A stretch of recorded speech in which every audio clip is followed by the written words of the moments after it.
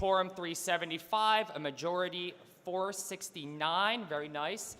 2/3 would be 625, and then 7/8 would be 820.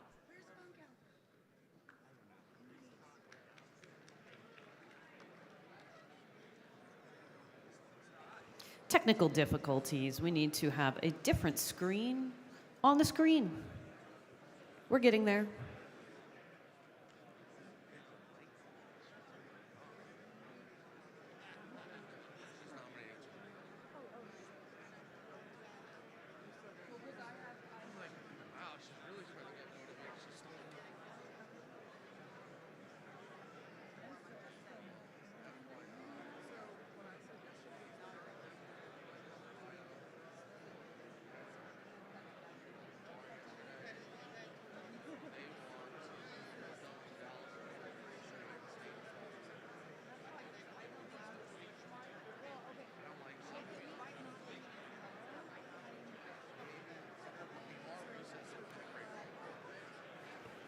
I believe we are ready with the correct screen.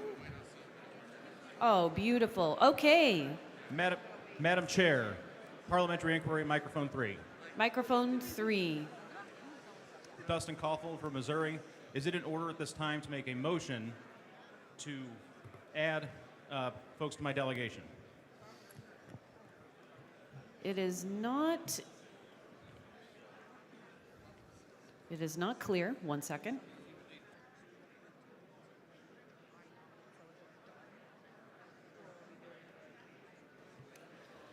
It is not in order, but you could do it by moving to suspend the rules with 2/3.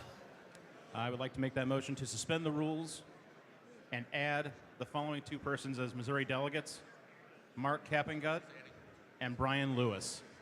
Okay, I want everyone to be quiet because this gentleman is trying to add a few people to his delegation.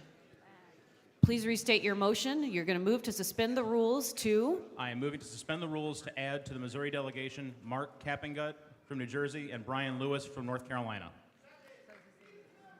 It's been moved and seconded to add these two individuals to the Missouri delegation. It is not debatable. It requires 2/3. I would like everyone to sit or crouch down.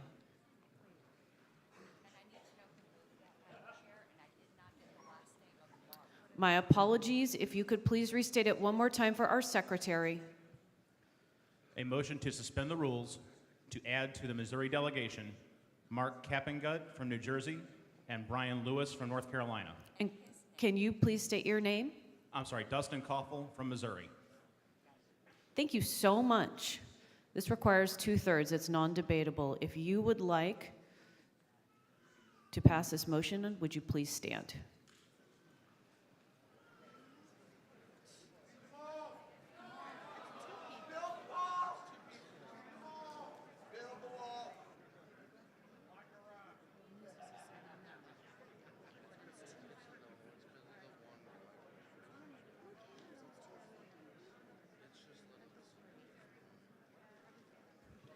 Please be seated, everyone. I need specifically people who are opposed to adding these two individuals to the Missouri delegation to rise.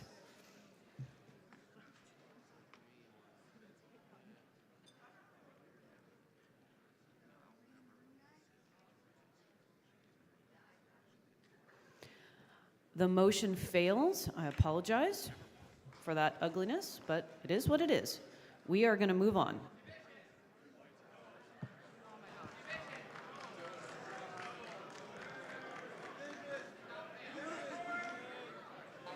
You've got to have 20 people rise for division.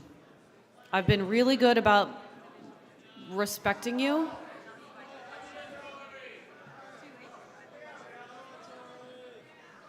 I apologize, but there are not 20 people standing. We are going to move on.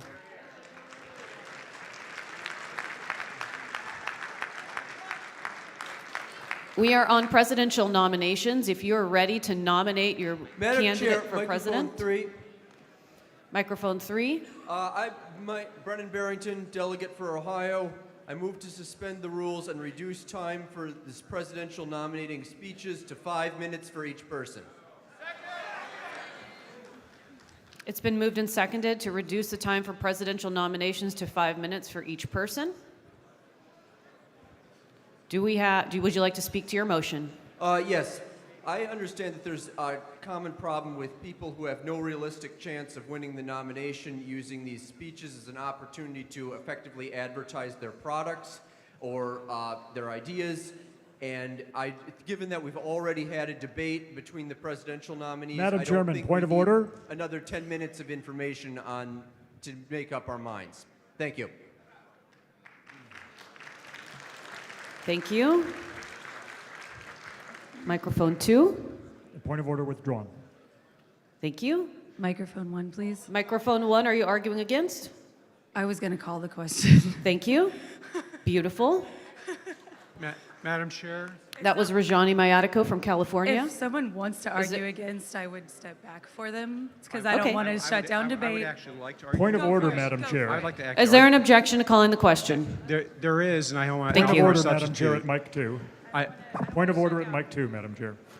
I don't Okay, we're going to let Mr.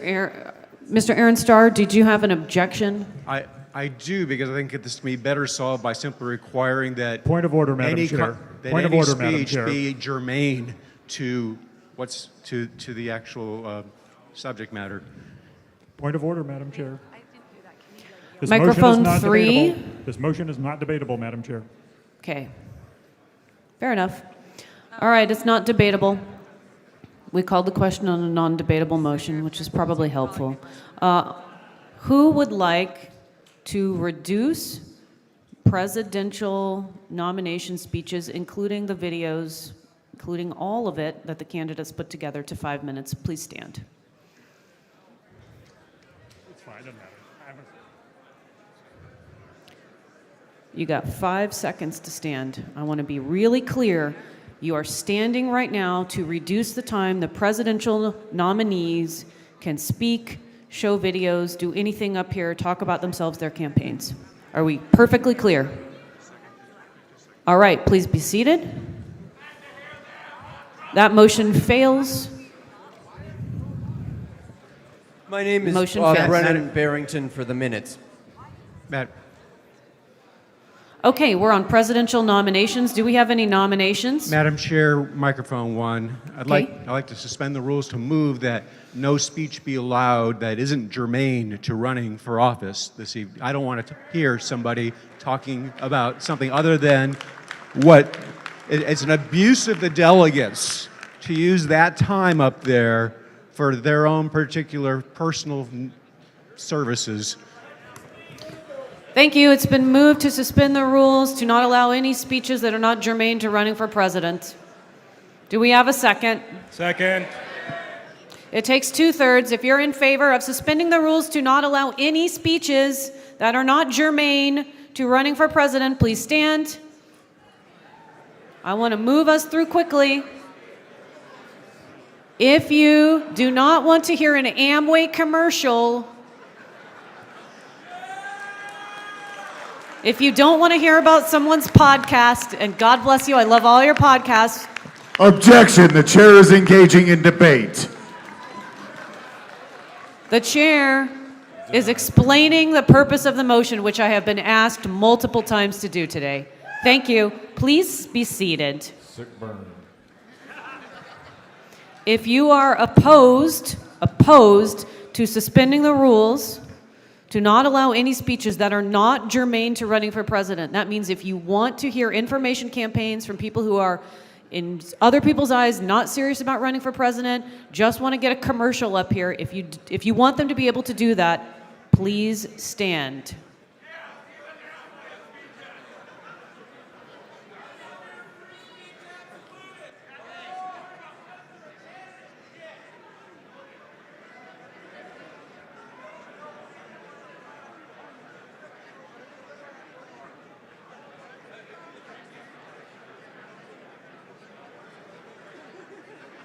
All right, the motion fails. My apologies. Amway it is. All right, we're on presidential nominations. Does anyone want to nominate a presidential candidate? Madam Chair, microphone 3. You got to speak up wherever you're at. Microphone 3. Microphone 3, can you please state your name? Nathan Madden, Arizona delegate. Thank you. Madam Chair, I would like to nominate the only man who represents the Mises ideals, Ludwig von Mises. He promotes free trade, immigration, and peace, all while being an economista extraordinaire. Mike Ter Maat. Thank you. Thank you. Microphone 1. Where is Mike Ter Maat? Mike Ter Maat, do you accept your nomination? Yes, ma'am. Have you turned your nomination papers in? Yes, ma'am. Beautiful. Thank you. I am still accepting nominations, and I would love to hear more nominations. Microphone 3. And then we're going to jump to another microphone. I would like to nominate the candidate with the widest reach in the libertarian movement, the one with the most support from that movement, the one who is able to most grow our party, who is most schooled and steeped in the knowledge of libertarian philosophy and theory, Dr. Michael Rectenwald. Thank you.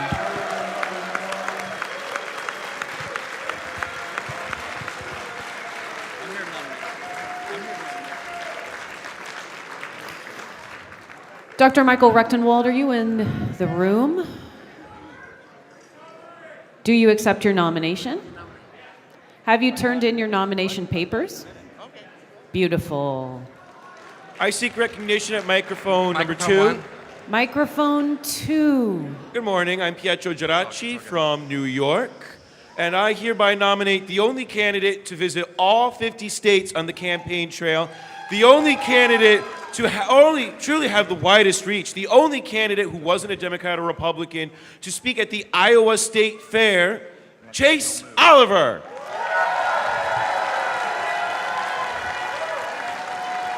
Thank you.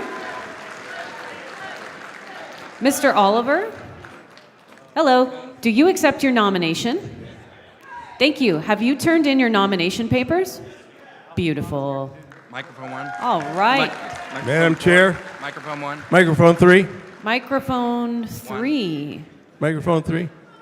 Oh, wait. 1. I'm so sorry. We need to go back to microphone 1 because it's been skipped. Microphone 1. Hi, this is Sky Mapstead from California, and I am proud to nominate my father, Lars Mapstead, for presidential candidate. Thank you very much. Mr. Mapstead, do you accept your nomination? I do. Have you turned in your nomination papers? I have. Fantastic. Thank you so much. All right, microphone 3. Microphone 4. Thank you, Madam Chair. Howard Blitz from Arizona. I'd like to nominate Jacob G. Hornberger, please, for president. Mr. Hornberger, are you in the room? Do you accept your nomination? Have you turned in your nomination papers? Fantastic. Thank you very much. Microphone 4. Hello, Microphone 4. I'm Brian Piotr, New Mexico. I would like to nominate the greatest president of our time, Donald J. Trump.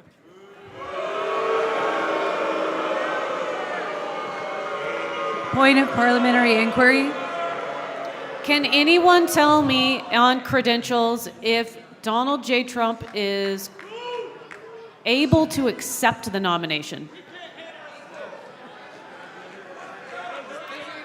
Okay, guys, I object to consideration. I need you to Madam be Chair. quiet so I can hear. No, Madam Chair yet. No points of order. We're in the middle of a nomination, and I just need to hear from my credentials chair if he has checked to see if Donald J. Trump is a valid member of the Libertarian Party and if he is registered Libertarian. So please hold on to your seats.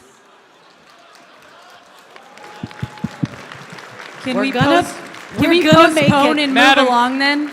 Madam Chair, I just would like to confirm for the record and for our entire body delegation that I did take the opportunity last night after that to credential Mr. Trump. And in all of the profiles I did found, at not one time is he a basic sustaining member, so he does not qualify. Okay. Thank you.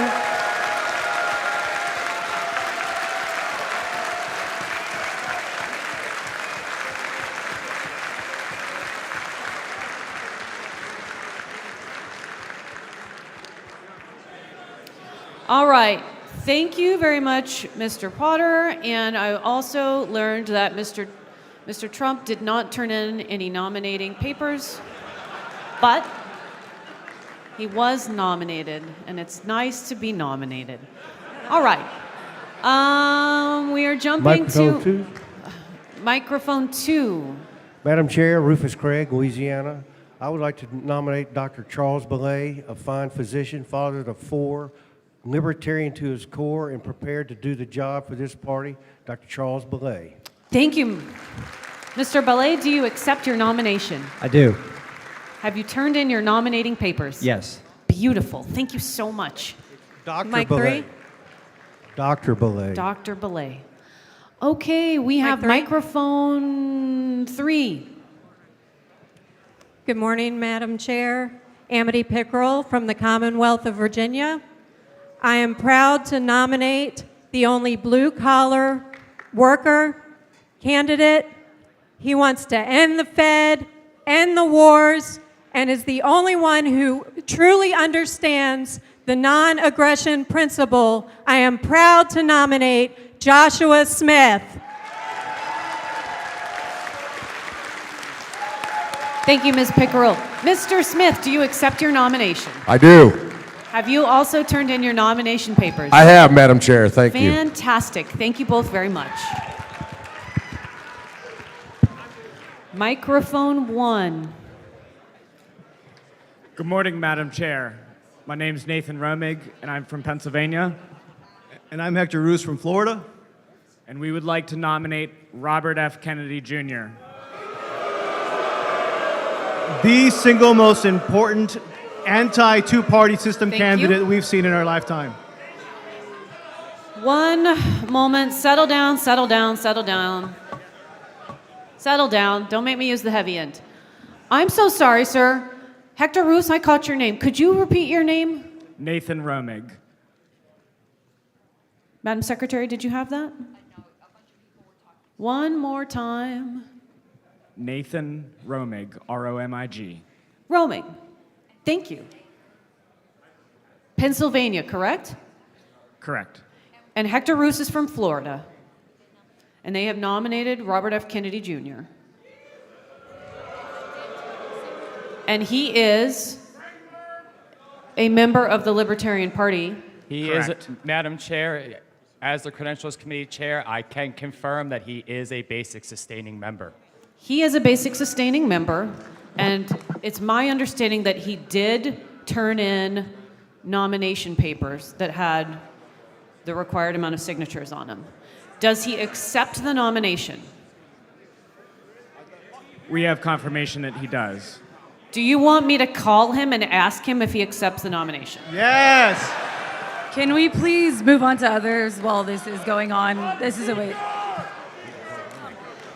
Madam okay, Chair, I'm going to do it myself right now if you want. Madam Chair, Mike 2. Point of order, Madam. Well, let's get there first and see if he picks up.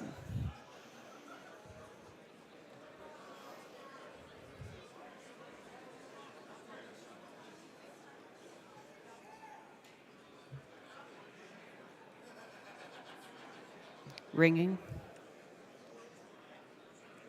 Good morning. I'm at the podium, and I need to ask you if you accept your nomination.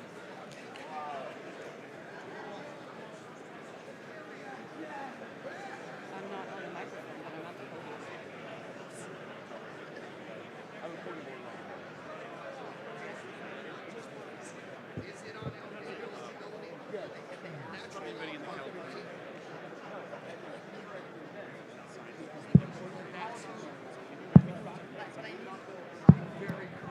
Can the chair pass the gavel and we can move on to other nominations while this call is happening?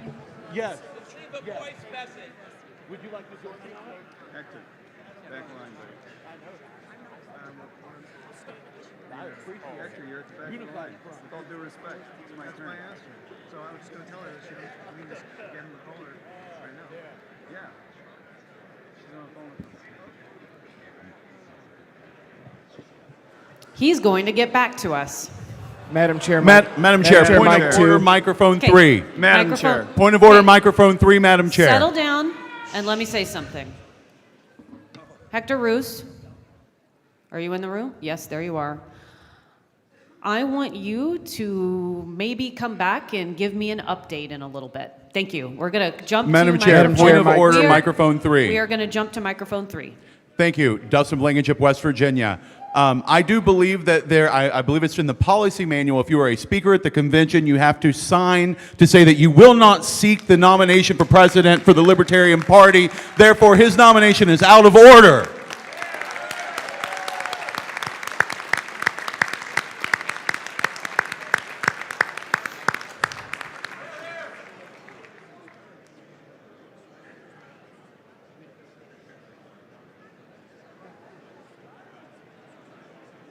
One moment, we're conferring a technical detail so that I can rule in that point of order.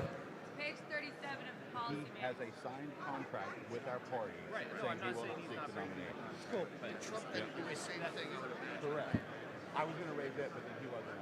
So. Obviously, that's correct. Right. You're wasting too much time on this. Yeah. I'm going to call it question of privilege on that. The convention committee and him, yes. You guys got a question of privilege on it? Because I'm going to raise the natural law party. So he'll build a ruling, and then that tells him.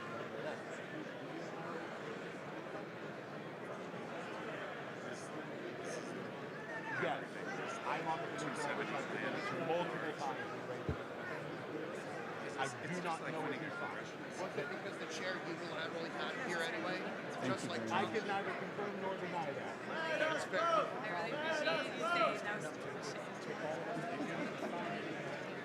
Well, the chair would know the answer. She's corrupt. She knows the answer. She doesn't like the answer. It's time to call this rogue chair out. All right. Not for sale. We're not for sale. I'm going to give you my ruling. I'm going to give you my ruling. And another little piece of information. Mr. Kennedy did not sign any such agreement. And it was not during business hours or on this stage or during convention business or on this stage that he spoke. So your point of order is not well taken. I will also state that he did not turn in any statement on his intention to run to our secretary. So his nomination is not in order at this time. Madam Chair, Mike 2. Now, if something magically happens in the next 10 minutes, we're going to revisit it. But right now, it's Madam not Chair, in order. Mike 2. Microphone 2. Joe Brungart from Michigan. I move to close nominations. Pardon me, microphone 4, I have a nomination. Second. You have at least 2 nominations at microphone 4. Okay, is there, okay, so we have 2 more nominations. Is there any second to closing nominations? Okay. I don't believe it's in order to close nominations while we still have 2 nominations. We don't even know who they are. So we're going to go back to nominations. Thank you, Madam Chair. Where are you at? I'm so 4, sorry. microphone 4. Elizabeth? Microphone 4. Yes. Elizabeth Brierly, a delegate from California. I am pleased and proud to put into nomination our 2000 Libertarian vice presidential running mate to the late, great Harry Brown, Art Olivier. Thank you, Ms. Brierly. You're welcome. Mr. Olivier, do you accept your nomination? Yes, I do. Have you also turned in your nomination papers? Yes, I have. Thank you so much. All right, we have another nomination. At Robert Burke, State of Wisconsin. My candidate has already filled out all paperwork necessary, is endorsed by every single person in the room for a free world. I remind everyone on the ballot today is Nota. Thank you.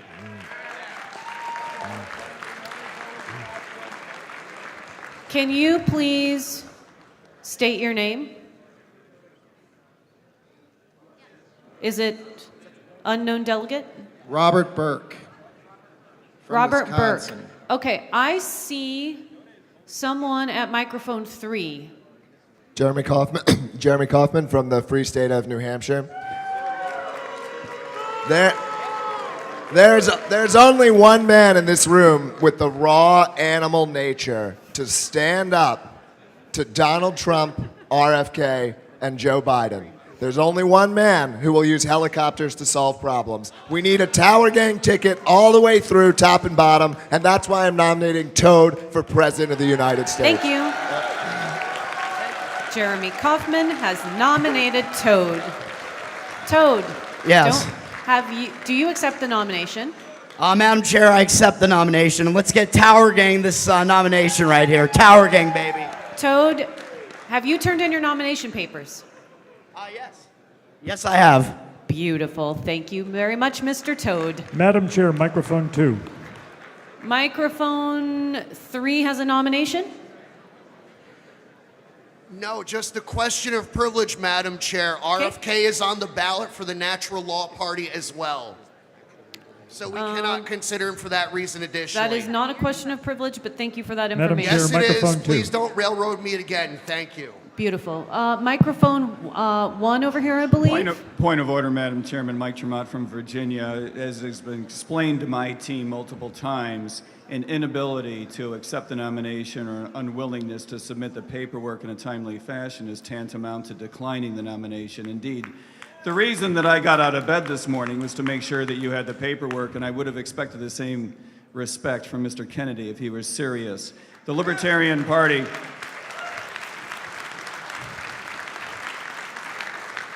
Thank you. The Libertarian Party is quite literally convened. By definition, those who are not in the room today, I'll leave it to you to define. My second point of order is that Mr. Mapstead's name and my name seem to be missing from the screen. Thank you, Madam Chairman. I believe that your name and Mr. Mapstead's name are on the previous page of the Secretary's minutes. Madam Chair, There they are. Madam Chair, Whoop. microphone 2.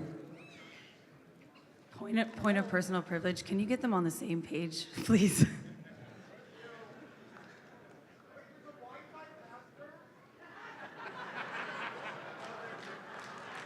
Madam Chair, microphone 2.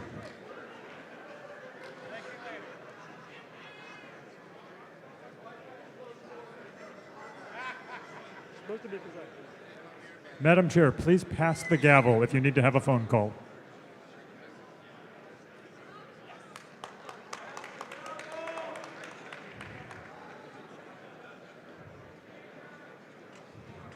We are still in the middle of nominations, and I'm speaking with a candidate. Matt.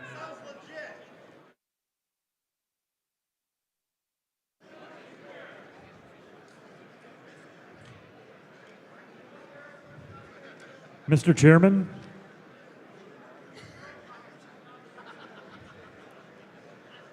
Mr. Chairman, microphone 2. Microphone 3. Fuck is that? 2. Mr. Chairman, Arthur DiBianca from Texas. I move to close nominations. All right. Is there anyone else wishing to make a nomination? Does not appear to be. There's a point of order. There's a valid point of order. So is there a second? He's already accepted the nomination. It's been moved and seconded. Would you like to speak? I don't think you need to, but... No, sir. Okay. All right. Is there...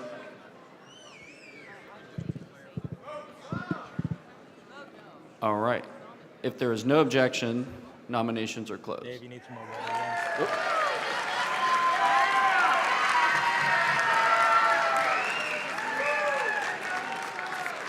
No.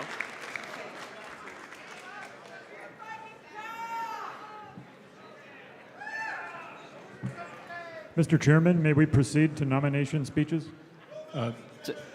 1 second. Microphone 1. A point of personal privilege, I guess. If your name is on that list and you expect to have a video played, please make sure you get it to the AV team. We have 4 videos at this point, and there are more than 4 names up there. Thank you very much. Okay, thank you. Microphone 3, request for information. Microphone 3. Nathan Madden, delegate from Arizona. Is it not the case in our bylaws that if a nominee has accepted a nomination from a rivaling national party, that they are ineligible to be nominated at our convention? Karen, 1 second, please.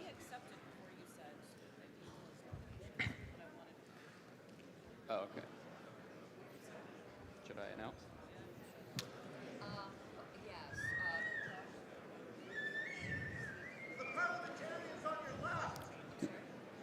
One second, please.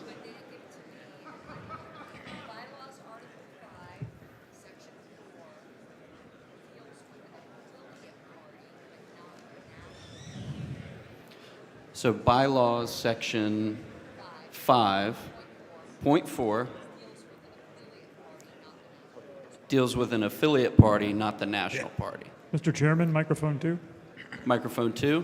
Mr. Chairman, I believe this question can be resolved during nomination speeches. I request that we proceed to nomination speeches. All righty. Give me 1 second.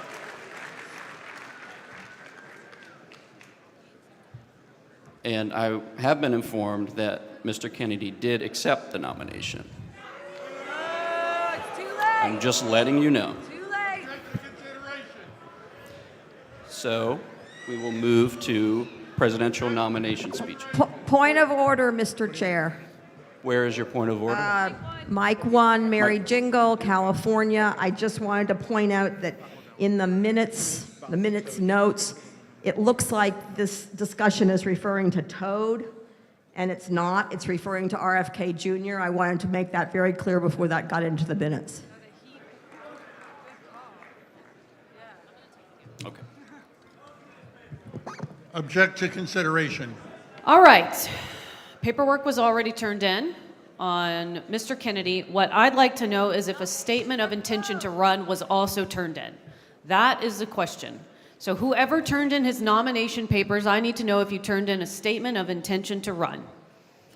Please help us resolve this right now.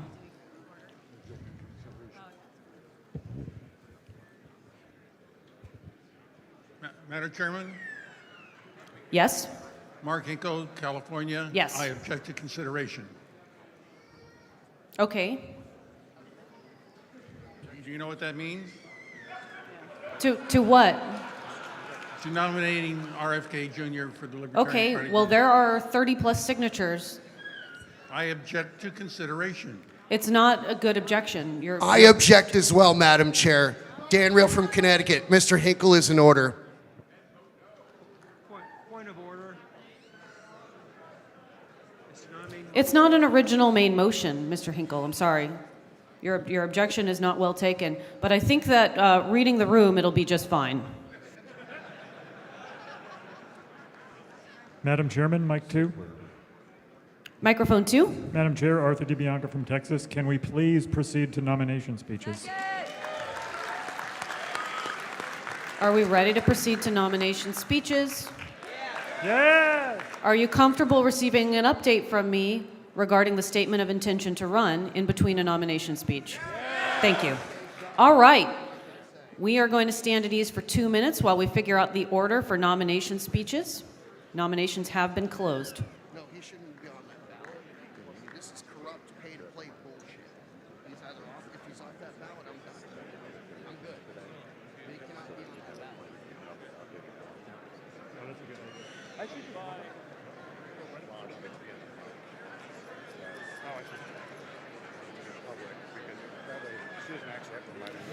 Candidates, presidential candidates, I need you to come up and confer with our secretary regarding the order of your nomination speeches. Madam Chairman, point of privilege at mic 2. Point of privilege at mic 2. Would the chair please remind the delegates that if they're going to leave today, please to check out with credentials?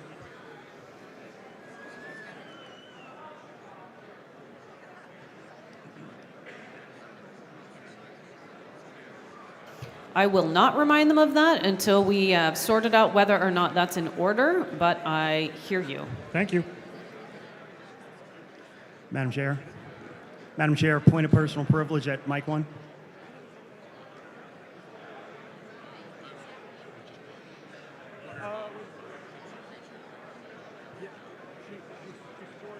Madam Chair, point of personal privilege at mic 1.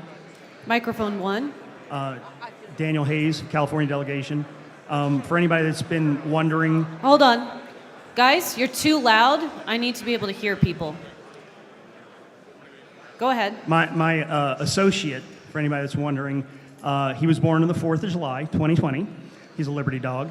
And he goes by Rit, which is short for Rittenhouse. And for those that need to know, if he is able to be patted, ask, but his left ear has an infection, so be careful and avoid it. Thank you. Okay.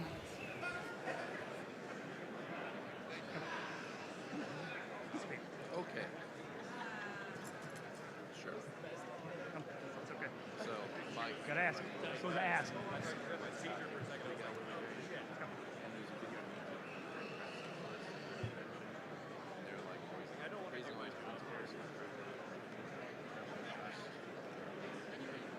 That passes over the class. Hilarious. It's like a widget. It's all the same.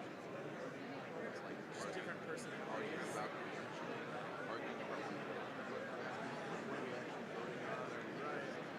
hilarious stuff. Have you ever been to one of the major party? I went to Reno last year. Hector Roos, please come to the front.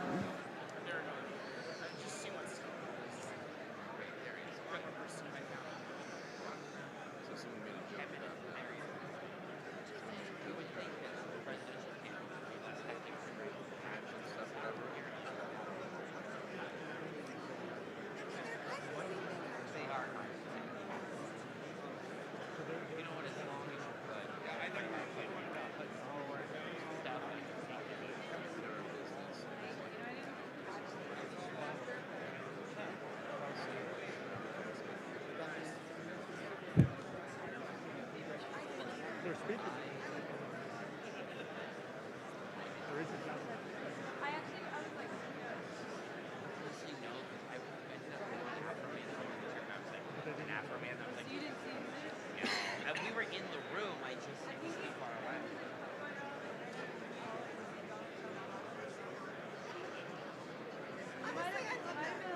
He did get quoted in CNN in a box out.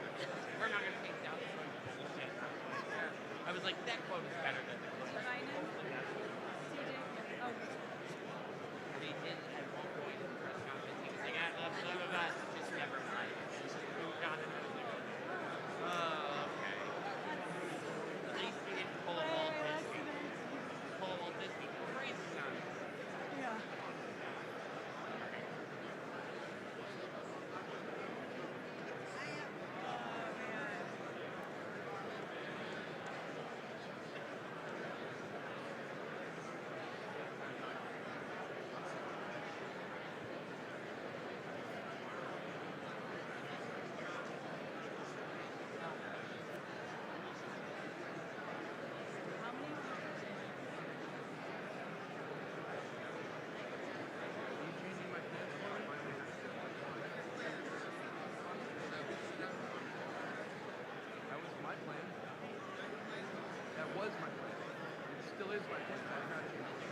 In there. It will not end until every terrorist group of global reach has been.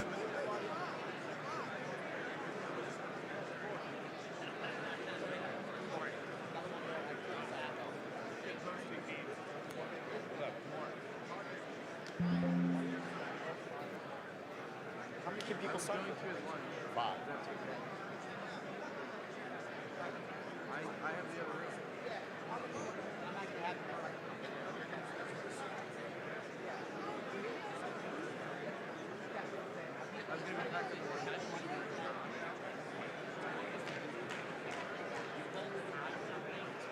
I was, yes. I was going to say, point of information real quick, when you get a cabinet position in Trump's cabinet, are you going to stay on his chair?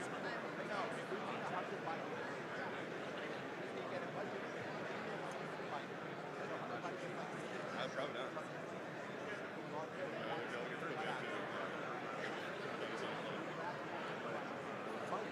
Totally, yes. Will it help us bring business along? No,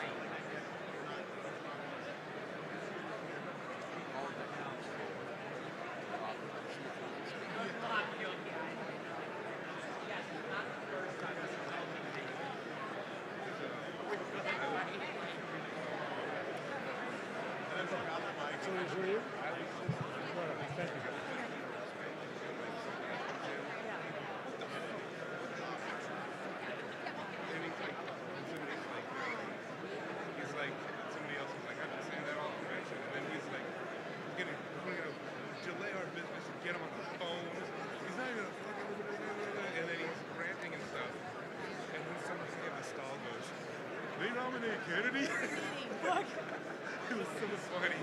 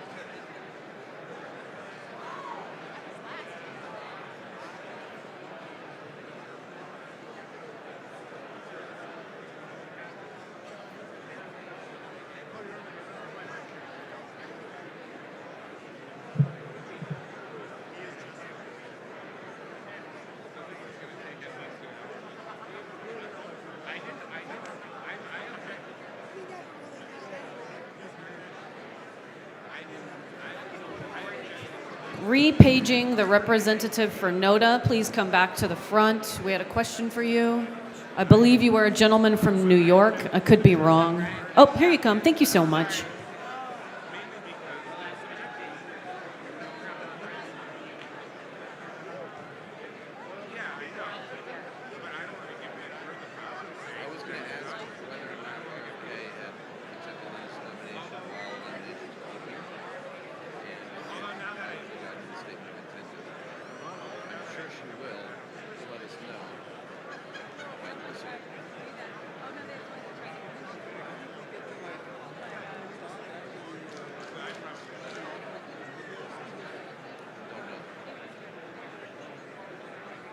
Problem is we've only got 1 day business left, and we have to elect a secretary, treasurer, 5 at-large members, president, and vice president. Oh, and technically we still have bylaws and platforms. But most people will not have bylaws or platforms.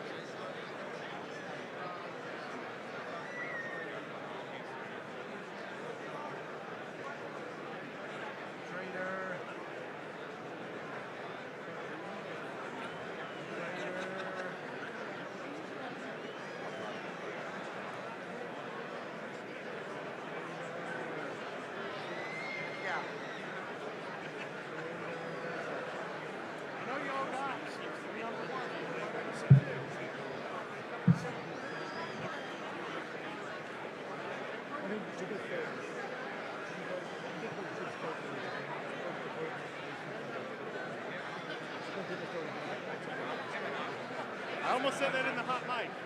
But you had to.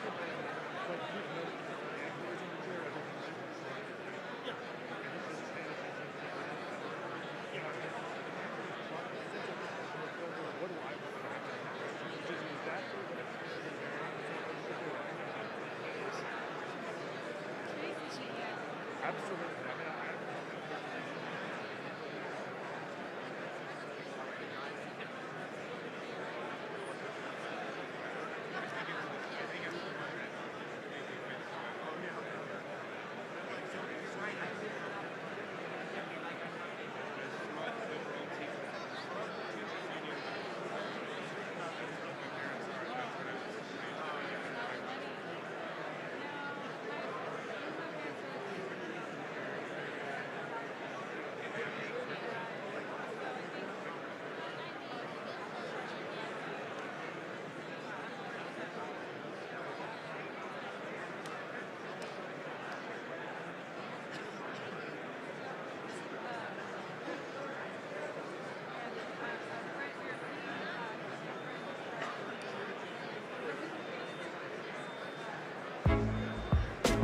what keeps me excited is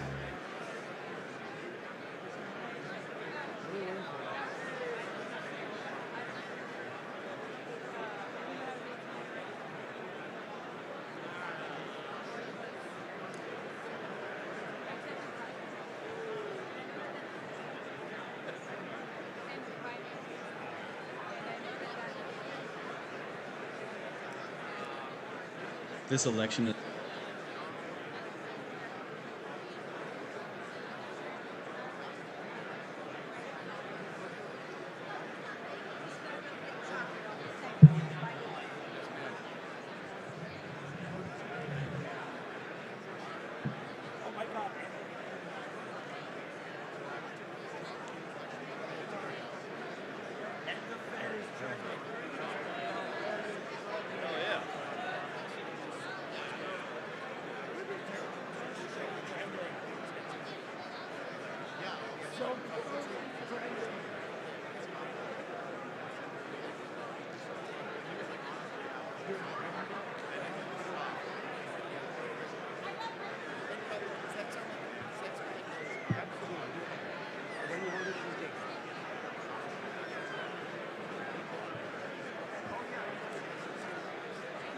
Madam Chair, point of privilege. Madam Chair, microphone 2. Microphone 2. Thank you. Point of personal privilege. My name is Chip Tangen. I'm the delegation chair from Minnesota. I need everybody to be a little bit quieter so I can hear. My name is Chip Tangen. I'm the delegation chair from Minnesota.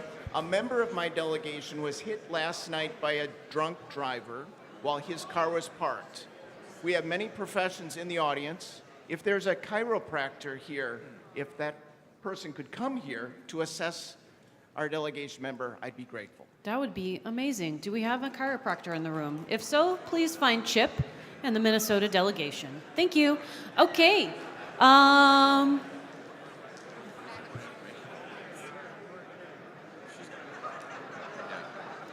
Guess what, everyone? I need you to be quiet and listen carefully. Pursuant to Convention Rule 7, Nota needs 30 signatures to speak.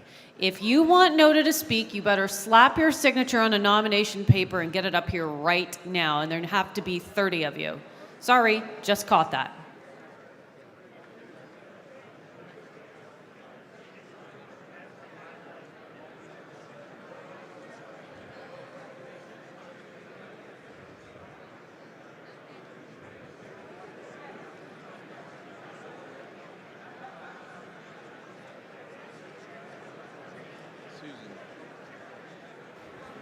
Check with tellers. Okay, we're just about ready for our nomination speeches to begin.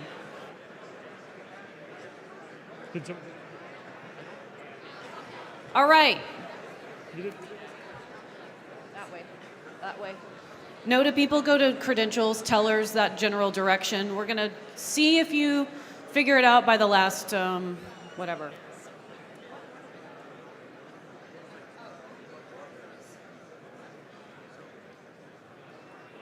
Nota is third to last, so you have that much time.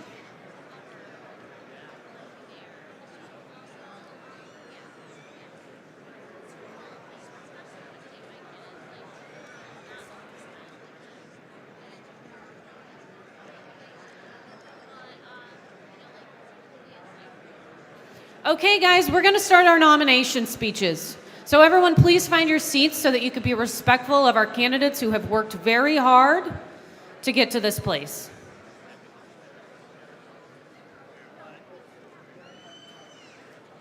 Let's get ready. Everyone, please find your seats, and if you're not going to find your seat, please lower your voice. No, don't raise your voice, lower your voice.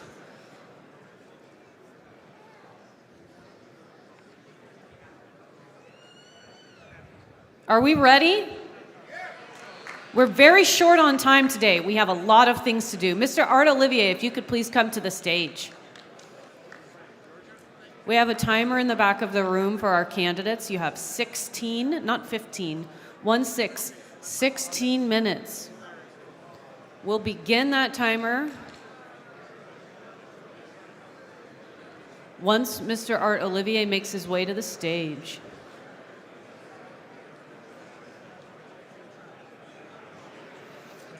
We really need to get a move on things today.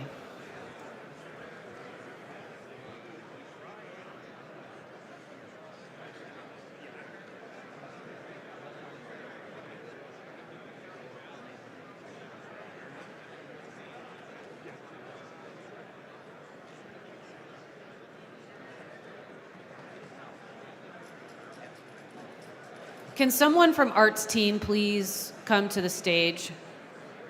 Let us know. Oh, here we go. Thank you.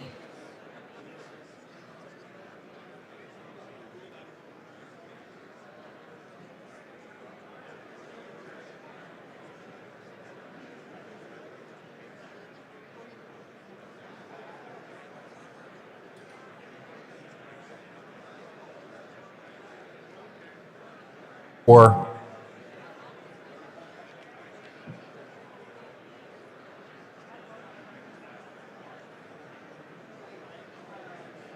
Okay, I'm going to announce the order so that all of our candidates and all of their supporters are aware again. Art Olivier, followed by Lars Mapstead, followed by Mike Ter Maat, followed by Toad, followed by Robert F. Kennedy Jr., followed by Joshua Smith, followed by Charles Ballay, followed by Chase Oliver, followed by Nota, followed by Michael Rectenwald, followed by Hornberger. We are waiting on Art Olivier to come to the front of the stage.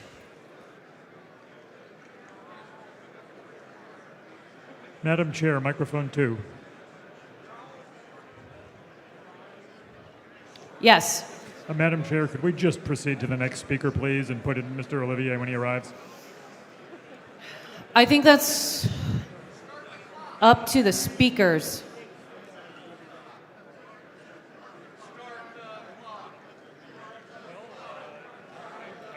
This has literally never happened.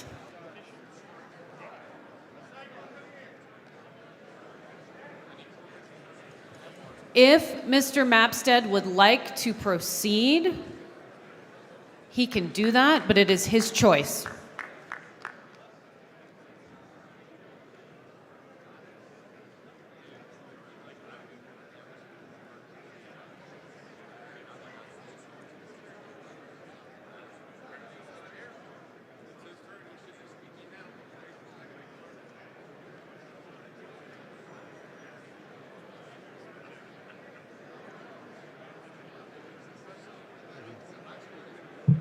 Chris Gannier, delegate from California at Mic 1.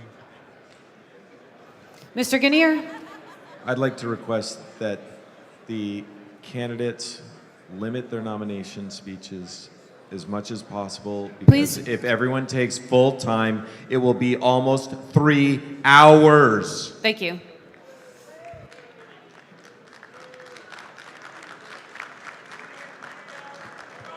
Microphone 2. Microphone 2. Dean Ahmed from Maryland. If this first speaker is not ready, could we not? No. I'm sorry? This first speaker was not ready. Yeah, therefore, can we please move on? Yes, we can. If that next candidate is ready. And if that candidate's not ready, can we move on to the next candidate? First available.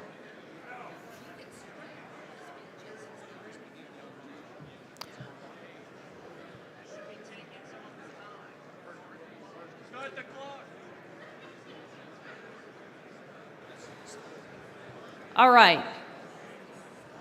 I'm going to try to move this forward a little more quickly. Vice Chair is going to hang out at the gavel while I try to go crack some skulls. Oh, look, we do actually have a candidate who has graciously decided to step forward and help us advance our business. Please give him a round of applause because that was an awesome move. Thank you so much.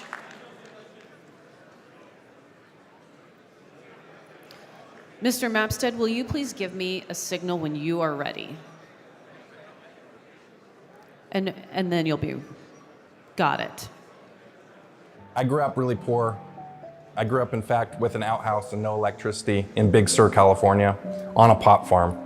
I really didn't have a lot of rules growing up. My parents pretty much left me alone. They were doing their own thing. You know, it was a very free experience with little to no rules. And when I entered elementary school and they started to try to put rules on me and tell me how to behave, I really rebelled against that. After that, I moved in with my grandparents in the Santa Cruz Mountains, then would go and visit my mom and dad occasionally. And one of these trips was to visit my mom on the night before Thanksgiving. And we were driving over to a bus station to drop me off and go see my mom, where a drunk driver hit me and my grandfather and killed my grandfather next to me. And I spent the next 6 months or so in and out of the hospital with multiple surgeries. This led me down a dark path. I dropped out of high school and started doing a lot of drugs to kind of ease the pain that I was going through and kind of wipe away the memories of the situation that I had just gone through. Fortunately, a few years later, I was able to meet some folks that had kind of looked in on my drinking and my drug use and said, you might really have a problem.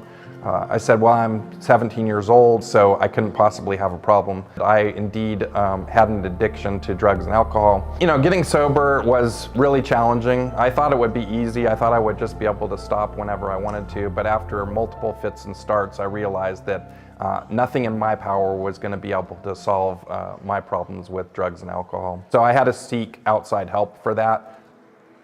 Those different kinds of treatment programs allow you to have a certain principled lifestyle that kind of guide your life.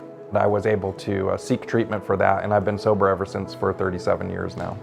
I worked a lot of different kinds of jobs. I delivered bread, I cleaned out grease traps, and eventually I ended up selling motherboards in Silicon Valley.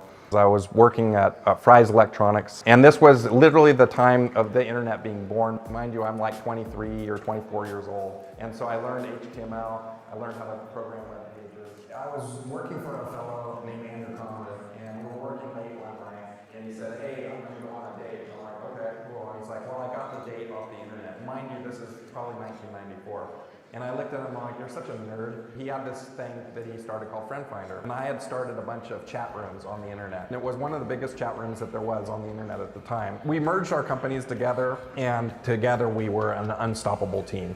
When we first merged the company together, it was doing about $100 million a year in sales. And within a couple of years, we had grown that to $350 million in sales a year with 600 employees. And in 2007, we sold that company for $500 million. And I thought I was going to retire. I was 40 years old, and I thought, all right, I've finally made it from the outhouse. I remember in 2007 being on Facebook.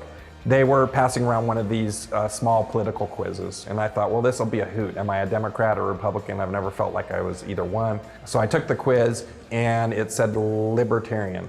What the hell is a Libertarian? So I literally had to Google what is a Libertarian. I went down the platform and I'm like, oh, I believe this stuff.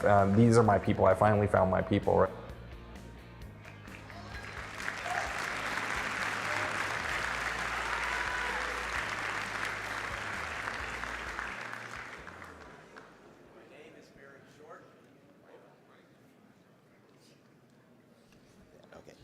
My name is Barry Short. I'm the chair of the Utah Libertarian Party. The spirit of America is the spirit of initiative and entrepreneurship. And for that reason, I am proud to give my support to Lars Mapstead to be our candidate for President of the United States.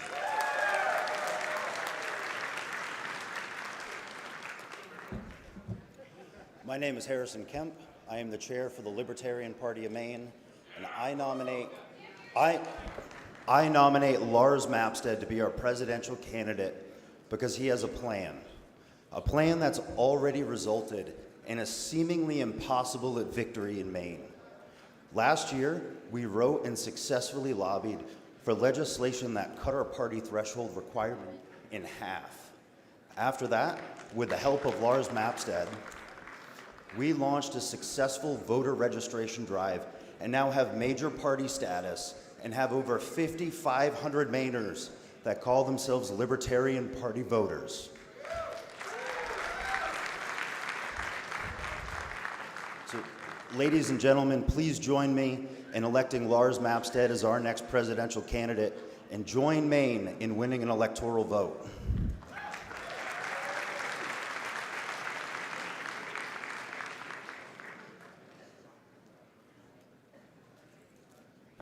Hello, everyone. I'm Jeff Hewitt from California. I'm a former mayor and a county supervisor. And I am out here to tell you that I'd love to see Lars Mapstead inside closed sessions, up in front of people, and changing this country the way only he can. I wholeheartedly endorse Lars Mapstead for President of the United States. Thank you.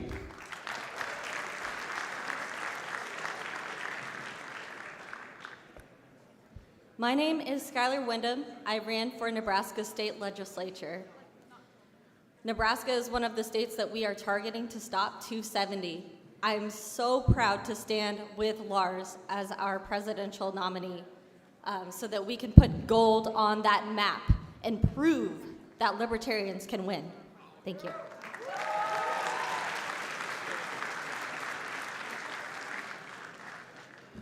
Good morning, everyone. My name is Heidi Alejandro Smith, and I am the chair of the Libertarian Party of Louisiana. We have a huge opportunity this year to bring in so many people who are so disaffected by the nominees of the Republican and the Democrat parties, presumed anyway. The first step to making us grow will be to nominate Lars Mapstead for president. Thank you so much.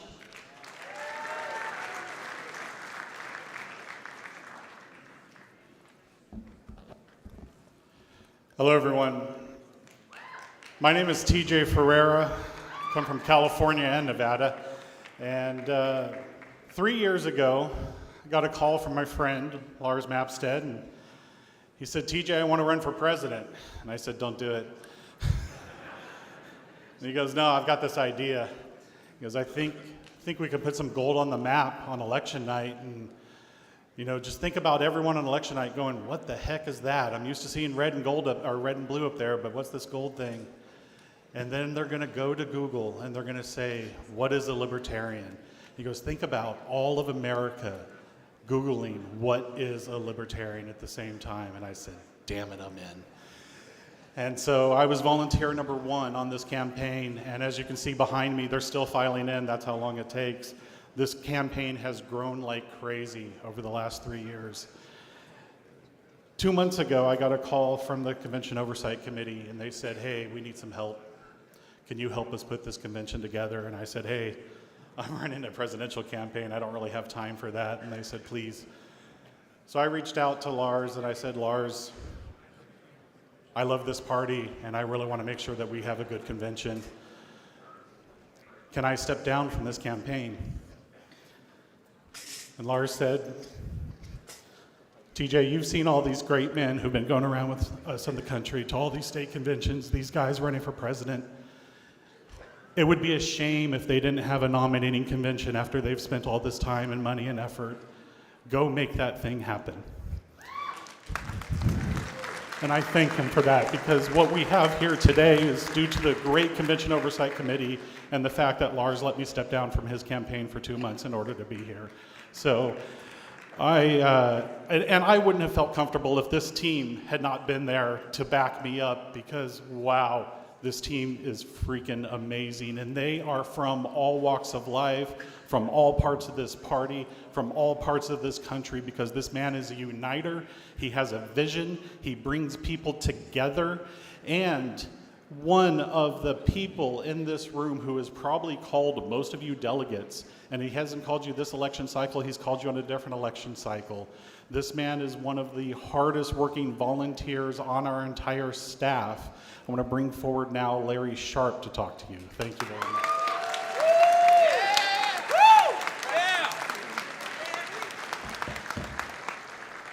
Hey everybody, how are you? I know that a lot of you are worried. I know, I am too. I'm worried that if we don't have a good year this year, that it may affect us for the next 4. I'm worried too. We have RFK Jr. running, as we see, Trump coming to our convention. We have all types of stuff happening. We have some of our donors leaving. We have fighting in our party. We have Jill Stein now being funded from the Green Party. Can you believe that? Even that's happening. My worry is if we don't do something right this year, we have a problem. We may come in 5th this year. Imagine that. We may get less than 1%. We may get 0.5% this year and lose ballot access in how many states? That could happen. And we've been talking about this for a while. Hey, we're going to run this kind of campaign to get out there and have good, strong messaging. And I'm happy about that. I like it. You guys know I message all the time. You've seen me for the past 8 years message, of course. But I'm worried. In 2016, many of you saw me come here and try to make sure that we could have a good message for Gary Johnson. I failed. I tried in 2018 to actually make something happen in New York State. But that one I won. In New York State, for those of you who don't know, I was able to actually get ballot access in New York State for the first time ever. First time ever. And I did that with a very specific type of plan. And that plan was to first go to small areas, not go to the big cities. I live in New York City. I didn't go to New York City. I was drowned in New York City. Nobody heard me in New York City. And I had good messages for New York City, and nobody heard me. I went to places where they had two choices. Cover the cow escaping, or Larry Sharpe shows up. And the cow escapes every week. So they decided instead to cover Larry Sharpe. And when they covered Larry Sharpe, that made it a bigger piece. In some parts of upstate New York, I got 26% of the vote. Is that insane? Yeah. Yes, because it worked. And from that, it became a statewide campaign that got me to get ballot access. And from that, I then crossed the state again, supported local candidates, and got 107 victories across New York State. Woo! There were 107 elected Libertarians in New York State in 2019 because of what I did in 2018. Then the state came by and destroyed the party. But besides that, it was a good plan. I wanted that plan in 2020. I couldn't get it. Lars talked to me. He said, Larry, I get your plan. He went one step further. He said, we're going to focus on getting electoral votes. We focus on electoral votes. What will happen? The press will notice, and they already have. Now they notice. This now becomes a national campaign. When it becomes a national campaign, now we get 2, 3, 4, 5%. Now we retain ballot access for the next 4 years. Now we're able to push to a point to where people want to come back to our party, unite this party. The solution is not subtraction, it's addition.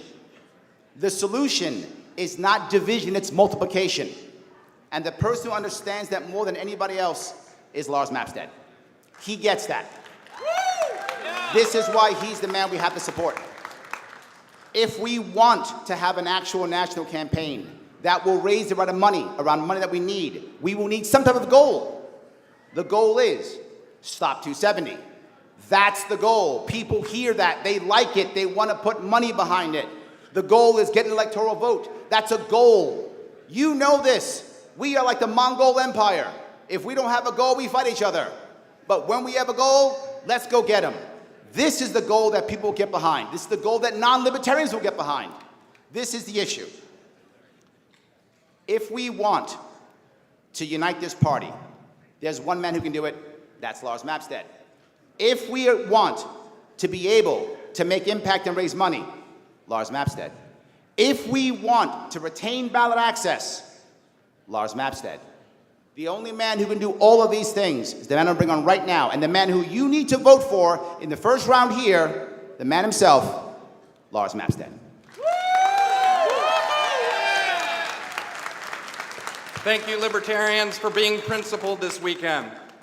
While other parties talk about what they want from government, we talk about what we don't want for government. And there's quite a bit I don't want from government. I don't want a government that tells me whether I can build a shed or paint a mailbox or plant a tree on my own property. I've been there, I've done that, and I bet you have too, and I bet America has. I don't want a government that forces our kids into schools that fail them. My oldest daughter was falling behind, and the government had no solutions for her. My youngest daughter was excelling beyond what other kids were doing, and the government put her in a box. They were more concerned about getting their money than her education. I don't want a government that criminalizes for what people put in their bodies or what personal choices they make. I don't want a government... Sorry.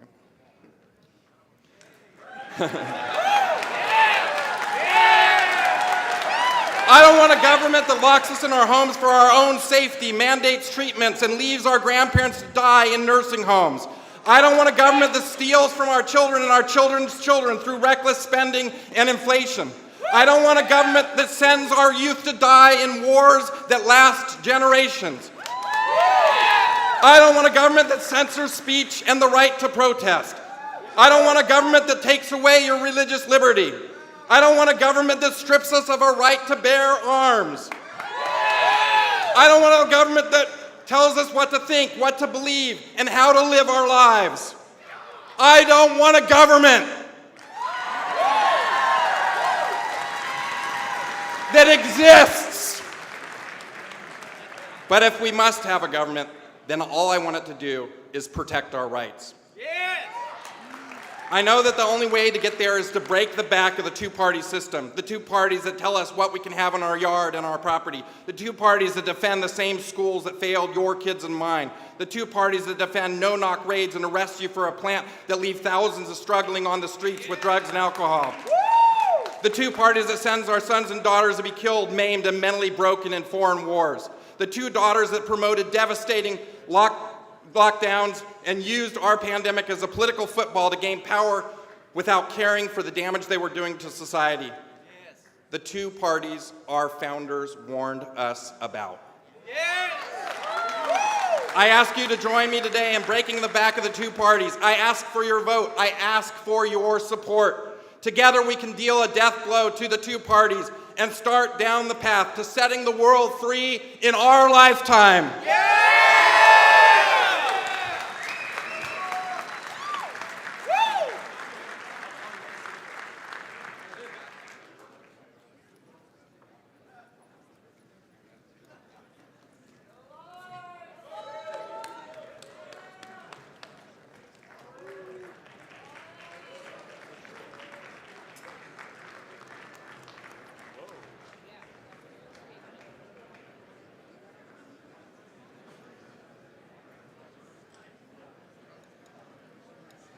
Thank you, Lars Mapstead. If we could have our AV team reset our timer to 16 minutes in the back of the room, that would be amazing. And if Mr. Art Olivier is present, we'd love him to approach the stage.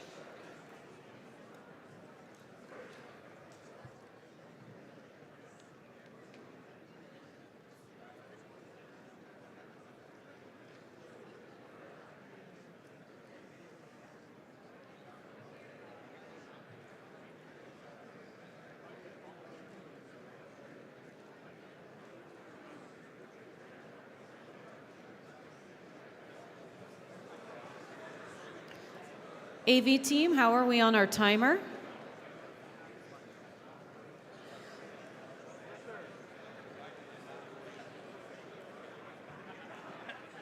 And everyone, please find your seats.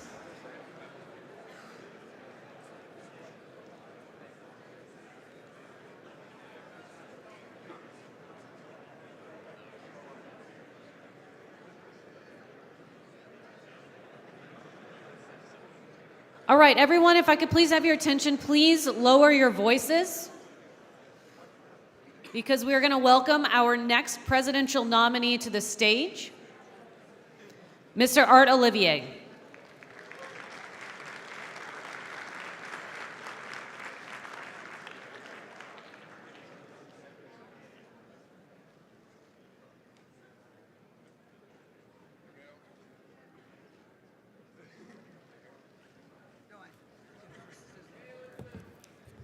Hey. Hey there, whoever said hey, Elizabeth, thank you. Hello, fellow Libertarian Party delegates. I am Elizabeth Brierly of California, and I have been watching and helping and learning from elected libertarians for 30 years. In the 35 years since Art Olivier joined the Libertarian Party, he has run for state assembly, won election to the Bellflower, California City Council to represent 70,000 people, become the mayor, the city's highest executive office, cut taxes, stopped eminent domain abuses, privatized services, and gone on to help grow the Libertarian Party to record levels as our vice presidential nominee in 2000 alongside the late great, gentleman Harry Brown. Art Olivier also advocated for individual freedom at the state level by running for governor of California and participated wholeheartedly in international peace conferences, landing him on the terrorist watch list. Yep. Now, my friend Art Olivier wasn't the earliest to jump into this race, a primary race in which we libertarians are graced with an excellent array of candidates, a true embarrassment of riches, while members of the dominant two parties suffer, stuck with the same old big government retreads, with no real meaningful choice at all. Today, my fellow delegates, you have an extraordinary opportunity. Given the LP's recent and ongoing laser focus on winning local elections, if you nominate Art Olivier for president, it will be our first presidential candidate in history who has already, as a libertarian, accomplished all those things I mentioned, those small government things you and I yearn and fight for so hard. My friends, no matter which of our exceptional candidates you choose today to carry our message of, to carry our message of individual freedom nationwide, libertarian benefits and solutions to ordinary voters outside this room, and no matter whom you entrust with the risk he might win the highest executive office in the land, Art Olivier is a man who should be honored, so for what he's done at that local level, communicated at the VP level nationwide, for the example he has set for individual freedom and smaller government on behalf of the libertarians in this room and those watching us across the country, for setting a tremendous example of a libertarian walking the talk and making real change at the local level, I invite and encourage you to join me in sincerely thanking this libertarian gentleman now running for president, Art Olivier.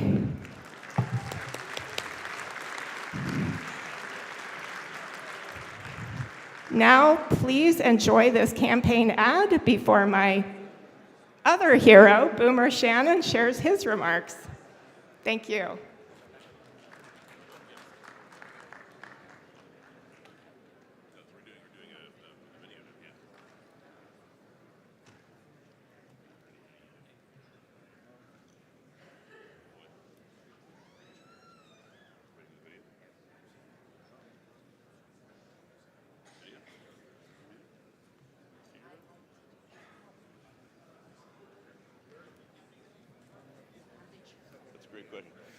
Good morning, Libertarians. How you guys doing today? All right, I know it's early. Let's try that one more time while we're waiting for our technical difficulties. Good morning, Libertarians. How you guys doing today? Woo! All right, well, I'm glad to be here. I know that you are too. We have a lot of great candidates coming up this morning, and I am here this morning filibustering for an ad that's supposed to be on the TV any moment now. So thank you for being here. I met Art Olivier when I was probably 16 or 17 years old. He was the very first elected libertarian that I had met. And I said, wow, libertarians actually can get elected. And was an inspiration for me for a long time. Right? Pushed me hard to run people like Jeff Hewitt, Wendy Hewitt, and others in Riverside County. And he's been an inspiration to me for a very long time. His work in the city of Bellflower was immense. The city has been touched by his work. Obviously, his conservative positions for their financial positions were very, very big, along with a bunch of other great things that he did there. I'm very sorry. We were supposed to have an ad here, so I apologize. We're waiting here. We're playing the ad for you later, I just found out. So, again, Art Olivier is running for president of the United States. When he... because of my longtime position in the party, I get reached out by a lot of people running for office. And when Art reached out to me, he was a little bit late, but we sat down and we had dinner. And he talked about what inspired him to run for office. And, you know, we talked a little about what he wanted to do and what he wanted to accomplish. He wants to represent the Libertarian Party in a way that that gives a lot of respect. He wants to use his opportunities as an elected official and his connections that he has there, along with a vast volunteer network to move forward this party and move forward on his campaign. So, well, with no further ado, ladies and gentlemen, Art Olivier. Thank you, Elizabeth and Boomer. Back when I was the mayor, I was driving my 4 kids, and then Krista, my 5-year-old, just out of the blue, she asked, "Daddy, what if the president wasn't the boss and the people were the boss?" You know, so I explained to her, I go, well, that's the way that this country is supposed to be. The people are supposed to be the boss. But it seems like the government is the boss. They're acting like the boss, and especially at the federal level with all of these alphabet agencies. All these alphabet agencies, you know what, they tell us what to do. You know, we give them our money and then they tell us what to do. We have a Department of Education that educates no one. A Department of Transportation that transports nothing. A Department of Agriculture that grows no food. We've got a Department of Defense who's always on the offense.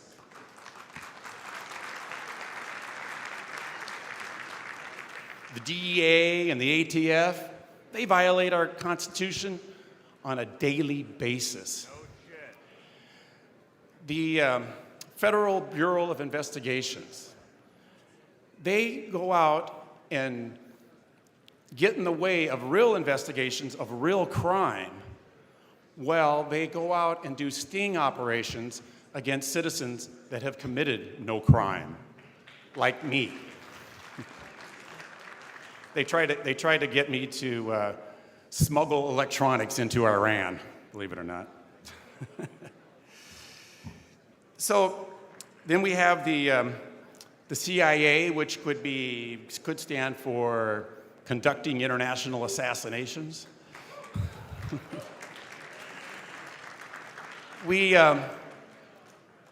So to pay for all of this, they take our money through the Internal Revenue Service, which serves only the special interest. The late, great Harry Brown, my running mate back in 2000. Yeah, let's hear it for Harry. One of the greatest libertarians of all time.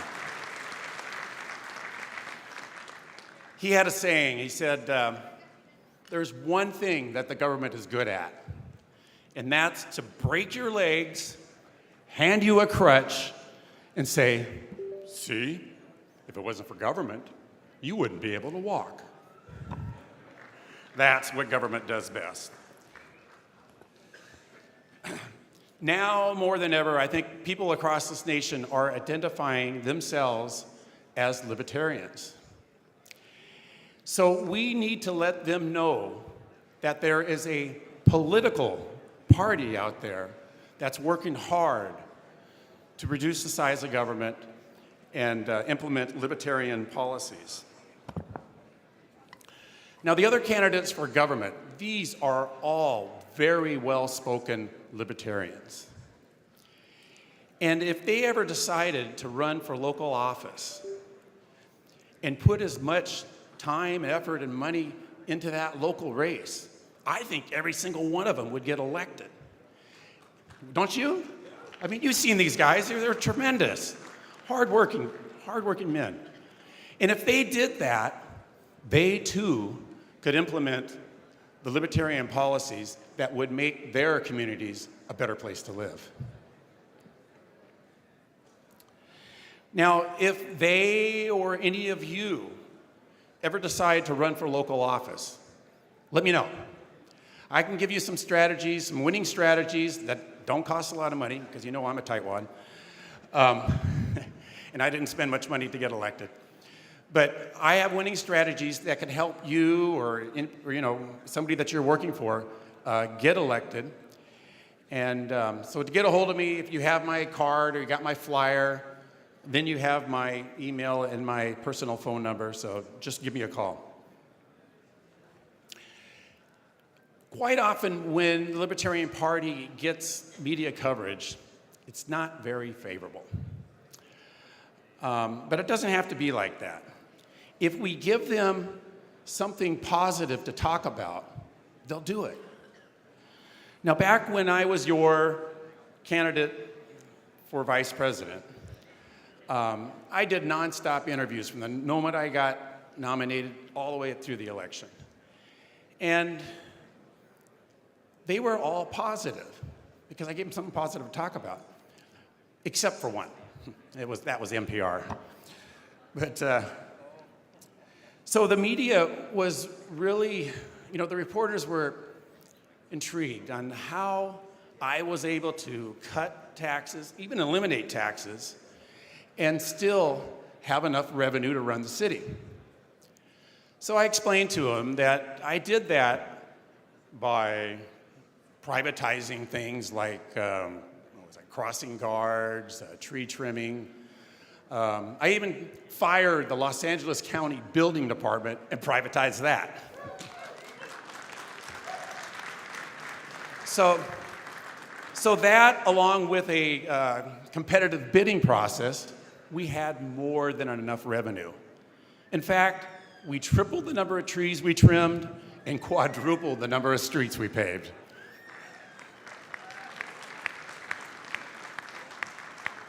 They were also interested in how I was able to fight the corruption, that's so prevalent throughout California politics, and successfully do so in many instances. It wasn't easy, I'm gonna tell you about that. They were interested in how I was even able to stop every single instance that the city was trying to use eminent domain against property owners in Bellflower, even when I was still on the minority position in city council.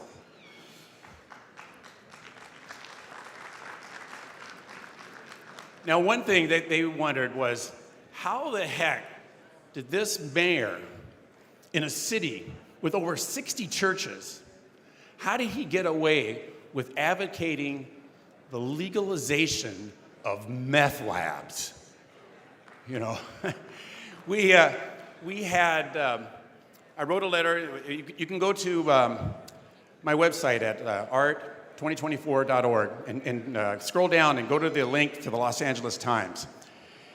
And then read that letter about how having legal meth labs makes the community much more safe than having them, in your garage next door, which blows up, and then you can blow up your house too, which we've had happen, more than once in Bellflower. So, but the interesting thing about that is after I wrote that letter, I got no political backlash from it. I got nothing at all. Because I think that America is coming around to believing that our position to end the war on drugs is the right choice.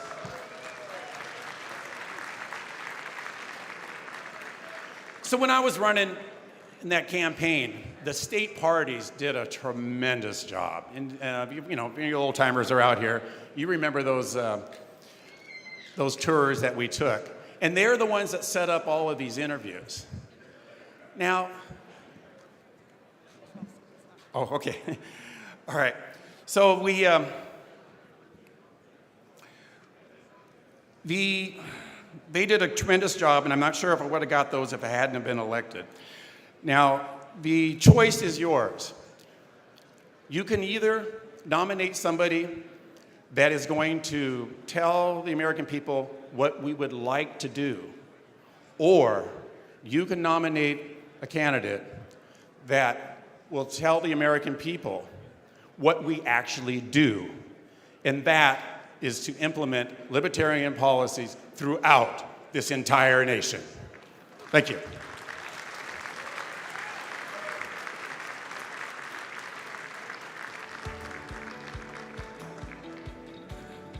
We all want to live our lives in peace.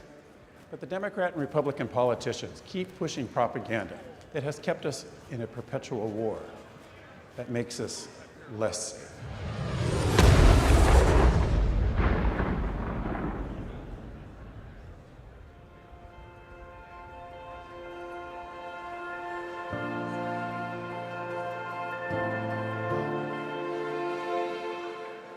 It doesn't have to be like this. When you vote for a Libertarian, you are voting to keep the money that you have earned and end the wars that have destroyed millions of lives. I'm Olivier, and I approve this message.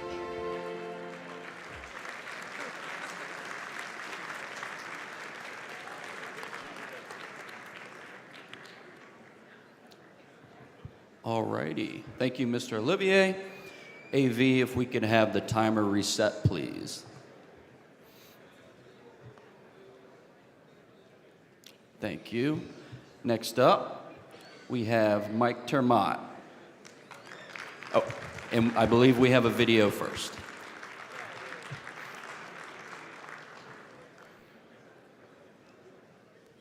This election is not going to be about small things. It's not going to be about some court decision, a particular law, or what to do about some government agency. This election is not going to be about a political candidate. It's not going to be about Donald Trump. It's not going to be about Joe Biden. Nor is this election going to be about me. This election is going to be about you. This election is going to be about your own vision for your own future, and whether that future is going to be driven by your own values or driven by someone else's values. There are people today in control of our government who impose a set of values that are different from yours, different from mine, different from those of most Americans. The values of this political class reflect an interest in power and control. These politicians maintain control by manipulating fear. Political parties have pit American against American, undermining our most cherished relationships, quite literally destroying families. The ever-increasing overreach of government has stripped us of our personhood, our individuality, and far too often, our very purpose. Our once thriving people, our culture, our nation, has been forced into an abusive relationship with a government that has gone absolutely mad with power. I'm Mike Ter Maat. I'm running for president to end the abuse, to build a new relationship between us and our government, to replace the old abusive relationship with what I call a gold New Deal. In any abusive relationship, it can be difficult to see the signs. Signs like gaslighting, violence, wasted money, infidelity. Hope is not lost if we forge a relationship with our government that is, once again, based on our own values. To live and let live, to allow our fellow Americans to pursue happiness according to their own standards. It's time to stop fighting with each other and start fighting a political class that takes our money and disrespects our values. It's time for a gold New Deal. As president, I will end U.S. involvement in foreign wars and stop sending our money and our young people overseas to fight in wars that profit the elite. A gold New Deal means that I will regain our financial freedom by axing government regulation and spending, by dismantling a Federal Reserve system that undermines our standard of living. A gold New Deal means that I will reverse the weaponization of our justice system, stop abusive law enforcement practices by demanding accountability, and end a hopelessly counterproductive war on drugs. A gold New Deal means that I will put an end to the Orwellian surveillance state that offends our rights, break up the FBI that insults our values, and end the CIA that has caused worldwide embarrassment to us as Americans. I'm Mike Ter Maat, and all I'm asking is for you to stop putting up with the abuse. To learn more, visit goldnewdeal.org.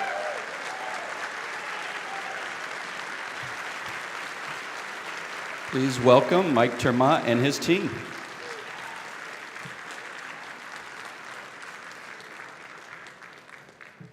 Hello, my name is Brittany Cozen, and I am the co-founder of the Medical Freedom Caucus. And I am up here in support of the only candidate with professional experience in public service, the only candidate to effectively nullify local COVID mandates as a police officer, the only candidate to have run for office on a platform against vaccine mandates while serving as a police officer, the only candidate to have rallied at the Broward School Board and the Palm Beach School Board against mask mandates, the only candidate to publish a white paper against the economic shutdowns and did so in April of 2020, the candidate who introduced us to the phrase of separation of science and state, and the only candidate with the credibility to disrupt the duopoly's intrusion on our medical freedom. I am here in support of Mike Ter Maat.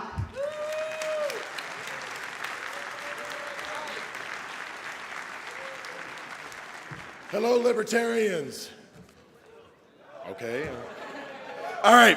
Hey, last night was something very funny happened. People that live in the DC area saw us on TV and they saw us on the internet, and they came down here to party with us because they think we're rock stars. We said loudly, repeatedly, and in his face, Donald Trump's not a libertarian, and we are libertarians.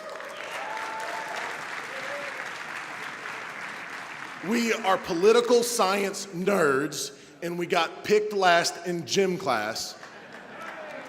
Today, we're rock stars.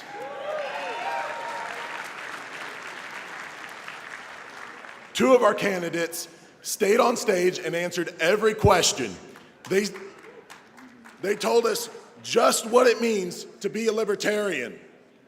And we're not going to take the bullshit.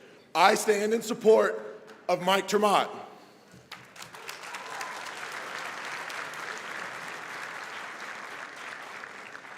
Good morning, everyone. I'm Jennifer Leatherberry, and I'm the chair of the Libertarian Party of Virginia, and I enthusiastically support Mike Ter Maat. He is the only candidate with any professional presidential campaign experience, and the only candidate whose strategy is to cleave hard edges against Democratic and Republican politicians. The only candidate who has consistently promoted the long-term goals of the Mises Caucus, to perpetuate principled libertarian philosophy and Austrian economics. The candidate rated highest by the Radical Caucus for his uncompromising adherence to libertarian principles. And he is the only candidate who can truly reunite the Libertarian Party. Thank you.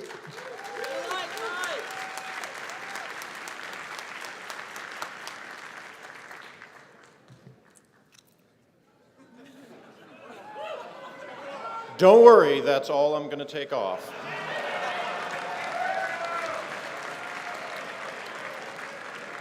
Ladies and gentlemen, my name is Jeff Miller. I am a delegate from the great state of Texas. I am also a member of the LP Texas staff and the Libertarian State Committee and the county chair of Brazos County, Texas. I ran for state representative in 2022 and received 32% of the vote against a 6-term Republican incumbent. And I'm running again in 2024.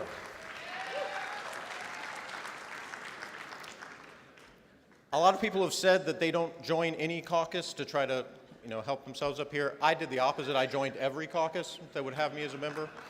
So yes, I am a member of the Classical Liberal Caucus, the Mises Caucus, the Radical Caucus, the Sober Caucus, the Wild Caucus, the Born Near Secaucus Caucus. Okay, I may have made that last one up, but it is true I was born in New Jersey. And I am here to support the only candidate with any experience in professional public policy, the only candidate running not just on slogans, but on a Gold New Deal, an actual plan to combat government tyranny. And the candidate that has visited more nations than the other candidates have visited states. The only candidate with the credibility to compete nationwide, not just a handful of states. And the only candidate able to disrupt the status quo of American politics. And the only candidate, if you're honest, and you close your eyes, you can actually imagine as president.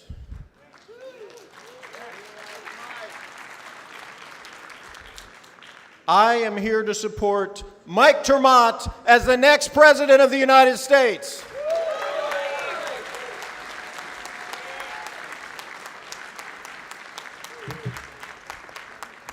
I am the only candidate in this room who is married to Nancy Ter Maat.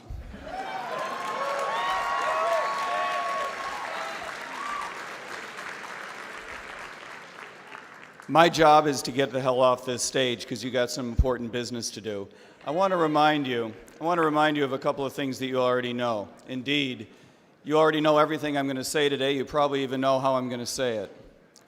In that sense, I want you to stop listening to me. You in the back still talking, I want you to stop listening to me.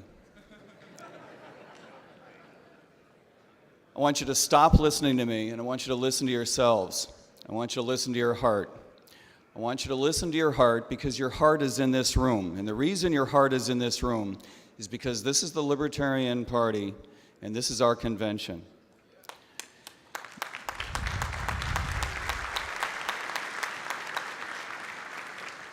You are going to have some weird opportunities to cast some weird votes today. And I'm going to ask you to vote for a Libertarian. If you don't vote for me, that's okay. But I'll be goddamned if you vote for someone who's not a Libertarian.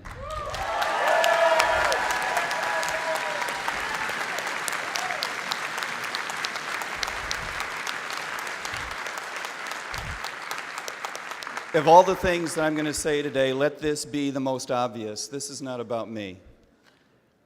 It's not even about Nancy. It's not about these people. They are beautiful. And if I may, just for one more point of privilege, in large measure, it's not even about you. It's not even about us. It's about people outside of this building, people outside of this city, people. It's about people who can't spell libertarianism. It's about people who have never heard of our party. It's about people for whom we need to stand up. It's about people who have their money, their resources, and in all too many cases, their lives taken from them by a government that doesn't give a rat's ass about their values or about yours or about mine. It's about people who find it difficult to make ends meet because we constantly create an environment of inflation that undermines our way of life. It's about people who cannot make ends meet because we have a government that takes and spends our resources. It's about people whose lives are sent abroad to fight for wars that you don't agree with, that I don't agree with, and their sons and daughters are dying for no damn good reason.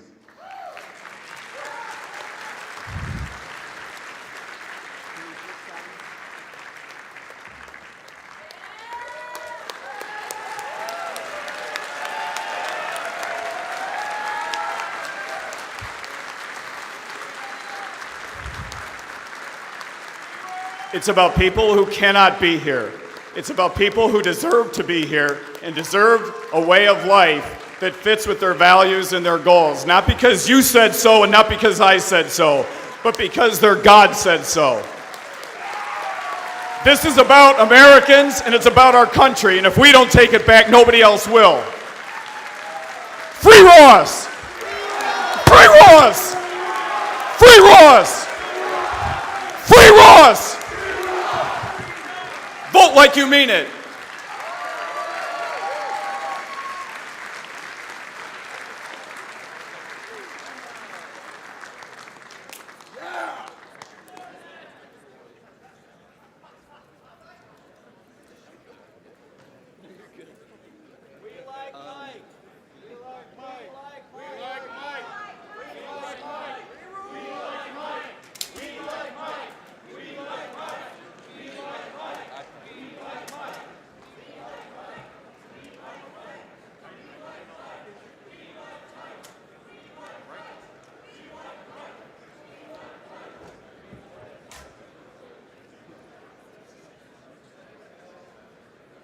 Being on this stage is like being on a boat. Very shaky. Thank you, Mr. Ter Maat. Next up, we have Mr. Toad. Could we please have Mr. Toad and/or...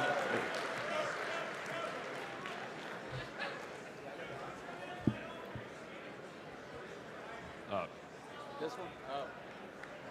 Mr. Vice Chair, a light has fallen over on the stage.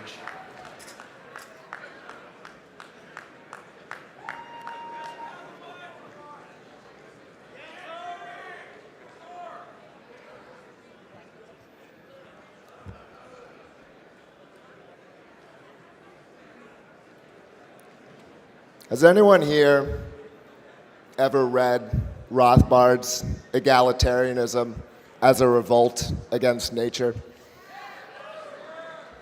It's one of the best libertarian pieces ever written. Rothbard says that if people went around saying that we could fly by flapping our arms, we should not say that that is a noble and beautiful goal, because it is false. It is a lie.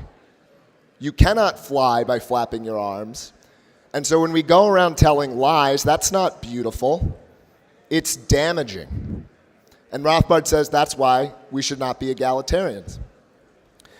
Well, I'm here to tell you that a lot of you guys are doing the same exact thing. And I'm not here to concede that what you are doing is noble and beautiful. It is wasteful, and it is stupid. It is. Sucking up to people who hate you for the 30th year in a row probably is the best way to maximize your vote percentage. If you want to do that, you could. And coalitioning with MAGAs to get a seat at the table, that could work. It could. But implicit in both of these strategies is that you are a loser and you will continue to lose. But there are some of us who aren't insane, who don't believe that we should do the same thing and expect different results. Because there is a way that libertarians can win. There are millions of us across the country, and we deserve to live in accordance with our values and our beliefs. And the candidates here tonight are giving you false strategies for how to achieve that. And it is implicit in their arguments and tactics. They are telling it to you. They know it in their hearts. But for those of us who still want the whole apple, for those of us who want a libertarian society, a libertarian order, a voluntary, fully private property order, there is one candidate and one strategy for doing that, okay? And we need a candidate who will attract intelligent, capable libertarians who are serious about ushering in this order. We do not need more libertarians who are interested in getting votes by attracting gay race communists into the Libertarian Party. So, I saw a poll about who could actually stand up to Trump's energy. Rectenwald got 4%. The guy behind me got 40% because he has raw animal energy and charisma. Other candidates running for president may be willing to do what must be done.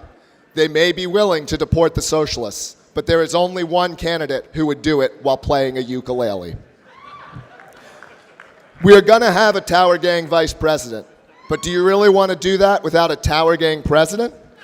We need a Tower Gang ticket from top to bottom. Also, it might get him a girlfriend. Thank you.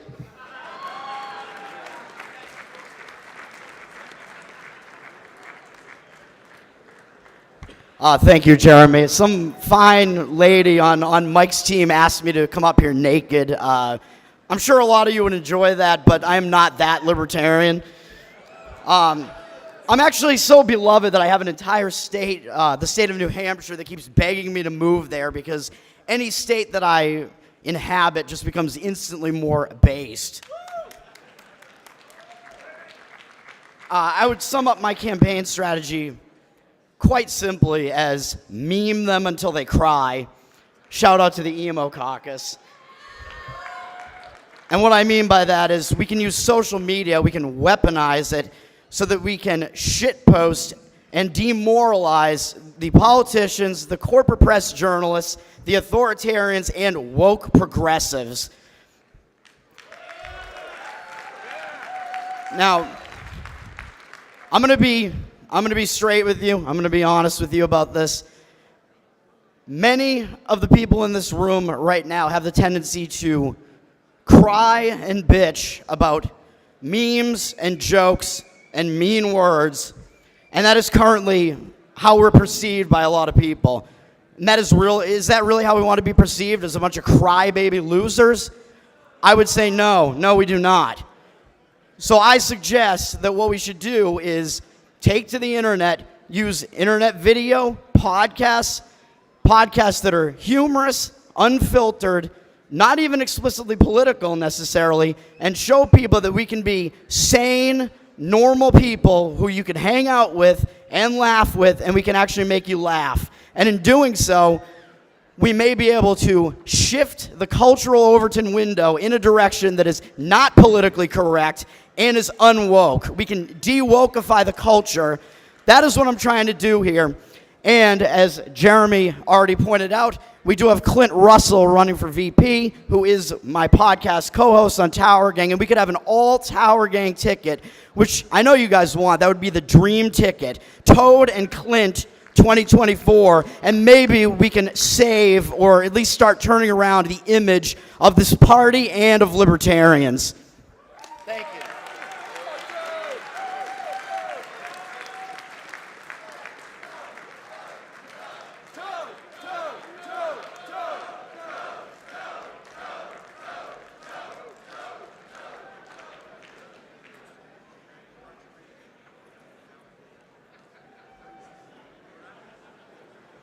Thank you, Toad.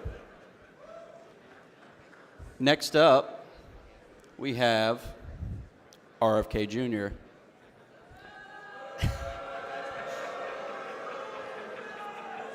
Robert F. Kennedy Jr. Excuse me. Yes, either one.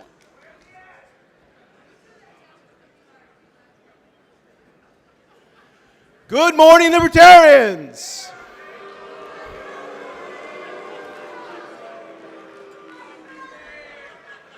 I'm Hector Roos from Florida. I'm here to give a quick introduction. Waiting for the timer. Thank you. Again, good morning, Libertarians. I'm Hector Roos, a volunteer, a passionate activist.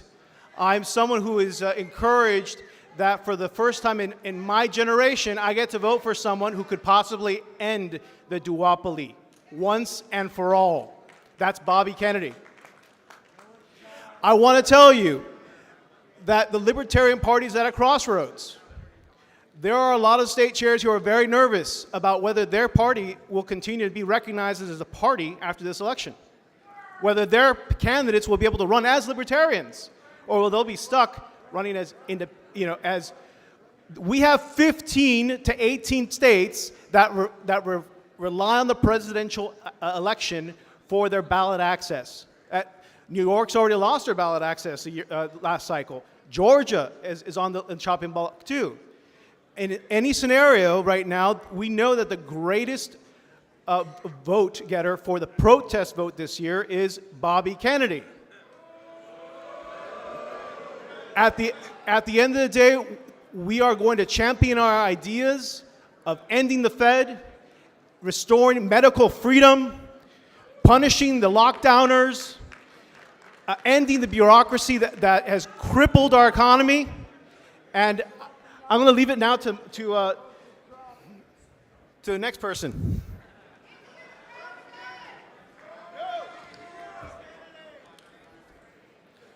My name's Nathan Rummick. I'm from Pennsylvania, and I believe that we have a few pragmatic people in this room. And I know that there is no magical transporter that gets us to Libertopia. We have a hard road ahead of us, and it's going to be a hard road to get there. On that road, we have to make choices, wise choices about our path. Tearing down the two-party system is the first step on that path. RFK Jr. is the way down that path. his campaign will tear down the two-party system, and in that process will also take us 90% of the way where we want to go.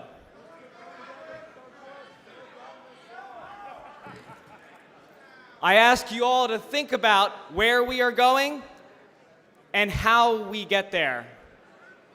Because if we continue to do the same thing over and over and over again, we will not get there. We have to think about who we can join together with, what coalitions we can build, so that we can gather our support and bring in new libertarians to our party. Thank you. Oh, yeah. Hello, libertarians. My name is Steve French. I'm from South Carolina. I know, give it to me. All right, my beautiful misfits, let's go ahead and have it. Let's go ahead and bring it up. So this is the deal, guys. It's time. You guys in this body right now have a moment unlike any other. Every single one of you in this room right now have a chance to change the course of history, not just for this country, but for the freaking world, all right? I understand, let's get something straight. Robert Kennedy is not a libertarian, okay? All right, can we admit that? Let's just go ahead and get the elephant out of the room, all right? Exactly, but let's get something else straight. None of us, we are all misfits. We are all outcasts. There may be a few of you that were born libertarian, but for the rest of us, we found our way here. We found enough pain either in the Republican Party and the Democrat Party or whatever it was to finally decide that this is going to be our home. Okay? We are a team. This is our family. The problem that we're having right now, guys, is that we're the party of principle, right? It's all about principles. Right? Yeah. Those principles right now are costing us. This chip on our shoulder that we wear those principles by, it's killing us. Guys, this body is not going to be the same as after this convention. Do you guys understand what's going to happen? We are in the crosshairs now. They all know what's going on. It is only going to be more difficult for everyone in this room moving forward. The powers that be do not want us to win. So what I want to say is this, all right? We need someone in this country to take on the duopoly. We know it's a uniparty system, all right? And I love our candidates. I love what we have done, and I love this party. But guys, 1% is not going to do it, all right? We need to be talking about how we win. I'm sorry, guys. I love you, and I love you so much. This process is what we need. But guys, for us candidates that are out there that are actually trying to sell this to the voters, we need your help. All right? We need your help. You're the ones right here in this body that are making things difficult for ourselves.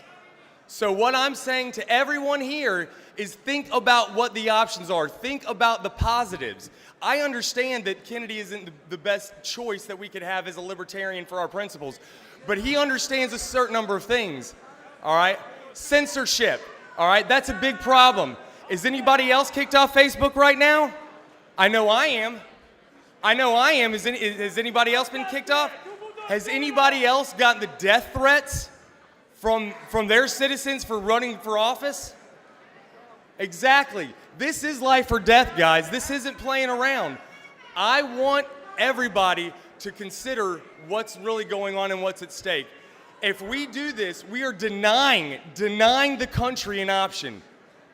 All right? We will end up one way or the other. If Robert Kennedy isn't our guy, then we're going to go against him. And I'm fine with that. But you know what? The same thing's going on. I've talked to all you states. I mean, Arkansas, Tennessee, Georgia. We are spending so much time, so much effort with this ballot access. We're not even out there talking to the candidates about how we actually get these policies through. We're spinning our wheels. I've been doing this for a decade with you guys. I love this place. But I'm telling you, it's not the same. The world is changing. We have to become savvy. So I am putting my vote behind Robert Kennedy because I think he is the best way to save this party right now. And you might disagree with me on that, but censorship, that is a huge thing with us. Individualism, medical freedom, I know where he stood back in COVID where everybody else was just towing the party lines. This is something that I hope you guys consider. I hope you guys look at the positives. I thank you for your time.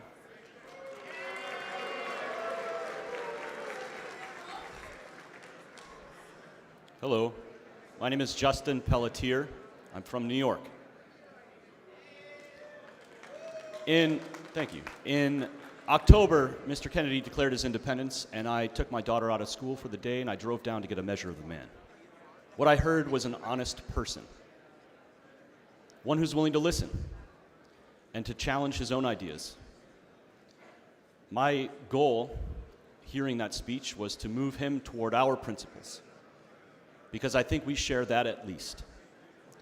And so I bought him a gift membership, the Gift of Liberty, with the hopes that it would move him toward us. And up until this morning, I don't think he was willing to accept our nomination, even if we had elected him from this floor. And I know why. We're a liability, frankly. He wants to win. But I think he wants to win with a message to heal the divide and to bring people together. You can't convince somebody about the merits of libertarianism if they are unwilling to engage in dialogue. So I invite you to consider how we might engage others in the dialogue and convince them of the merits of our principles. We can't do that if we ostracize people who don't think like us. And so with that in mind, I'll end with a quote and turn it over to a video. Frankly, I don't know if he'll even accept the nomination. We're going to hear from him in a minute.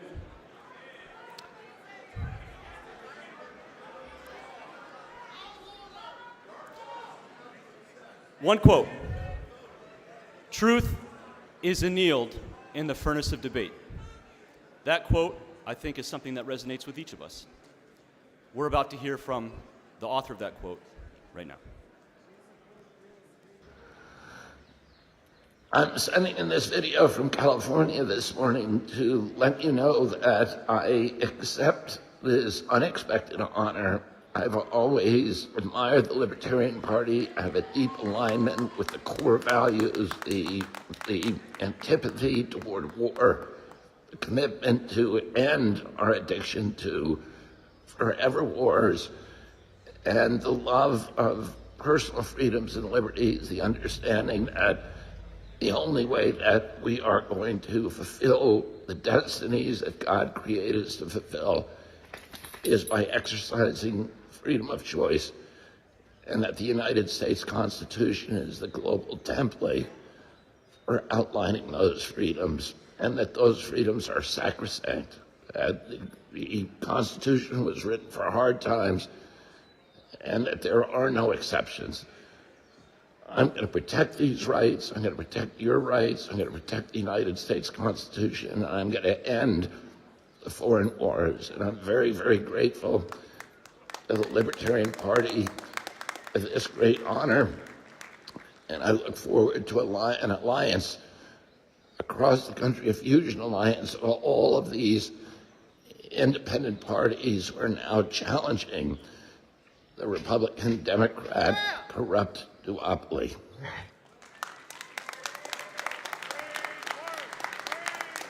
Thank you, everybody. Let your freedom of choice be heard.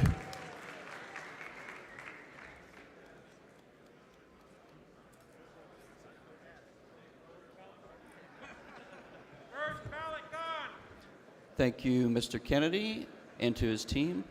I would also like to make a brief request if we could keep side conversations down to a minimum while we're listening to speakers. And if we could, and can we please reset the clock? And I believe we have Joshua Smith up next. So we will wait for the clock to be reset. It looks to be reset. Mr. Smith, come aboard.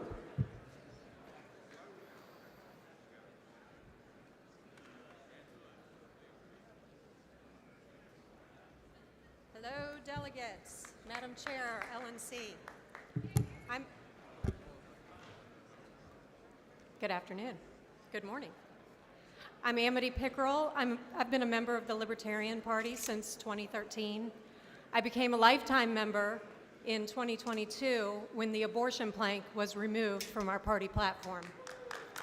I'm the former secretary of the Chesterfield County LP, the former secretary of the LP of Central Virginia, and former vice chair of CD5 of the Commonwealth of Virginia. I am here to nominate Joshua Smith for President of the United States.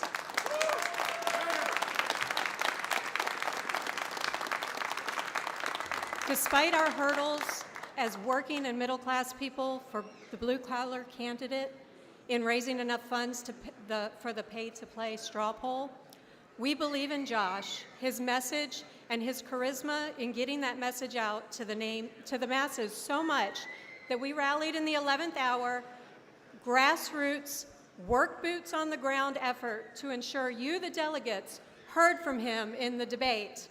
It was a great debate, wasn't it?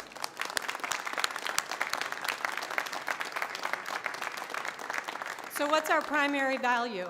Electability or messaging? There's an ongoing debate within the party about our mission. Is the message of liberty primary, as some may seem, or as a political party, do we exist to get libertarians elected into office? This is a false dichotomy. We must do both, of course. But perhaps the better question is, why do we want to spread the message of liberty or get libertarians elected to office? What is the ultimate goal? These are both means. What is the end? The answer is simple: to create a freer country, which these two tools, elections and messaging, is the stronger tool for creating liberty. Both of them are important, but messaging comes first. Without solid messaging, what are we even calling people to vote for? If we fail to win an election, we can and do work to create liberty in other ways. If we fail in our obligation to preach the gospel of individual rights, non-aggression, and the state as an enemy to these things, there will be no elected libertarians. There will be no libertarians in the next generation. For many of us here, people like Ron Paul spoke to our hearts and imaginations. We need a Ron Paul for the next potential generation of libertarians. This presidential campaign is a vital tool for capturing the imaginations of a country that is experiencing record levels of institutional distrust. And this is happening in a time in our country, especially with the next generation, has rejected the legacy regime media and is listening to radical messaging. We have a huge opportunity to shape the message of liberty and therefore the future of the country. And one way to do that is through, yes, a campaign. The campaign for the highest office in America gets eyes and ears. Who can use this campaign to fire up and galvanize those people in our country who are fed up with our broken two-party system, who are tired of seeing brown kids overseas in their TikTok feeds killed by American weapons and dollars, who want our bloated, oversized federal government to get out of their business, who are struggling to put food on the table, and are finally, thanks to our current and previous administrations, ready to admit that the federal government isn't part of the problem, but the whole problem.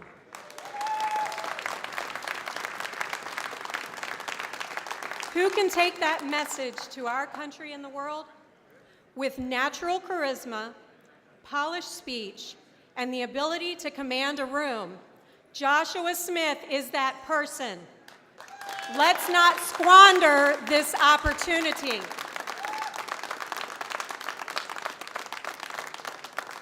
I began reaching out to declared candidates last year with questions about issues I'm passionate about, that some may consider hot-button issues, but they're non-negotiable for me.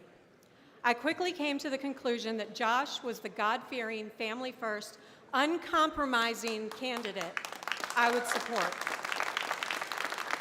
I stand with many others who have endorsed Josh for this nomination, including the Christian Caucus and the Pro-Life Caucus. Speaking of family first, I bet Josh has a really, really big dining room table. Despite all that room at his table, Josh will ensure the message gets out without a doubt that the state has no seat at his or any of our families' tables. Not to infringe on our educational decisions of our kids and grandkids, and not to infringe on our medical decisions. As a man of faith, Josh will be sure the FBI knows they are not welcome to infringe on our religious liberties by harassing us anymore in our churches and cathedrals. Josh is a candidate who will hold the COVID tyrants accountable for deeming us unessential with their lockdown and inflationary spending policies and mandates, which virtually extinguished the middle class. But most importantly, Josh believes that if the government must exist, it should at least protect life, especially the most vulnerable among us. I'm nominating the only candidate who unashamedly proclaims that the non-aggression principle extends from the womb to the tomb.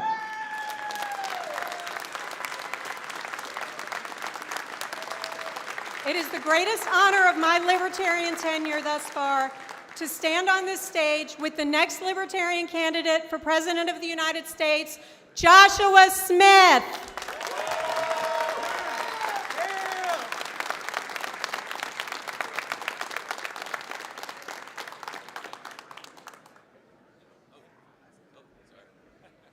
Hey guys, Josh asked me to just kind of talk for a second about why I'm supporting him so strongly.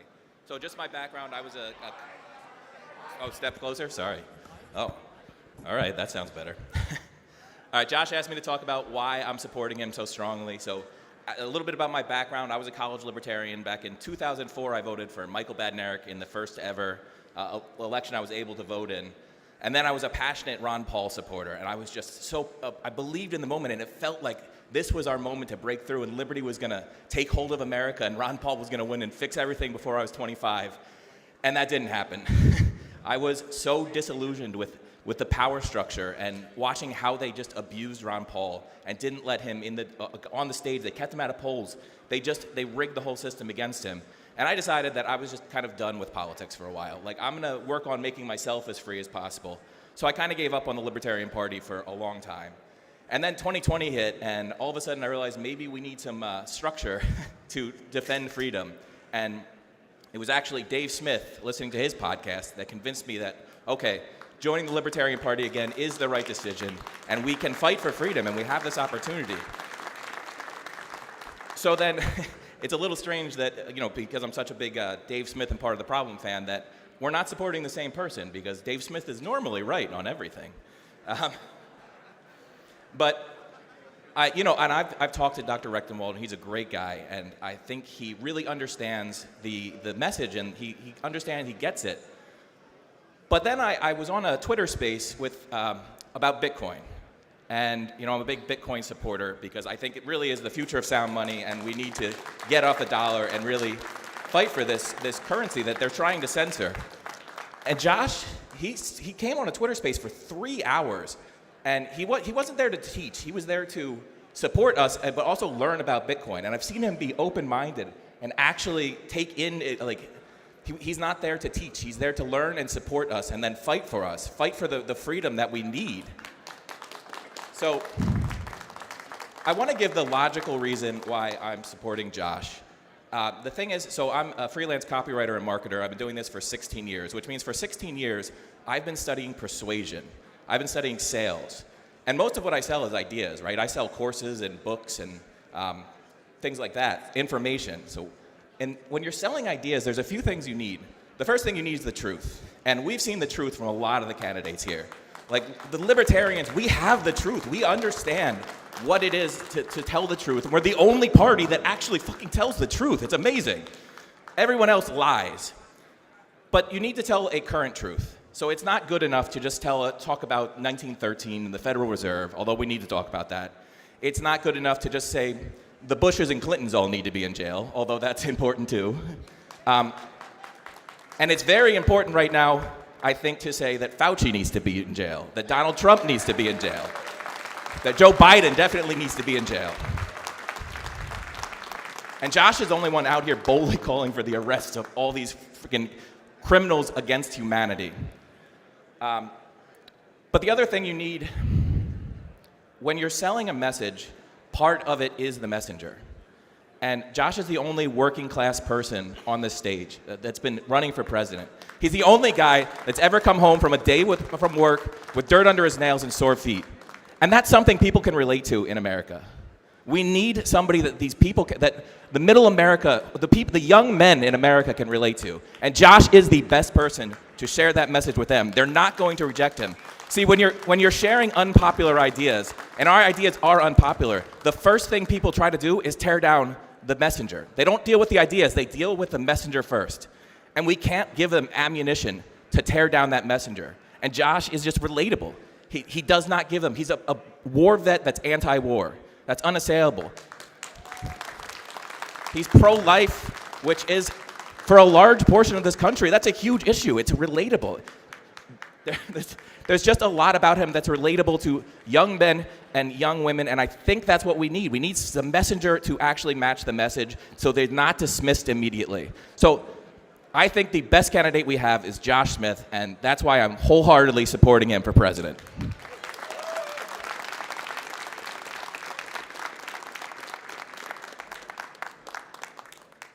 Good morning, LNC. My name is Ryan Kurt, and I am the chair of Polk County, Iowa.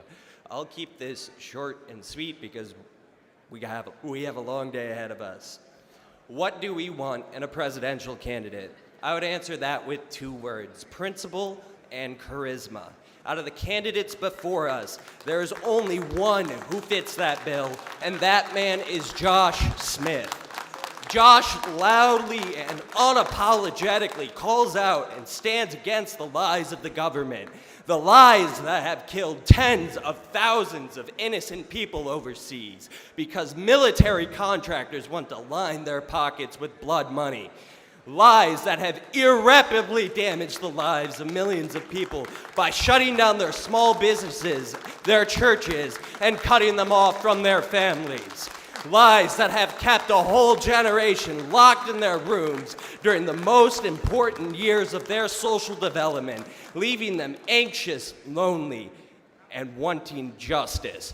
Josh is the only candidate pushing for the orchestrators of these lies to be put on trial and be brought to justice for their crimes against the American people.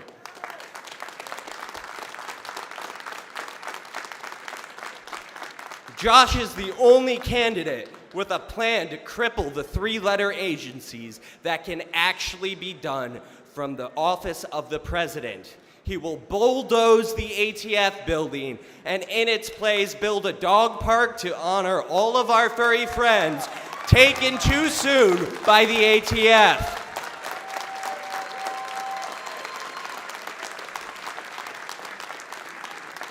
Josh is the only candidate with a plan to address Title 4D of the Social Security Act, which pays states to separate families and rob children of the single greatest advantage they have in their young lives, having 2 parents in the household.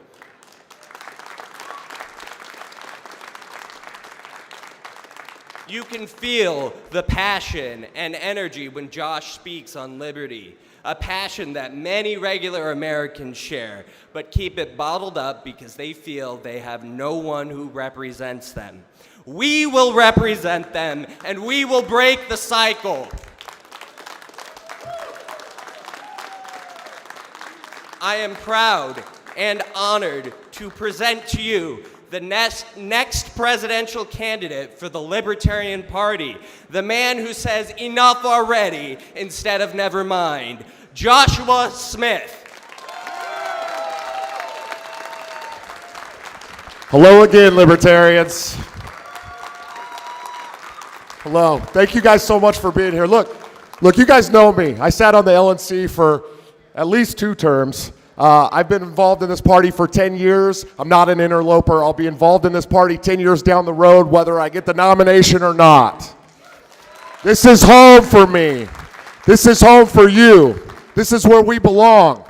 We need a candidate that's going to go out there and tell them, we're going to end the Fed. We need a candidate that's going to go out there and say, we're going to end the needless bloodshed around the world at the hands of American foreign policy.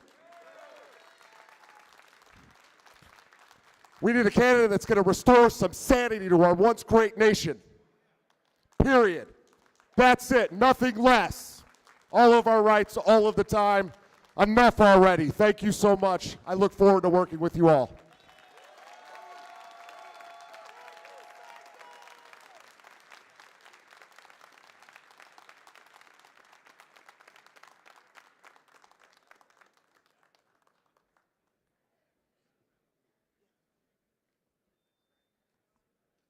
Thank you, Mr. Smith. Before we hear from our next candidate, 2 very quick things. Candidates and their teams, when they come on stage, please be mindful of where you're standing, because the backlights, some have fallen over, and the stage is also tilting backwards a little bit. And now, if we could have Jerry Tubb Roraba, please report to the teller pit, and Freddie Clegg, please report to the teller pit. Up next, we have Dr. Ballay.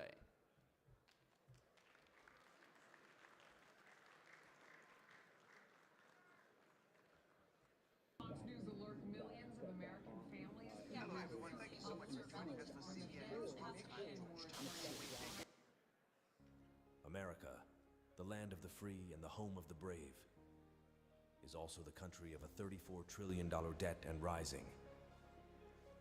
In a nation where citizens are limited to choosing between 2 parties that seem to do more to erode their rights than protect them, making America feel increasingly unsafe. It's time for a change, a time for fiscal responsibility and individual liberty to take the forefront. Hello, fellow Americans. My name is Dr. Charlie Ballay, and I'm running for president in 2024 as a Libertarian. Today, I'd like to speak to you about breaking the cycle of a 2-party system. It's time we end the duopoly and stop partisan politics. It's time we end a 2-party system that's breaking this country. Together, we can make change. Please join me in this endeavor. Vote Charles Ballay, a Libertarian candidate for president who stands for fiscal responsibility, individual liberties, and a smaller, more efficient government. It's time to break away from the status quo. Vote for Charles Ballay, and let's bring pragmatic solutions and true freedom back to America. To me, being a Libertarian means being free. I believe in a smaller government. I believe in liberty. I believe in our founding fathers. I believe in the Bill of Rights. I believe in free trade. I believe in very minimal government. I believe in personal autonomy. These are the aspects that have drawn me towards being a Libertarian. Want to learn more? Visit Ballay2024.com. Paid for by Ballay for President 2024.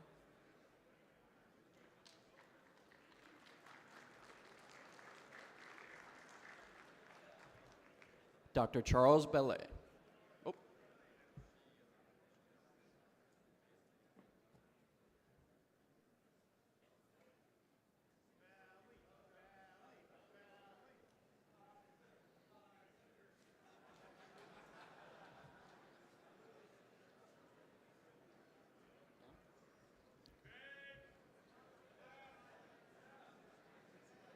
He's right here.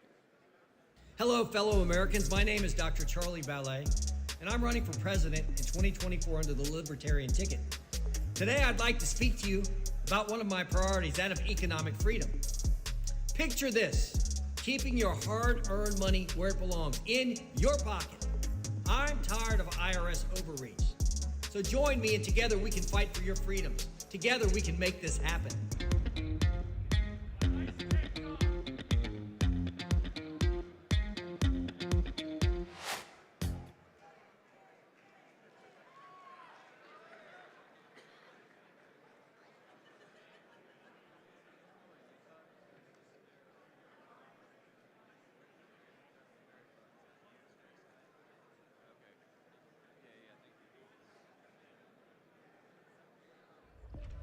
America, $34 trillion debt and climbing. Inflation on the rise. Our government is doing nothing about it. Why, you may ask? Because it doesn't affect them. It only affects the everyday, hard-working American. But one man is putting a stop to this. Charles Ballay. With him standing strong and proud as the wife of Libertarian candidate. Hi, I'm Lisa Ballay. So many Americans are faced with a daunting challenge. Inflation. It's not just a statistic, and it's not just a number on a chart. It is a pressing reality. It's time for a change. America is ready for a leader that is for the people. A leader that is a true libertarian.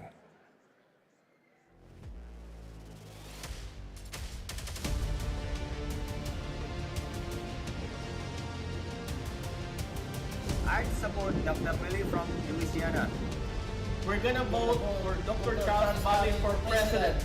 We're gonna vote for Dr. Ballay for president. America has spoken. It's time for real freedom. It's time for Americans to be truly free. And to add to our worries, our nation is at a $34 trillion debt. We need action, and we need it now. We're in a crisis. Want to learn more? Visit Ballay2024.com, paid for by Ballay for President.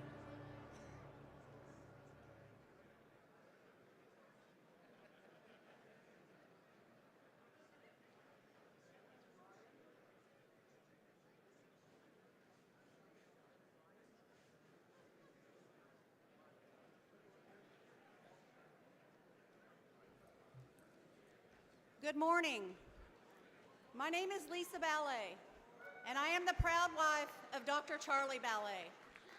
I proudly support him as candidate for the United States of America on the Libertarian ticket. I would like to give a shout out to our home state, Louisiana.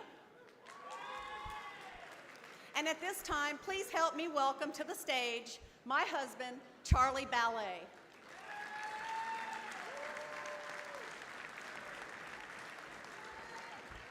Thank you, Lisa. I love you to death. My favorite person in the world and the CEO of my life. I once again would like to take the opportunity to say thank you to each and every one of you. This has been an opportunity for me like none other. We've made great friends along this election trail. We've visited many states. We've met wonderful people throughout this that hold very similar to values as to why I actually decided to get into this race. Words that will describe me would be that of empathy, that of compassion, that of hard work, and definitely that of professionalism. My roots, again, for those who don't know me, come from Louisiana. I'm from a small town along the banks of the mighty Mississippi River. And my family early on instilled in me libertarian values, that of freedom, that of hard work, that of personal autonomy. These values have allowed me to achieve tremendous success in life, and I appreciate everything that they offered. But I entered this race because I am truly concerned about the wrongs that are being thrust upon the American people. Last year, it created much of a visceral response in me to see persons being wronged by our federal government and politicians that are not taking action. Our country is not just fractured, it's breaking right now. We are not just $34 trillion in debt, we're drowning in it. Inflation is not just crushing the middle class, it is simply suffocating them. Healthcare right now is a bureaucratic nightmare. Our schools are failing, and our politicians are not just beholden to big money, they're betraying the American people's trust. And enough. America has simply had enough. The next president should not be an elitist or a career politician that's seeking office simply for personal gain, and our country definitely should not be for sale, period. We must bring back an American government that is beholden to the American people. Now, if there is a hope for our future, and if there is a hope for our youth, we must return back to the values that once made this great country a beacon of hope for the world. Freedom, individual rights, personal autonomy, family values, and the most important of all, responsibility. We must not become the oppressors that we sought to escape. Now, there is no reason why the Libertarian Party in 2024 cannot achieve monumental success. We have a powerful message, one of freedom, fairness, personal autonomy, and that of non-aggression. These values resonate with the American people in this time of need. The American people, they're not just looking for a third choice, they're looking for a leader. Please let me be that leader. Thank you.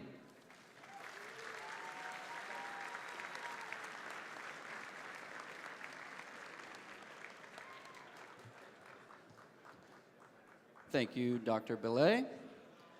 Up next, we will have Chase Oliver. Could we please have the timer reset? Thank you. Oh.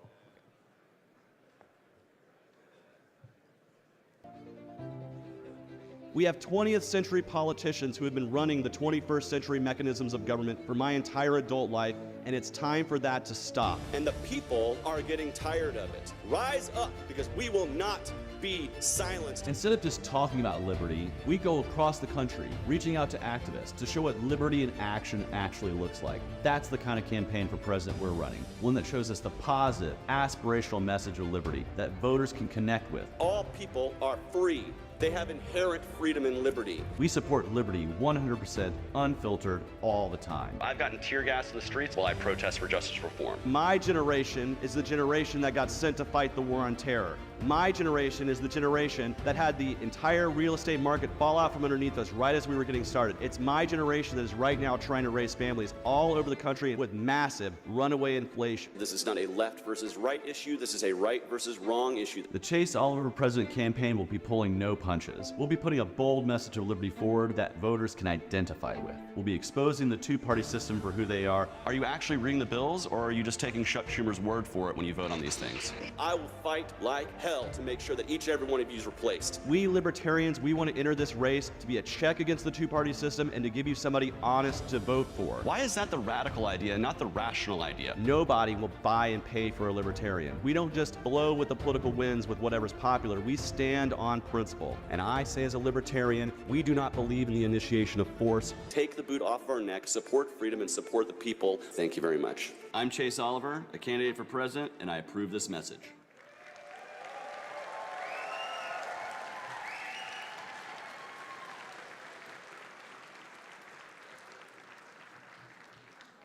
Howdy, y'all. I am Stephanie Berlin, a delegate from the great state of Iowa. I am the current secretary for Black Hawk County, former two-time LP Texas secretary, served on our state executive committee a couple times too. And in Iowa, where our liberties we prize and our rights we will maintain, and that is why I'm up here to talk about Chase. The next generation for liberty is in this room. They are watching on TV. This story sounds familiar with all the young activists we have. It is my story. I joined this party at 15. I couldn't even drive, and I was door knocking for Harry Brown and Joe Jorgensen. They are the ones who brought me here. Their message of empathetic liberty for all is what brought me here. Chase's continued message for empathetic liberty for everyone is what keeps me here. And he is the one who will energize the millennial and Gen Z and Alpha vote when they can come and vote. That is my story, that is why I'm here, and that is why I hope that you join me in support for Chase Oliver. Thank you.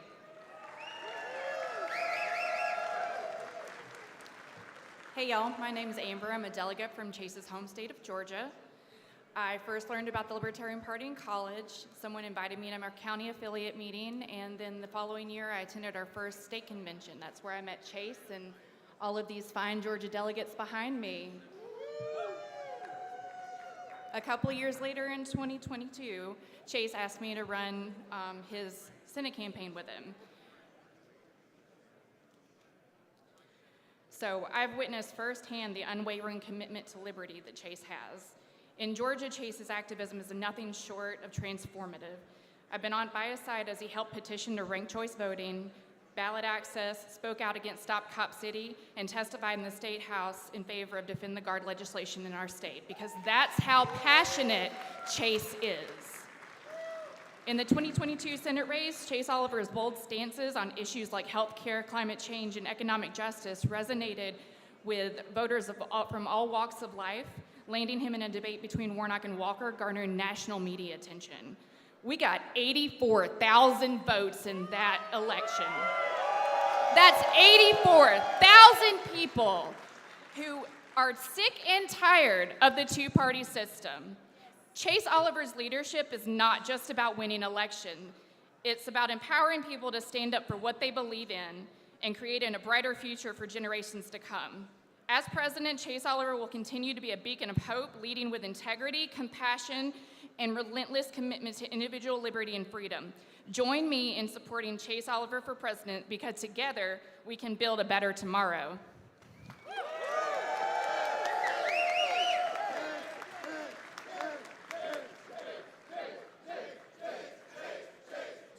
I'm Steve Dasbach, former national chair and delegate from South Carolina. I discovered I was a libertarian at 18 as a college student in 1971, the same year this party was founded. I joined the Libertarian Party at the age of 26. And I found over the years that that is so common, that people discover they're libertarians and they join the Libertarian Party in their teens, their 20s, or early 30s. And so as we approach this presidential election, that is the group we have to focus on. Those are the people that are looking for a political home. Those are the people who know that the Democrats and Republicans and RFK Jr. offer nothing to them. Those are the people we reach out to. People come into the party overwhelmingly because they were attracted by a campaign and a candidate who spoke about issues they cared about and who was able to effectively communicate that message. And the candidate this election who can best win the next generation for liberty is Chase Oliver.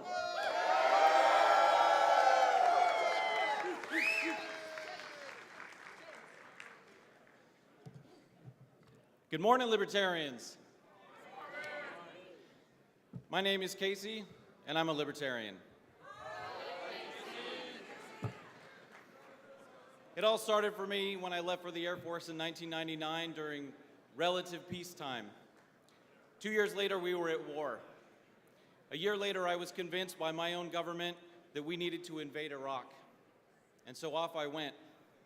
Meanwhile, an 18-year-old Chase Oliver was getting started protesting that very same war.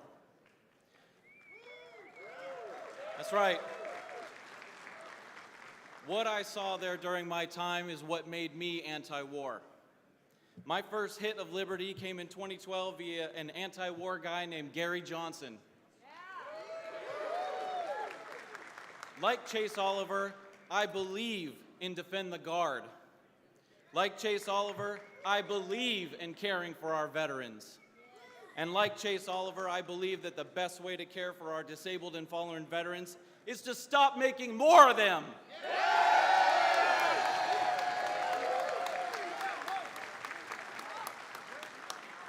Being anti-war is what brought me to liberty. Being anti-war is what brought Chase Oliver to liberty. And anti-war Chase Oliver will bring America to liberty. Thank you.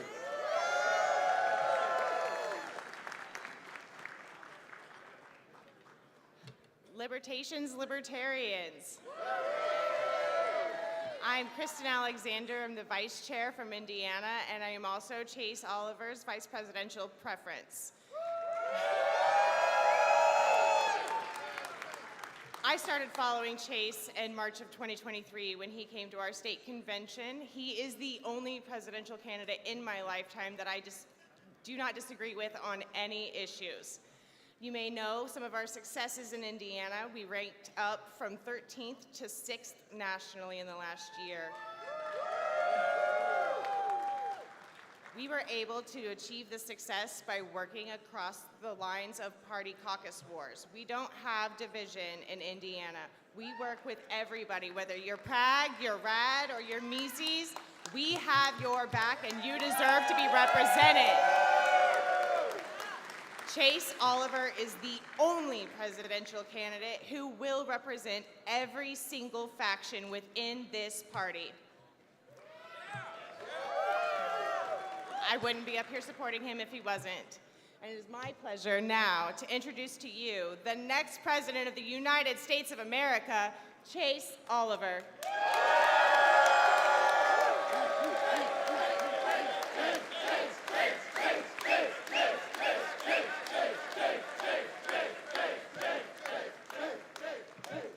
Thank you very much, Libertarian delegates, not just for being out here today, but for being here all weekend to do the business of our party. I appreciate the work you put in, and it's the work I put in as a delegate. I join you among this body, and I want to start off by saying thank you to each and every one of you. But working with libertarians on the ground is not something it's not something I haven't done before. As I've traveled across the country, being the first libertarian candidate for president to ever campaign in all 50 states, I have worked on the ground with activists and those who are fighting for things like ballot access all over the country, and it's my pleasure to be in the trenches with each and every one of you as an activist candidate for President of the United States. As others have said before, they became libertarians between the ages of 18 and 30, and I just want to do a quick survey. How many of you became a libertarian between the ages of 18 and 30? That's the generation we need to reach out to. That's the next generation for liberty. And right now, there are millions of young people all over the country who are sick and tired of being sick and tired of seeing their grandparents' grandparents on the stage. So our ticket, the ticket that we want to run, will be a broad and glaring contrast to the broken two-party system. In fact, my running mate and I, if you combine our ages together, we are still younger than Donald Trump or Joe Biden. And how are we going to reach out to the next generation of liberty? We're going to do it by opposing the warfare state at home and abroad. If you were in the hall last night, you saw that I have zero love for the war criminal Donald Trump or any of his wars that he continued. But I want to make one thing clear. I'm keeping plenty of my powder dry to throw ammo right at Joseph R. Biden, his war criminal ways, and his proxy wars, and his warfare state all over the world. So I want to speak loud and clear to the millions of students right now who are protesting the warfare state in their college campuses all over the country. If I am the nominee, there will be a young person on the stage, and the only person on the stage, that says, "End the genocide, ceasefire now, and end the war machine."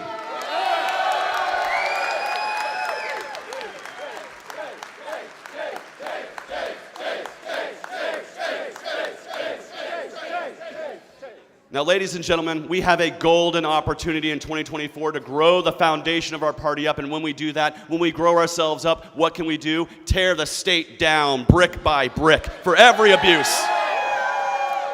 I ask for your support so I can unify in this party behind the principles of liberty and tell millions of American voters, just like John Mons told me in 2010 when I wandered into the Libertarian tent as an anti-war voter. He said, if you oppose the warfare state, welcome home to liberty. And that's the choice we're going to provide to millions and millions of voters all over the country. I ask for your support in this election. I ask for your support the day after this nomination takes place. We will travel all over the country, spreading this message, building our party, supporting our activists, and supporting a broad, powerful message of liberty together.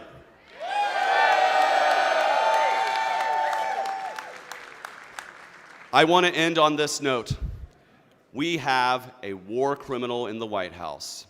And we've had a war criminal in the White House, looking out here, for most of every one of your lives, exporting our values with the barrel of a gun and with a bullet.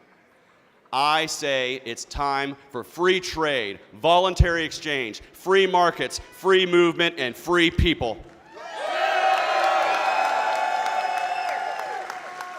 And when I'm your candidate, when someone says, what's that libertarian about? I'm going to give you the elevator pitch right now. You tell them right now, if you're living your life in peace, you're not committing force, fraud, coercion, theft, or violence, your life is your life, your body is your body, your business is your business, and your property is your property. It's not mine, and it sure as hell is not the government's.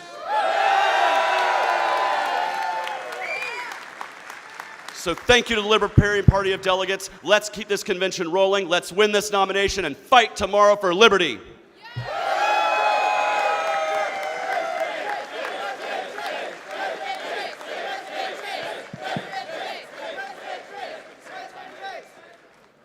Thank you very much, you guys.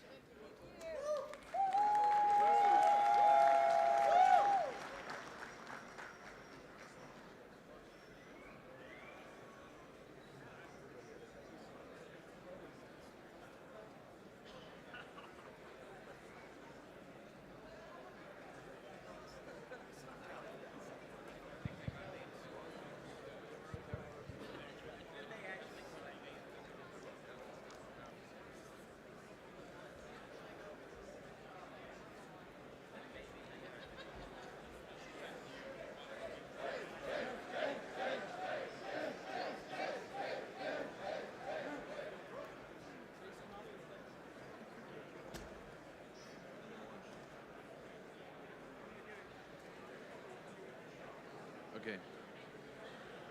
Hello, everyone. So we're at a break in our nominations right now. We're rocking and rolling up here on the stage. We have Nota, Rectenwald, and Hornberger nomination speeches. At this time, though, it would be in order to recess for lunch. Madam Chair, microphone 2. Microphone 2. Madam Chair, Arthur DiBianca, I have information that Mr. Cohen wants us to continue business at this time and have a later single recess from 2 o'clock to 4 o'clock. That's to save some of the coming and going time. He is on his way here to confirm that, but I am very confident that that is the case. Mr. Cohen is recommending that we continue business at now Okay. and have our recess later. That's, thank you. Madam Chair, point of inquiry. Aaron Adams, Oklahoma delegate, Point microphone of parliamentary 3. inquiry? Some kind of inquiry. Okay. I'm just curious before we discuss this, because I've worked conventions before and helped plan them before, and I know how much timing goes into setting those meals and working with the kitchen. If we did delay, how much of an issue would that be on the facility and the convention and the caterers? I assume that lunch is pretty much ready to go. So I don't know if it will incur costs, so on and so forth. We've made quite a bit of money at the convention. So I don't even know if that's something that is a huge deal, but it will be somewhat of a burden on hotel staff because I haven't coordinated with them yet. Madam Chair, motion at microphone Okay, 2. I need, Madam Chair. we've got microphone 1 and we've got microphone 4 who have not been addressed yet. Microphone 4. Madam Chair, I move we recess for lunch until 1:30. Second. Who is that? Ryan Brown from North Carolina. Ryan Brown has moved to recess for lunch until 1:30, and there was a second. I have an amendment to that motion. An amendment. Yes, at microphone 2. I don't even know if we're going with it. I move.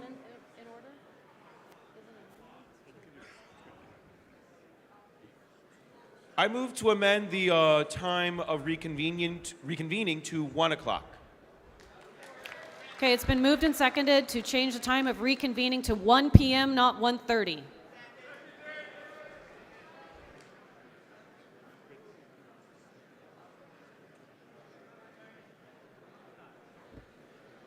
I don't think that amendment is debatable. Are there objections to that amendment? Yeah. All right. Would you like? Is there discussion on that? I think it is debatable, although I would ask you not to. Okay. So, do you want to come back at 1 p.m. instead of 1:30? Please stand if you do. Here's what we're voting on. If you want to come back at 1 p.m. instead of 1:30, I need you to stand up, and if you don't want that, If you want to come back at 1:30 or heaven forbid some other time, stay in your seat. I need to figure out when we're coming back. All right, everyone sit down. Thank you. All of those opposed to the amendment, you don't want to come back half an hour early, please stand up. This is, I assume you, thank you. All right, the amendment fails. Now everybody please be seated. We're going to go to the main motion. There was a motion to adjourn for lunch and come back at 1:30. What would you like to do? Would you like to support that motion, adjourn now and come back at 1:30? Please stand up. I love this speed. Please be seated. All of those opposed, please stand up. Okay, the motion passes. We are adjourned until 1:30. Thank you. Recess, Madam Chair.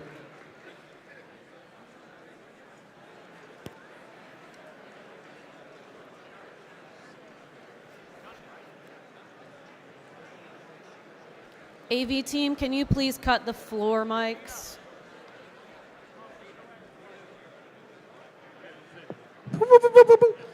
Just a reminder, we have our Povetarian pizza party tonight. The more money I get, the more pizza I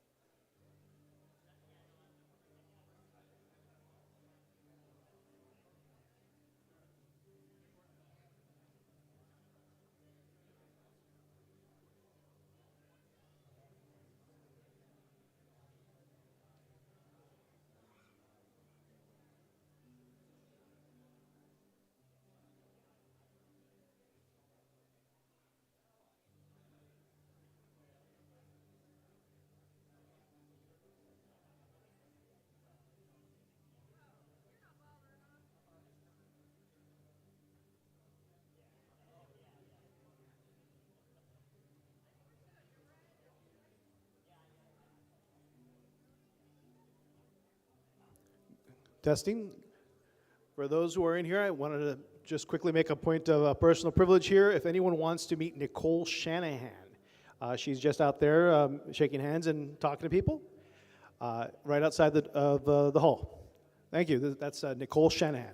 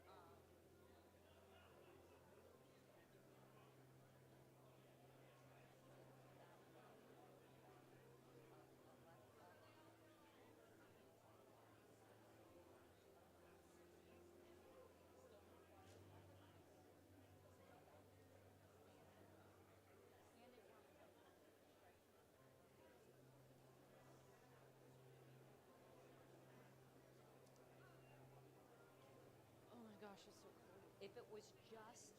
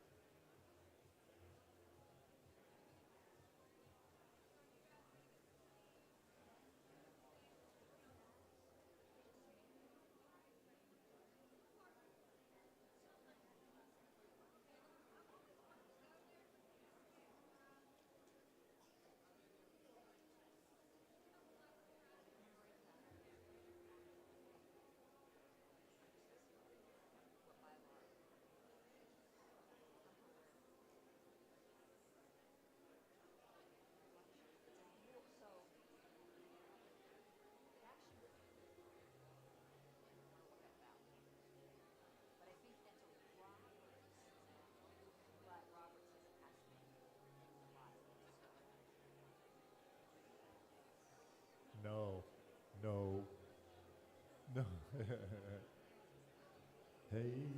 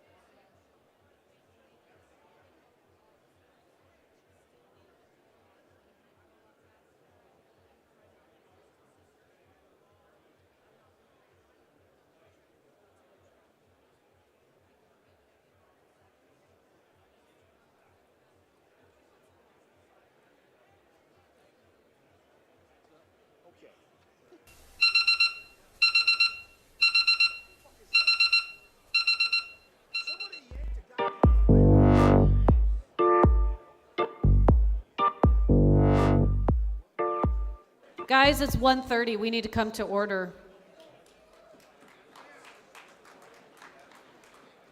1 minute warning, please find your seats. I see a lot of people filing in.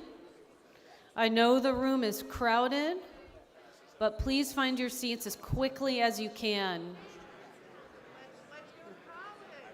We have 3 speeches to get through. We are going to go to a vote. I am going to see if our gracious host hotel can get coffee in the room in like an hour or so. We'll give them a little time. I would love to get some coffee, and so we're going to see if we can get hotel staff to work on that. Now, I'm not going to force you to do anything with business, but I'm willing to stay here till 7 p.m. Maybe we should do a vibe check at about 7. We have a fundraiser and a gala planned for this evening. We could push it till 8 p.m., and I don't think that that would be too crazy. But beyond that, we need to talk to the hotel about food and, you know, everything else set aside. But let's intend on pushing a little past 5 p.m. We're going to have a couple of speakers while our tellers are counting ballots. After we move through that, we may want to consider nomination speeches if there's additional rounds of balloting. We have a memorial to do. That will be done while tellers are counting. We have awards. That will be done while tellers are counting. We have special Sunday keynote speaker Ron Paul. That will be done. So it would just go until we're done. He will speak while our gracious, hardworking tellers are counted. And before I call us back to order, while you are all quickly finding your seats, and getting us ready, I want to thank our tellers. I want to thank our volunteers. I want to thank our sergeant at arms and people who volunteered as security. You guys have worked very hard. I see it. Our AV team and our convention committee who is dog tired. You guys have done an incredible job. This is an amazing convention.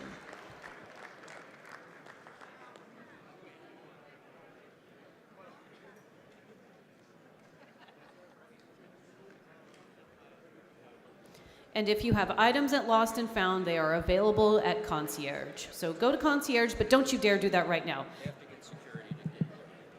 All right, what time is it?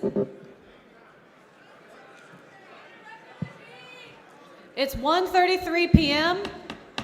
We are back in order. Madam Chair, microphone 4. Microphone 4. Peter Everett, Massachusetts delegate.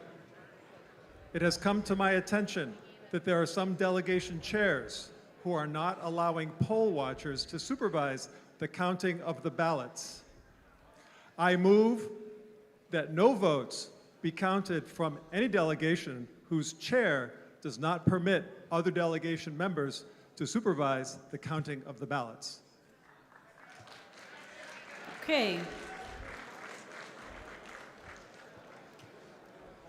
Does that have a second? Are there any delegation chairs who would like to speak to this?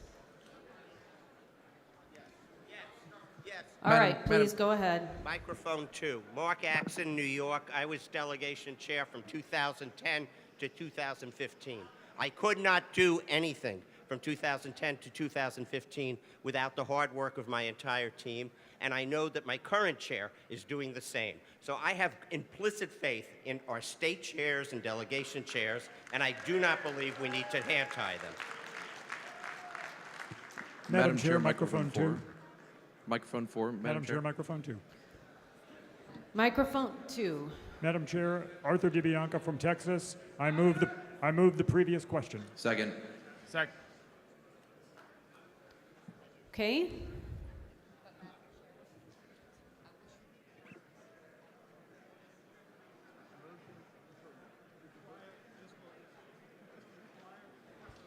Microphone 4.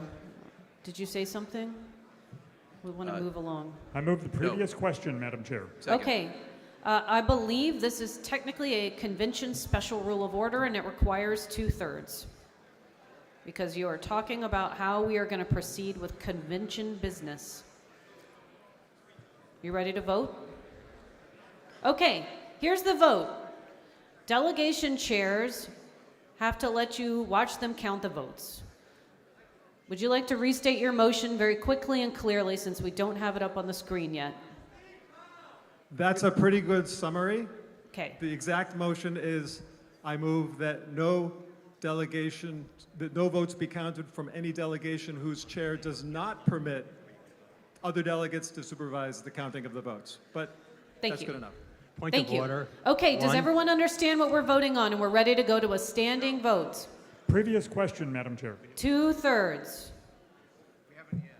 All in favor, please stand.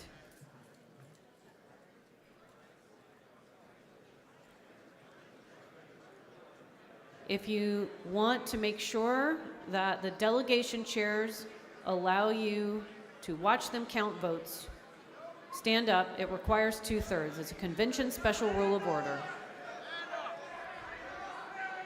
Going once, going twice. Please be seated. Be seated. All those opposed, please rise. All right, the motion fails. It does not have 2/3. We're going to proceed to nominations.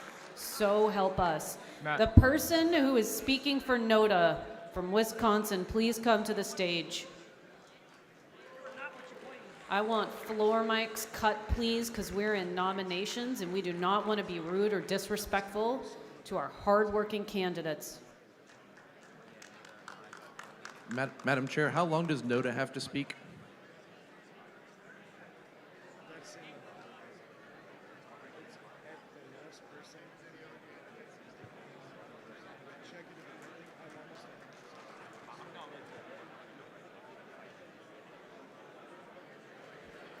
Welcome, everyone. Ooh, I will be brief.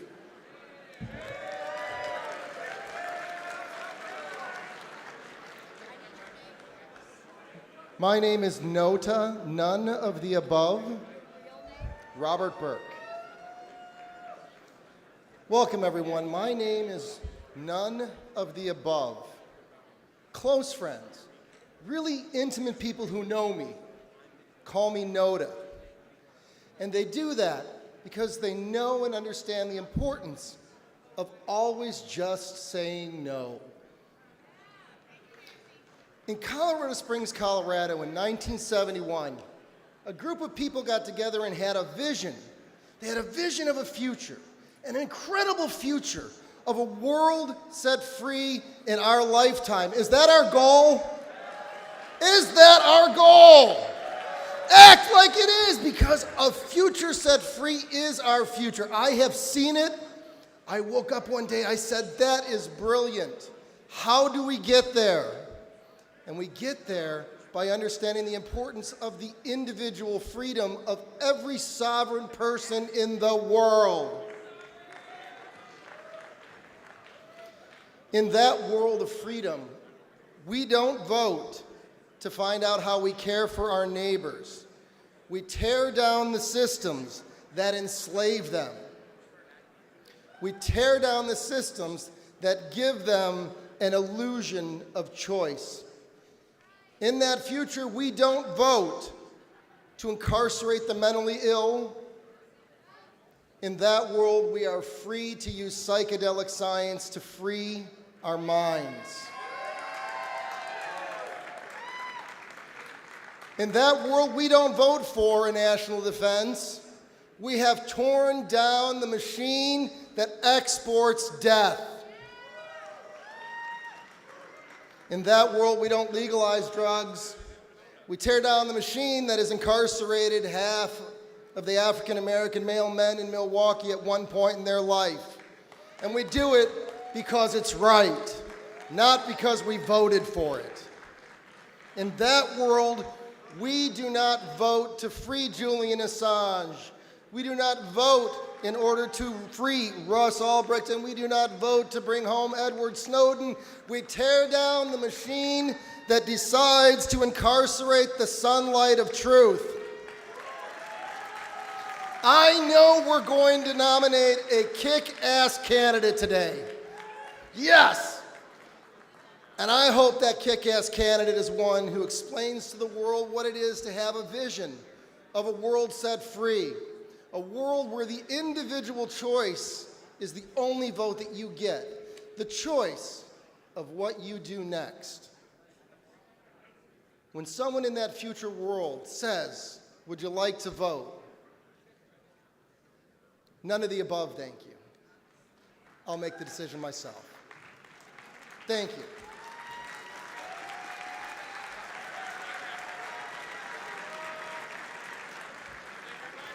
Thank you, Nota, for that very short speech. Thank you, AV team, for resetting our time clock so quickly. Our next nomination is Dr. Michael Rectenwald.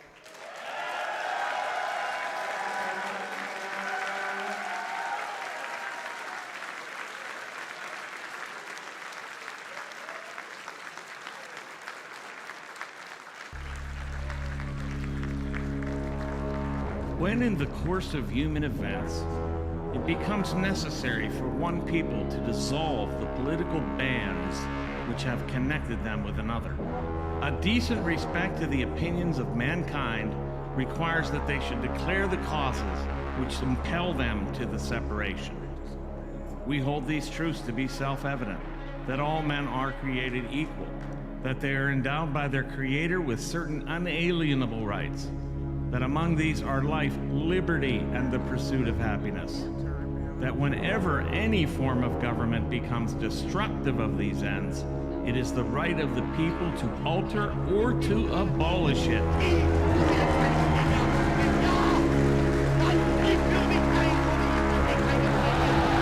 The history of the present regime is a history of repeated injuries and usurpations, all having in direct object the establishment of an absolute tyranny over these states.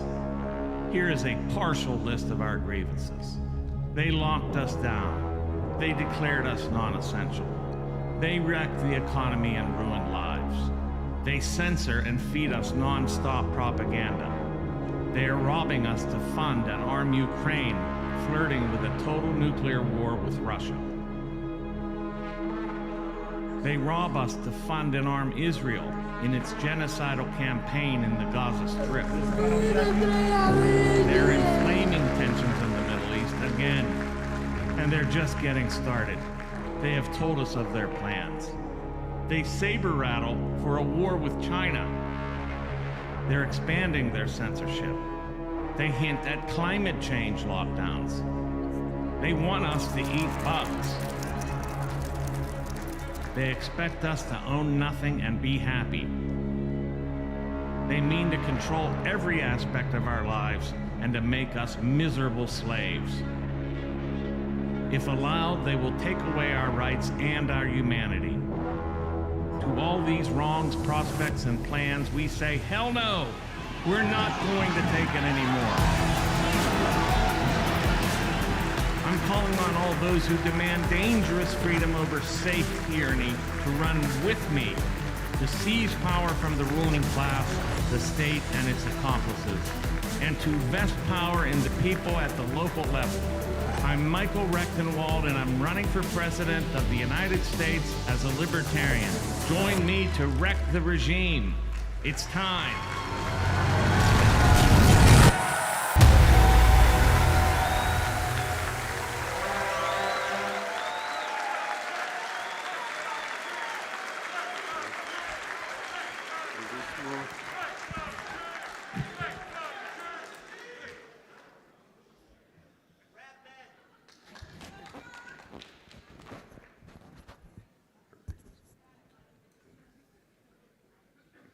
Hey, my name is Mike Redman. I'm from New York State. And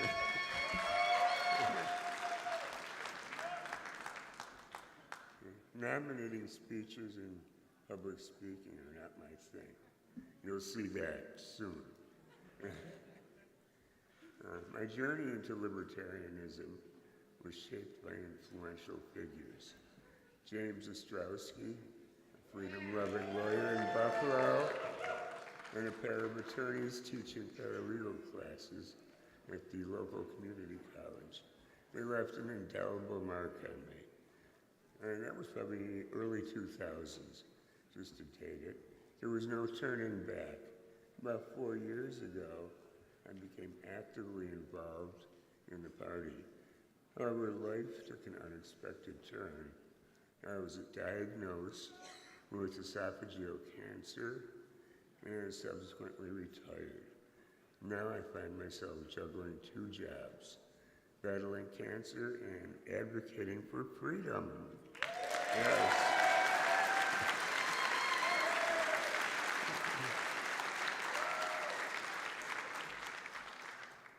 At the LPNY convention in Watkins Glen, I had the great opportunity to sit with Dr. Michael Rectenwald. We spoke for over an hour. It became evident that he wholeheartedly embraced Austrian economics, a philosophy I've always held dear. Understanding human behavior and its ripple effects on markets, the economy, and trade has been a real interest to me. When Dr. Rectenwald eloquently explained why our southern border crisis was an economic crisis, not a people crisis, I was astounded. His logic was irrefutable, and his passion told me he was the candidate I could stand behind. Now let me address the elephant in the room, my battle with stage 4 cancer.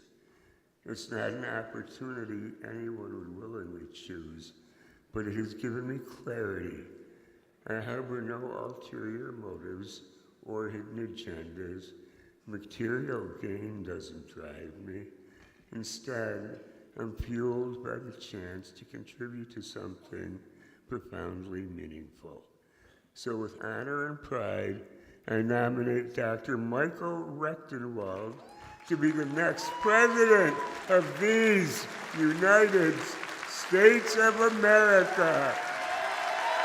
To my fellow party members, the path forward is clear. Thank you.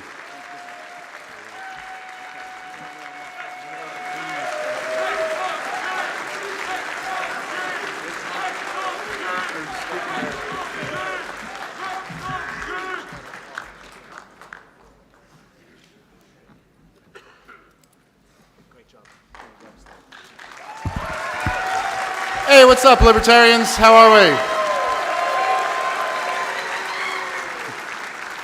All right, I want to say first, a comment kind of aside from this endorsement. I watched the presidential debate up here last night, and I just want to say how awesome I think it is that every single one of the candidates was so good on the issue of war and peace. That is... And of course, particularly, I'm referring to rejecting the proxy wars of choice in Ukraine and Israel. Every single one of our candidates was excellent on that issue, and it's the most important issue of our time.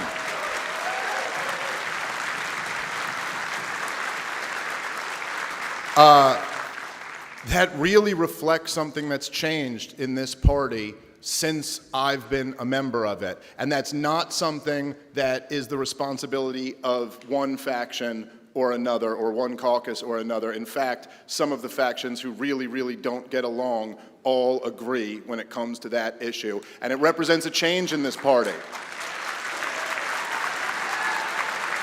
I'm not saying that there weren't always lots of anti-war people in the party. I'm just kind of making the point, Bill Weld getting nominated for anything these days.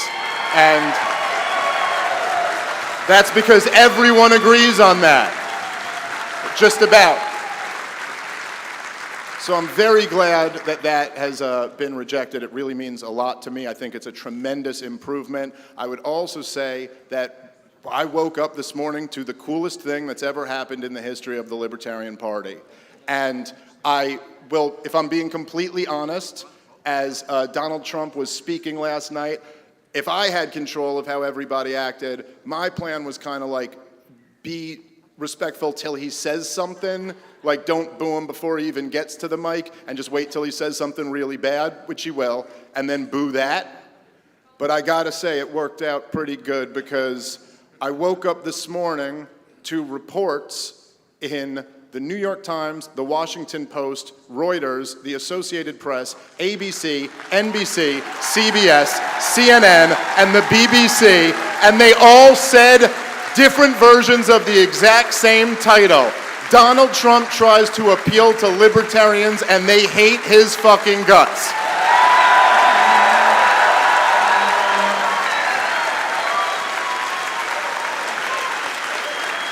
And I think that's pretty cool. Okay, now I gotta say this quickly. So I had this moment, I got to speak a little bit for a few minutes before Donald Trump, and I was speaking, and there were a bunch of people who were Trump supporters in the room who weren't libertarians. And so I try to do what I always try to do when there's people who aren't libertarians in the room. I try to say the most compelling, hardcore libertarian thing that might kind of win them over. And I don't really care about winning you guys over because you guys are already good on everything. But them I want to win over. And so I tried my best to do that. And I saw on social media somebody who was here at the convention posted that one of these Donald Trump supporters just watched my speech and said, hey, I really liked what that guy had to say, but I got to Google the Federal Reserve. What is that? And it reminded me of something that I think we all got to keep in mind all the time, is that so many people just don't know yet. And it is our job to teach them. That's the job that we have. There is a false dichotomy in this party where people often argue about whether our job is to educate people or to get elected. But those things aren't in conflict. We will only ever win once we've educated people. Obviously, they don't know yet. There's not enough of us. And so from my perspective, if we can't win until we educate more people, the number one job for a presidential candidate is who can teach people what it is that we stand for. And in this race, there is absolutely no question that the best teacher of libertarianism is Michael Rectenwald.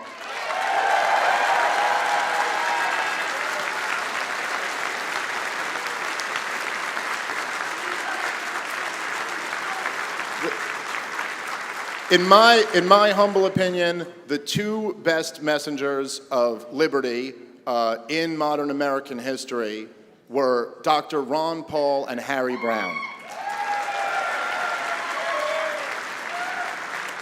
When Harry Browne was a presidential candidate, this party was at the strongest it's ever been, even though following candidates got many more votes than him, because he was so good at messaging libertarianism. And of course, as you all know, Ron Paul, not in this party, but he led the Ron Paul revolution.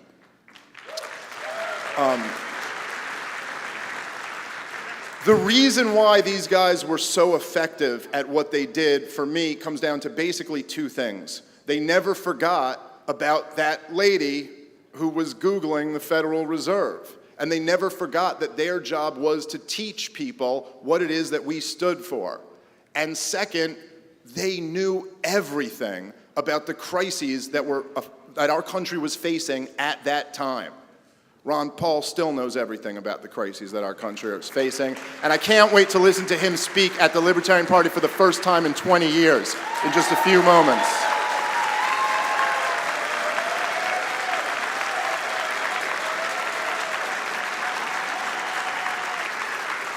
Michael Rectenwald has written multiple books about the crises that are facing the American people today. He knows libertarian theory inside and out and has a more detailed understanding of things like the woke agenda, the climate agenda, Davos, the true threats to liberty in our lifetime. I please implore you guys, to support Michael Rectenwald for President of the United States of America on the Libertarian Party ticket. Thank you all so much. I've had a great time this weekend. I hope you guys have too. I love you guys. Thank you.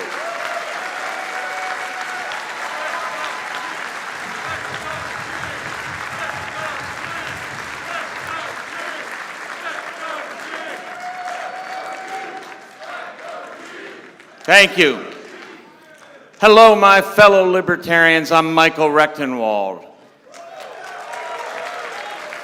I have a confession to make. I'm high on liberty! I want to thank Michael and Dave, and I want to thank all of you for being here. And I'm running not to reform the state, I'm running to dismantle it. I call for an end to the Federal Reserve, the military-industrial complex, the CIA, the NSA spying, and the crushing regulatory regime. And I call for the full restoration of all our rights. And as Dave mentioned, I understand the new threats to liberty. The censorship industrial complex, the climate change tyranny, Agenda 2030, central bank digital currency, and all the elite plans to destroy freedom. And I have the strategy to combat these threats. Decentralization and nullification, a movement we will build together when you nominate me.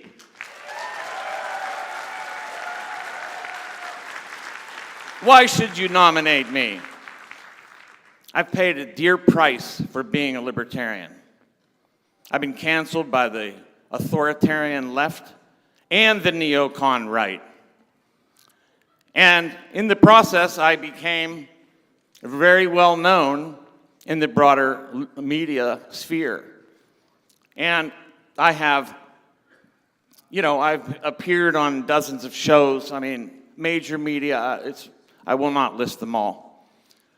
But notice that after Trump spoke last night, who was the candidate who was quoted in the media?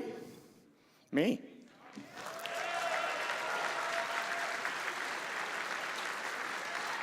That's because I've been fighting a battle for liberty, and I have name recognition thanks to that battle. And I want to put my name recognition and my battle worthiness to work for the Libertarian Party and for the cause of liberty. I hate the state because I love people. I hate the state because I love humanity. That is why I hate the state and want to bring it down. Thank you.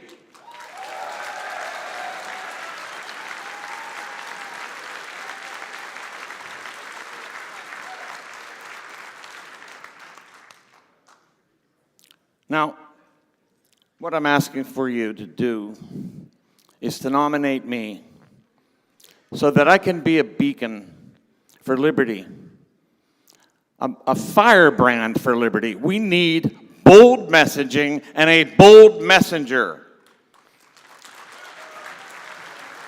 I have the boldest message. I have the longest track record in truth-telling. And as I said, the greatest name recognition beyond the Libertarian Party, which I want to put to use to spread liberty and grow this party from the ground up.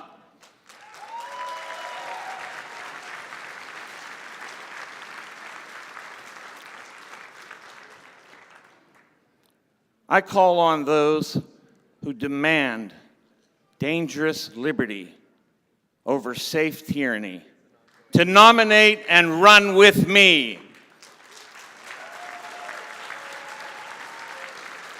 Together, we will wreck the regime! Thank you.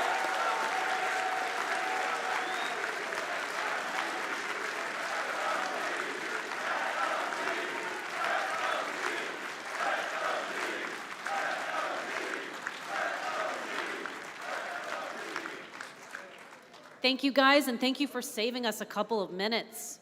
We have one more presidential nominating speech. I'd like to invite Dr. Jacob Hornberger.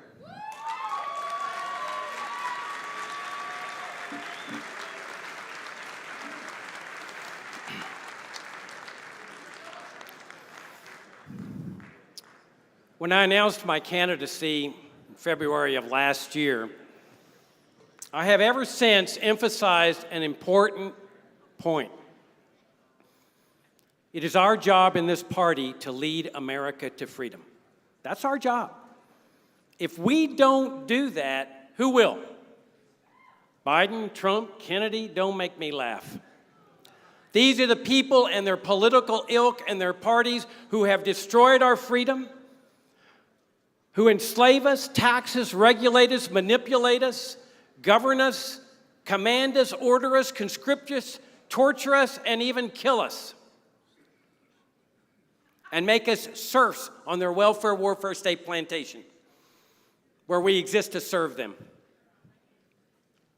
When I attended my first state convention last fall, I emphasized a political point.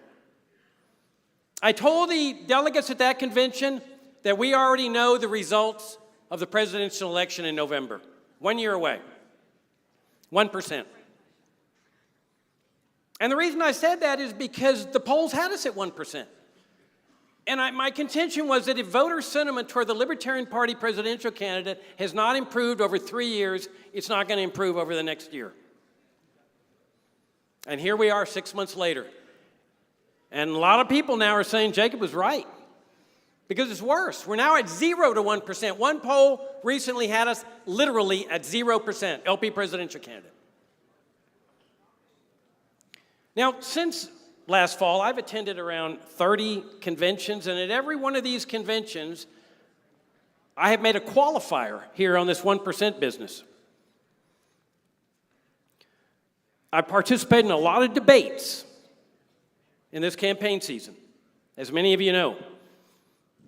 But I didn't participate in yesterday's debate, as you also know, because I believed that this is a wrong way to elect and nominate a presidential candidate, and I said I will not participate in it.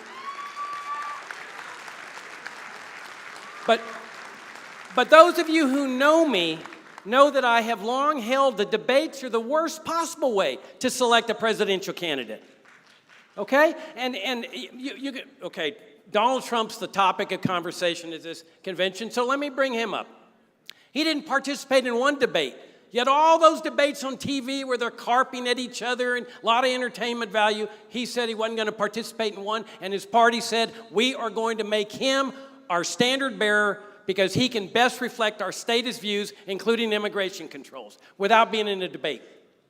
Because I contend that every political party ought to be nominating a candidate who is best able to express the views of that party and garner votes, much more than the 0 to 1%. Now, I have a confession to make to everyone in this room.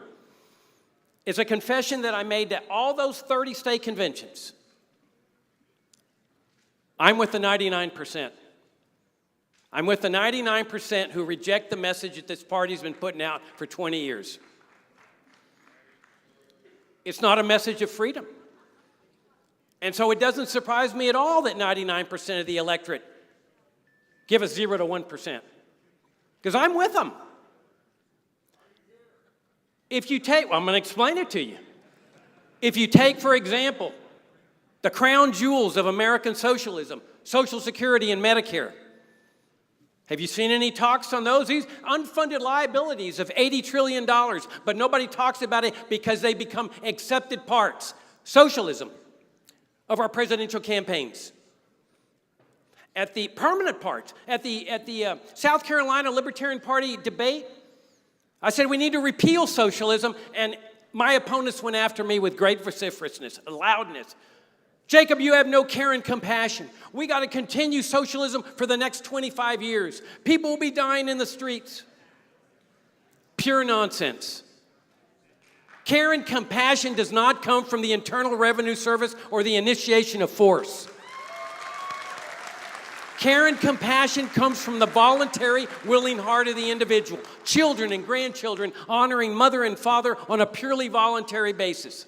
And it is incumbent on those of us in this party to lead America to the restoration of faith in freedom and voluntary charity. Americans lived without socialism and Social Security for 125 years. And when people were free to accumulate unlimited amounts of wealth, no income tax, no central bank, there was the greatest outburst of voluntary charity that mankind has ever seen. Medicare and Medicaid. Have you seen any talks about Medicare and Medicaid during this convention? No, because they've become permanent parts of our presidential campaigns. These socialist programs destroyed the finest healthcare system in history. When I was a kid, before they came into existence, healthcare costs were low. They were stable. Nobody had medical insurance. They didn't need it. It was like going to the grocery store. And doctors provided free healthcare to the poor. So did hospitals. That's genuine charity. And then Medicare and Medicaid come into existence. Healthcare costs started soaring, and that's the cause of the healthcare crisis. So there's only one solution. It's a solution you haven't heard during this entire convention. You've got to pull this weed out by its root, or to mix metaphors, you've got to excise this cancer out completely. Okay. But at the Louisiana State Convention, at the debate there, when I brought this up, my opponent said that's a crappy solution because they believe that Medicare and Medicaid need to continue as part of the presidential message of this party. That's your 0 to 1%. Who's going to vote for that message? For a party that calls itself anti-socialist and the party of principle. Who's going to vote for it? Every single proponent of these socialist programs is going to vote for Biden and Trump. They're never going to waste their vote on an LP presidential candidate that advocates socialism. School vouchers. Taking over the public schools. We got to run Libertarians for School Board, Jacob. We got to take over the public schools. School vouchers have become a main position of our presidential campaigns. They are nothing but a socialist vehicle that takes money from one group of people through the initiation of force in violation of our core principle, the non-aggression principle, in violation of the pledge that we hear very much about anymore, and give it to another group of people, and in the process, put private schools under government control. And when you're trying to take over a government school system, this is a massive socialist program at the state level and the local level. And that's what libertarianism has come to, where we're going to use a presidential campaign to try to take over socialism so we can show Democrats and Republicans that we can run this program better than others. Who's going to vote for this message? Who's going to vote for it? I'll tell you, 0 to 1%, because there's no constituency for this message. And then there's immigration controls that are based on the socialist principle of central planning. Okay? And that's Ludwig von Mises, who is a prominent name at this convention, called this planned chaos. And that's what we've had for 80 years on the border. Along with death, suffering, kidnappings, rapes, detention centers, penitentiaries, deportations, Berlin Wall, concertina wire designed to cut people up, a massive police state with highway checkpoints and warrantless searches. And yet, what do we hear from libertarians? Oh, Jacob, it's terrible what's happening on the border, but we're going to reform the system, Jacob. Yeah, we can reform it. Yes, we can streamline it, we can simplify it, we can make it work. I've heard this for 30 years. Actually, I've heard it all my life, that there's some reform out there. There is no reform. There is no reform that can fix socialism. There is only one solution to the immigration morass, and that is open borders. There is none other. Now, every single proponent, remember, 0 to 1, every single proponent of these programs, school vouchers, taking over the public schools, immigration controls, is going to vote for Donald Trump. They're never going to waste their vote on an LP presidential candidate. Now, at every convention I've spoken at, I've said there's a condition here. There's a condition. We don't have to settle for 0 to 1%. There's a way out. There's a breakout that we can achieve of 10 to 15% of the national vote. But there's a price to be paid for that. And that is the restoration of our founding principles of this party. And this is what I'm talking about. And I've said this to every state convention. Making the competent case for open borders. The separation of education in the state, health care in the state, charity in the state, economy in the state, and money in the state.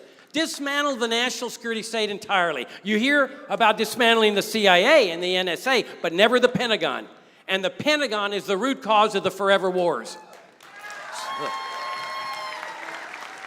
So it's not enough to say, I'm anti-war, I'm anti-war, I'm anti-war, and I'm pro-Pentagon, because the Pentagon's the root cause of the forever wars. You got to get rid of it. And then you legalize all drugs, not just marijuana. And you make the case. You make the case for the immediate dismantling of all socialist programs. But you do more than that. You change your target audience. And I'm not unmindful of what I'm asking everybody in this room to do. I'm asking you to think out the box, outside the box, and move in a completely different direction than what you're accustomed to doing in this party. But you're at 0 to 1%, you're going to be there in November. You got nothing to lose. I'm saying change your target audience in this campaign. Forget Republicans. Republicans will never vote for libertarians. Even the Ron Paul Republicans are not going to vote for libertarians. Okay? Libertarians will vote for Republicans, but not vice versa. Change your target audience. Target audience number 1, migrant families, Hispanics. 34 million Hispanics. We can garner 20% of that vote by going down to the border and making the competent case, the religious case, the moral case for open borders. That's what I want to do as your nominee. I don't want to go to places to get local libertarians elected and meet and greets and all that. I want to go mix it up with real people. I want to go to the border with my on-the-road video series, and I want to talk to real people and give them a voice. People who have lost their land with that immigration wall, that Berlin Wall. People who have lost family members drowning in the Rio Grande or in the back of an 18-wheeler. I want to give people a voice, and I want to make the case for open borders to them. 34 million Hispanics that are horrified by what's going on the border. They have been for 80 years, but they don't know there's an alternative because no Libertarian Party presidential candidate has dared to make the case for open borders. How do you expect people to adopt an idea if you don't make the case for that idea? And I am convinced they will leap at it. There's an old saying, nobody cares what you know until they know you care. You can give the most erudite exposition on the Austrian theory of the business cycle or the socialist calculation debate. Nobody cares until they know you care. We got to go to the border and we got to let people know we care about what the state has done to you. And they will come with us. 20% is 6 million votes right there. I'm asking you, think out the box, outside the box, and do something completely different this time around. Second group. Target black voters. These are our voters. And the press is reporting that black support for Biden is disintegrating. We go to them with the drug war. We have 52 years of opposing the most racist government program since segregation. I ran this kind of campaign, a guerrilla campaign, 20 years ago in the state of Virginia. I ran against John Warner, one of the most popular senators in the history of our state, chairman of the Armed Services Committee. I knew I wouldn't get one Republican vote. This was right after 9/11. And I was saying what Ron Paul would say 8 years later or so. And I knew I wouldn't get one Republican vote, and I didn't care. I don't target Republicans for votes.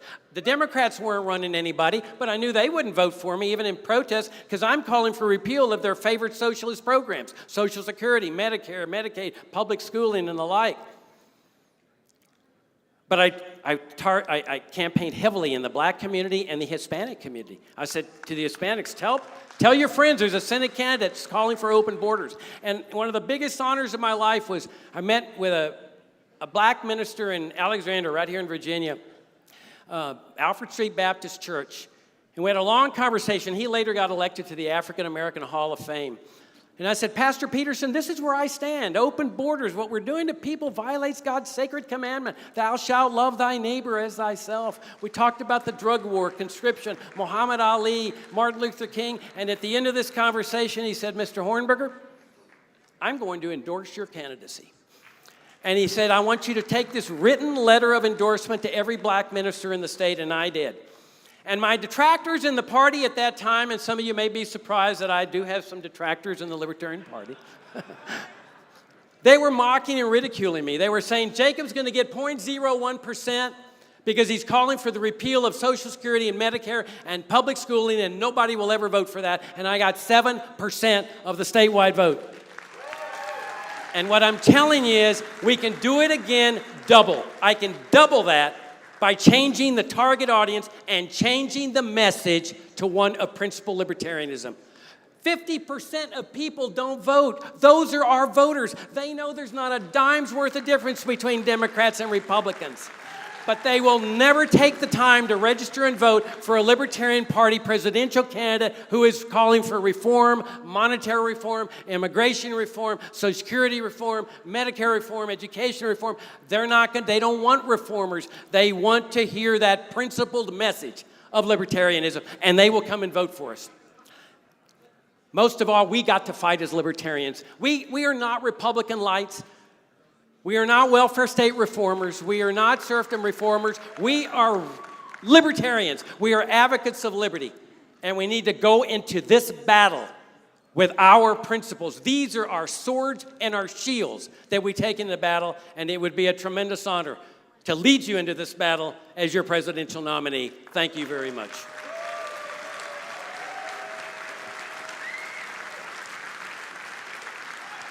Madam Chair, microphone 4. Madam Chair, microphone 2.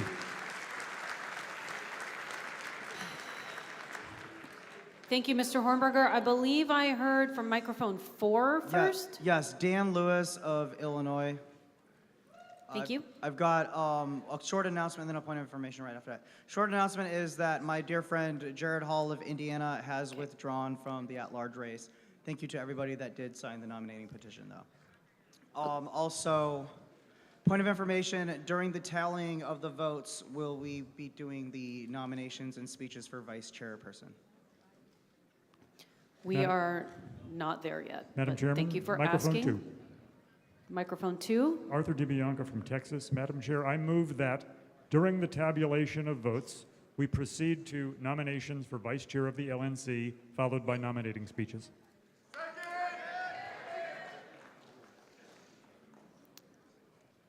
Can we please get our secretary back on the screen for a moment so people can see the motion? Okay, Mr. DiBianco, could you please repeat your motion? Certainly. My name is Arthur DiBianca from Texas. I move that during the tabulation of votes, we proceed to nominations for vice chair of the LNC, followed by nominating speeches. Thank you. Do we have a second?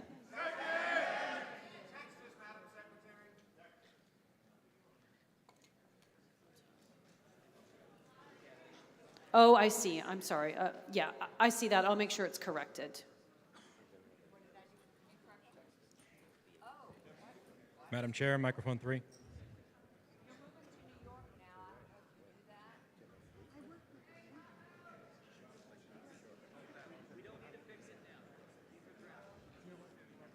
Madam Chair, microphone 3. Request for information.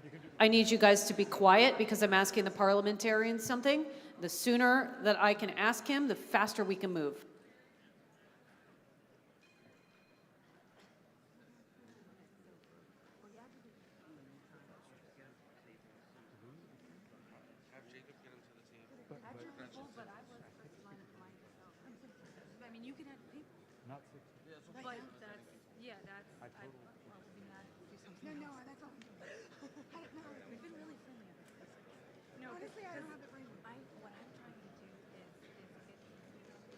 All right, this is a majority vote. I was checking to see if it was 2/3 or a majority. Who was at the microphone trying to address me? Microphone 3. Microphone 3, thank you. Nathan Madden, Arizona. Thank you, Mr. Madden. Just a request for information. What is the current cap on time for business today? We don't necessarily have a cap on time for business. I'm recommending that we try to go till 7 p.m. and I'm getting coffee in the room. It is up to you guys how late we go. We have a gala that we could start at 7:30 or 8 p.m. and there's been quite a bit of work that's gone into that, but we can cross that bridge when we come to it. Thank you. Madam Chair, microphone 2. Microphone 2. I move the previous question. Thank you. Are we ready to proceed to a vote? All right. All in favor, this is the motion we're voting on. During tabulation of votes, the first round of presidential votes, we proceed with nominations for vice chair of the LNC, not VP, LNC, followed by nomination speeches. All those in favor, please say aye. Aye. All those opposed? All right, the ayes have it. We're doing it. Now, let me explain how this is going to go.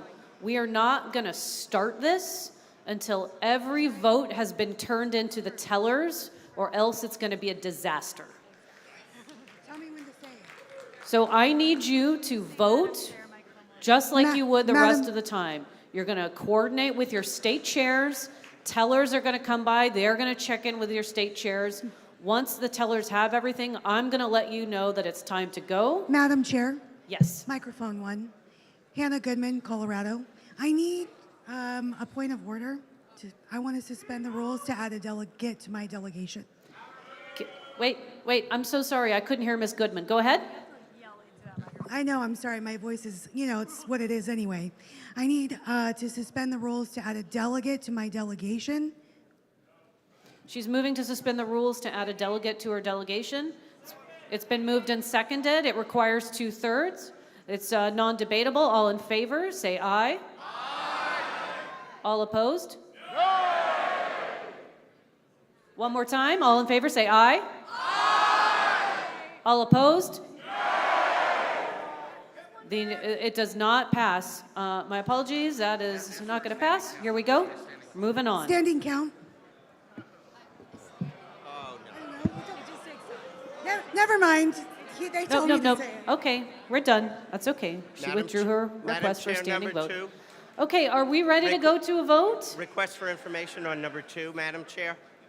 Speak up, please. Request for information on number 2. Request for information. What is Mark Axon, New York? What is the time limit for the vice chair speeches?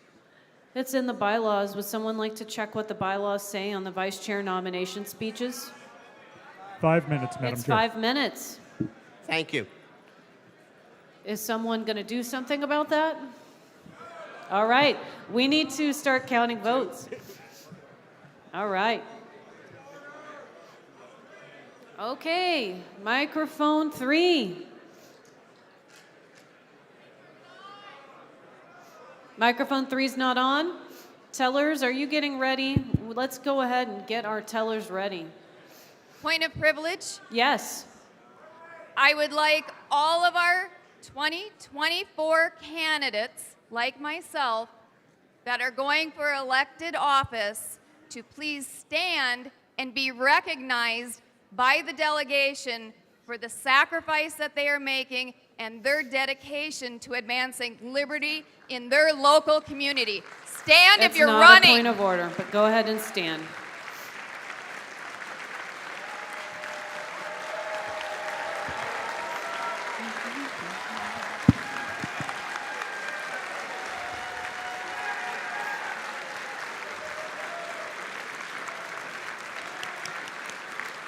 I see the state chairs coming with ballots. Beautiful. State chairs are on their way. Madam Chair, Mike 4.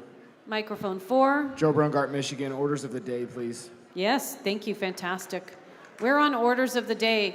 I believe state chairs are passing out ballots. We are balloting. We are not doing any more points of order and things of that nature. We're balloting right now.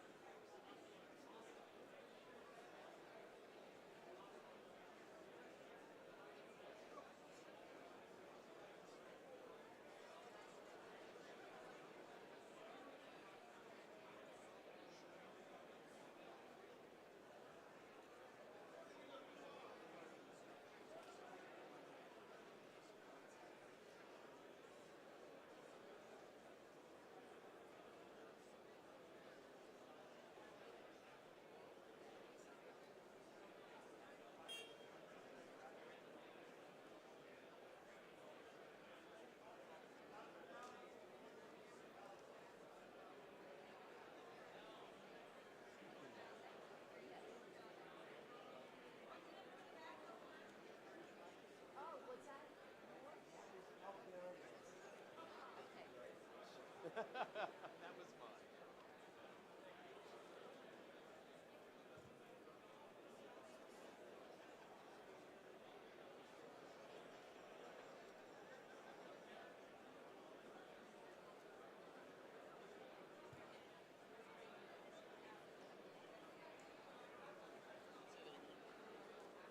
That Angela,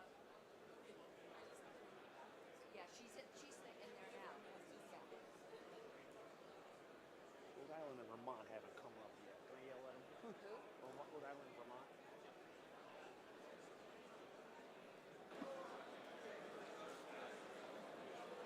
Rhode Island and Vermont, please come get your ballot packages, please.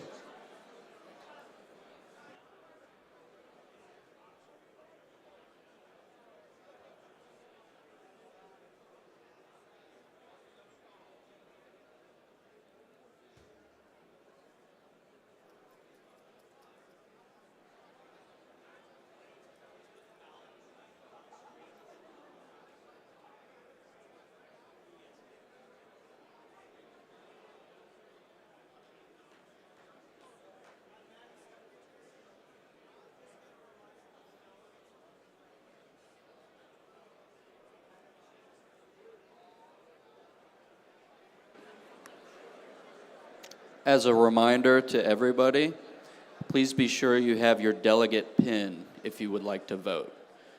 You should not be voting if you do not have a delegate pin.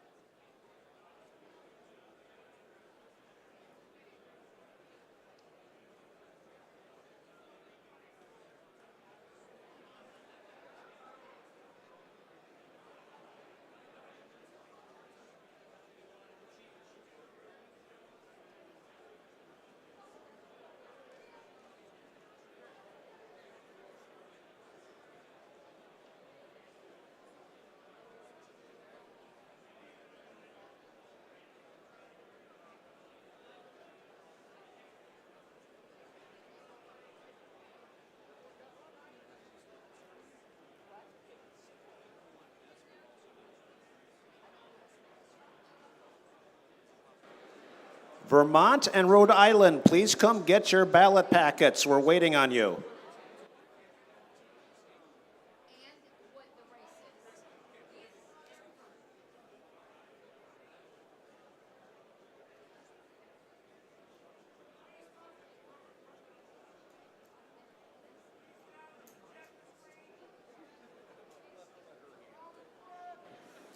Excuse me. In order to keep all of the candidates' names on the screen, which I think is most important, that you see their names, I'm just going to repeat the instructions for your card. It helps the teller if you will write at the top of your card, presidential, round 1, and the initials of your state, and then the one you're voting for. This is a vote for only one race.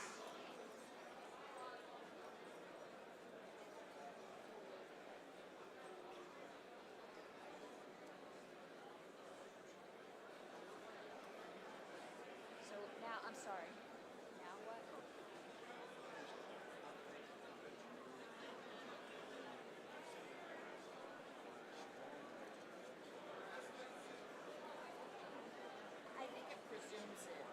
Yeah, I think it presumes it.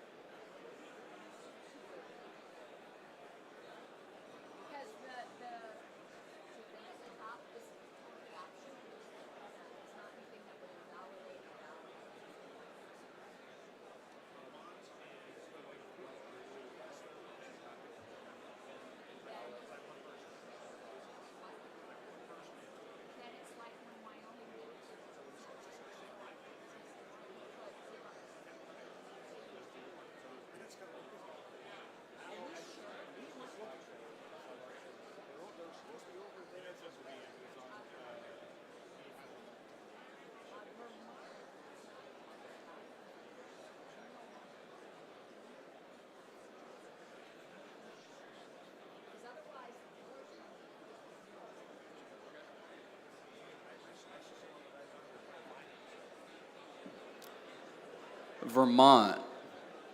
Is Vermont in the room? Is there anybody from Vermont? You have not picked up your ballots. Could you please check with the tellers and grab your ballots if you are here? Otherwise, zeros will be entered in your fields.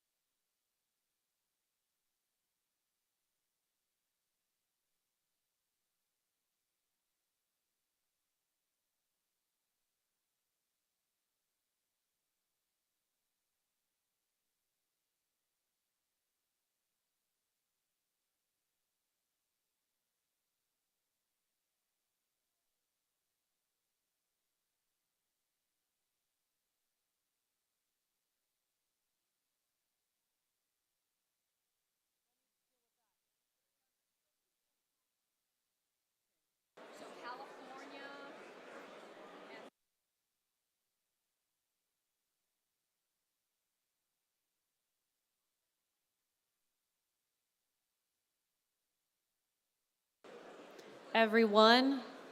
We are getting close to having all of the ballots turned in. So please let's shift gears. We're going to do vice chair nominations soon.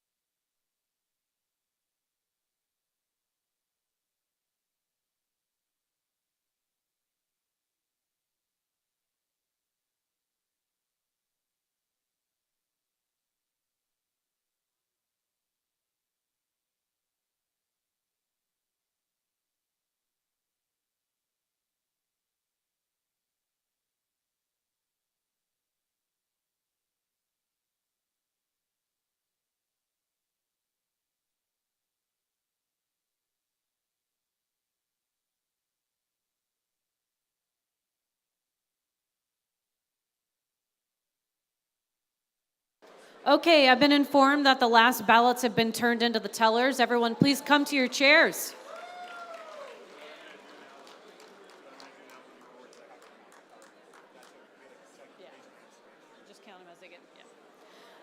Everyone, please find your seats. Please lower your voices. Get back into business mode.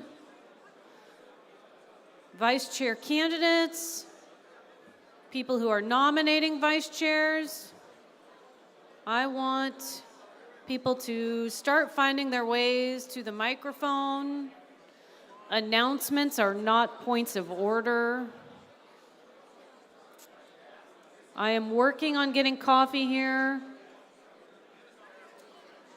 Random questions are not privileged motions.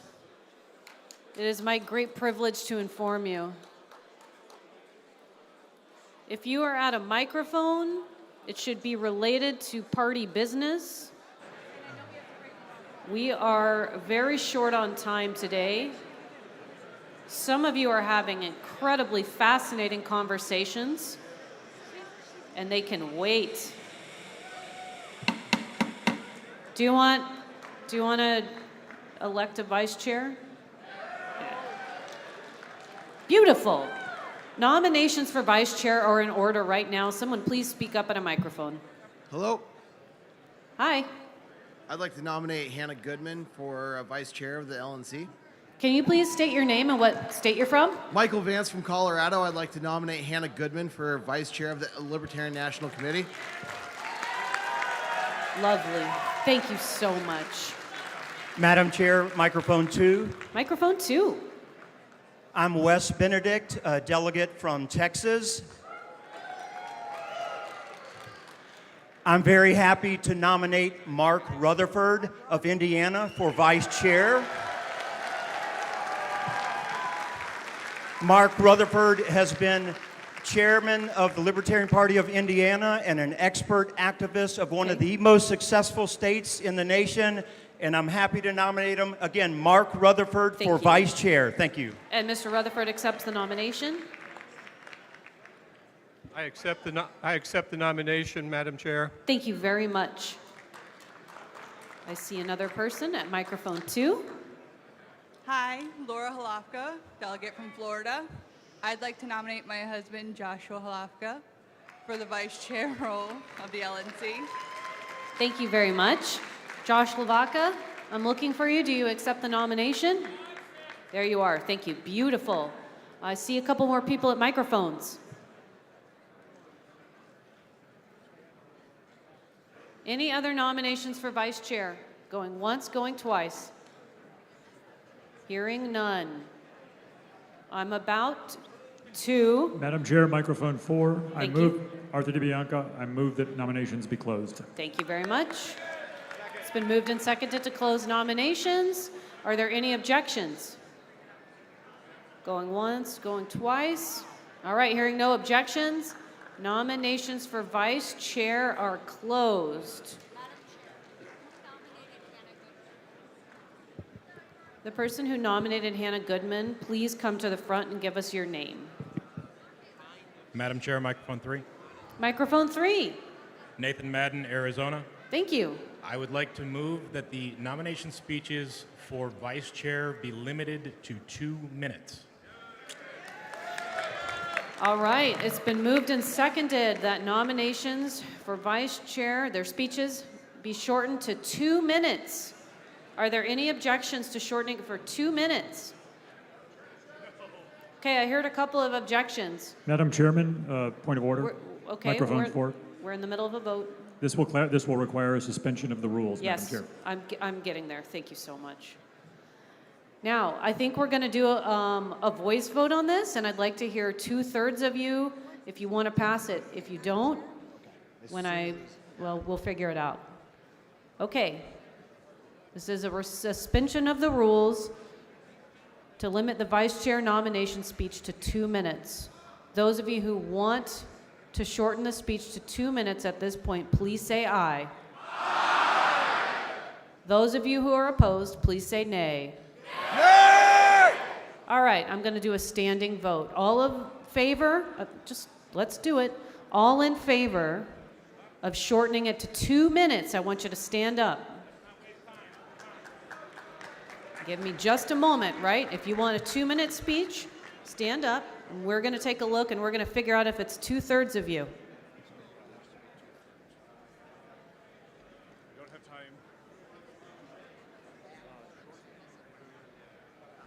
Oh, thank you. The house lights down is so much easier to see. Okay, please take a seat. I announced it a few times. All of those opposed, you don't want it to be shortened to 2 minutes. Stand up.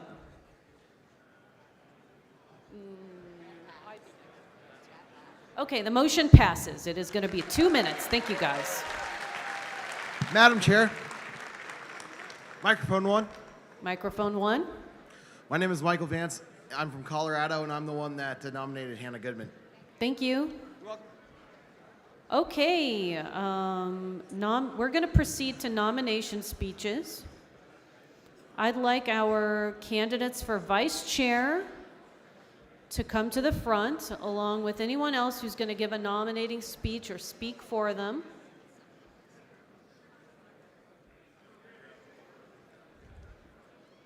We need Ms. Hannah Goodman up front.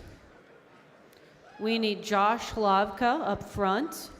If anyone is going to speak with you, can bring them up. I believe we're going to do a roll of the die to decide the order. Here comes Josh. Here comes Hannah.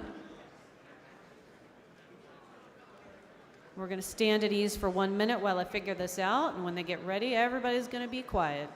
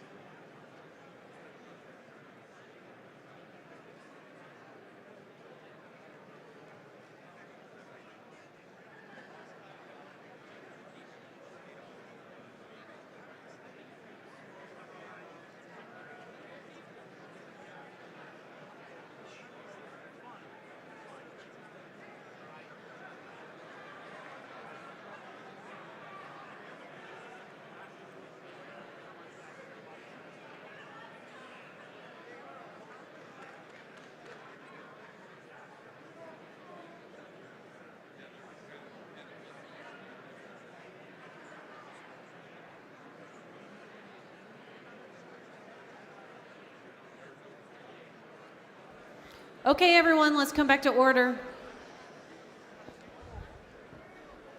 Our tellers are counting votes.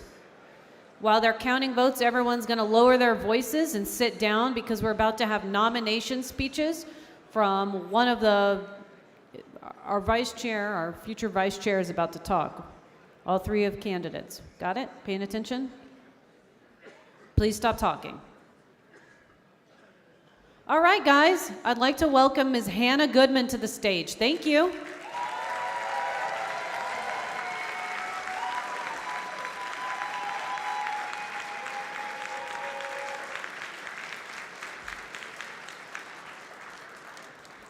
Good afternoon, everyone. I am Aaron Lamb. I am the Libertarian Mayor of Keensburg, Colorado.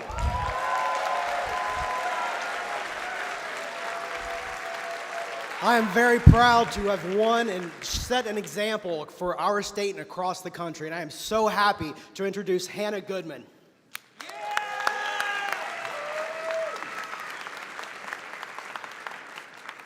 I'm Hannah Goodman. I'm current chairwoman of the Libertarian Party of Colorado. I served previously as vice chair under Mr. Wayne Harlos. You may know me as the infamous Colorado GOP deal. I know that was widely unpopular and miscommunicated by many intentionally or unintentionally. But if you go ahead and you look up exactly what I've done for Colorado as far as putting our candidates forward in the political landscape of Colorado, we have all of the eyes and ears of the press on every candidate running on this ballot.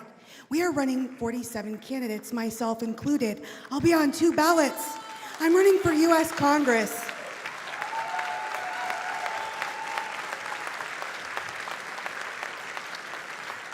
I'm running to replace Ken Buck in the special election, and I'm running against Lauren Boebert, whom I ran out of her district. All this goes to showcase my out-of-the-box thinking when it comes to politics. I was born and bred on politics. I come from a political dynasty, not of Republicans, but Democrats. So eat that. That's where I learned how to play, and that's why I play so well.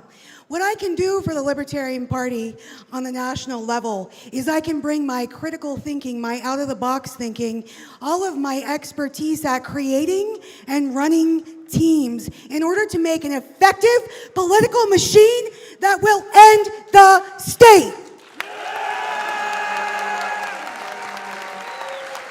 No one is more qualified on this stage to run this party at the national level. Not one person. I know exactly how to get people. Thank you. Your time is up. AV, please cut floor mics. Please cut floor mics. Thank you. All right. Next up, we have Mark Rutherford.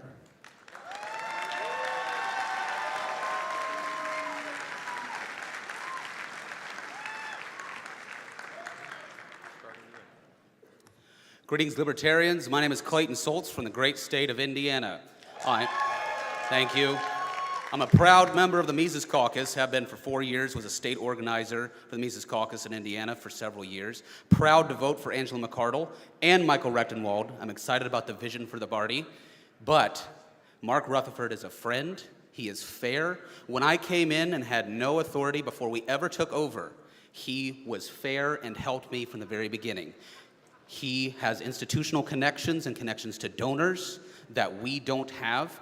He will not obstruct the vision of Angela, which I believe in eminently. If I didn't believe that personally after years of interactions, I would not be up here. He is a good administrator. He is good with staff. He is good with donors. He will provide balance if we want to unify this party behind the vision of the Mises Caucus. Mark Rutherford for vice chair is the answer. Thank you. Hello again, everyone. As you may know, I've done this job. I was the vice chair. I've also worked with Mark in the past. He has served on multiple LNCs in the past, including multi-caucus LNCs, and he has always worked in good faith. His experience can help take Indiana's current success nationwide. And it's for those reasons I encourage you to support Mark Rutherford for vice chair. Thank you. Thank you to my nominators. Thank you all. You've heard a lot from me.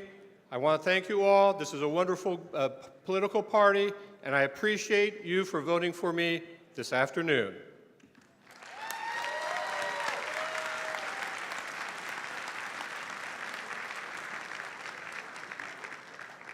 Thank you, gentlemen.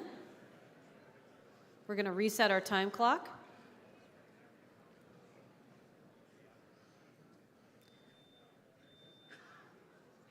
And up next, we have Mr. Josh Lavka.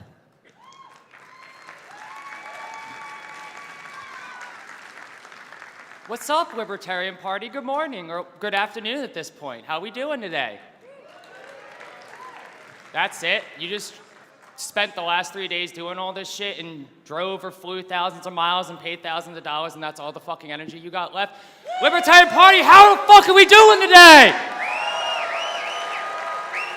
Thank you. Now, let's be honest with ourselves right now. We're a political party. We're supposed to be running candidates. I'm one as well. I'm running for Florida House right now, District 105. I'm also the chair for the Libertarian Party of Florida. Before that, I was the vice chair under Stephen Nikela. We had a really great affiliate. We don't have all the drama that a lot of your affiliates do. We don't have all the problems a lot of affiliates do. I'm just as competent as Hannah Goodman. I'm just as fair as Mark Rutherford. A lot of you have worked with me outside of my own state and know how quality of a person I am. And guys, we don't have time for this. We need to get the vice president done. Let's go! Thank you! Madam Chair, microphone 2. Thank you, Mr. Hlavka. Madam Chair, microphone 2. Microphone 2. Mark Axon, New York. I move that we immediately hold a memorial service, which can be 10 minutes at this time before Dr. Paul speaks at 3:30. Okay, so what I was gonna do was have that happen while we were balloting. But now it's a motion. I don't believe I heard a second. If you were going to Motion withdrawn. If we can Thank do you. this at the next balloting. Beautiful.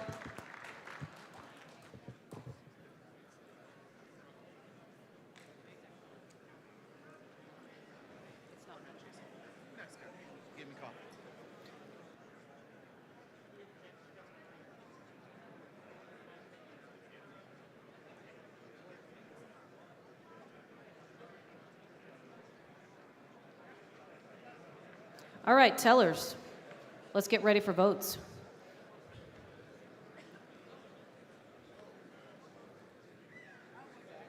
Okay, state chairs and tellers, we're going to get ready for votes.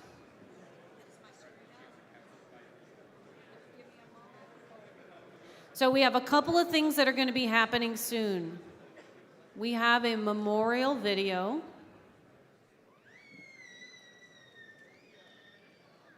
It's 3:14. We also have Dr. Ron Paul speaking at 3:30.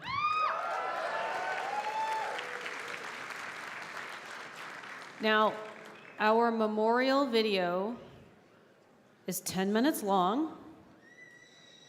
I'd like to play it very soon. And because it's a little bit chaotic, I'd like to find another time to play it at the end if we've got time during balloting. I'm going to sort of leave that up to my discretion, squeezing it in a second time if there's time. But I know that not everybody's going to be able to pay attention, and there's a little bit of concern about making sure that it's respectful. I'm going to do everything I can to make everyone feel as respected and appreciated as possible. Thank you. So I'm going to ask that state chairs, you look like you're doing your jobs fantastic. Please continue to do so. I'm going to have Lisa Gansky take a little bit of time right now so that we can be on time for Dr. Ron Paul. Thank you.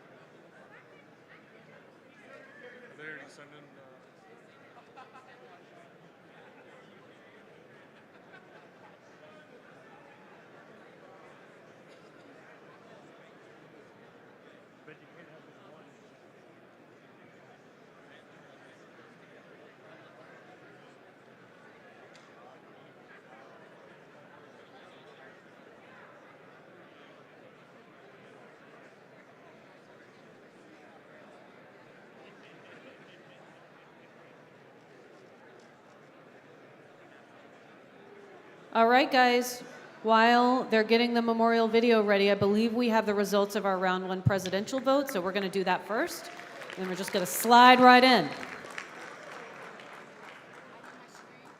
Our secretary needs her screen, please. Screen.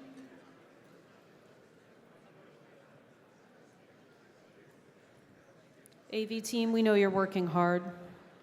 If you can get our secretary, thank you so much.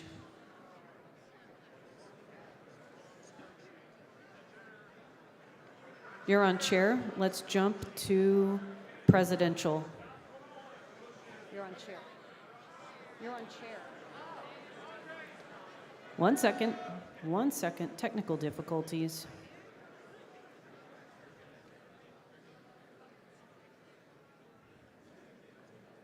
President, we're all very tired. It's a very long day, and it will get longer.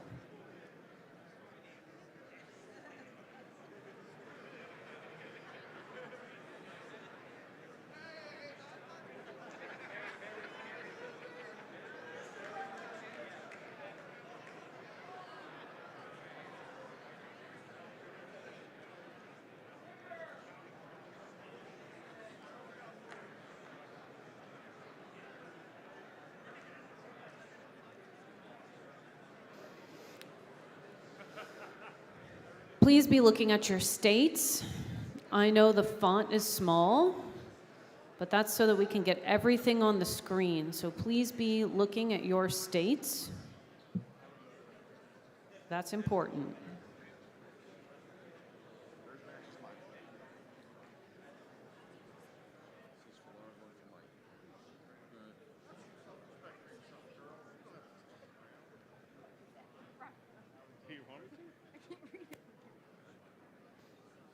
We are still scrolling. State chairs, please check if you can. Mic 1. Microphone 1. Point of information. Did we suspend the state-by-state read-in for the first round? Not yet, but I'm hoping someone will make that motion. So moved. Thank you. Can you state it just so everyone understands what it is? I move that we suspend the state-by-state read-in for the first round of presidential nominations under the bylaws. I don't have the bylaws in front of me right now, but typically that takes an extra half hour or so. Yep, thank you. That means that we're not going to stand up state by state and announce every vote tally. Do you make? It's very tired. It's very tired. Fantastic. Any objection? Oh, I think that sounded like 2/3. Is that 2/3? Beautiful. Thank you. Okay, our secretary is still scrolling slowly. We are almost at the end. I see VT. Request for information. Yes. So are we including the invalid votes in the totals here? Because that would not be appropriate. Our secretary will answer that, she says, in 1 second. All right, that's the end of the screen. Madam Secretary, did you have any commentary? Come on down.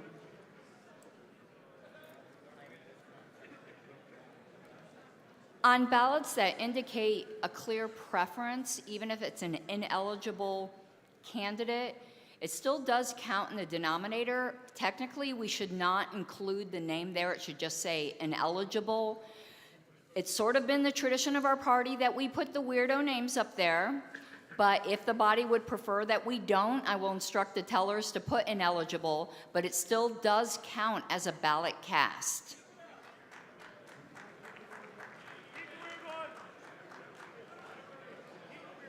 Okay, I think we should go to the vote totals round 1. Thank you. Okay, here we go.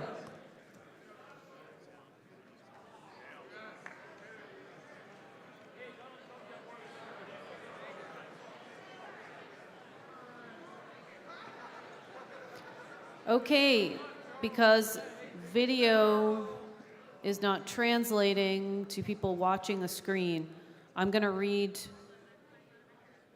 the percentages. Charles Ballay, 2.29%. Jacob Hornberger, 6.42%. Robert F. Kennedy Jr., 2.07%. Lars Mapstead, 13.28%. Art Olivier, 0.44%. Chase Oliver, 19.70%. Michael Rectenwald, 28.18%. Point of inquiry. I'm in the middle. We actually took a photo at the beginning, absolutely. and it was 27.87 for him at first. Why Okay. did it change? Let me finish this. Thank you. Michael Rectenwald, 28.18%. Joshua Smith, 7.94%. Mike Ter Maat, 15.34%. Toad, Josh Anderson, 1.74%. I'm not going to read the write-ins. All right. Okay. Oh, Nota, let's scroll down. Let's see, do we have Nota? Totally fair question. Nota, 1.2%. Got you guys. Okay, it's 3:23. We have Ron Paul coming up in 7 minutes. Madam Secretary, That's- Mike 3. We're going to check to see what order we're going to do things at. Did someone have a really, really pressing, urgent point of something urgent? Yes, microphone. Sam Goldstein, Indiana. I moved on the next ballot to strike anybody with less than 10% other than Nota. Okay. It's been moved and seconded to strike any presidential candidate on the next round of balloting with less than 10%. I believe this would require two-thirds. It requires 2/3. All right. All in favor of striking any presidential candidates who receive less than 10% on the next ballot, please say aye. Aye. All opposed? Nay. That does not have 2/3. It's pretty close to 50-50, I'm sorry. All right. I believe we are balloting for vice chair right now. Can someone confirm by a thumbs up we're balloting for vice chair?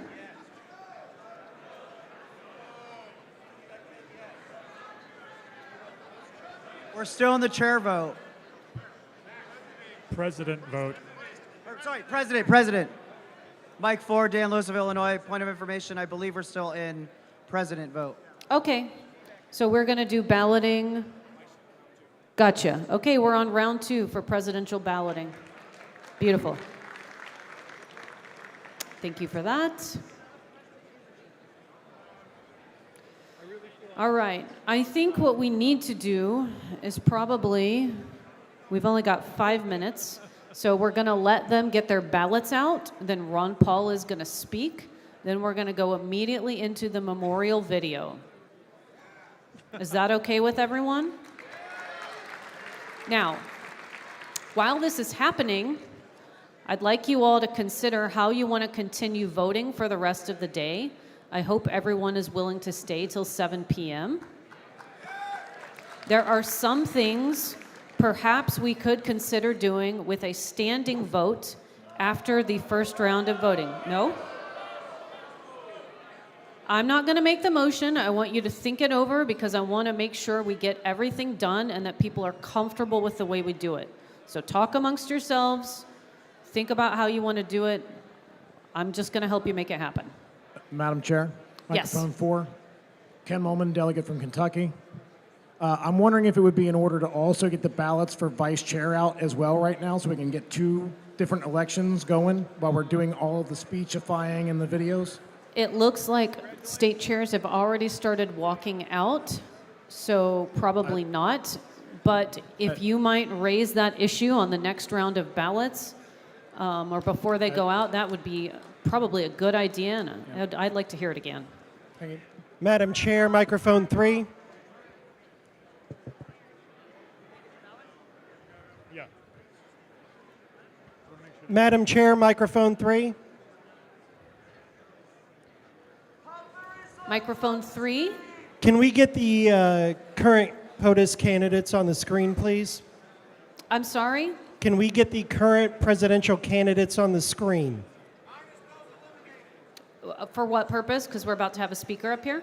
Because we're balloting for round 2. You'd like to see them? Is that what it is? Yes, Madam Chair. Got it.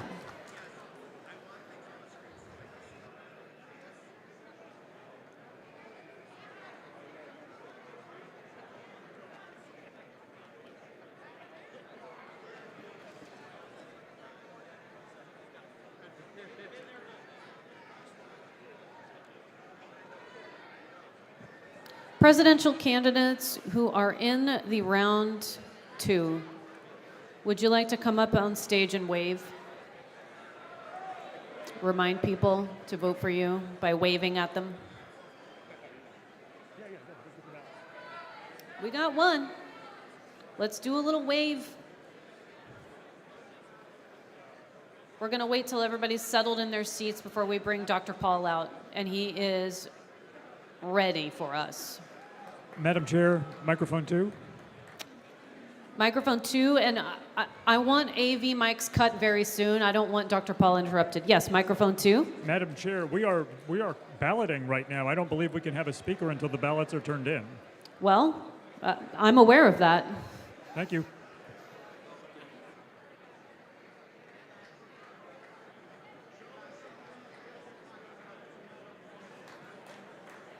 Hello, Alabama. All right.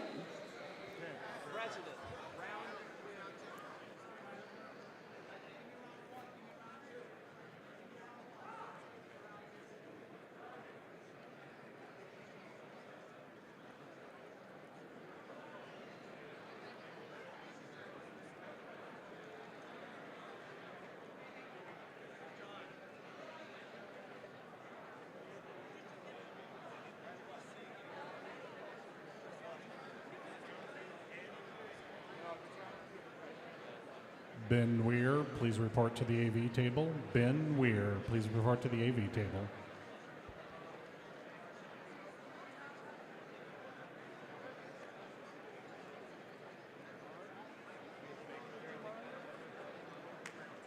Yes, post round 2, AZ.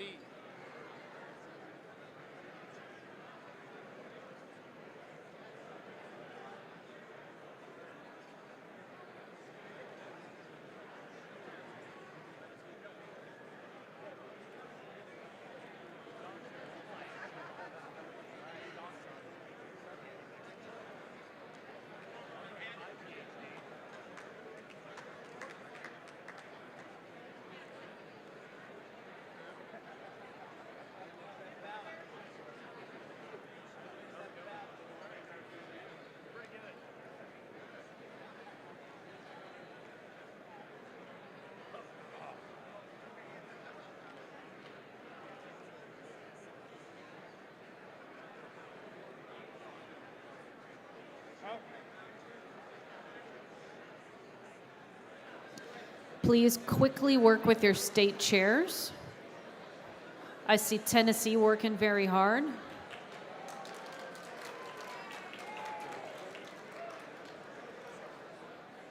We have an amazing, inspirational speaker just waiting here in the wings, and he is going to keep us entertained and captivated while we collect, while our tellers tally our ballots. At this time, if you are a young libertarian, if you are a small child, and you would like to come sit up at the front of the room on the floor, that would be in order. If you have young children, if you are Gen Alpha, come on down. Gen Alpha. Paging little kids.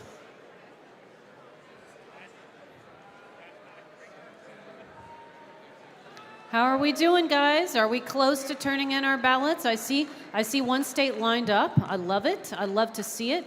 We're getting so close.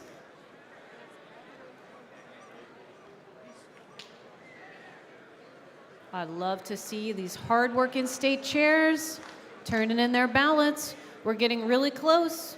We don't want to keep Dr. Paul waiting. We are greatly honored to have him here today. This is an amazing convention.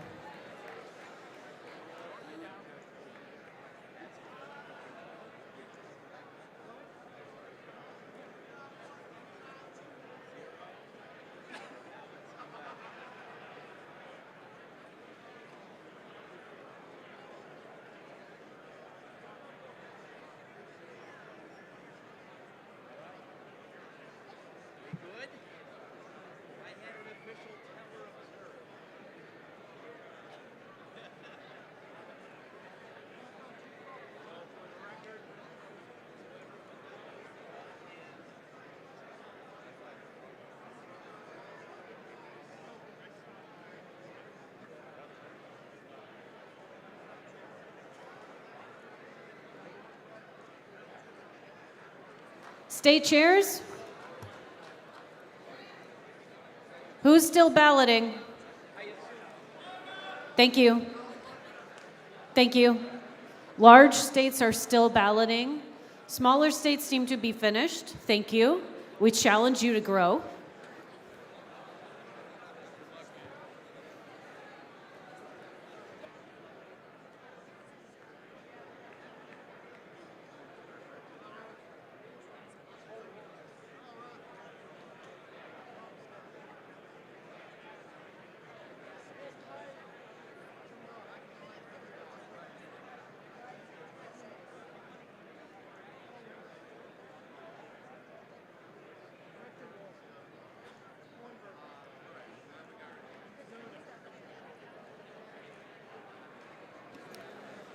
I love seeing all these kids, these younger generations up here.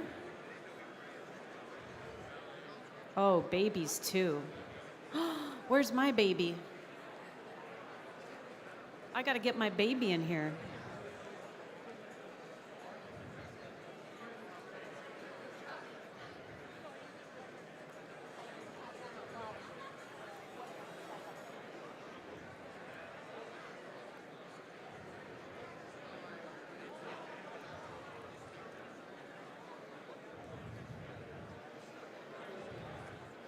Paging Arthur Paget. Paging baby Arthur to the front of the room. All right, I'm looking at our state chairs. They look like they're working very hard, and we're getting closer and closer.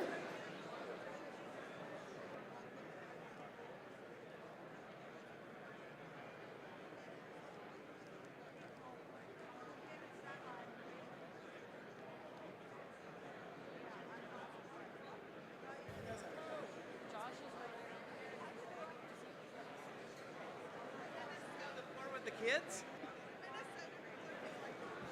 All right. Florida, still going? Okay, he's still going. I'm not going to interrupt him. Texas, still balloting.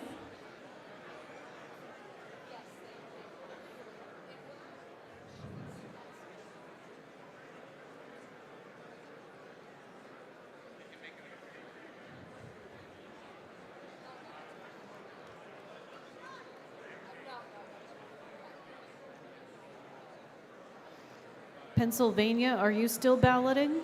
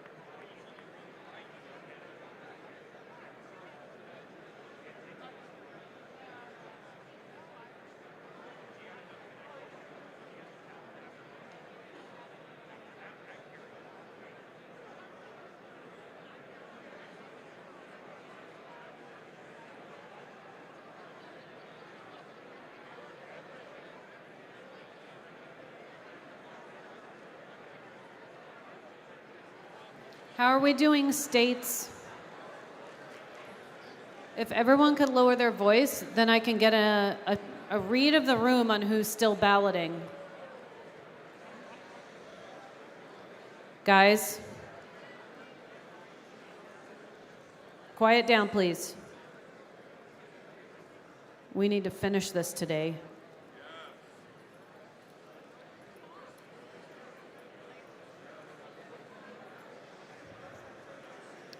Okay, I need everybody to be quiet. Please be quiet. Now, who's still balloting? Thank you, Texas. Who else is still balloting? New York. Who else is still balloting? Is that Pennsylvania? Thank you, Pennsylvania. California's almost done.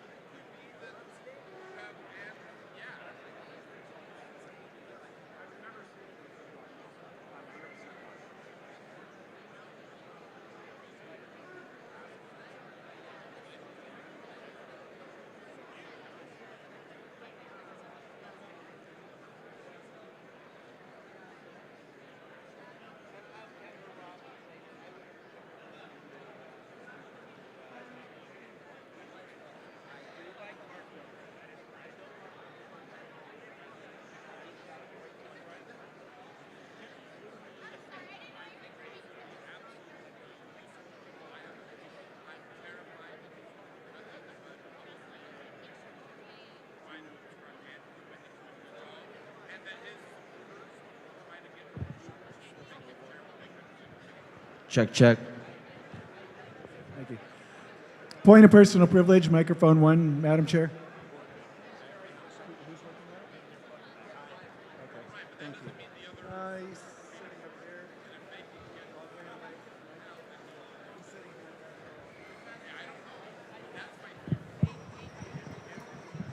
Please, Star Child, please work with Mike Seebeck on sorting all that out. Thank you. I just want to make sure nobody that is known to be a delegate is disenfranchised because they lost their button. In my case, it came off during the incident last night. And my state chair knows that I'm a delegate, but is not Star letting Child. me vote. Don't. Thank you. Okay, guys. We're not going to have Dr. Paul wait much longer. Do you think that we are at a place where we could hear from Dr. Paul?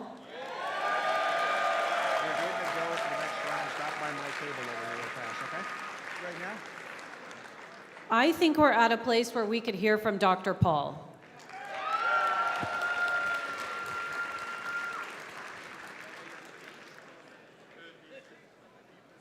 Let's everyone please lower our voices. Thank you so much to the people who brought future generations. Dr. Ron Paul is a former congressman. He's also our former Libertarian presidential nominee. He inspired many of us to become Libertarian and to join this party and continue his good work. We are extremely grateful that he has made it all the way out here to speak to us. I am extremely honored and humbled to present the great Dr. Ron Paul to you.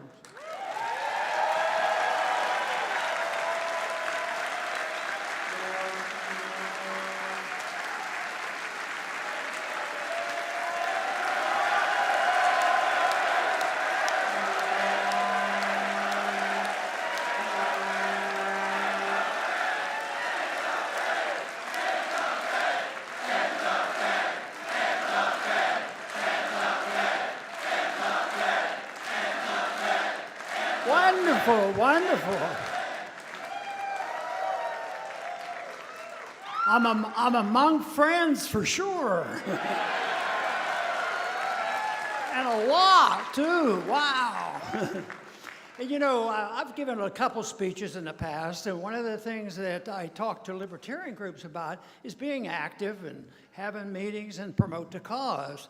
But I said, if you do get together, one rule that I'm going to pass on to you is you should have a lot of fun doing it. And it sounds like you are.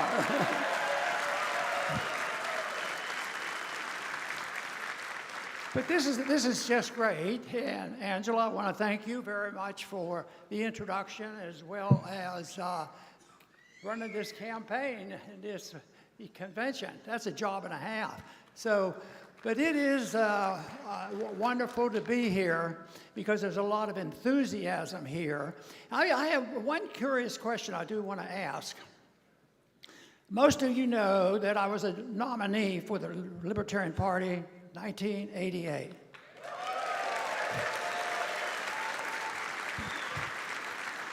But you might not know that I signed up as a lifetime member and I paid in gold.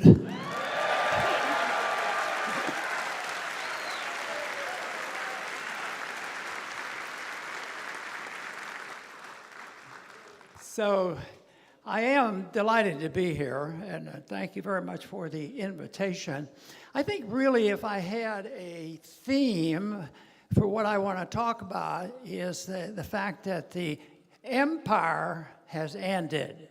That's good news for us. Yeah. You know, one thing people have a controversy about is conspiracies. And I'm all for conspiracies, but I have one little thing to add. I only want to hear the true conspiracies, which most of them are true.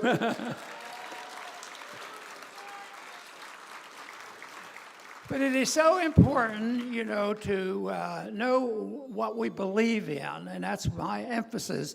I often wonder, you know, when I went to the college campuses and talked to a lot of individuals during the presidential campaigns, that they would hear from me, you know, you'll probably hear a little bit of that from me tonight, and that is the fact that there's a problem out there, a big problem out there. And it wasn't created by you, it was created by, guess what? Politicians in Washington that need to be removed.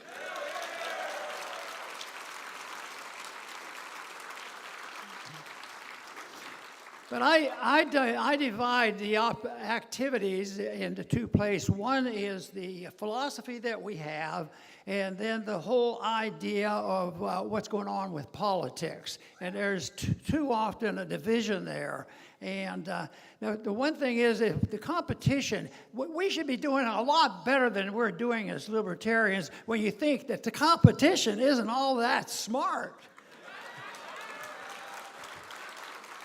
I mean, you have a couple of what they call big parties, but do they have a philosophy? It's one thing we can say about libertarians. At least we have something to believe in, liberty.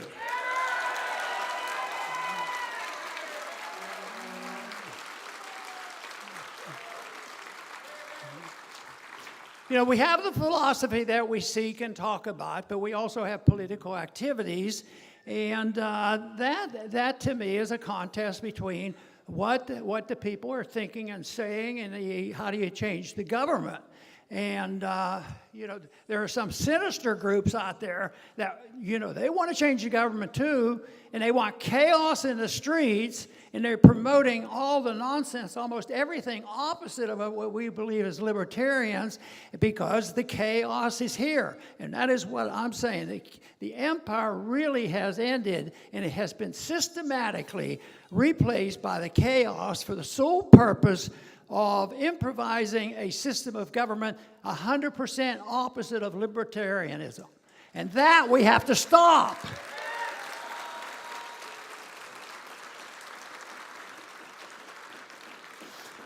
You know, I wrote a little pamphlet recently, and I dealt with the idea of this whole idea that the empire has ended, and it's concluding that ending.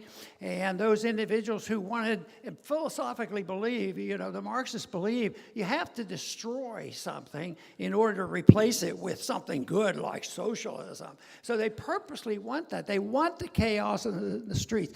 Because I've had a dilemma over the years. Why are they people, the government and the people going along with so many stupid things? And it finally dawned on me, that's exactly what they want.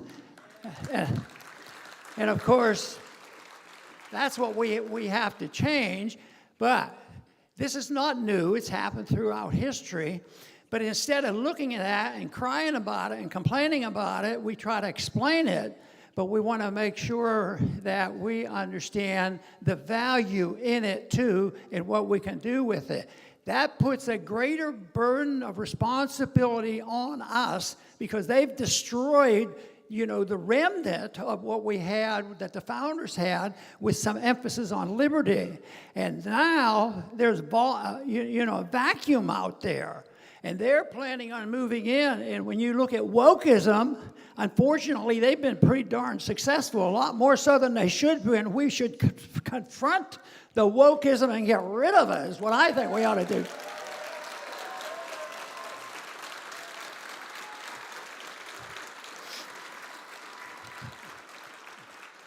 But I happen to believe that this all got in full motion, you know, just within several decades.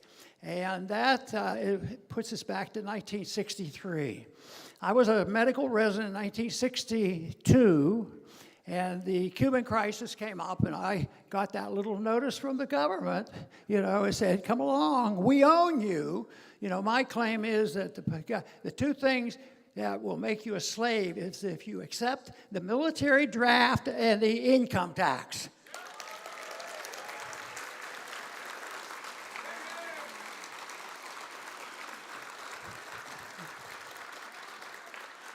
Because if you look at the income tax, they tax our income, and then they say, what do you mean it's not the government's? They have a monopoly on it because you can't spend any of it, you know, until the government gives you permission.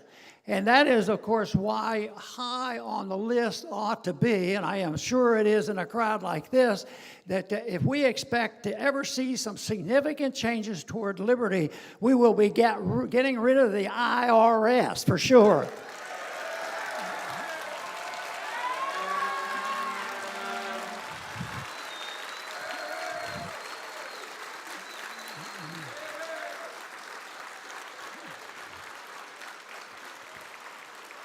Of course, understanding the military draft is easy to see, especially if you remember or read the history of the 1960s. What a tragedy, but that's been going on ever since.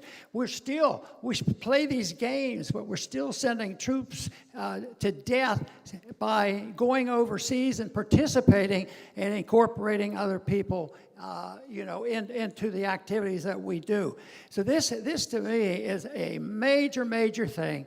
And you know, it's easy. We can visualize and we know exactly what we would do with the IRS and the income tax. But then there is another tax that has to be understood because the likelihood of us in the near future of getting rid of the IRS is not very good. But the fact that groups like this and others are growing in their understanding and their desire to do something about the tax that is the most vicious and the most destructive, and that is the inflation tax designed by the Federal Reserve.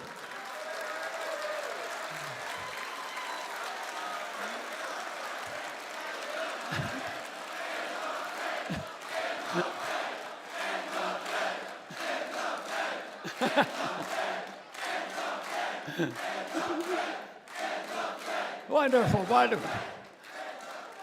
I didn't even have to convince you of that, did I? You know, and I have a little book that says, and the Fed, you know, how to get rid of the Fed.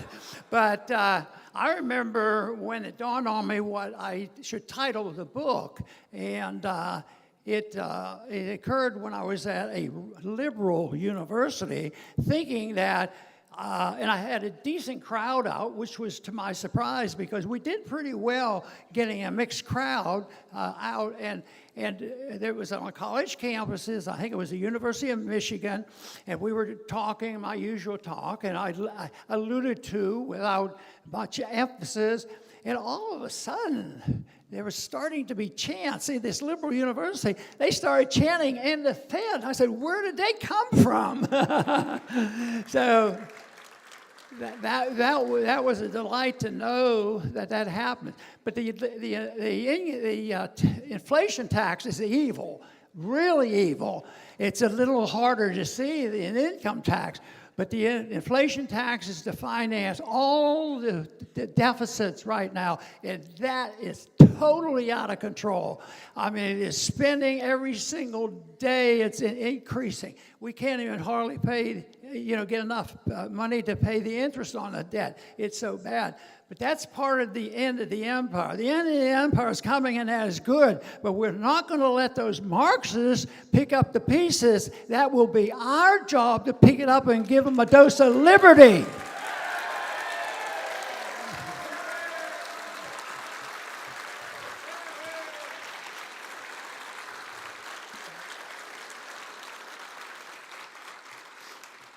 You know, there are some people who talk about coups. There's been coups around, and the United States are the champions. We've committed more coups in the last 30 or 40 years than probably anybody in history. And because if you look back, even as recent as Ukraine, that involved an American coup in NATO to stimulate all that mess. But there's a lot of people that think that 1963, matter of fact, I think that it's very clear that there was a coup in 1963, and we're suffering from it ever since.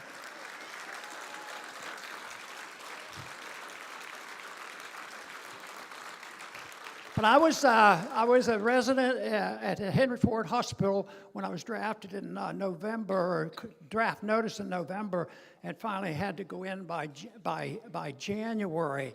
But that was an experience that made a difference in my life, because the day before Kennedy was assassinated I was on Kelly Air Force Base, and Kennedy had stopped there, and I was a flight medical officer on the base there.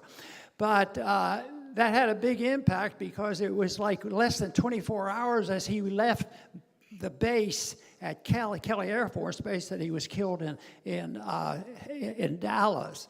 But that wasn't the only thing, or the biggest thing. I mean, it was just out of control. And then, as the history has evolved, and I've come to the conclusion, as many of you probably have, that over all these years, the whole lie told about Oswald, the single-shot business, turns out, it's my opinion, it was a filthy lie.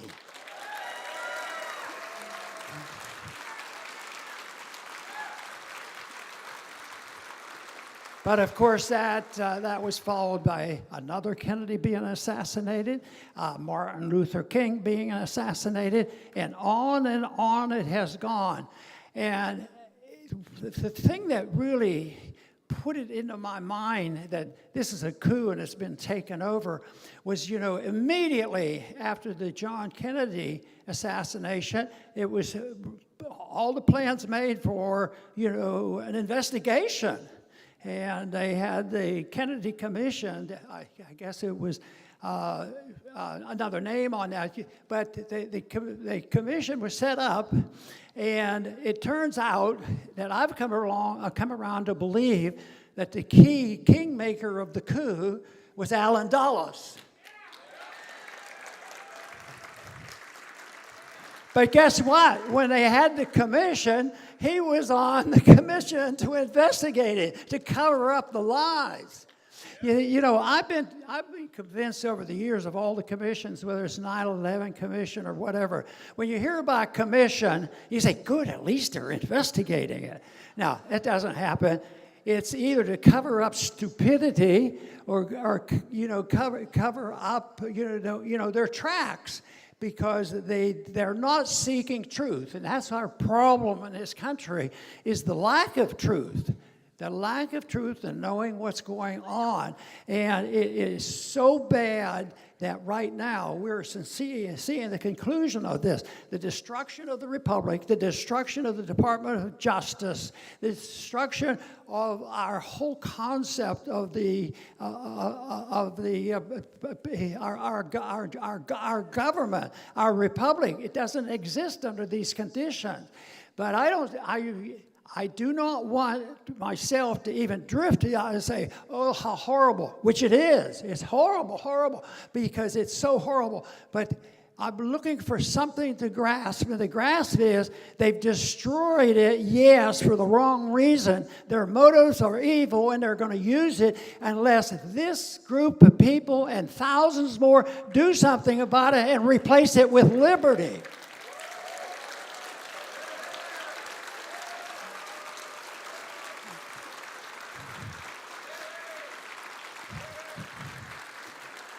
There's a lot of political activity, the various parties. There's independents, and we work within a party, the Libertarian Party. So, but there are others that feel very frustrated, and I think they're sincere, but they're very confused. And one thing, it's a pet peeve with me, but I also think what they're doing isn't too smart, and that is they want the party of no labels. No labels. That means you don't even know what it is. No labels. You have to label something. So now the label is no labels. And I say no sense either.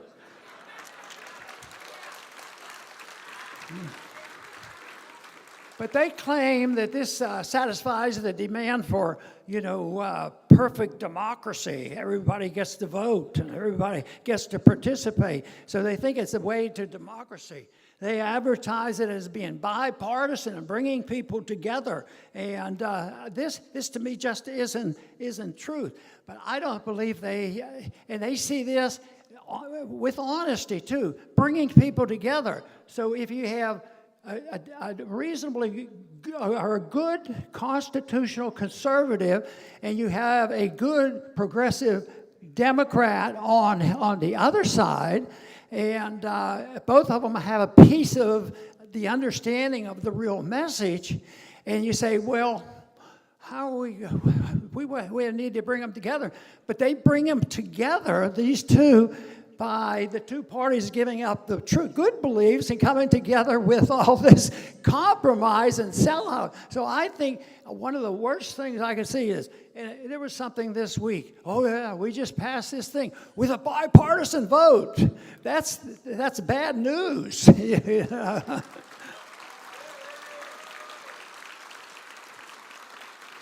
So I think we should have labels, and I think we should have understanding, and I think it's just great that we have a philosophy that is so wonderful, the philosophy of liberty. It's not something we invented. It's been around for a good while. A lot of confusion comes and goes. People have different opinions, but some of the basics of this philosophy existed for a long, long time. Sumeria, the country of Sumeria, was the country supposed to have the first written laws in the land. And even before that, people knew a couple basics. They had rules and punishment for people who would lie, cheat, and steal, and kill. That's a good one. That sounds like non-aggression principle. So this has been going on for a long time. That's 4,000 to 5,000 years ago, which means that there is, I believe, my personal belief is that there is a natural law and there's a higher law, and it's been available to all of us. We can understand it, and it has been, but there's a contest going on. It has gone on for years, hundreds of years, thousands of years, and that is there's always a people who are in denial for selfish, evil reasons, because they say, oh, you can't know that, you can't know that. So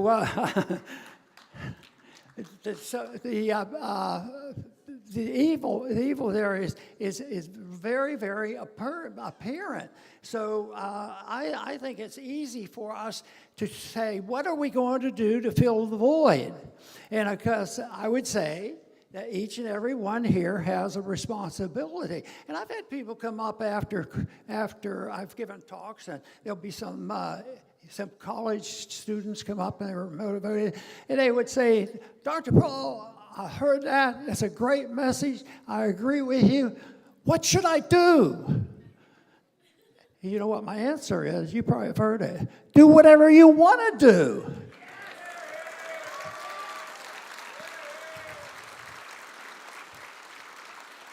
Because I believe that despite the level of the amount of education that people have, there's always some talent out there. Some people have musical talent, and I'm jealous because I wished I could sing, but I can't. So I sing the Song of Liberty. That's about the best I can do. But everybody has talent, and it should be used in different ways. But if you come to the conclusion, and if you come to a convention like this, you ought to leave with enthusiasm of understanding where the real problem is, and that instead of looking at everything that's going on in a dire manner. See, I was in Washington, 26 years, and they said, how did you stand it with all those clowns out there? I said, well, I had low expectations. And the expectations, were just reality. I was motivated to get into politics over the Federal Reserve and the money issue because that supplies the incentive to get involved in welfareism and warfareism and the whole works. So that to me was very important. So the whole issue of the monetary issue was a big thing. So I got involved in that. But I finally found out, as I studied more, is that it's all tied together. One time we were having a presidential debate, and the host, the interviewer said, oh, this week we're going to talk about economics. Next week we're going to talk about foreign policy. I said, they're the same. How do you think you fight wars without the Federal Reserve printing money?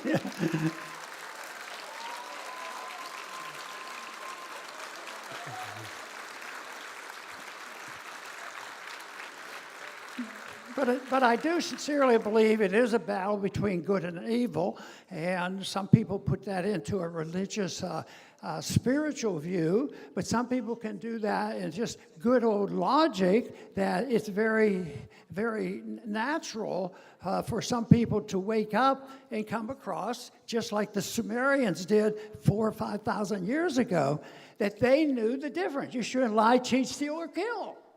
That sounds libertarian, So people, we should be able to, rely on natural law. But, matter of fact, that is detested wholeheartedly by those authoritarians. If the authoritarians are competing with the people who believe in liberty, the authoritarians, they do not. Do you know that authoritarians don't like you?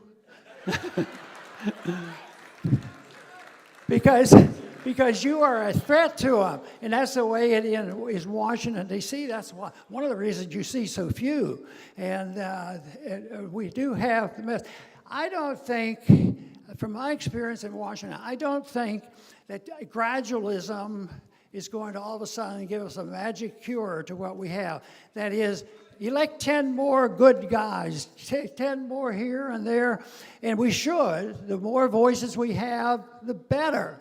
But that's not going to be the way the budget's going to get balanced. The budget is so out of control, and there's so much misunderstanding and lies that go around that can't happen. So are all the, will the wars stop after my experience there? No, they're going to continue. They'll just lie more about it, be more deceitful about it. And if they say, if you oppose any wars, you're unpatriotic and you're un-American and you hate the troops. And that ought to change, because the attitude ought to be that when you're fighting for liberty, that you're credited with some good things that are happening.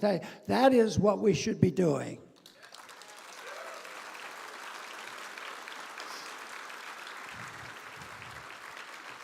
When I was doing the national campaigns, I had a statement that would alarm some people at times, because they want to know, why should we elect you?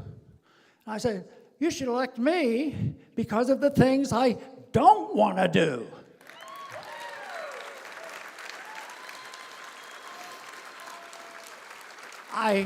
I don't want to run your life. I wouldn't know how anyway. It's all your business.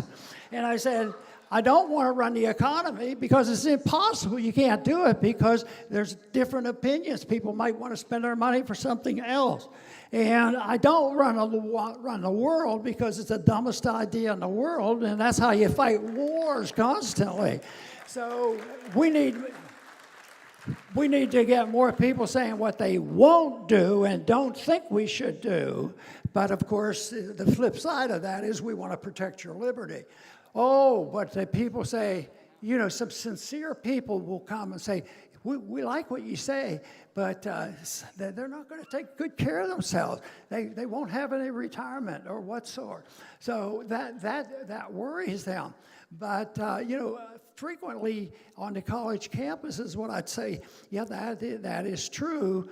But what I want to do is, you're not going to have taxes, you're not going to regulate, your life is your own, and that sounds very, very good. But I always tell them, and I got a lot of applause for it, I said, and if you get your freedom back, and if you make a mistake, you can't go crying to the government, and you can't get your neighbor to go to the government to get what you want. You have to be responsible for your activities.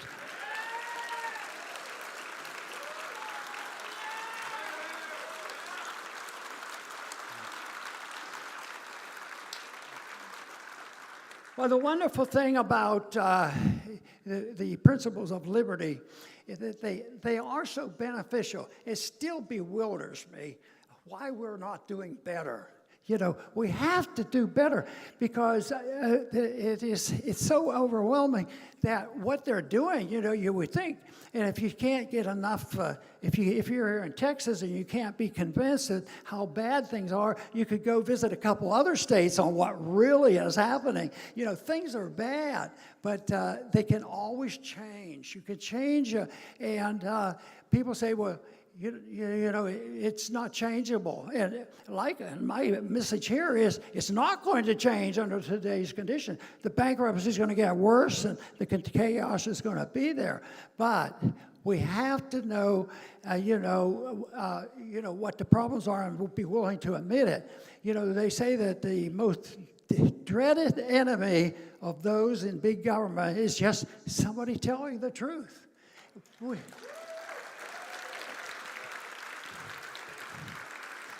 We saw a little bit of that during COVID, the COVID fake epidemic.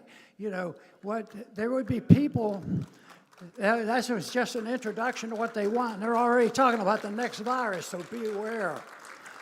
So, but there were meetings held, PTA and school board meetings and all, and by that time, people were becoming irate. And the groups would go, but it took one person sometimes to stand up and said, this is a lot of you-know-what, and we don't need to do this, and convert the whole audience because they were feeling the same thing. That's why one voice is very, very loud. But I also make the point that you do need a large number. You need a prevailing attitude about the people. Unfortunately, especially since the coup occurred, the attitude is that welfareism and everything is what we need, and the things are going to be better. But that will not work. The coup has convinced the people that they're right. But right now, it's obvious more and more people, I think that's sort of what's going on with the election, more people are realizing that the lies have been told. And it is recognized that the one thing they can't stand in Washington is somebody that will just tell the plain truth.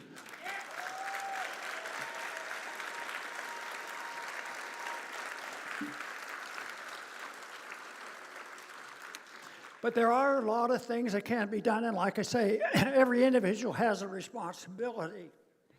And I think people realizing that there's a contest between philosophy and also the people who tell lies.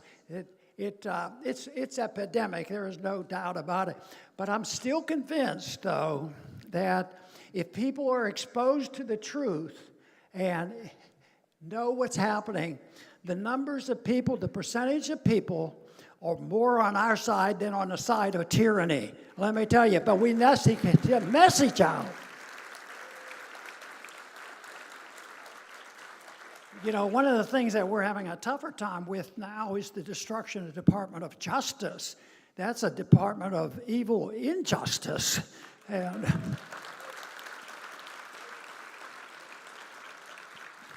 can you imagine the FBI going to the Trump's hopes of where he lived and going in there, and FBI was going in there ready to fight it out with Secret Service.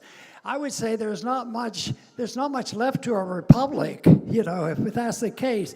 And people don't even like before you use that word, but they like to use democracy. But the democracy, the one thing I think we should work harder at, and I'm sure an audience like this already knows it, but democracy is nothing more than the dictatorship of the majority.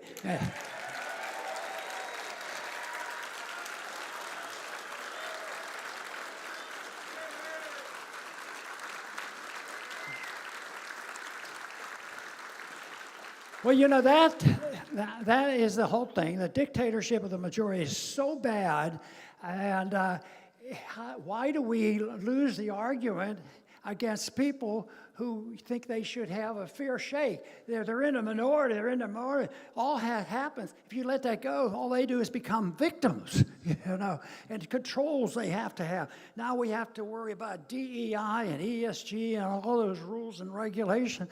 I thought there was one this week that should convince a lot of us, you know, that we should be very cautious about that. When we saw it happen, I think it was in California, a medical school studied this medical students that were appointed for diversity reasons. And half of them didn't know what they were doing.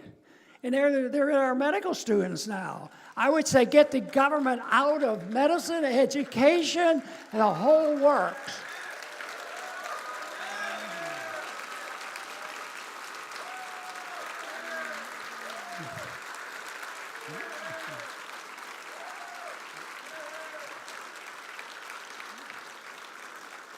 Well, that is wonderful, and I really get encouraged. People say, boy, it's hard work coming out there and talking to people like this. I said, I need to do it.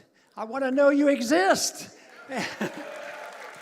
and you do, and there are others. So continue to be more creative and get the groups together. I remember the first campaign was, I guess, in 07, 08.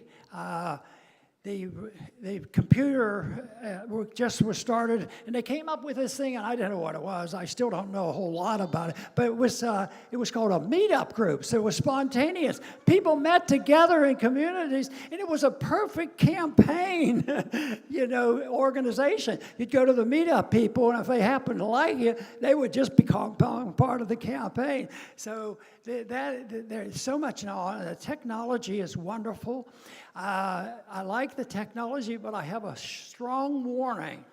Technology is good when it's used by honest people, and it can be very, very dangerous when it's run by the government.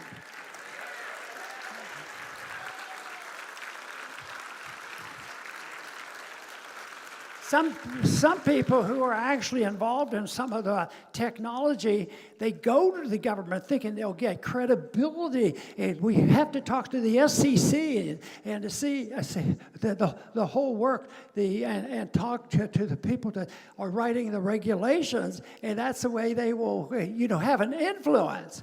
Well, the influence has to be, you people shouldn't exist. What we need to do is get rid of you and let the market decide who's going to make it.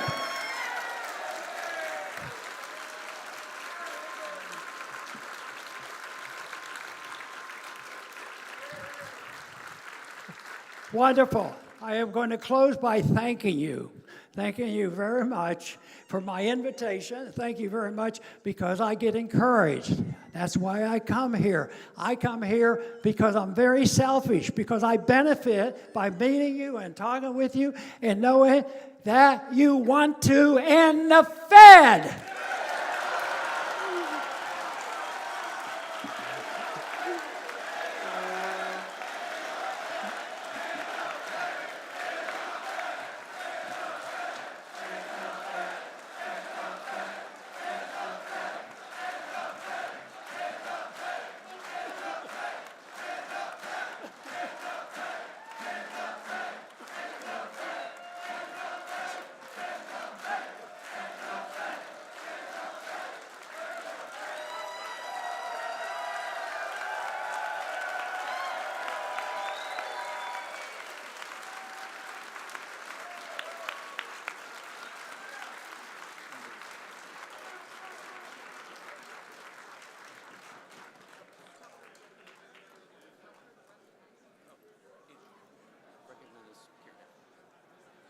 Thank you so much, Dr. Paul. Another final round of applause for Dr. Paul.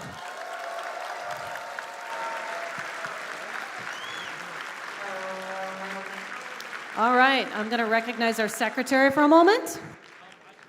All right, Madam Chair, Karen Ann Harlos from Colorado.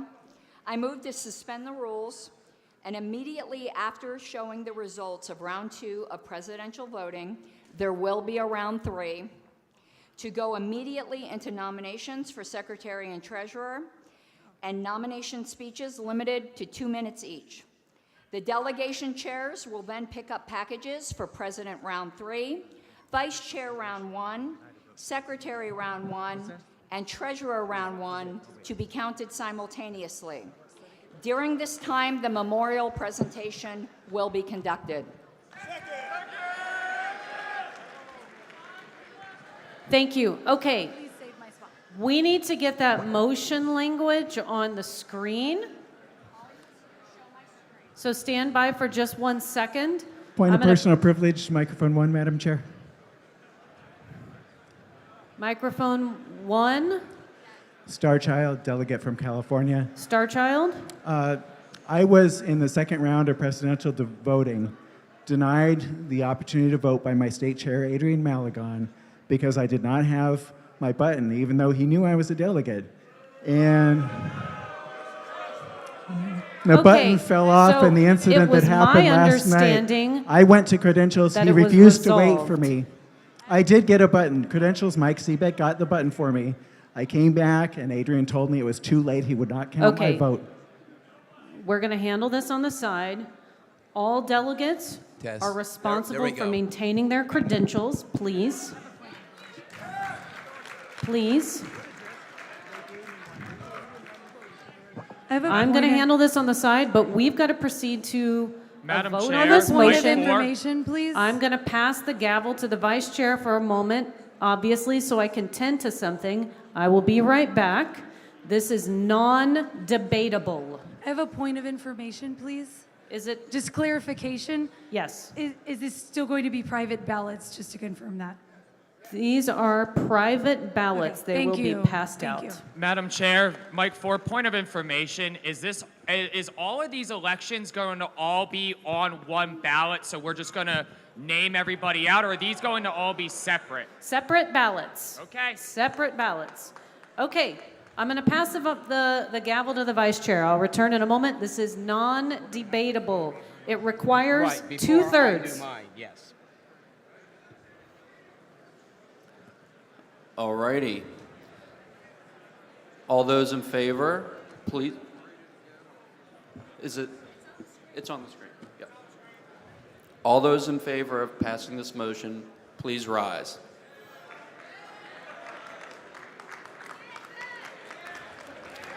All right. It's looking good. Please be seated.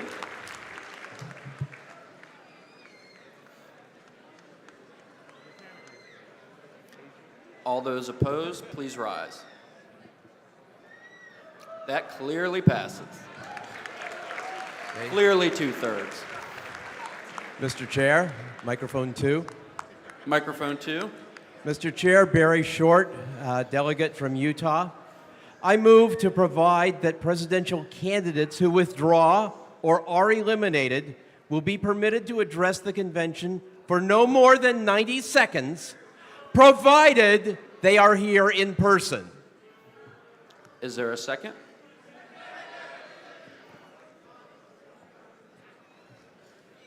Is there any discussion?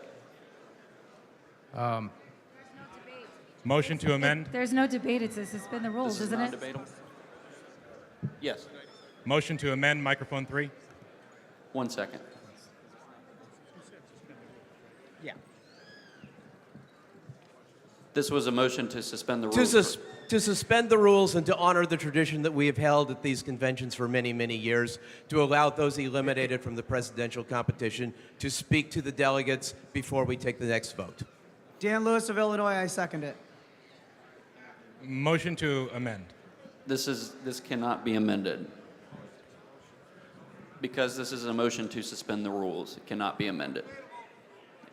And it's not debatable. Is this two-thirds? This is two-thirds. All those in favor, please rise.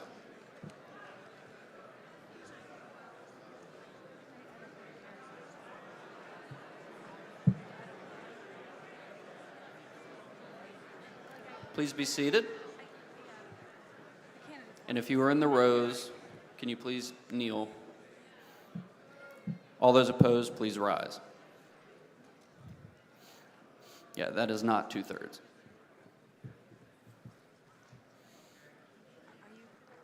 About to ask for Mr. Vice Chair, microphone 1, Dustin Nana from Ohio. We will show the results. Let's hear from Mr. Nana, and then we'll see the results. Never mind, I was going to ask for the results. Okay.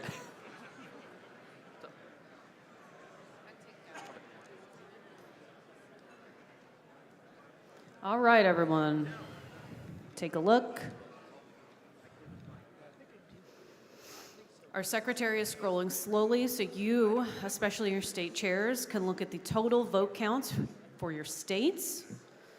When we are finished, we will go to vote totals, and I will read the vote totals aloud for those who are following along on a live feed.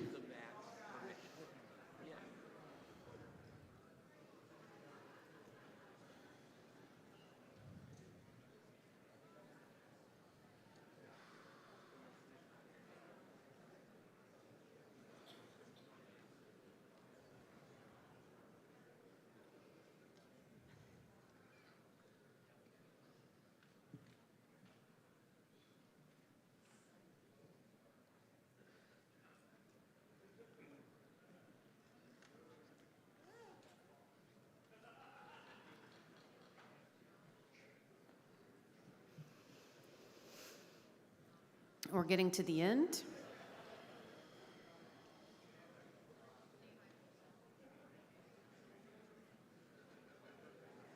All right, we're at the end.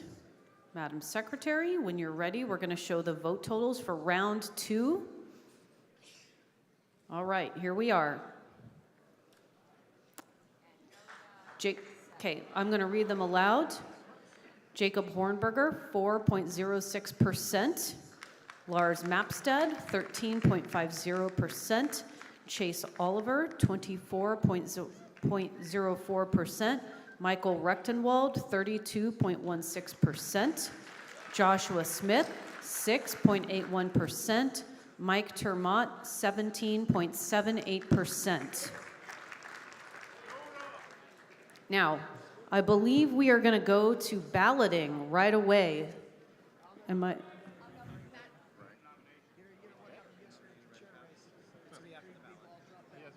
All right, we are.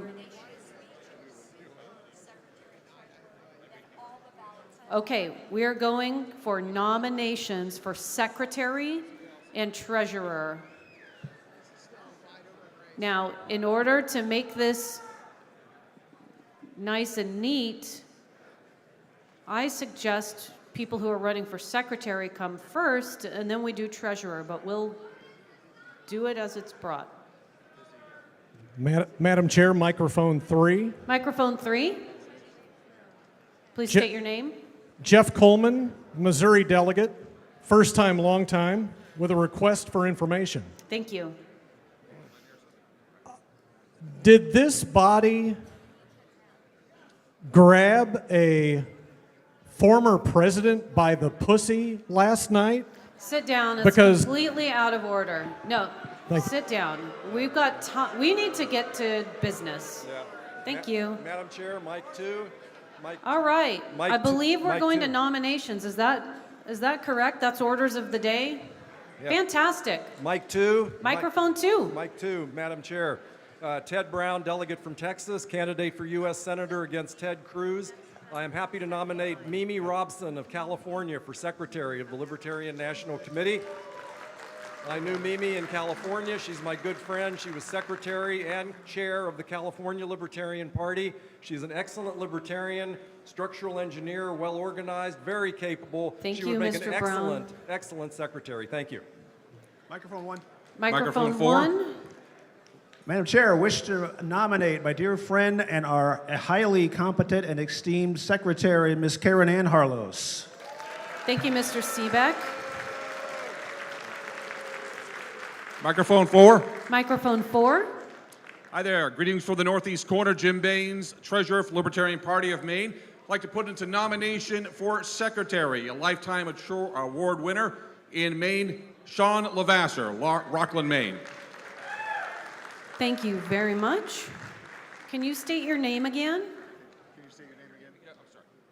Jim Baines. Thank you very much, Jim.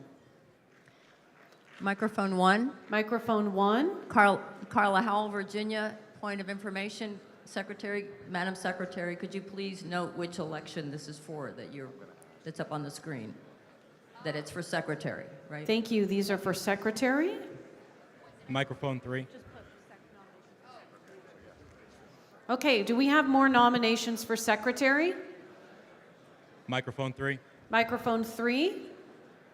This is Nathan Madden, Arizona. I move to close nominations. Wait. Hold on. For Secretary. For Secretary. Thank you. Any objection to closing nominations for Secretary? Going once, going twice.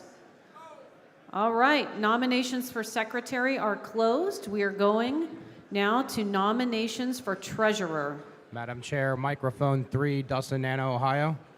Mr. Nana? I move to nominate Bill Redpath for Treasurer.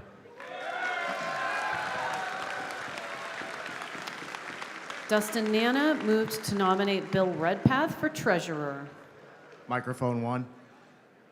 Microphone 1. Joe DiBiasio, Colorado. I move to nominate Allison Spink for treasurer. I'm sorry, can you come back and repeat that just because you were kind of soft-spoken? What's your name? Joe DiBiasio, Joe DiBiasio. Colorado. And what was Allison's last name? Spink, S-P-I-N-K. S-P-I-N-K. Thank you. Yes, Daniel Bledsoe from Texas. Daniel. I'd like to nominate Patrick Mitchell for treasurer. Daniel Bledsoe has nominated Patrick Mitchell for treasurer. Mitchell. We got it. Any other nominations for treasurer? Madam Chair, microphone 2. Microphone 2. I move to close nominations for treasurer. It's been moved and seconded to close nominations for treasurer. Any objection? Going once, going twice. All right, nominations for treasurer are closed.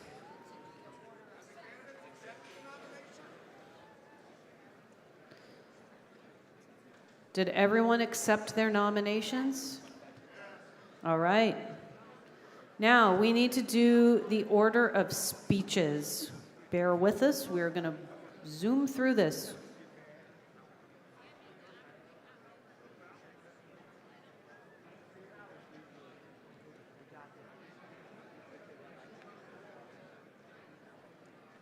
Candidates, please come to the front. We're going to roll a die to see the order of your speeches.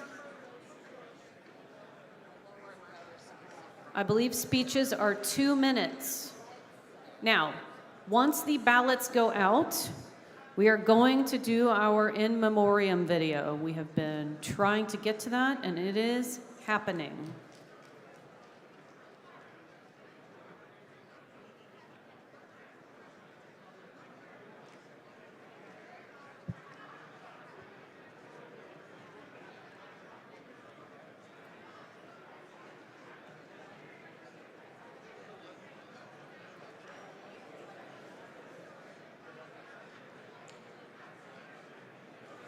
I believe we are waiting on Sean to come to the front. We're working on the order of nomination speeches.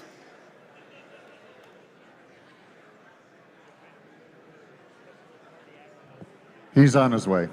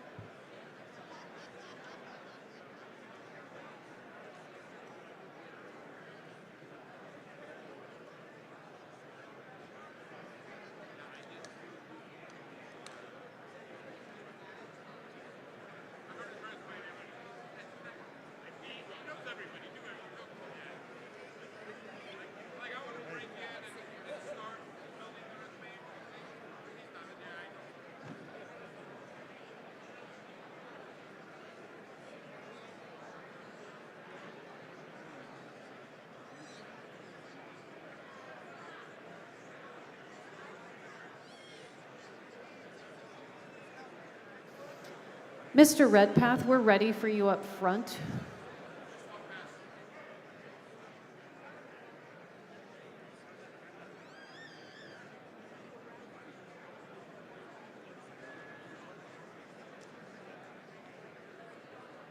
Whitney.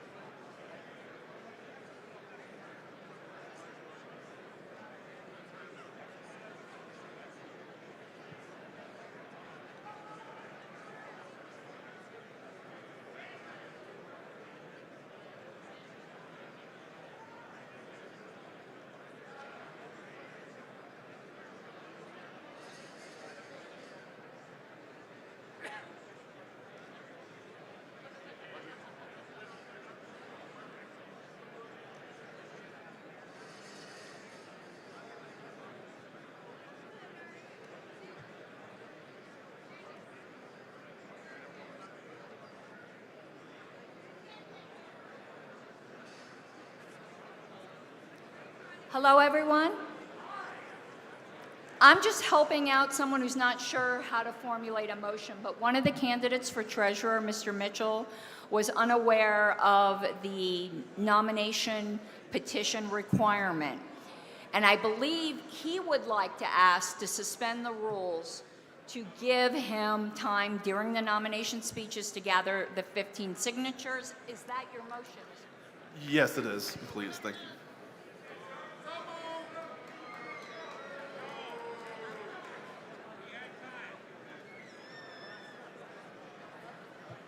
All right, it's been moved and seconded.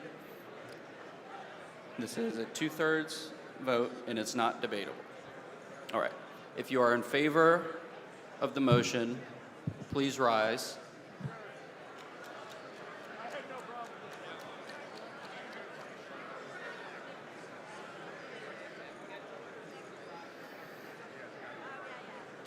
All right, please be seated.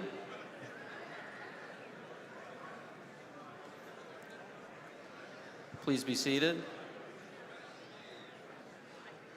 All those opposed, please rise. I believe that's 2/3, clearly.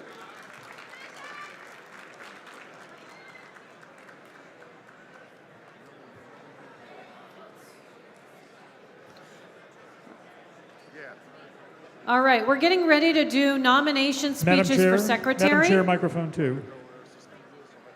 I would like to call for a counted vote.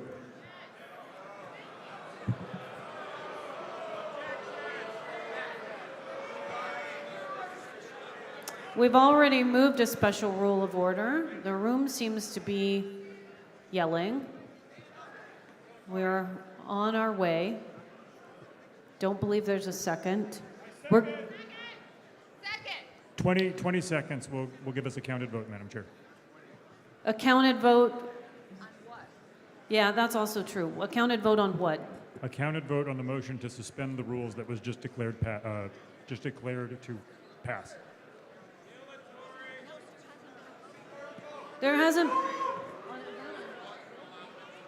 The motion that would allow Patrick Mitchell to get extra time to collect nomination signatures that was declared to have passed. It was clearly 2/3. You want to do a counted vote? I respectfully request a counted vote. No. We're going to proceed to a vote. Reading the room, they want to move on, and I'm calling it dilatory. We're going to go to nomination speeches.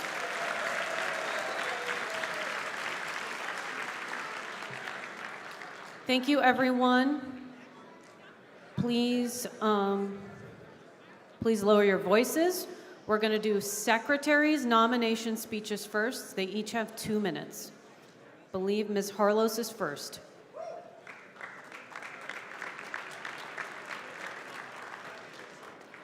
Well, hello, everyone, again. And a lot of you know me, but there are some things you may not know. So I'm going to do something a little bit unusual. I am having the most important person in the world to me, my most supportive husband, Wayne Harlos, do my nomination speech. Hello, everybody. You know, when I first met Karen Ann before we were married, I learned that she lived her life under the premise that the way to find happiness is to find what you love and let it kill you. Well, that's what she's done with her job with the secretary. She loves to be the secretary. Another thing that caused me to fall in love with her is the fact that her sense of devotion and her work ethic is beyond reproach. She does more work than any 10 people I've ever known, and that includes me, if there were 10 of me. So, another thing is that she's very, very conscious of ethics in every decision that she makes and every action that she makes. Ethics is one of the most important things to her and always has been. And her work ethic is exemplified by the fact that in all the years that she's been on the LNC, she's only missed one meeting, and that includes committee meetings. And that was because it was Good Friday. Missed one meeting in how many years now? 9 years? Yeah, well, maybe some committee meetings, okay. A lot of you aren't aware of the specialized skill sets and things that are necessary to do the secretarial job. Well, I can promise you, Karen Ann has shown that she has that skill set. That's without debate. And she's as good as they get on that. Also, she is phenomenally good. Am I out of time? I was just getting started. But I would thank you for your attention and your consideration to vote for Karen Ann as secretary.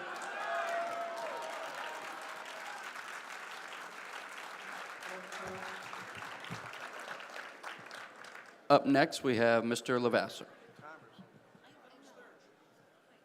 No, you're Robson. Oh, I'm sorry.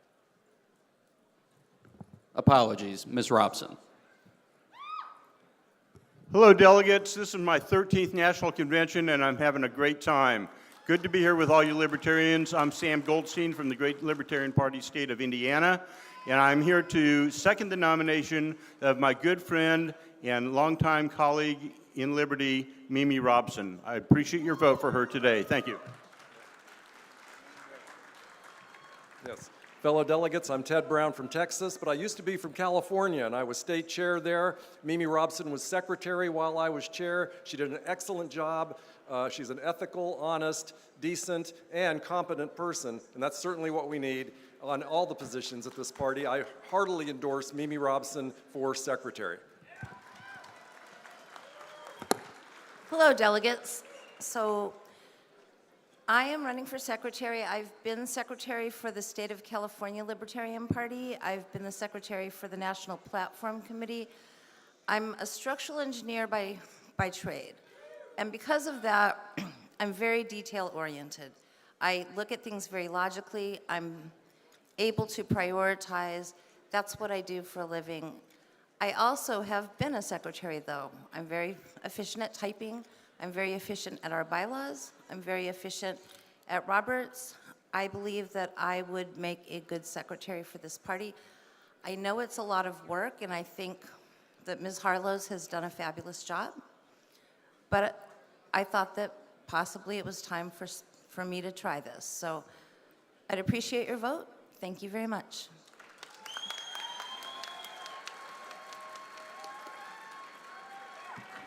Thank you, Ms. Robson. Up next is Mr. Levasseur. Thank you. I'm Sean Levasseur from Maine. I am one of those rare ducks, an elected libertarian. I filled a vacancy on the Knox County Budget Committee back in 2013 and been reelected to it twice. I have served numerous positions in the Maine State Committee, including chair multiple times, including one time when our chair and vice chair disappeared on us. Not fun. We had to practically resurrect the party from scratch. Today, we have ballot access, a full delegation in attendance today, all nominated at our convention, all Maine delegates from Maine. So much so that I'm merely an alternate. I am running today, I've been running for the past 2 months, because as much as the incumbent is very skilled at her job, she calls her secretary her superpower. Her kryptonite is LNC member. And she's lost trust of a lot of us.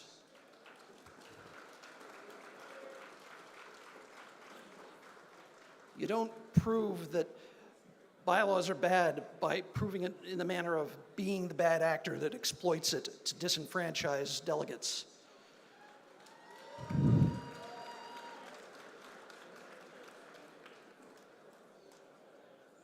And I care about this party. It's been a tough 2 years. And I believe we can rebuild. My first convention was here in 1998. And the theme then was the road to victory. I believe we should start repaving it here and now. Please elect me to secretary. Thank you.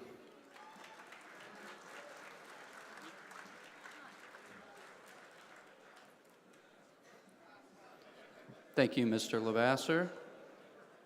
Up next, we will move on to our treasurer candidates.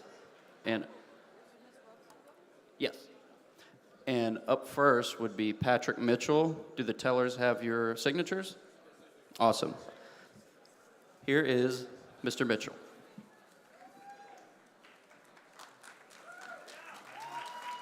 Thank you. Thank you for your kindness with my mistake earlier. So I'm running for treasurer. I got previous experience as a treasurer. I was for my college fraternity. I was also bookkeeper for LP Texas for a little while. And also with most of the accounting being offloaded to a professional accounting firm, most of this position is going to be just oversight over that, and that's what I do in my everyday job. I'm in Texas Port, and I got to look through the legal details to find where the problem is and get that fixed and make sure everything's good. So I believe with my experience and my skills, I've got the necessary to do this to do a good job in this position. And thank you.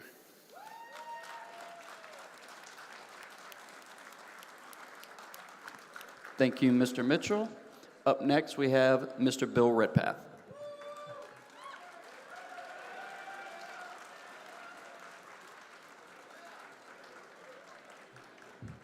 Good afternoon, Jim Lark, Virginia delegate. Bill Redpath, 3 times national treasurer, 2 times national chair, state chair, Virginia and Illinois. He's run for every level of political office except United States. In his run for United States Senate in 2008, he put $18,000 of his own money into the ballot access so that Virginians can have a libertarian on the ballot. You will not find a man who is more well qualified to serve as treasurer and who will do a wonderful job helping the LNC move forward. Fellow libertarians, Bill Redpath has been a friend of mine since 1979 when I was in this party and he was not. We were both at Indiana University as college students. I know him to be a man of integrity through his entire life, dispassionate, meticulous, competent to the extreme. Ladies and gentlemen, your former chair, your former treasurer, the ballot access person who even has this party existing today, Bill Redpath.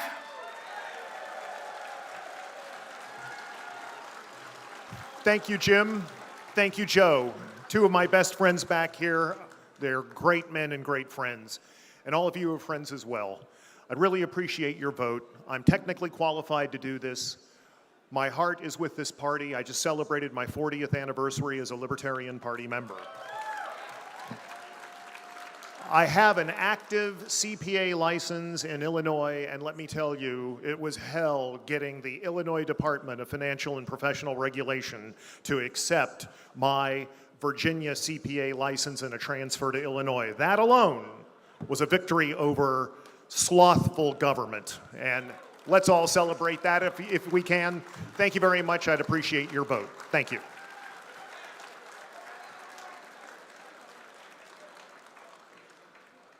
Thank you to our candidates. We have one more candidate. Ms. Allison Spink.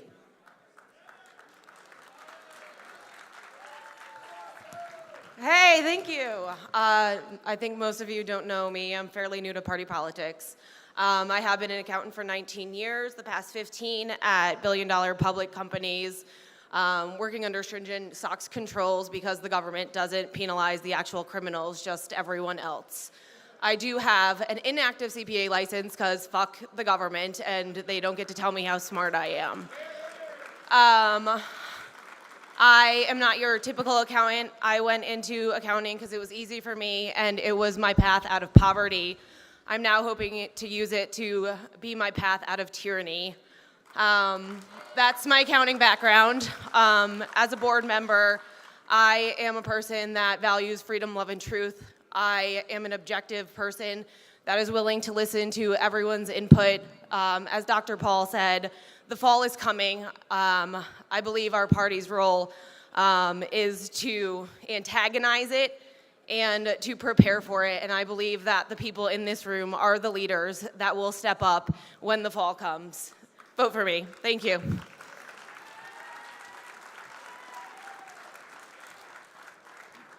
Thank you very much. State delegation chairs, did you also pick up the ballots for vice chair, secretary, and treasurer? Fantastic. If you are a state delegation chair and you did not pick up the ballots for internal party elections in addition to president, please go and grab that. We are going to take a little bit of time to get balloting underway. And when the ballots have been passed to our tellers, we are going to do our memorial video. I do think it's probably a good idea to wait till most of the actual balloting is done so that we are quiet and respectful for our loved ones who have passed away.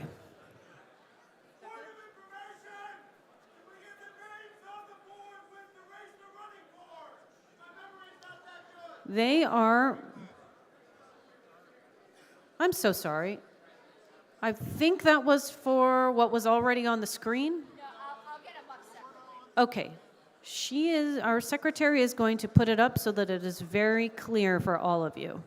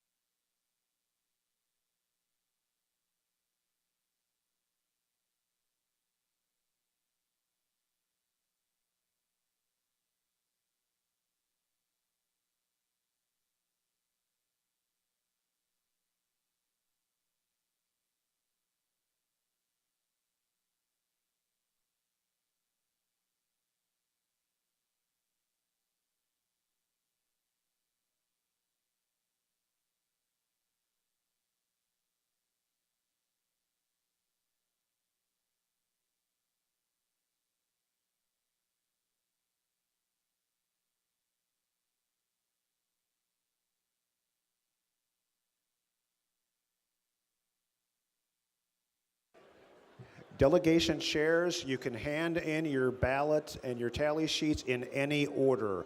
There is no set order.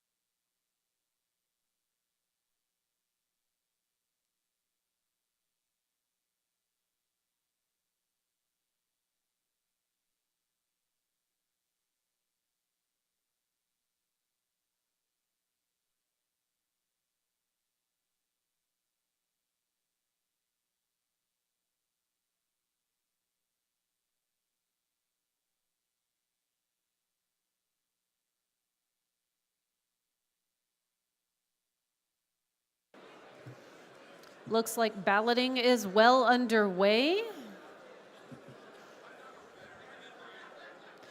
State chairs, those of you who are finished balloting, will you wave at me? Beautiful, beautiful. There's only a few of you. Wonderful, beautiful faces. Continue balloting. Thank you all.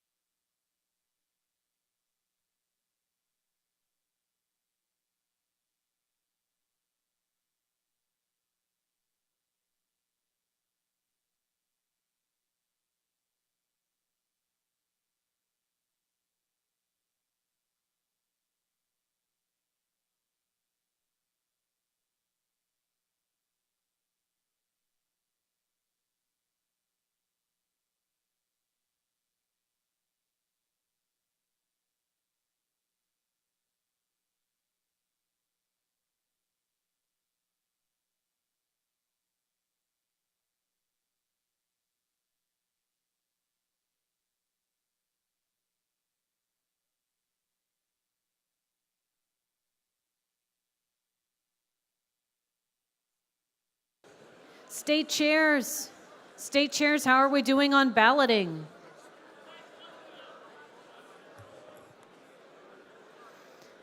If you are a state chair and you are still balloting, will you give me a wave? Thank you so much. Good luck.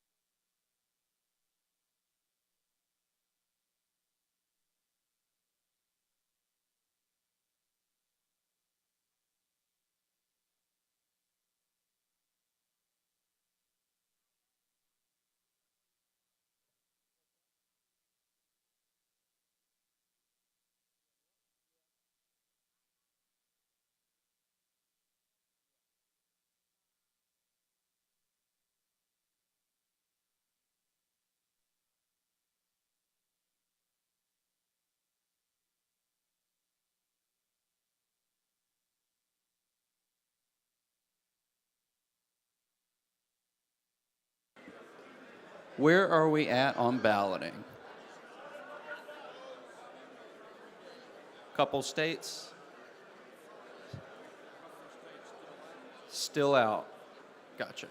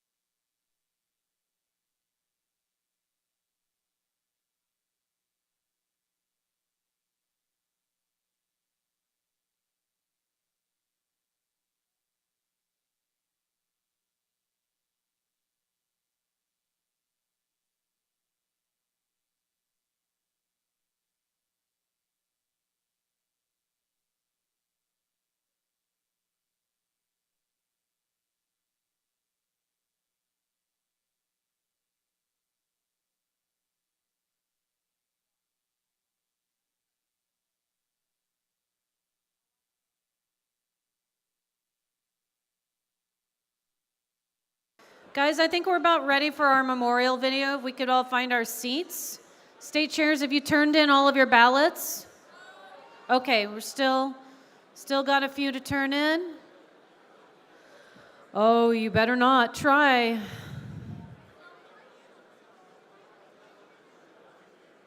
I can't hear her. I don't think I want microphones on. If you are not voting, I'd like you to find your seats so that we can get our memorial video underway.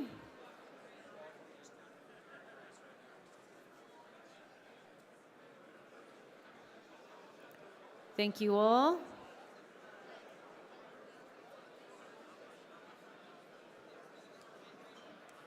So they're not all Turned in vice chair and president. They didn't go up and get them all in at once. Because I'm looking at state by state, and none of those are blank.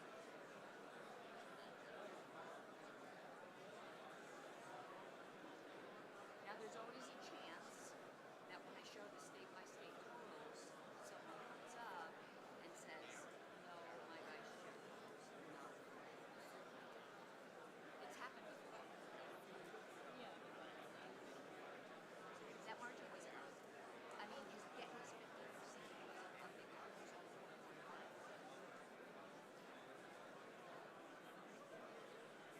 And then now, if that happens, and it went to another round, we don't know Josh's.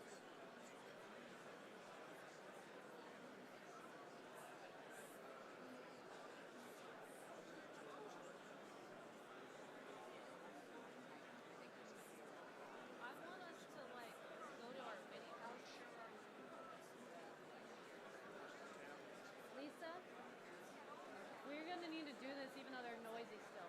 I'm going to tell them to be quiet.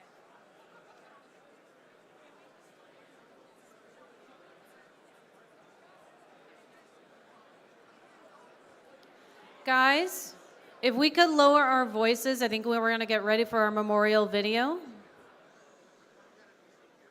We're going to hear for just 2 minutes from Lisa Gansky, who chaired the committee that put this thing together. Thank you guys so much.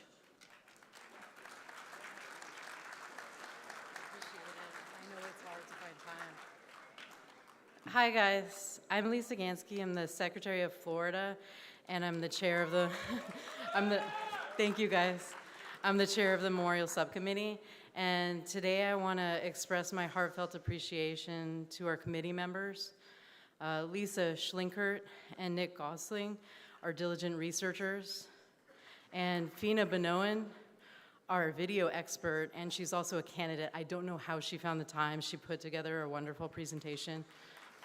And also Suzanne Gilmore, she was our official Civi CRM wizard. She helped me find a lot of people. Their dedication and expertise helped us to honor the memories of our fellow libertarian activists, ensuring that their legacies continue to inspire. We've lost a lot of great people the past couple of years. And I'd like to offer a special thanks to Karen Ann Harlos, who entrusted me with leading this amazing team. And she also helped me recruit our Rockstar members. And she's truly an inspiration and one of the hardest working people in the Libertarian Party. And of course, I'd like to thank all of you who reached out to us and helped us make sure that we didn't forget anybody.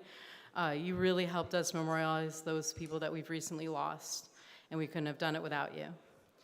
As we reflect on the lives and legacies of libertarians from many walks of life, it's important we remember that despite our diverse backgrounds, the paths we take, or the caucuses we support, we're united in our commitment to liberty.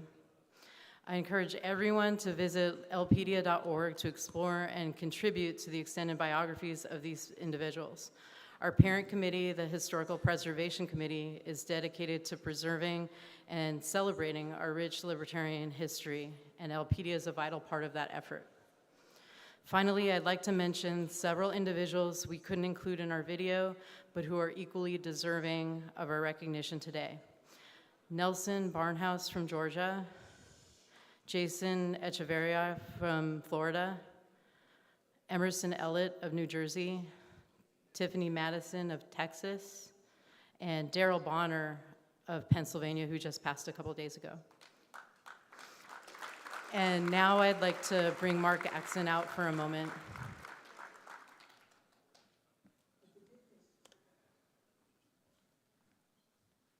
Thank you, Lisa. I'm Mark Axon from New York.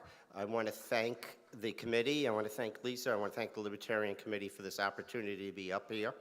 It's particularly difficult to speak on this podium after Dr. Paul because he's such a great spokesman for liberty. But if you'll indulge me for a minute, I'll tell you a story about another one who I knew very well.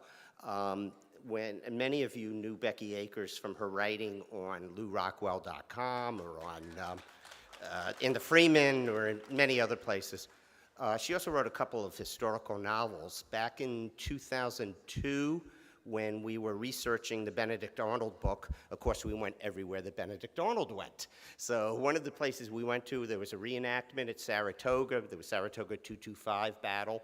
So we watched the battle for a little while, and then we decided to go to the British camp. And of course, you know, you can't leave the camp completely unattended, so they left a corporal there. He's sitting in the major's chair, he's smoking the major's pipe, he's having a good time, and he gets into a very heated discussion with Becky.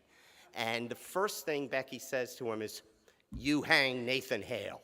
And he says, "Well, you hang Major Andre." And Becky says, "Oh, that fop."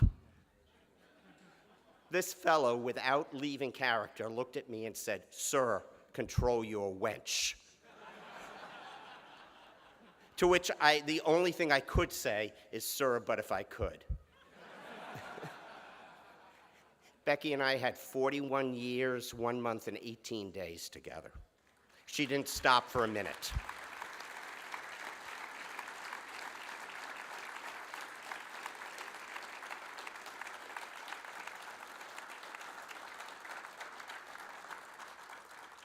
Thank you all. That's very meaningful to me. She used to sleep in this T-shirt, Liberty and Death. I mean, it just was so typical of her. And now I understand we have a wonderful video that Lisa and the committee have put together.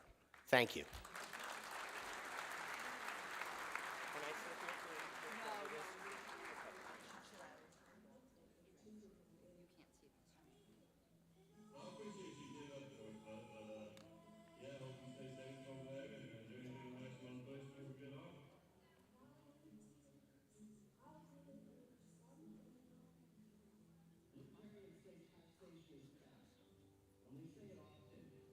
Government is never going to be properly incentivized to help people.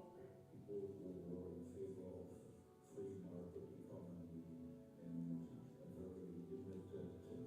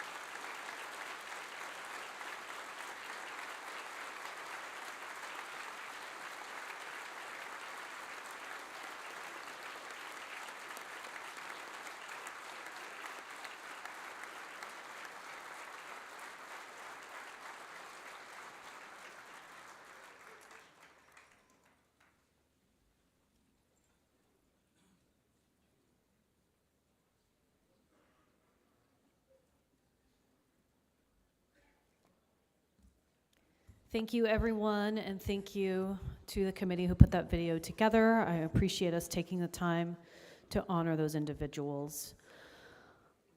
I'm going to check to see if we're ready to share any vote tallies, totals rather.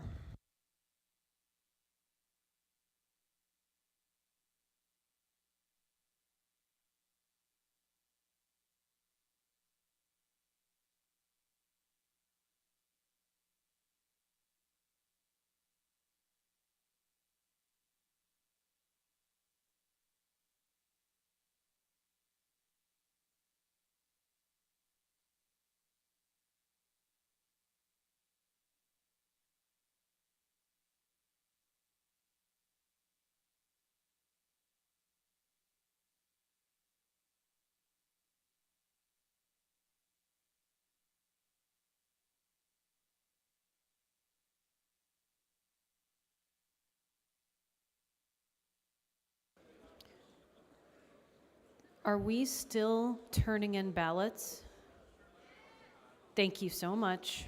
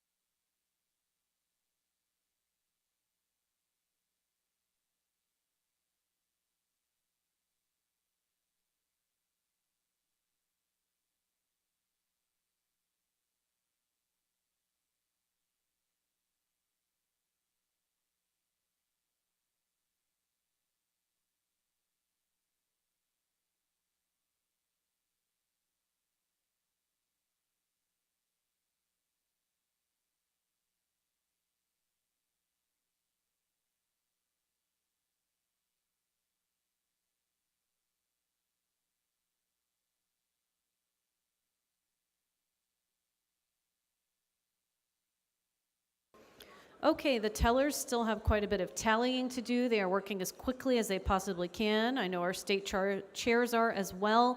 I believe we are going to move to an awards committee presentation in just a moment. If I could have the awards committee come to the front when they're ready, we're going to do a presentation and awards. You can continue to stand at ease. Microphone 2.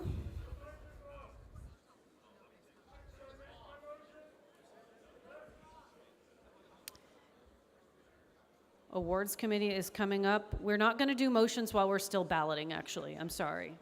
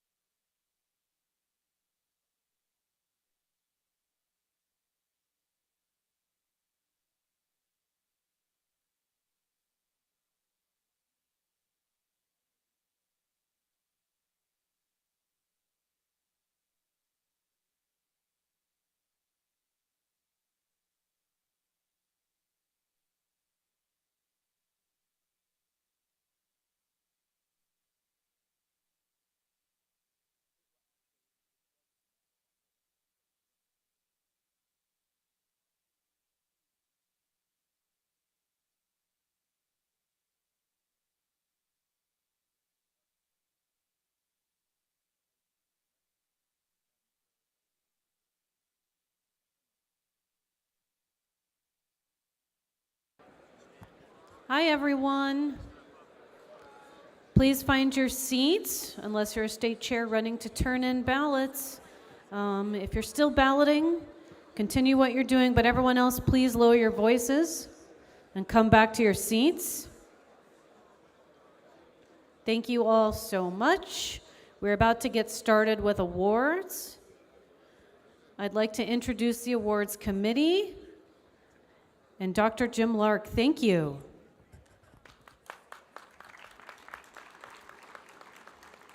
Thank you, Madam Chair. My name is Jim Lark, delegate from Virginia, and I have the honor of serving as the chair of the 2024 LP Awards Committee. My colleagues, Dean Davison, Matthew Lucas, Mark Tunievich, and Andrew Watkins, I'd like to thank them for all of the work they put in. There was a great deal of effort that they went into, and I greatly appreciate all of the time and trouble that they invested. I'd also like to thank Matt Hudson and Hannah Kennedy of the LP staff, who were very, very helpful in our efforts.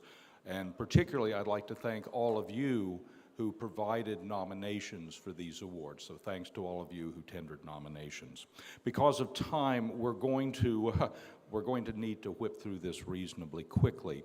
We have presented these screens, which I'll advance, assuming that this works properly, and heavens to Betsy it does. There are 5 Libertarian Party awards, as well as the Hall of Liberty. What I shall do, the screens will provide information, the name of the award, information about the award. We'll then advance to the next screen concerning that award. It will provide a list of the previous recipients, and then finally the third screen associated with will provide the name of the 2024 recipient. We'll go through those 5 awards, and then we'll go to the Hall of Liberty. We will not ask the recipients to come on stage straight away. We will ask them to gather stage right, because we don't want them having to take the time to come from the back of the hall here. We will ask them to gather stage right as we go through the 5 awards in the Hall of Liberty, and then we will bring them out all en masse to receive their awards. And I suggest, if you would, please hold your applause until the end. So if you'll excuse me, I'll whip through this.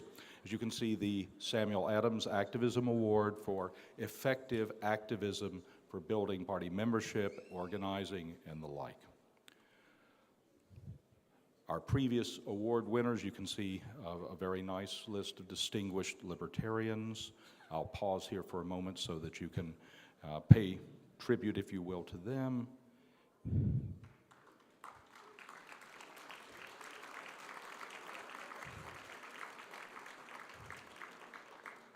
And then the Adams Activism Award recipient for 2024 is Mr. Mark Montoni. And again, we will ask all of the recipients to gather over there and then come out in one large, wonderful group. The Thomas Paine Communication Award is recognition of outstanding communication of our ideas, our principles, and values. The previous Communication Award recipients, you can see.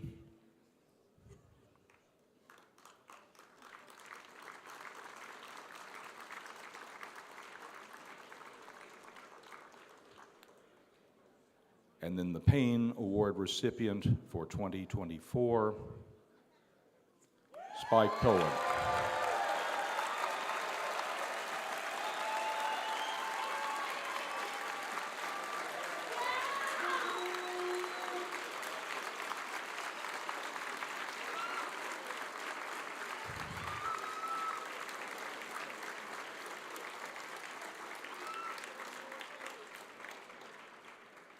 I wish you were a little more enthusiastic about Mr. Cohen's award. The next award is the Benjamin Franklin Candidate Award. This is one that was more recently established to recognize effective campaigns at the local level and to recognize those who did a wonderful job of communicating libertarian ideas, principles, and values. Our previous recipients are as follows.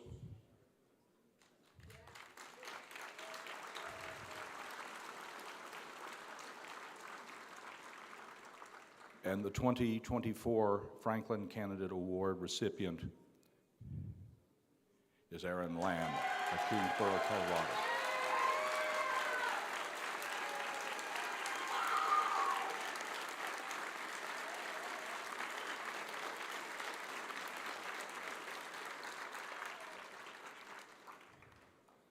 The Patrick Henry Candidate Award provides recognition of campaigns at the state or federal level, again, while communicating well the ideas of libertarianism, our principles and values. Previous recipients are as follows.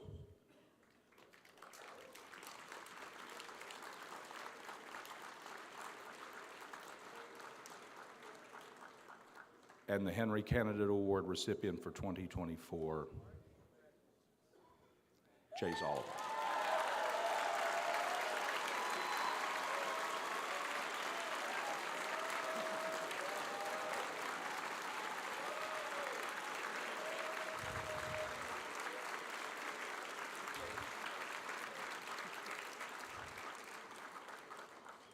The Thomas Jefferson Leadership Award is for recognition of outstanding leadership, of great character and dedication to the principles and goals of the Libertarian Party. Previous recipients are as follows.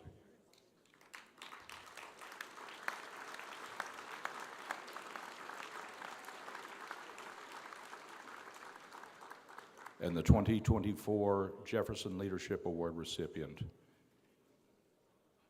Dr. Joe Jorgensen.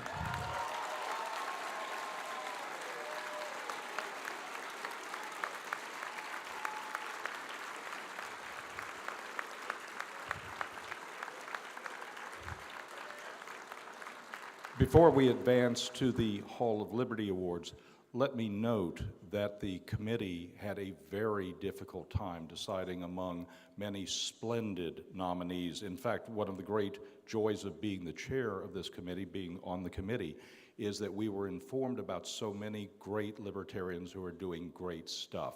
And so I suspect that many of those who were nominees this time around who were not named, we will be seeing them in the very near future.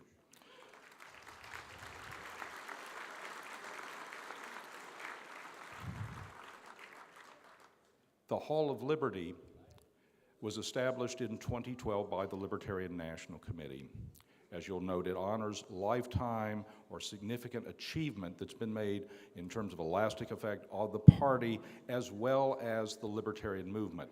This differs from the original Jefferson Award, which was for lifetime achievement. In 2012, there was a change to bring about the Hall of Liberty, which broadens the type of contributions to the libertarian movement. It's not just the Libertarian Party.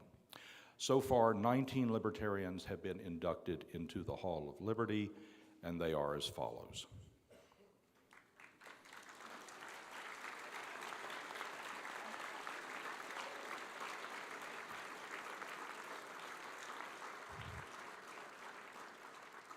We had 3 inductees this year. They are in no particular order, well, actually in a particular order of alphabetical order by surname: Steve Dosbach, Lawrence Reed, and Jim Turner.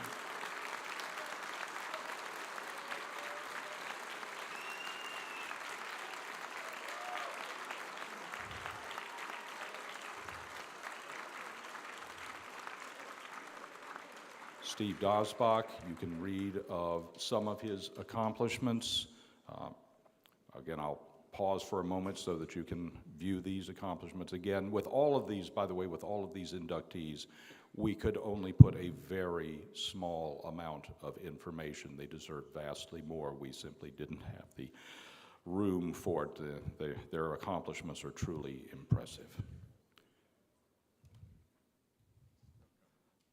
Lawrence Reed.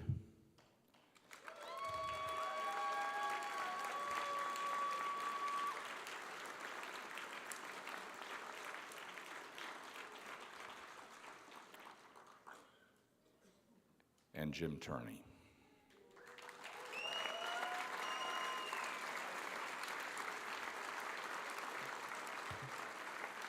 Ladies and gentlemen, would you please present a round of applause for all of the award recipients and Hall of Liberty inductees?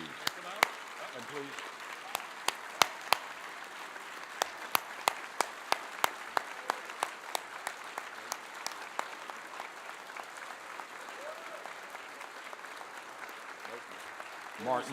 Mark Montoni. Mr. Lamb. Aaron Lamb. Spike Cohen.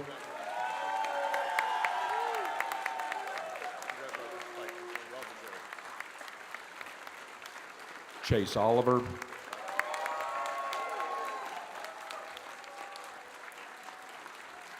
Joe Jorgensen.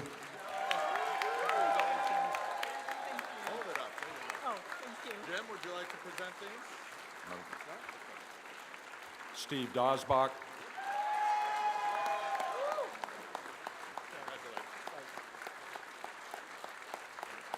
And Jim Turney.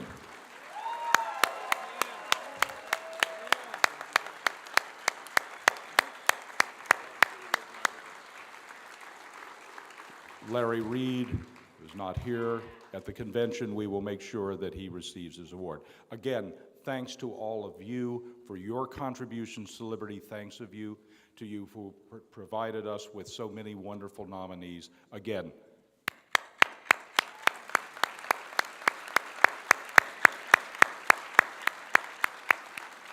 thank you.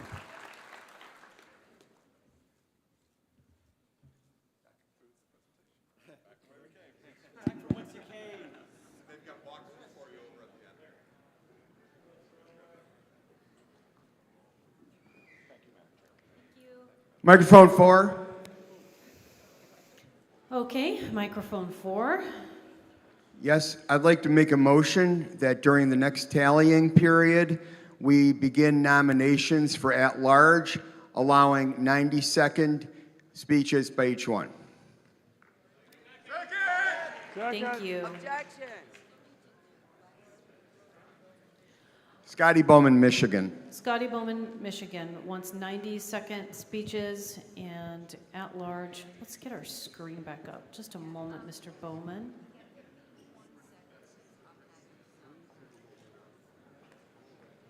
Bear with us 1 second.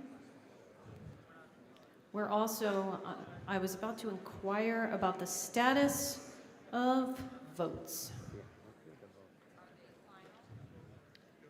Are our tellers still counting ballots? Everything is in. I believe they are counting. Is that correct? Oh, they're finished. All right.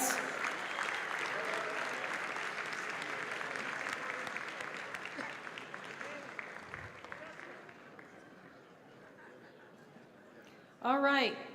So, AV team, could we please have our screens back for our secretary, if she's ready? She is ready.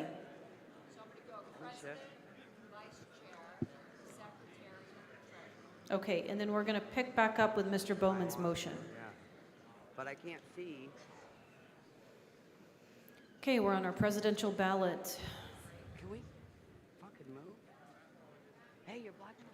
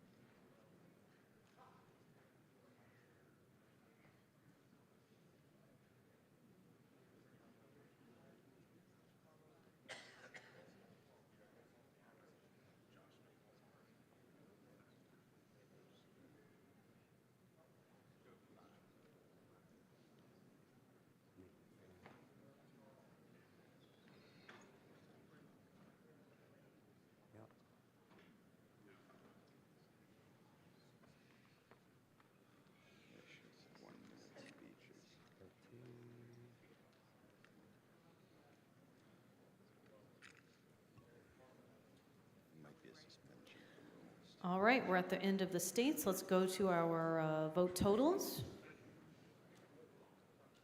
We have Lars Mapstead at 15%, 15.10%. Chase Oliver at 25.36%. Michael Rectenwald at 35.17%. Joshua Smith at 4.96%. Mike Ter Maat at 18.19%. Thank you very much.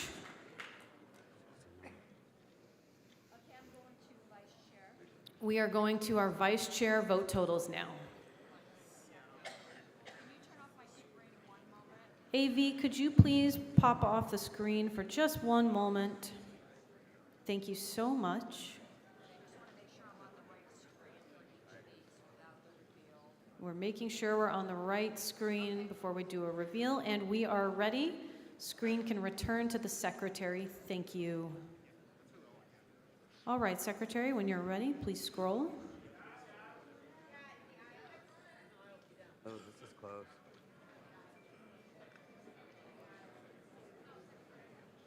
We're on the vice chair vote totals.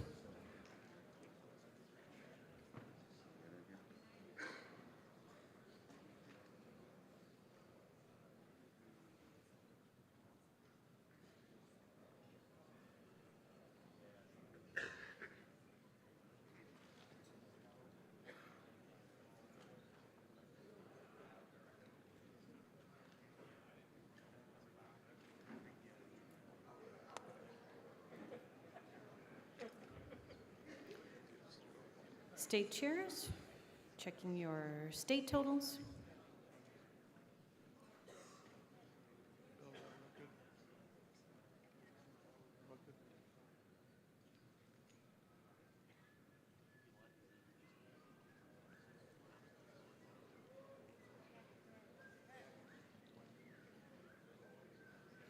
All right, we're almost at the end. Off the Band-Aid.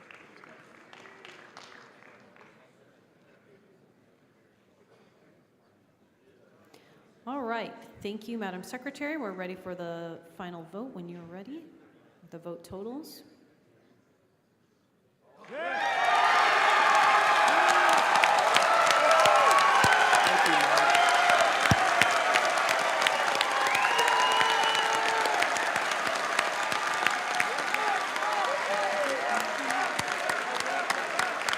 Congratulations to Mr. Rutherford. He is going to be the new vice chair.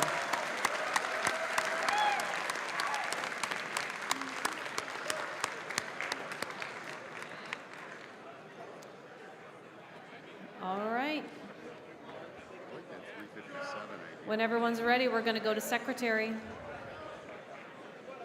Let's go to secretary. All right, I know we're excited over vice chair, but let's watch secretary. Our secretary is going to begin scrolling.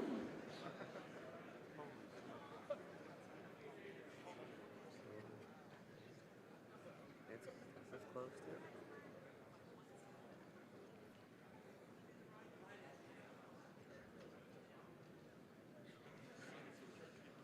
I think I know this is going to go.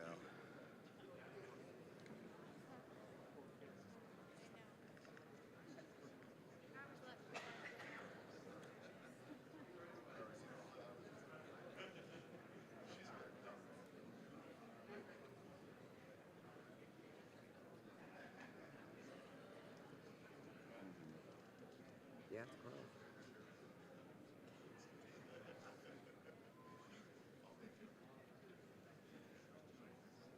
State chairs, please be watching.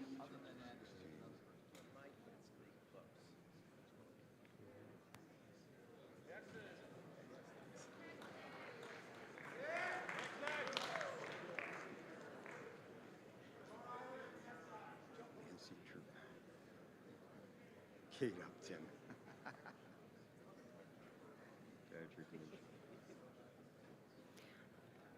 When you're ready, Madam Secretary, we'll go to the vote totals. Rhode Island. Rhode Island, very good catch. Very good catch. Tellers are going to check. It's possible. Tellers will check. Good catch.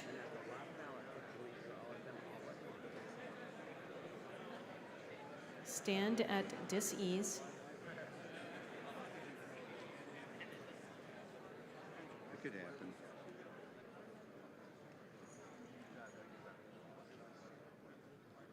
Rutherford. Always an option. First ballot.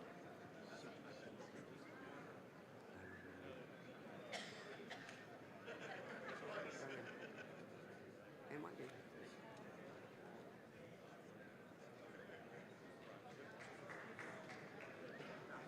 Big Mark Rutherford actually win one instead of losing by one vote or whatever it was to Nota. Oh.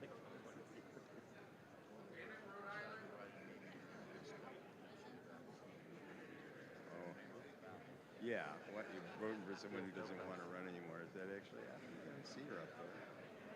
Right in Nancy, right in Kate, right in Patrick. I don't see me. Oh, and the other one? Yeah. That's true.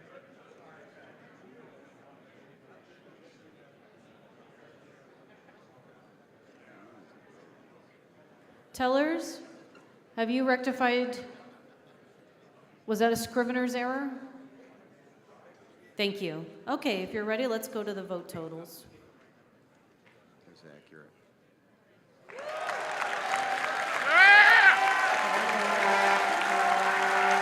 Congratulations to Ms. Karen Ann Harlos. She will be our secretary for another term.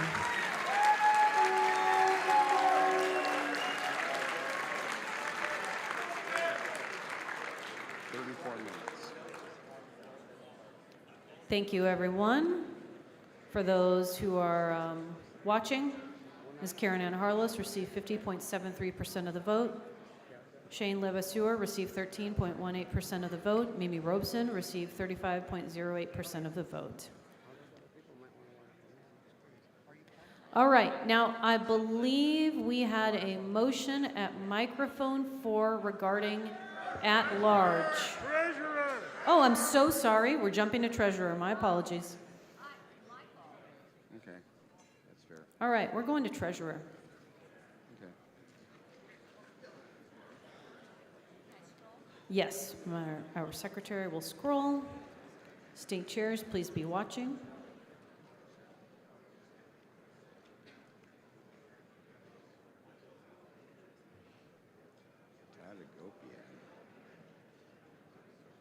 Allison Spink.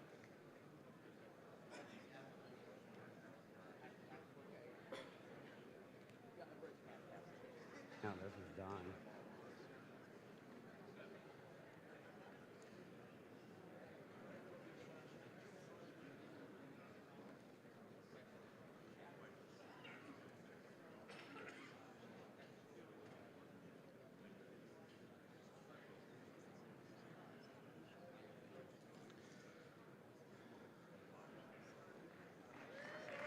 Texas.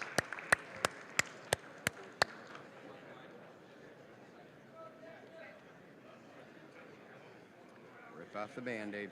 Washington. That's red. All right, if we're ready, we'll go to the vote totals. It's clearly red path.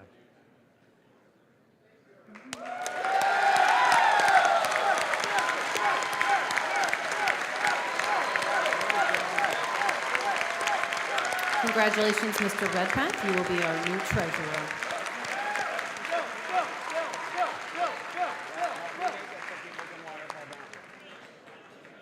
All right, now we are back to our motion.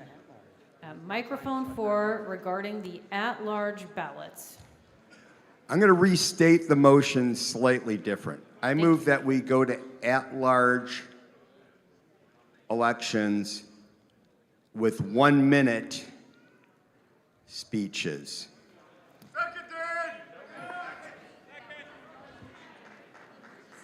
I believe nominations. we're going to move to suspend the rules. Is that what you said? Yes, if suspension of the rules is necessary, then yes, I will insert that.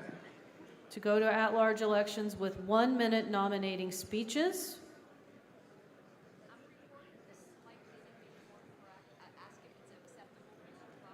To go to the...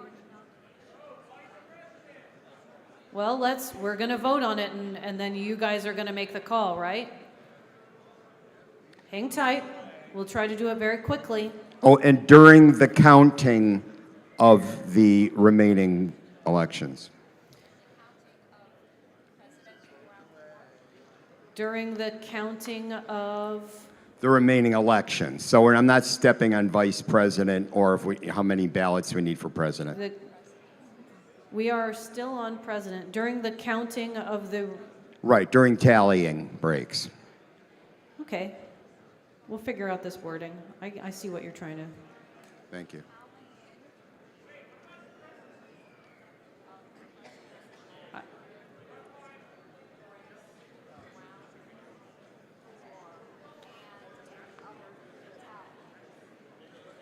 Move to suspend the rules to go to the at-large nominations with 1-minute speeches during the tallying of presidential race round 4 and any other tallying.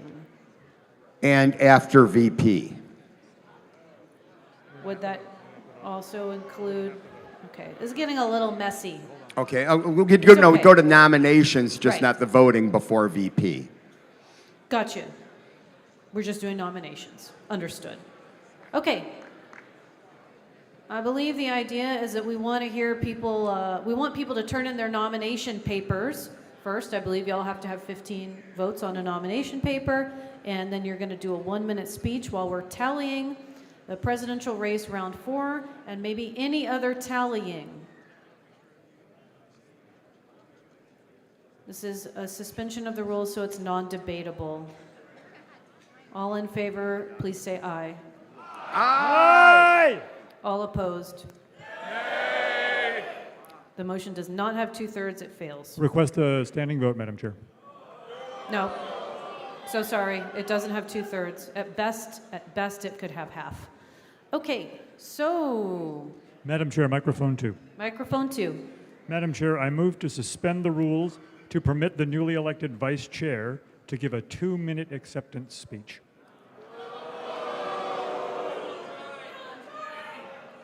Does that have a second? Okay, it needs a 2/3 vote. It's not debatable. All in favor? Aye. All opposed? Okay, moving right along. We need another ballot for our presidential elections. Microphone 2. Microphone 2? Over here. Hi there. Can the choir sing before we get too hungry? Let me get this tallying situation or this balloting situation ready, and we're going to jump Yeah. to you as quickly Then as I can. You just say choir and we'll all run up, okay? Gotcha. Okay, tellers, where are we at on presidential ballots?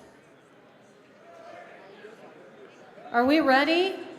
All right, we're starting our next round of balloting for our presidential candidates.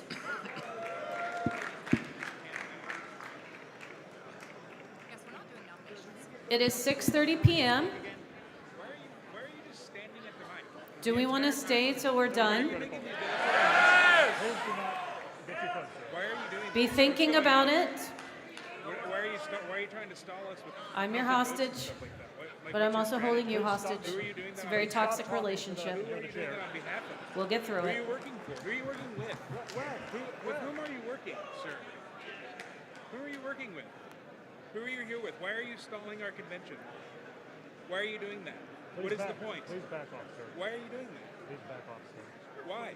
Please back Why? off, sir. Why? Why? Why? Why are you doing that? Why are you typing out at this microphone? Why are you standing at this microphone? You've reached a point of harassment, sir. Please back off. Why are you standing at this microphone? Why won't you give anybody else a chance at the Madam Chair, You've point of reached a point of information on harassment, microphone sir. 3. Thank you. Thank you. Thank you. Microphone 3. Can you please give us an idea, or somebody give us an idea of how many at-large candidates there may be from the paperwork turned in? That would be a wonderful idea. That's great information to know. One moment, please, and I will give you an idea.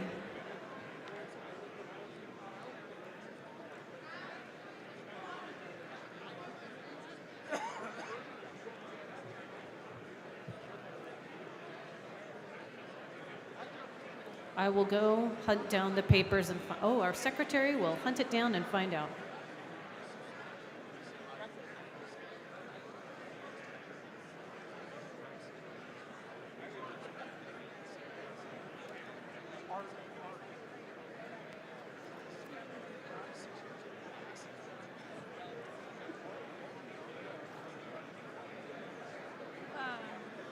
Yes.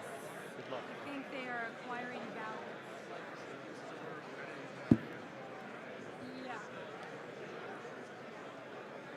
Can we get the candidate list back up on the screen, please?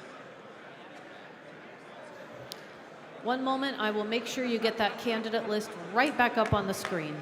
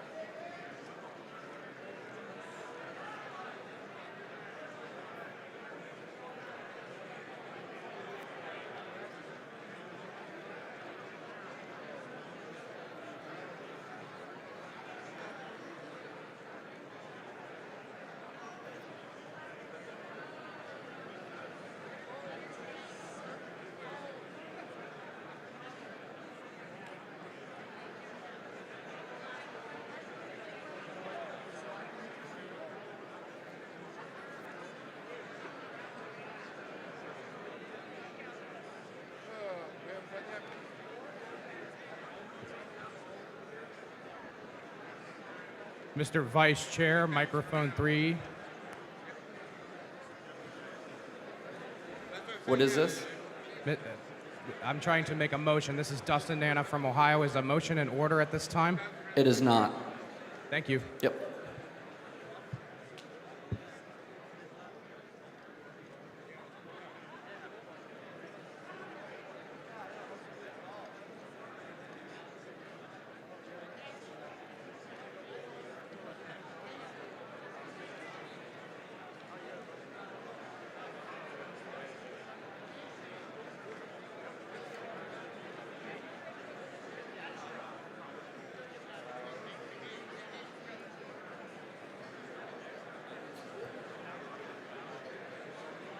Okay, we're going to have 23 at-large candidates right now. Our secretary is putting our presidential candidates back up on the screen. I want to make a reminder to anybody who didn't get their paperwork in now, you need to get your paperwork in. Get your nominating paperwork in. I'm coming.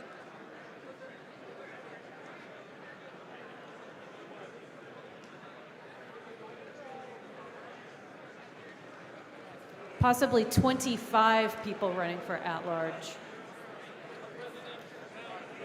That would mean 25 minutes worth of nomination speeches.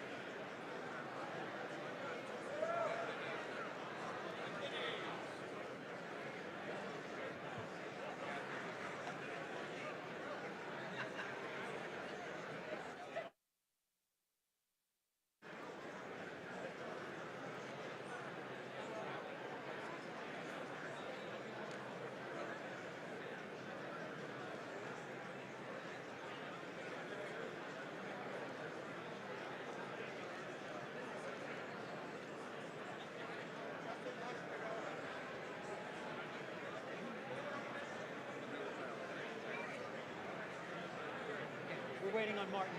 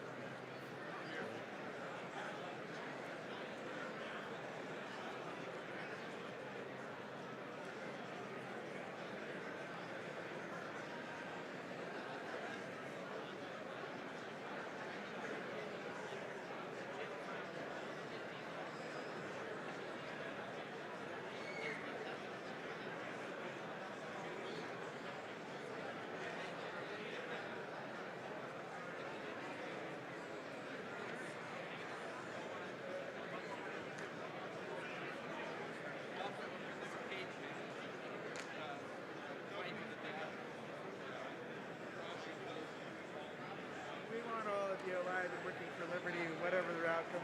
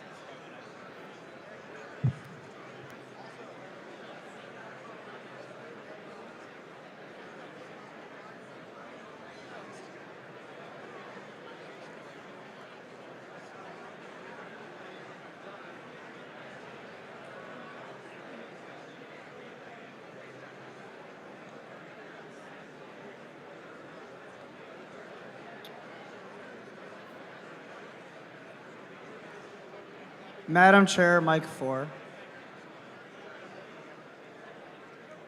Point of a thank you, I guess. Microphone 4. I just wanted to say thank you to the people that put together the memoriam video. Thank you, guys. Thank you. That was Dan Lewis of Illinois.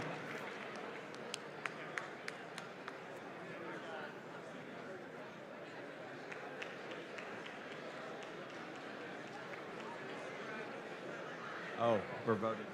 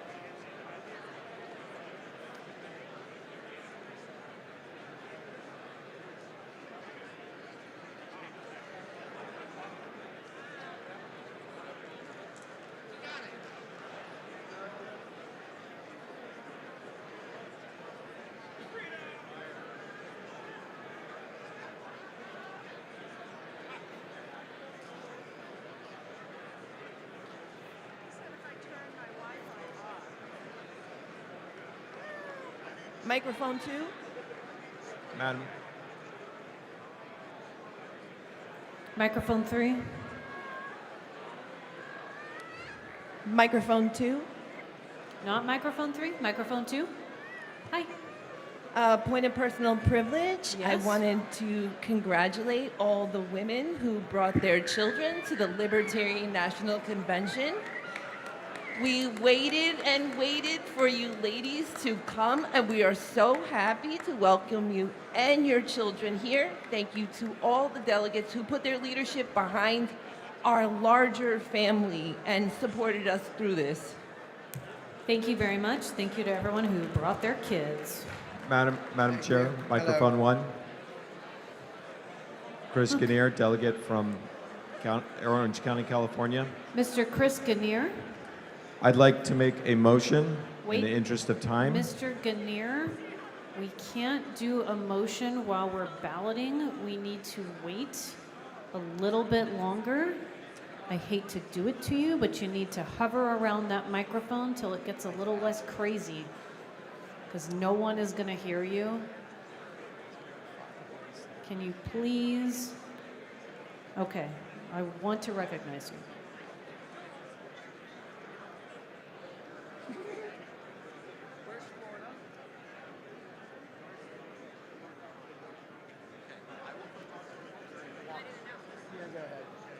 Announcement at microphone 2. Madam Chair.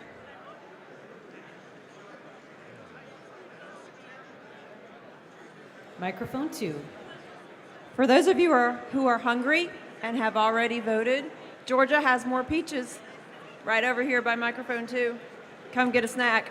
Thank you so much, Georgia, for offering peaches and Southern hospitality. I am working on getting something for our tellers.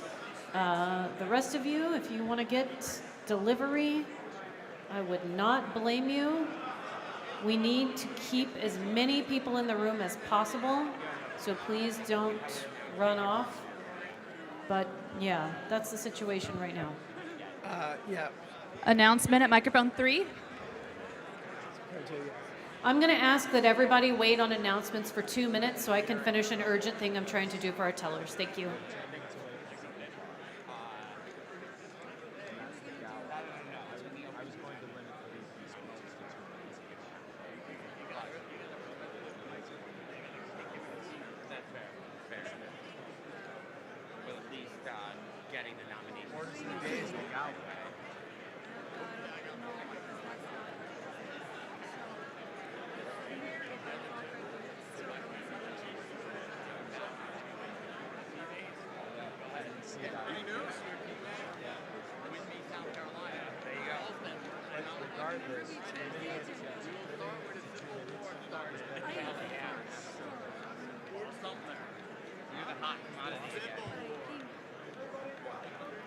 Where are the peaches up there? Georgia. Well, whether it's next or not. They're over that direction. Microphone 3, announcement. Thank you, Madam Chair. The Ladies of Liberty Alliance is hosting a ladies' night tonight in the LPRC Hospitality Suite, the Colorama Suite, at 8:30 to 10:30. We'd like to invite you to come enjoy champagne, refreshments, and music with the Ladies of Liberty Alliance. Thank you very much. Hello. Could I please see Jerry, Tubb, Rohrbach, Kendall, Ludden, and Larry Sharp on the side of the stage?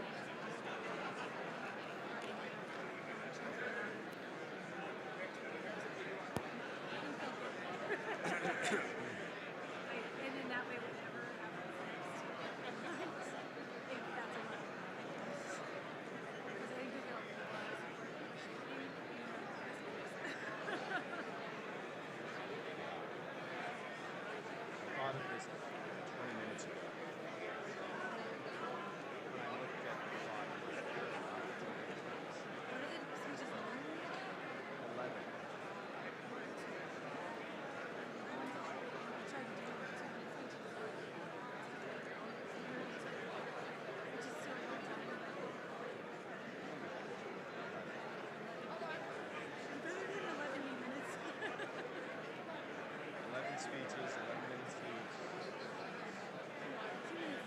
plus the VP candidates. We're just blowing off the ballot. So I don't know. I mean, Let's see what happens with these results. how many tickets did we sell? See what happens for those people going to vote?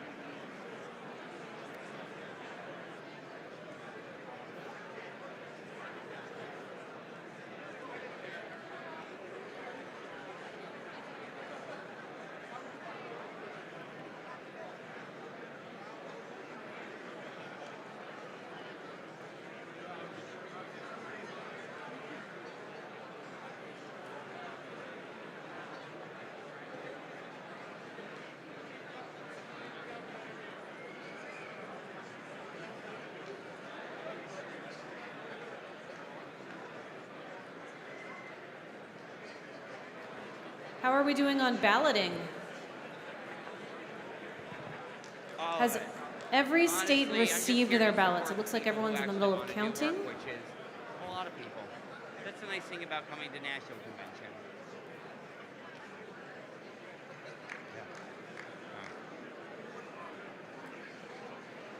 Less people than you think.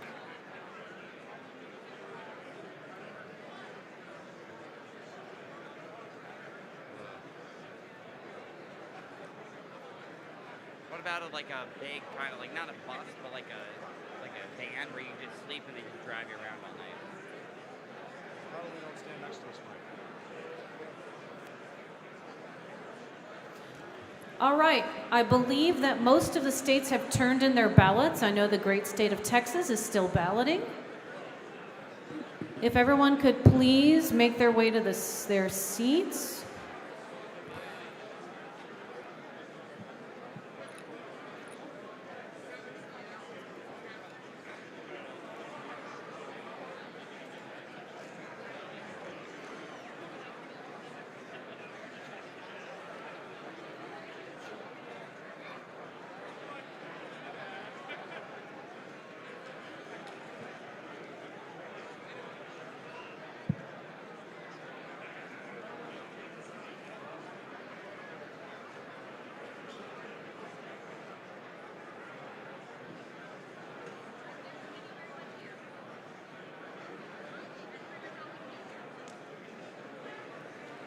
Madam Chair, announcement, mic 2. Where was? Mic 2. Mic 2, and then Mr. Chris Ganir, we're going to come back to his motion, but go ahead. Austin Hugan from Texas. I wanted to extend an invitation to the states east of the Mississippi. I've already contacted the ones west of the Mississippi. Sorry, I haven't got to you so Okay. soon.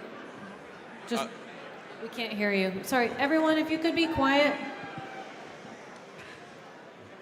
Hello, y'all. I am Austin Hugen from Texas. I started a Discord server for IT professionals serving libertarian parties so that we could share our knowledge and be support for each other. If you have not been contacted by me yet, please come and visit me in Texas, and I will help you get an invite to this Discord server so that we can share our knowledge, our learnings, and support each other with technical questions and help get this party going good. Thank you. Mr. Ganir, where are you? So he left the microphone and I don't see him anywhere. Okay. Did you have some? I know what he was going to do. Okay. Are you trying to do that for him? Not necessarily. Okay. I was hoping we would find him, I guess. Thank you. All right. I don't believe we have any pending motions or anything. Madam Chair, microphone 1. I'm sorry. Could you speak up just a little bit? Madam Chair, microphone 1. Microphone 1. If everyone could quiet down just a little bit. Microphone 1. Madam Chair, Mark Montoni from Colorado. Can we have the audience shout out to the whole world what taxation is? I'm sorry, it was a little unclear, so I want everybody to be very quiet. What is taxation?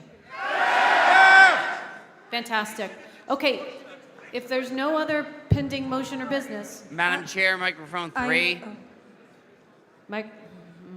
Microphone 3, and then we're coming back to 1. Thank you. Mr. Madden. Hi, Madam Chair, Jacob Luria, Colorado. I move to amend the agenda and insert the vice presidential nomination immediately following the election of president. This way we can have a complete ticket by the end of the convention that clearly demonstrates the will of the delegates. Thank you. All right. Mr. Luria, please stay where you're at because I'm going to need you to restate that for our secretary in just one moment. Sure. Mr. Luria from Colorado.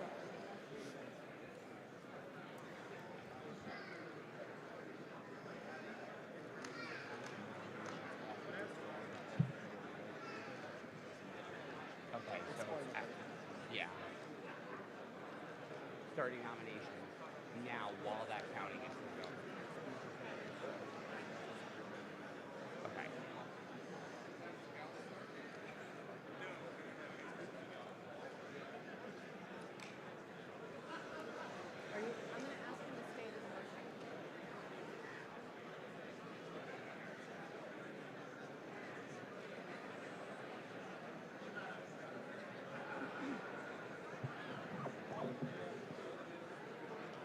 Mr. Luria, could you please Yes. restate your motion?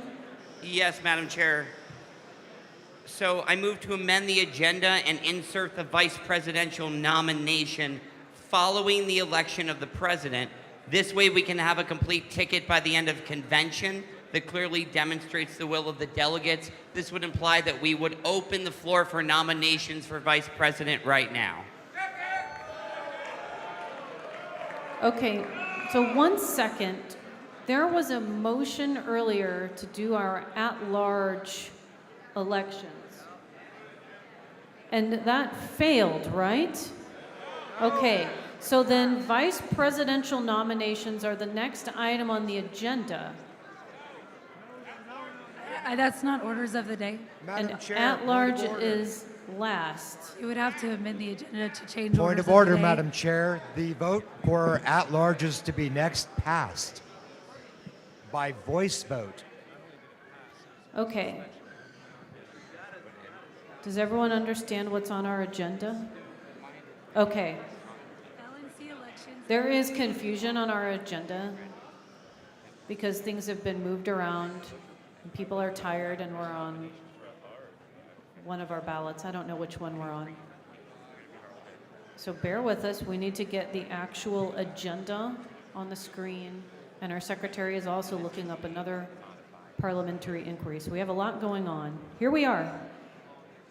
Nomination and elections for POTUS and vice POTUS. That is not correct, Madam Chair.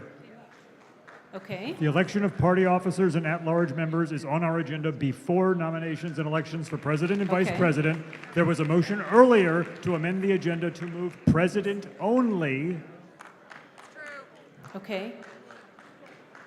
So under the orders of the day, One second, Mr. DiBianca, because they're thinking the agenda was amended, so I'm looking at the motions that have been passed.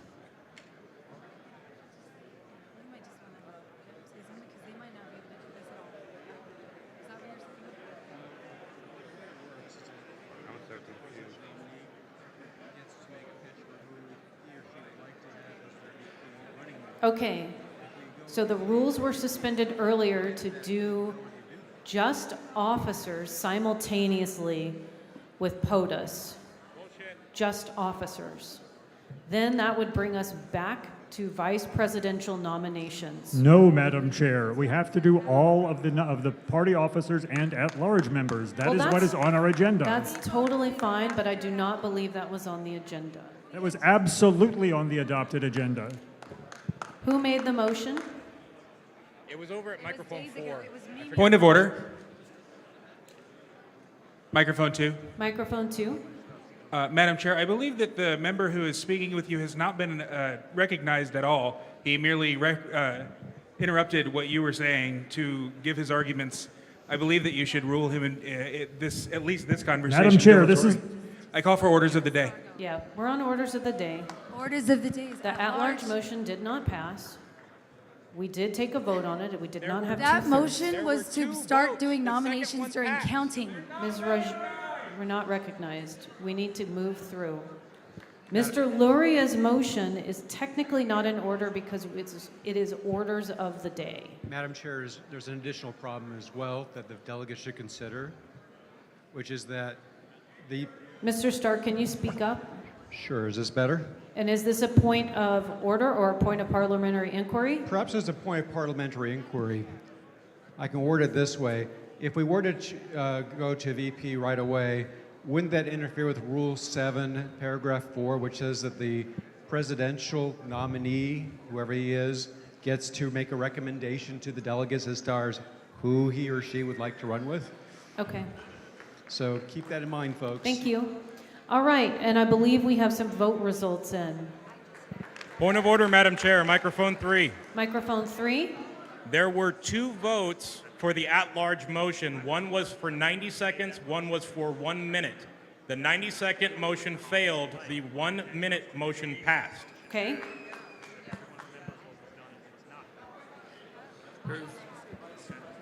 Our secretary doesn't have it, but we're going to double check.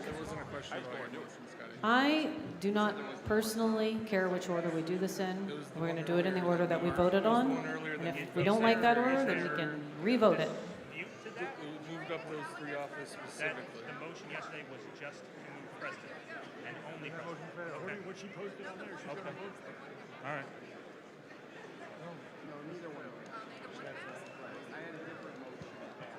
Do the vote again? Why is it, should we make the motion to open up nominations? Did the 60-second version pass? I'm trying to get it. All right, let's hear our vote totals. 1 second. And Mr. Bowman's motion did not intend to skip V. POTUS, by the way. That was a discussion we had.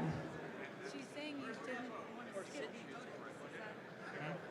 motion only. That is a different. I thought she was talking about. Sorry.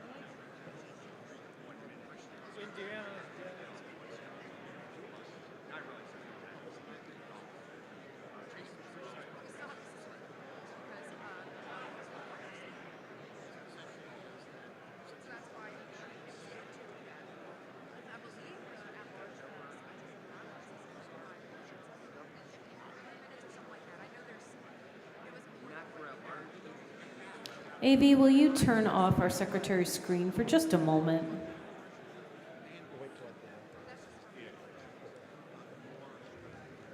Thank you so much.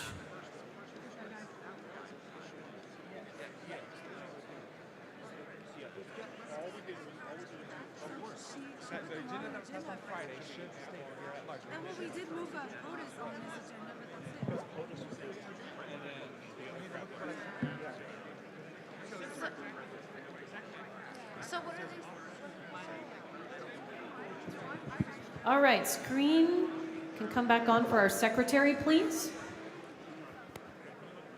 Oh. Beautiful. Okay, here's our most recent round of balloting.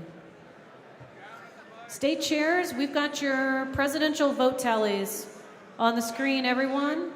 Pull your attention to the screen. We're checking vote tallies.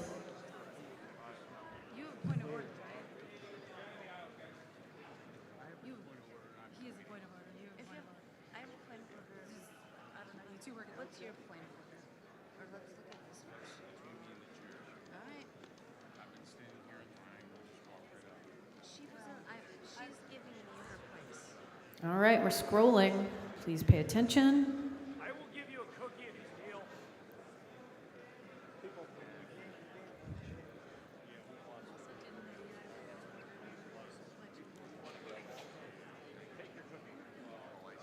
We're almost to the end.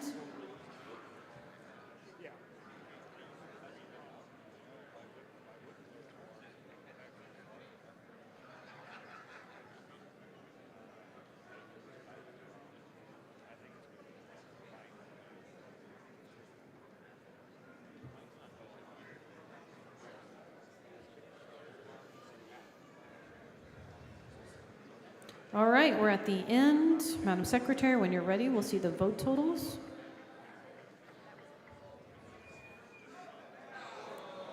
All right. Here we are. Lars Mapstead, 15.60%. Chase Oliver, 25.93%. Michael Rectenwald, 37.60%. Mike Ter Maat, 19.64%. Thank you, gentlemen.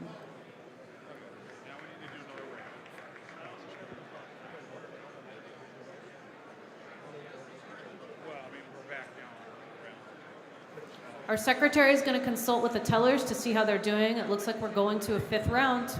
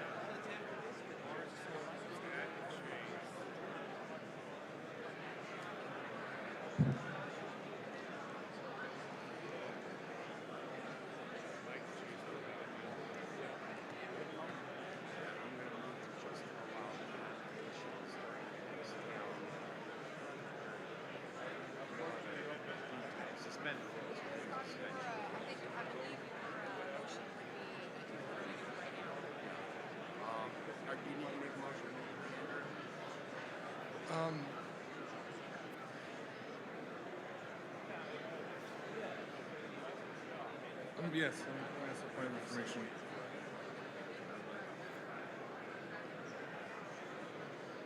What's next? Well, that's the thing is we're trying to speed things up and get at-large nominations while we do tallying for round 5 for president. Didn't they announce at-large? They said there was 23. No, there hasn't been any nominations yet. Okay. That's the reason why we're trying to move things forward so we have a full LNC and a full ticketing. Paging Spike Cohen to the front of the room. Oh, there he is. So here, our tellers need 10 uninterrupted minutes to get these packages ready. Guys, I need your attention for a minute.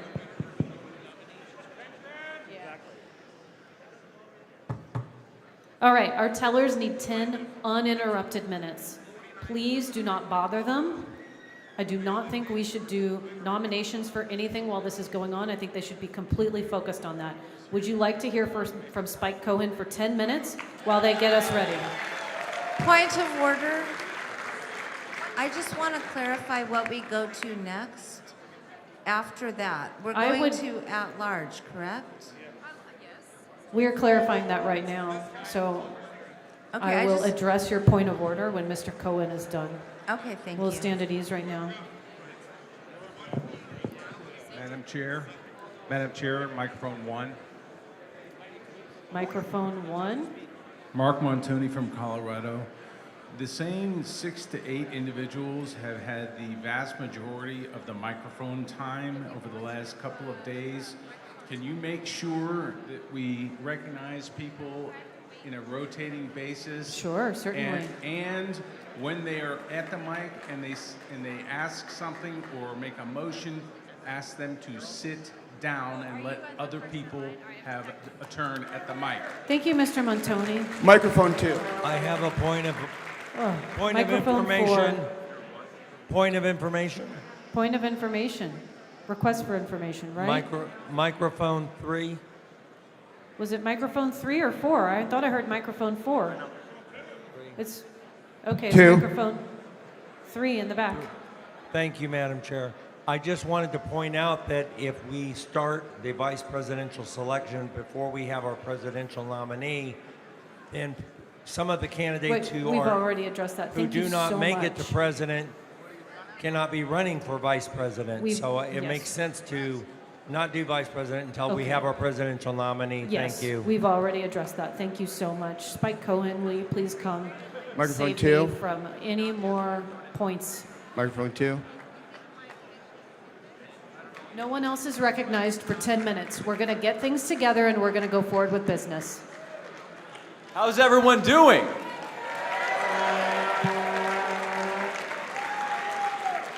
I hate to briefly interrupt that. That seemed like a tremendous amount of fun, so I apologize for that in advance.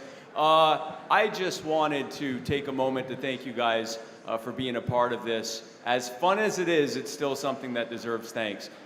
4 years ago, this party granted to me the second greatest honor of my life. The first greatest honor, of course, was when my wife-to-be Tasha said "I do" in front of me, a priest or a pastor, a rabbi, and several hundred witnesses, thereby proving that it was indeed not just a phase.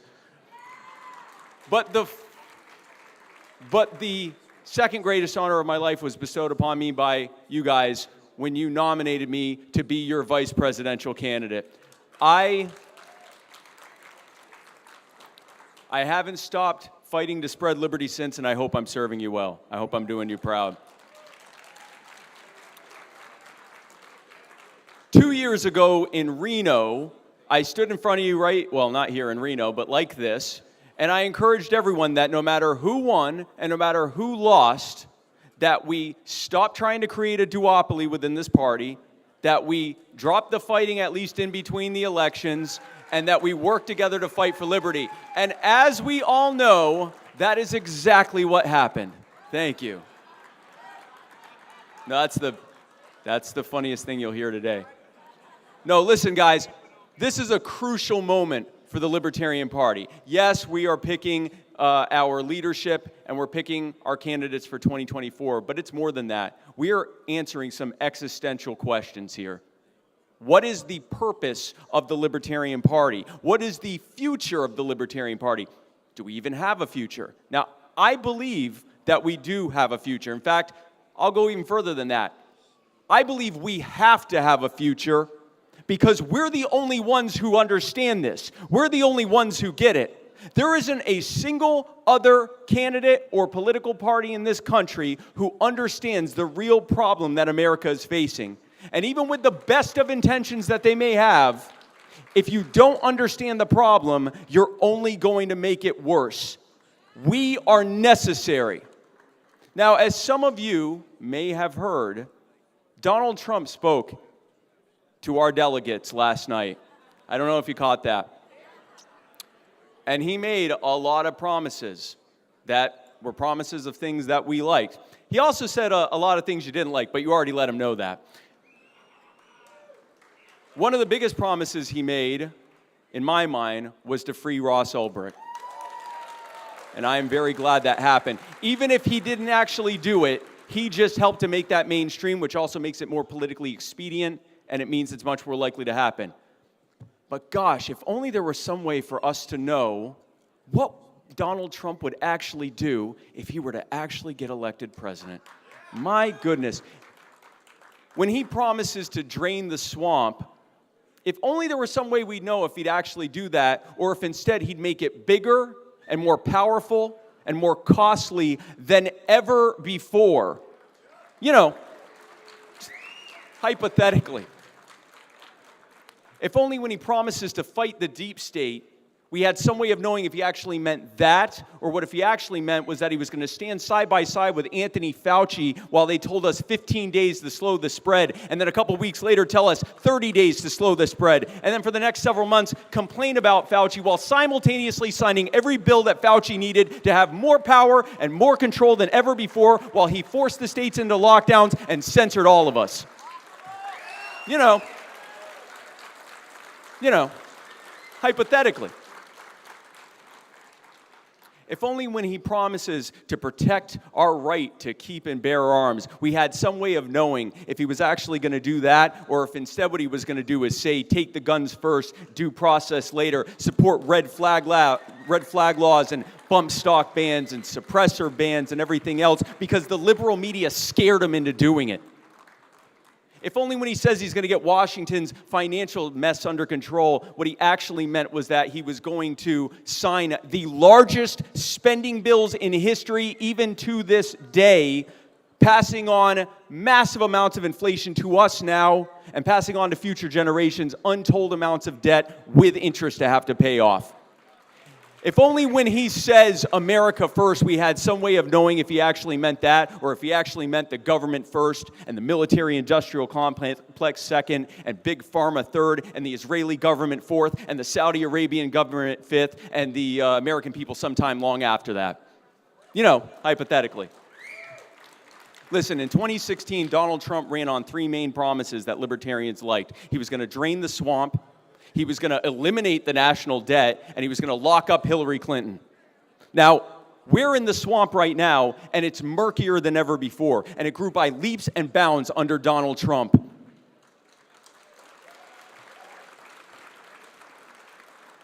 Not only did he not eliminate the national debt, he ran up $8 trillion of debt. He almost beat Barack Obama's debt record. He did it in one term, he almost did it. And as you know, instead of locking her up, he locked us down. That is what this party is up against. And as you also may know, the day before, Bobby Kennedy came here and spoke to us. His speech went a little bit better. But, you know, I'm glad that Bobby Kennedy's running. I'm glad that he's running, and I'm glad that Americans have as many choices as they can have to vote for. And frankly, Bobby said quite a few things that we agree with. He's also said that gun rights groups are terrorist organizations. And he has said that people who deny climate change should be prosecuted. And he has said that the government should subsidize home mortgage prices. And he said that government-funded colleges should use race-based quotas, and a lot of other things we disagree with. But honestly, all of that pales in comparison to what he said to the California Libertarian Party convention earlier this year, where he called privatization a sin and a crime, and said that the sure sign of a society's collapse is decentralization of government power and the privatization of government-run property. I want to be very clear about something. And again, I'm glad Bobby's running, and I love a lot of what he has to say. Bobby Kennedy is not a fellow traveler who just happens to get it wrong on a few things. Bobby Kennedy is someone who is openly hostile to the precepts of libertarianism, and he happens to get it right on a few things. That is what we are up against. And as you know, Joe Biden is also running for president. He may not know that he's running for president, but Joe Biden knows that he's running for president. Now, I have put together this comprehensive list of bad things that Joe Biden has done. I wanted to make sure I didn't miss anything. Here we go. Excuse me. Sorry, this will only take a moment. Virtually every single thing Joe Biden has done in his entire life. There we go. That's compelling. It's a compelling argument. This is what the Libertarian Party is up against. Now, there are other people running as well. You have Cornel West and Jill Stein and the Unicorn Lady and quite a few others. And it's good that these people are running. And again, many of them are saying things that we like, but I want to be very clear about something. Every single one of them, Trump, Kennedy, Biden, all of them have the same thing in common. They think that the problem with our government is that the wrong people are in charge doing the wrong things. And once the right people are in charge doing the right things, there's no limit to how big and expensive and intrusive in your life they want it to be.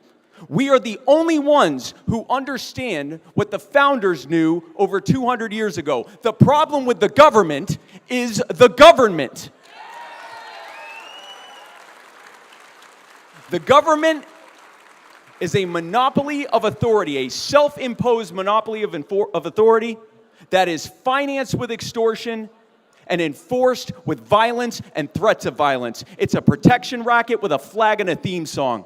And the founders, well, most of the founders understood that an organization like that has no real reason to do anything but waste your money, make your life harder, grandstand on your suffering, and use it as an excuse to take even more money and power from you. And that is why they recognized, again, most of them recognized, that government was an evil. They saw it as a necessary evil, but they thought it was an evil nonetheless. And that's why they sought to strictly limit it to a small handful of duties and leave everything else to the states and, more importantly, to you, individual human beings, the people.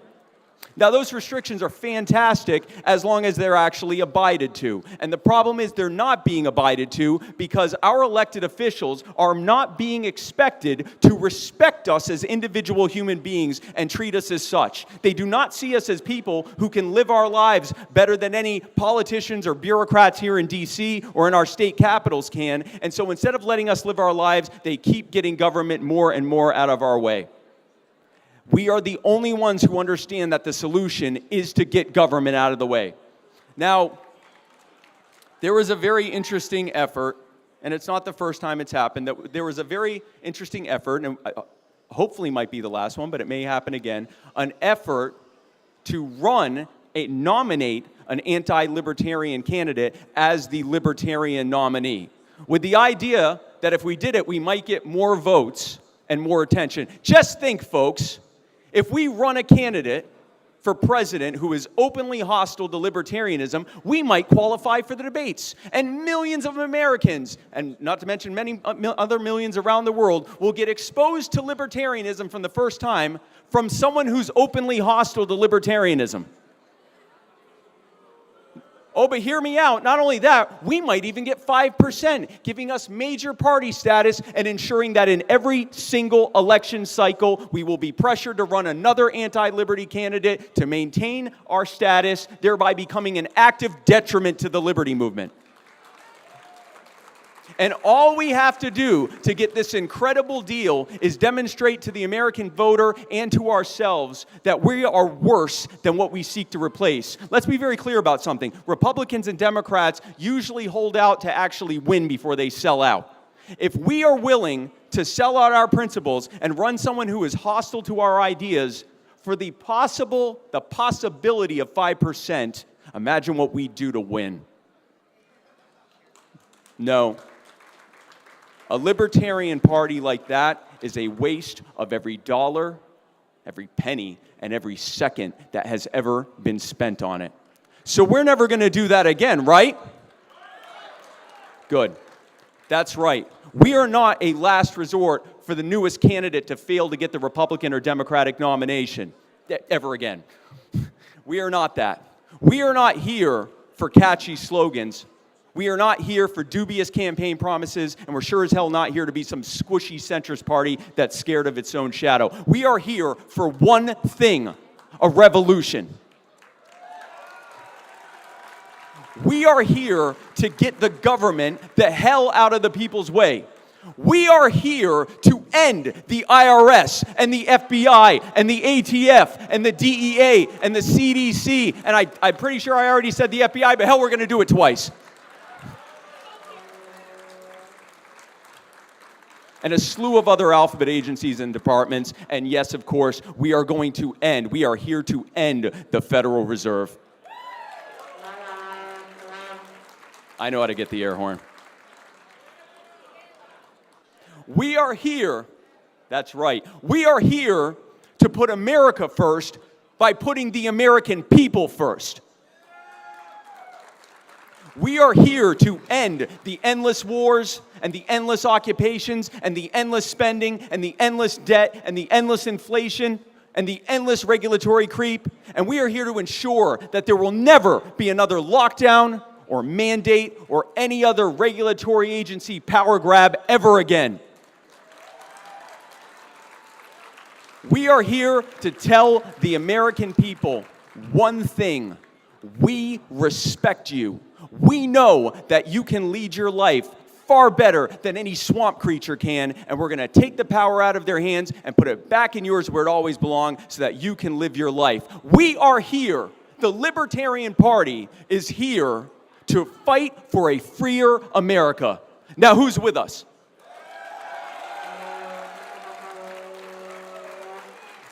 Thank you.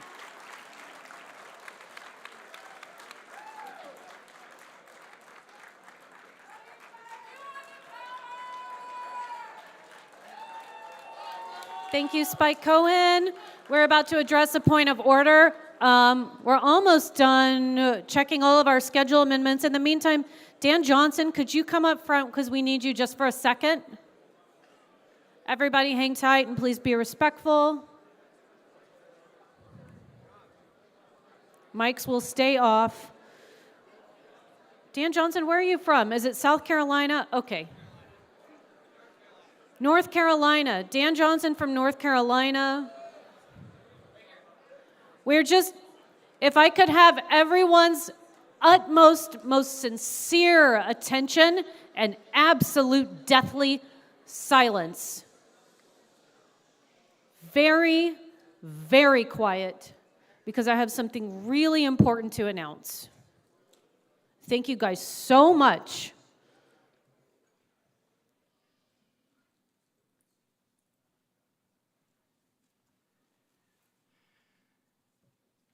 At the 2018 New Orleans Convention, I met my current partner, Sarah Brady.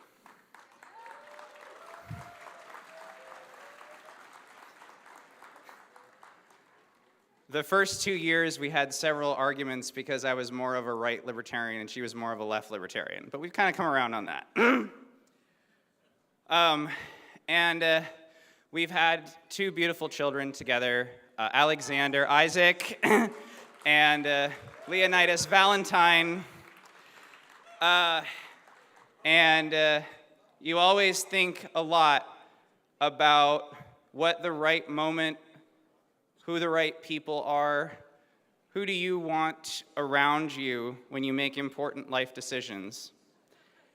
And the family that we've had, and really the only family I've ever had outside of my immediate family, is libertarians, is you guys.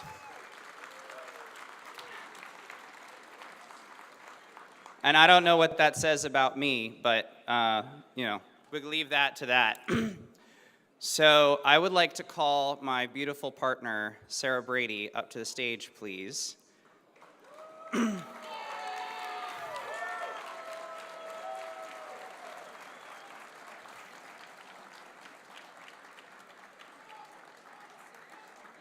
Yeah. The light of my life and actually smarter than me. If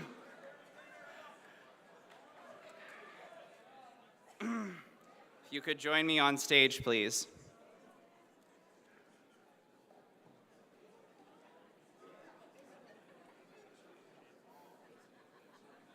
We have been together.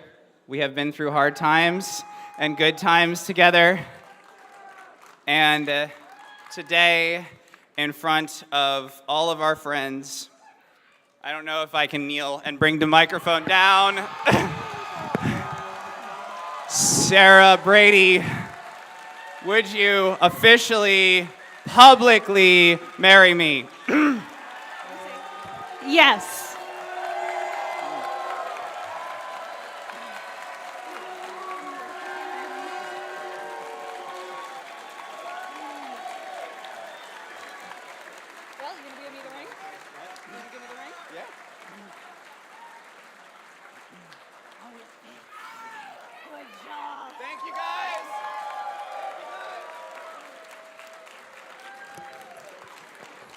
All right.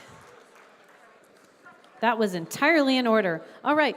Madam Secretary, would you mind addressing us regarding where we're at in business and why? Because we had 3 motions at least about amending the agenda. So let's catch up to where we're at right now. Okay, I had to go back through a tangle of minutes, and this room is very echoey. It's not the best draft minutes. And anyone concerned about misspellings, by the way, those will not be in the final. This is just to help you guys follow along. However, the agenda was originally amended to do all of the LNC first, and then presidential and vice presidential. But we had the special order for Saturday morning in order to have the presidential debate. Then there was a motion to suspend the rules to interrupt, and Friday, if you remember in the afternoon, we had the nomination speeches for chair. Then there was another motion to have the chair debate. And then after the chair debate, there was another motion to interrupt the LNC elections with only the presidential nomination so that there would be somebody to be up there to oppose Trump afterwards. And then we moved into presidential, and then I moved part of the rest of the LNC to be mixed in while we were doing presidential. But after untangling that whole mess, we are not on vice presidential, we are on the remainder of the LNC.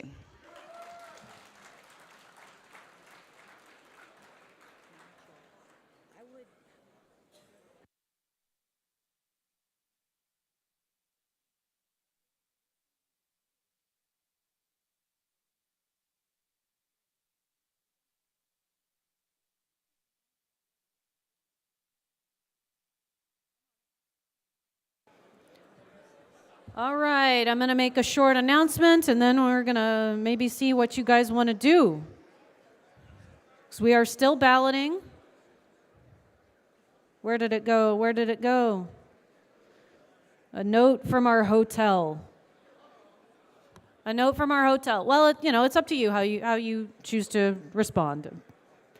I just wanted to point out that the longer you wait, the worse the quality of food will be. We can't remake or replate 200 plates of food. Hopefully you guys will finish earlier than expected. Now, I think the business that we're doing is very important, but I also think that it's my duty as your chair to inform you that we have 200 plates of food for the gala, and they're not going to be able to replate 200 plates of food. They wanted me to pass that along, so I'm doing that for you. But it's entirely up to you. We have business to attend to.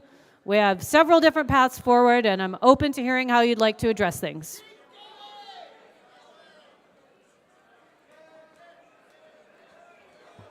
All right. I believe we're going to be on at-large elections. But we're still balloting.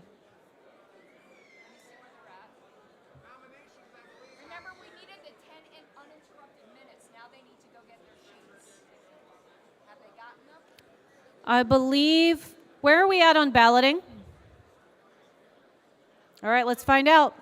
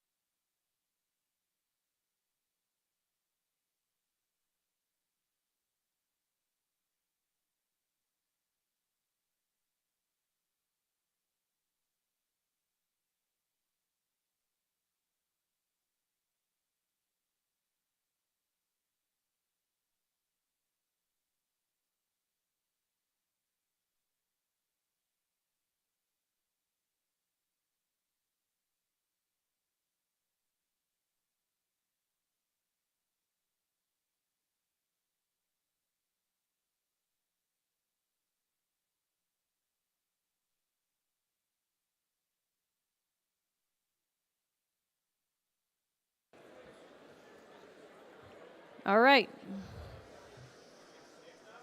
Oh, can we please, AV team, can we have floor mics back, please? Thank you so much. I seek recognition at microphone 2. Madam Chair, I am requesting that this body indulge the Libertarian Party choir for 5 minutes and only 5 minutes. All right. So what While I'm trying balloting. to do right now is wait until it's an appropriate time so that you will be received positively. Okay. I promise I have you in mind. Sounds good. Microphone. Back there. 3. Microphone 3. Reese Smith, delegate from Pennsylvania. I cannot hear microphone 3. Hang tight 1 second. I'm sorry, what, Madam Chair? Hello? Can you speak up? Thank you. Reese Smith, delegate from Pennsylvania. I move to suspend the rules, to amend the agenda, to insert the vice presidential nomination immediately following the election of president, so we can have a complete ticket by the end of the convention that clearly demonstrates the will of the delegates. All right. Madam Chair, point of order. This is dilatory. We already voted this down less than an hour ago. One second. Madam Chair? No. We're going to take 1 second. No one is recognized right now. AV team, when you are ready and able, could you please get our secretary's screen back up? Point of order, Madam Chair.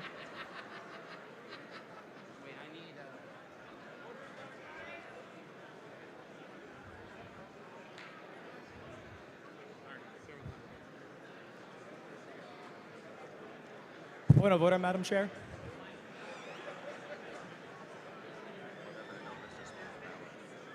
Okay. That particular motion has not been made before, so it is not out of order. The challenge with amending the agenda over and over again is that it becomes a little bit difficult to keep track of.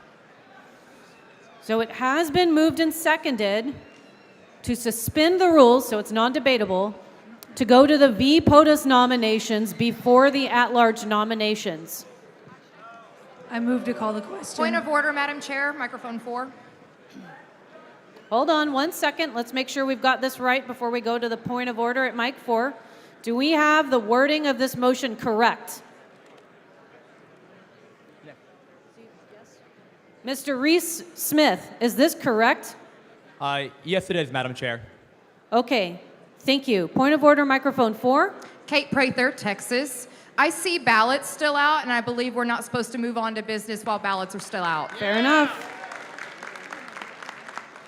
All right, so we're not going to vote on a motion while ballots are out. We're going to wait until all of the ballots are turned into the tellers. Point of information, microphone 4. Microphone 4. Steve Dosbach, South Carolina. Could the chair make sure everyone is aware, if we at some point run out of time and we have not completed at-large elections, how are the vacancies filled and by whom? Vacancies, according to the bylaws, for at-large, not for officers, are filled according to the LNC. Vice presidential candidate is ambiguous in the bylaws. You could infer that that's also filled by the LNC. At-large is very explicit. Vice president is less explicit. Thank you, Madam Chairman. Point of information. Point of privilege. Microphone 1. Microphone 1. Is there any availability for this hall tomorrow morning? We have this physical space tomorrow morning. We do not have a V, but we have the physical space. Point of privilege, microphone 3. Microphone 3. Microphone 3. Just for the secretary, my name is spelled R-E-E-C-E. C. Yes, C as in thank cat. you. Gotcha. Exactly. Okay, we're still balloting, but once we're done balloting, we're going to revisit Mr. Reese's motion. Madam Chair. Microphone 1. Microphone, Aaron Starr, California. So I want to understand Article 14.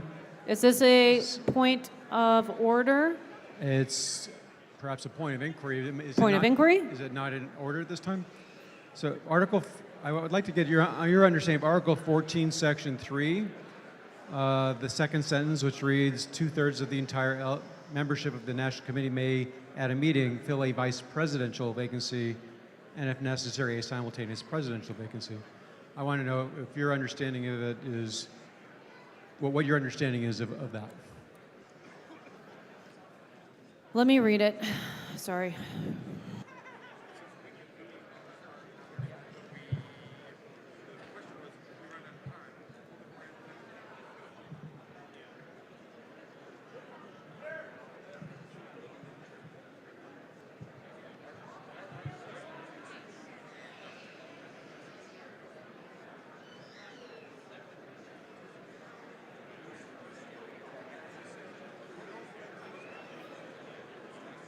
So, are they still trying to do that move to suspend the rules, or did that get shot down and we just don't have notes on it yet? Nick.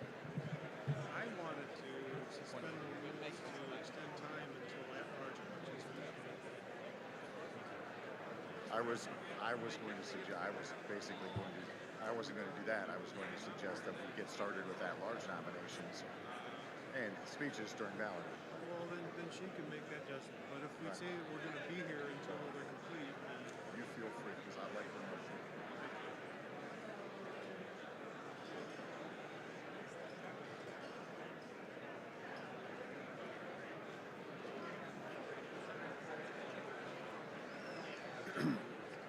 Necessary, because we don't adjourn until we adjourn, but I think I get a feel for the room. is there a motion? Do you need a motion to adjourn? You do need a motion to adjourn, yes. And that's always in order, and it's only a majority, so we don't want an adjournment. Mr. Starr, So even if you make that motion, somebody can still move to adjourn. my understanding is that particular bylaw is talking about death or resignation or disqualification, not finishing a meeting on time. Okay. I guess my interpretation was different, that there's two separate sentences there. My interpretation is that there's two separate sentences there, and they each have separate meanings. My understanding of it is that it's the second sentence is referring to the sentence immediately prior to it. Okay, well, thank you for telling me your understanding. The good news is we're here right now.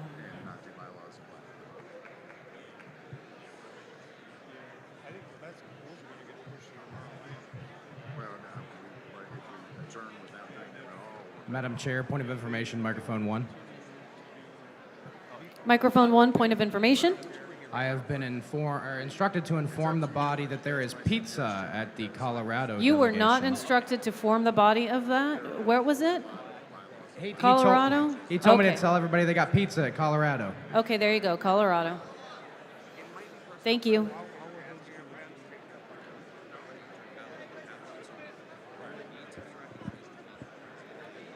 Point of personal privilege, microphone 3. She can't hear me. Madam Chair, point of personal privilege, microphone 3.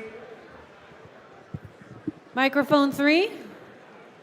Would it be possible to get a list of the at-larges that have submitted paperwork on the screen? Well, they haven't been nominated yet, so I think we should probably do nominations first, but I am amenable to making that happen as quickly as possible.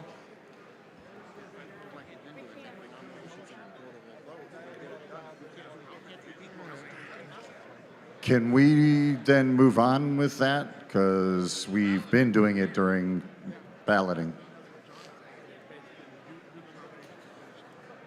Is balloting finished? Are we still counting ballots, or do the tellers have all of the ballots? I think the tellers have all of the ballots.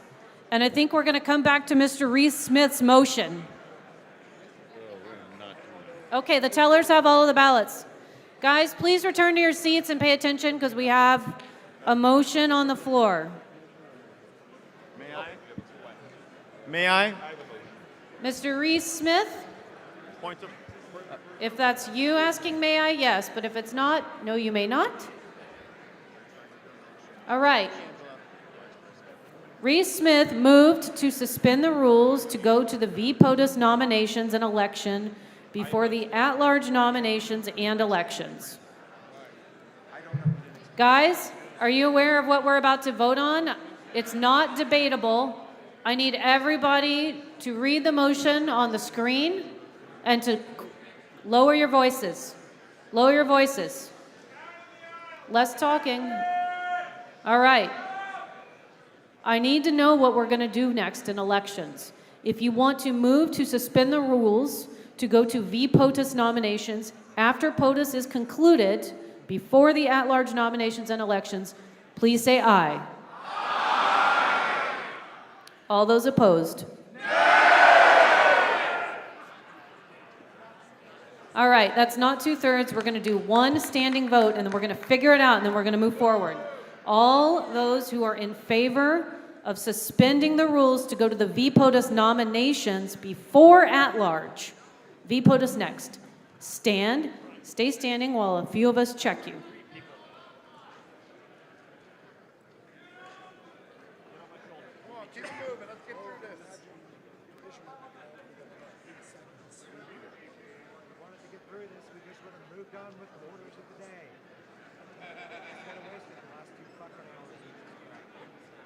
Please be seated.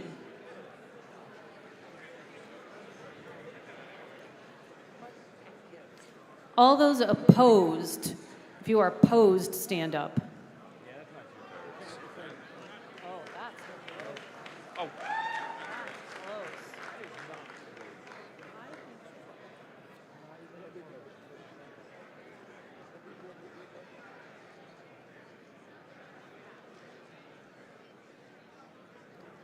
The motion passes. I appeal the ruling of the chair. Appeal ruling of the chair. Point of order. Madam Chair. Second. Call for division. Division. 20 seconds. Division. We have 20. Do we have 20 seconds? It was clear to 4 of us on the stage. Point of Division. Point You of want division? information. Okay. Point of information. Microphone 4. We'll do division. We'll do division. No, they have 20 people. That's fine. All right. Yeah. Those who are in favor, please stand up.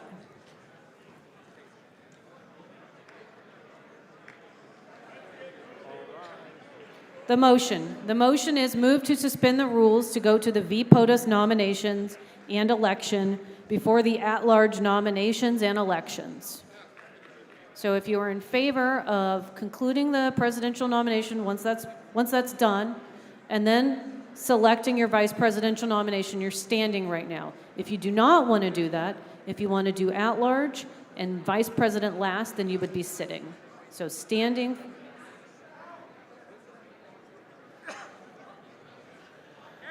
Do we want to count off? All right, we're going to count off. Do you want me to jump off the floor and count you right now? Tellers are coming. Okay, so hang tight. Tellers, how do you want to do this? Are you going to count state by state? Okay, the tellers are going to count their zones. I do not want to see anyone walking in the aisles right now. If you are walking in the aisles, you need to go immediately to the back of the room because you're not going to be counted. Get to your state delegation immediately. And everyone, pin. Delegate pin. Thank you. Complete silence for our tellers. Let's please get through this quickly. You may start.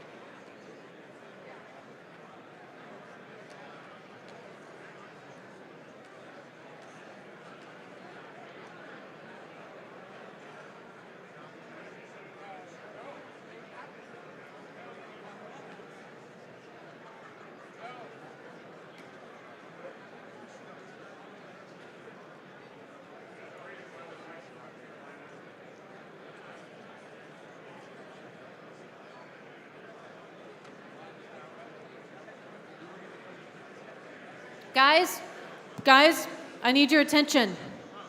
I need your attention. The noes need to stand. Opposed to suspending the rules to go to V-POTUS nominations before at-large nominations. You are opposed. Please stand. Everyone else, hold still, stay in your seats. Noes are being counted right now.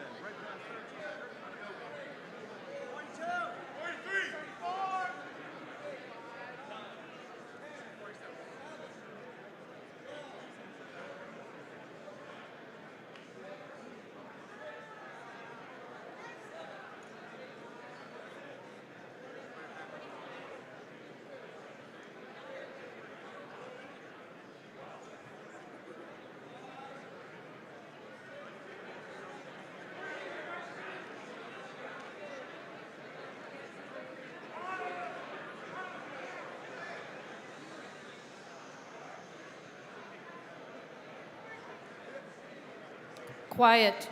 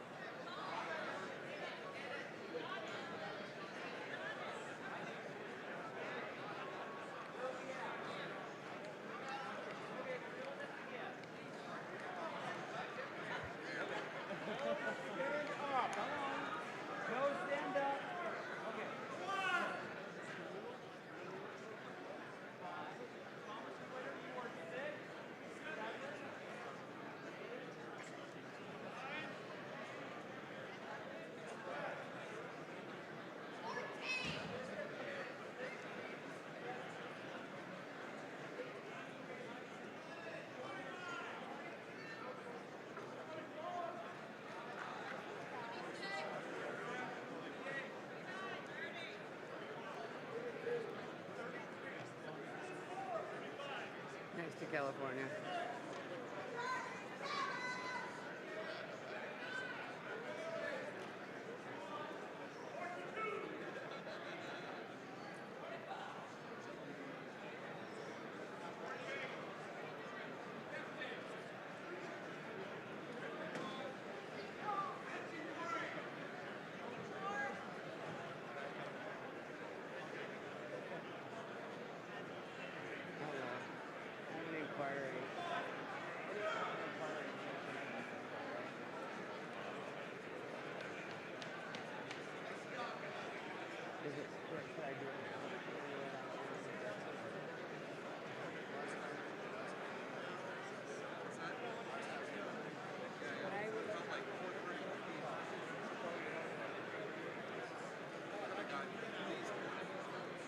Madam Chair, point of order. Aaron Adams, Oklahoma No, we're going to delegate. wait until the vote totals are turned in.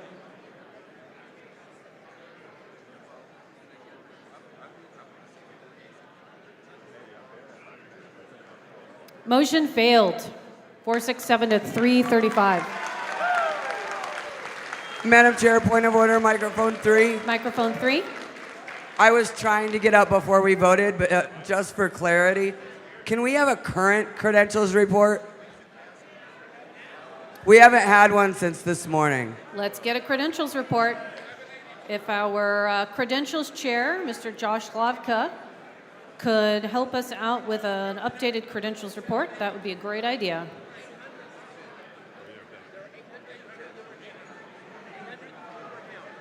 Yeah, they have to. Steve, are you still making a motion?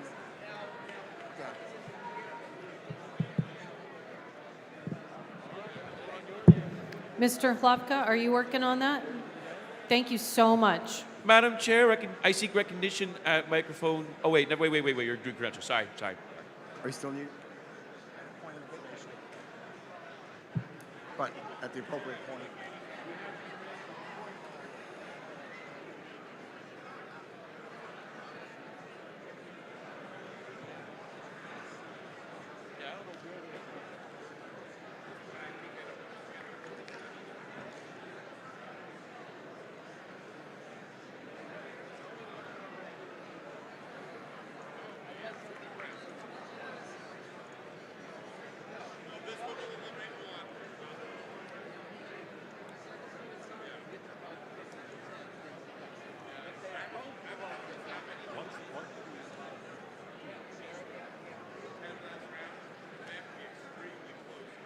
Thank you.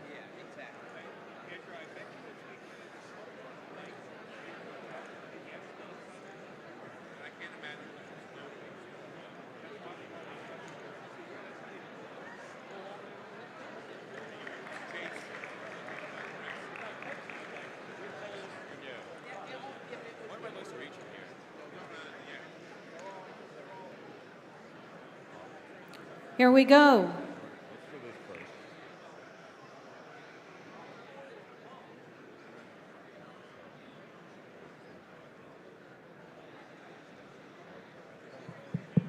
Thank you, Madam Chair. So currently we have 930 delegates checked in. That means quorum is 372. A majority is 466, and 2/3 is 620. Oh, boy.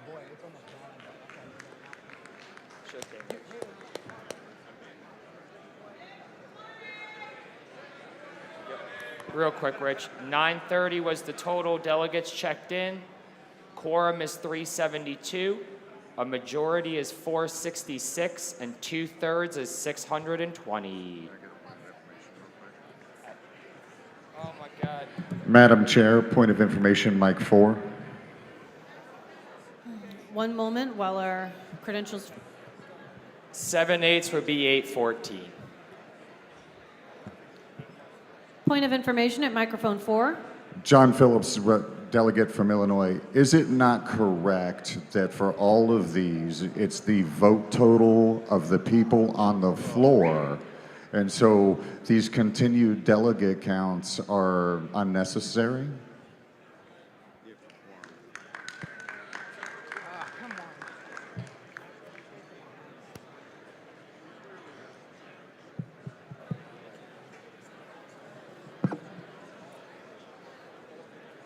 All right, I believe we have some election results.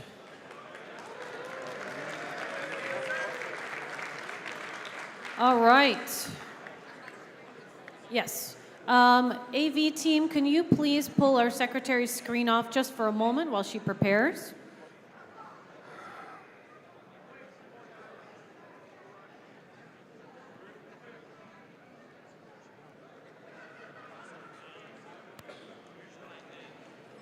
All right, we are ready for our secretary's screen to return.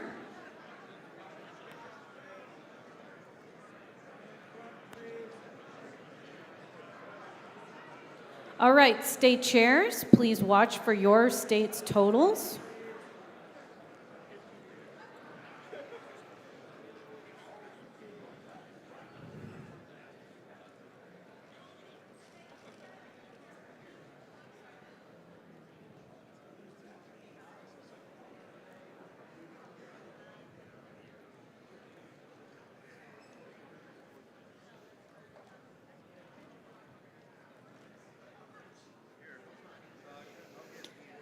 State chairs, please be watching for your state.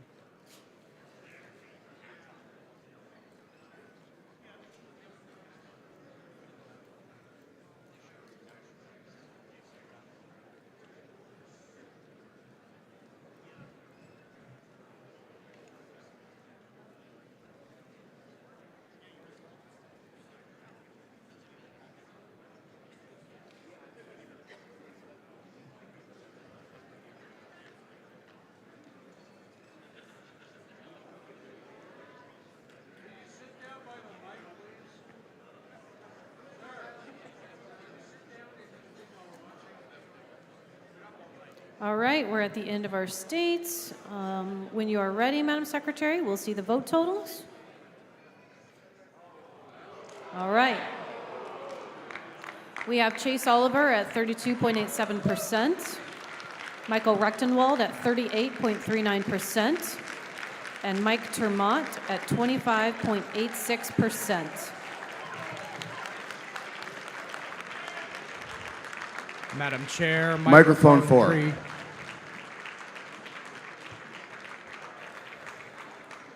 Who started to speak and then was spoken over to by microphone 4? I believe it was me, Madam Chair. Microphone 3, Dustin Nana, Ohio. Microphone 3, Dustin Nana, Ohio. I move to open nominations for at-large during the next tallying phase for the presidential election. Second. Okay, it's been moved and seconded to open nominations for at-large during the next tallying of presidential votes, something like that? Correct. Thank you. Point of order, Madam Chair, for Mike 2. Mike 2. I believe that that is the orders of the day and therefore does not require a motion. We haven't been doing it so far. That's why I moved it.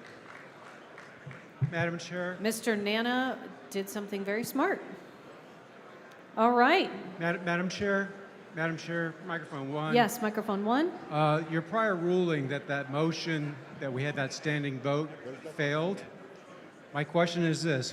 Was that a motion to amend something previously adopted? Because there's two ways to adopt that motion. One, 2/3 of those who voted, or a majority of all registered voters, or all delegates. Can you- So we have 467 that voted yes, and you need 466 of all registered delegates if this if this applies. I think if you can ask your parliamentarian whether it's an either/or thing, 2/3 or a majority of all. On the V. POTUS motion, Yes. I'll ask.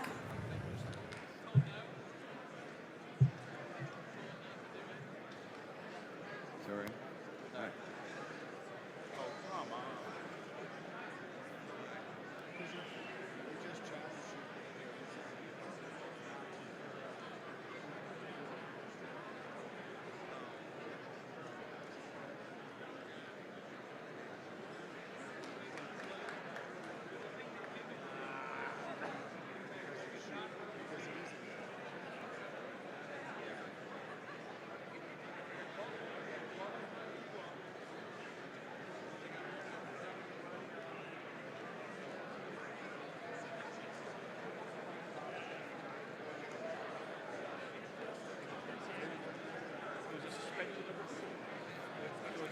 Guys, here's where we're at right now. I am checking on a point of parliamentary inquiry for Mr. Aaron Starr, and your state chairs are picking up your sixth round of balloting. So balloting is going to start. I'm going to be addressing a point of parliamentary inquiry from Mr. Starr.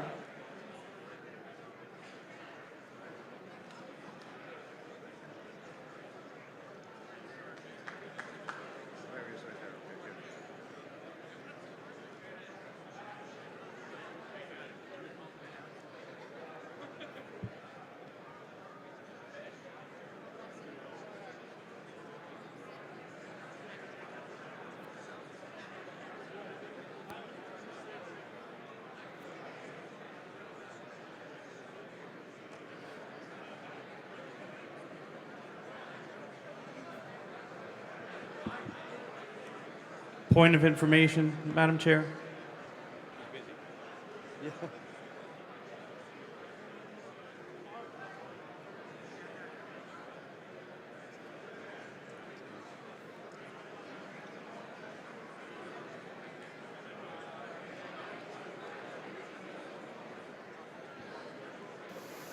Mr. Aaron Starr, Yes.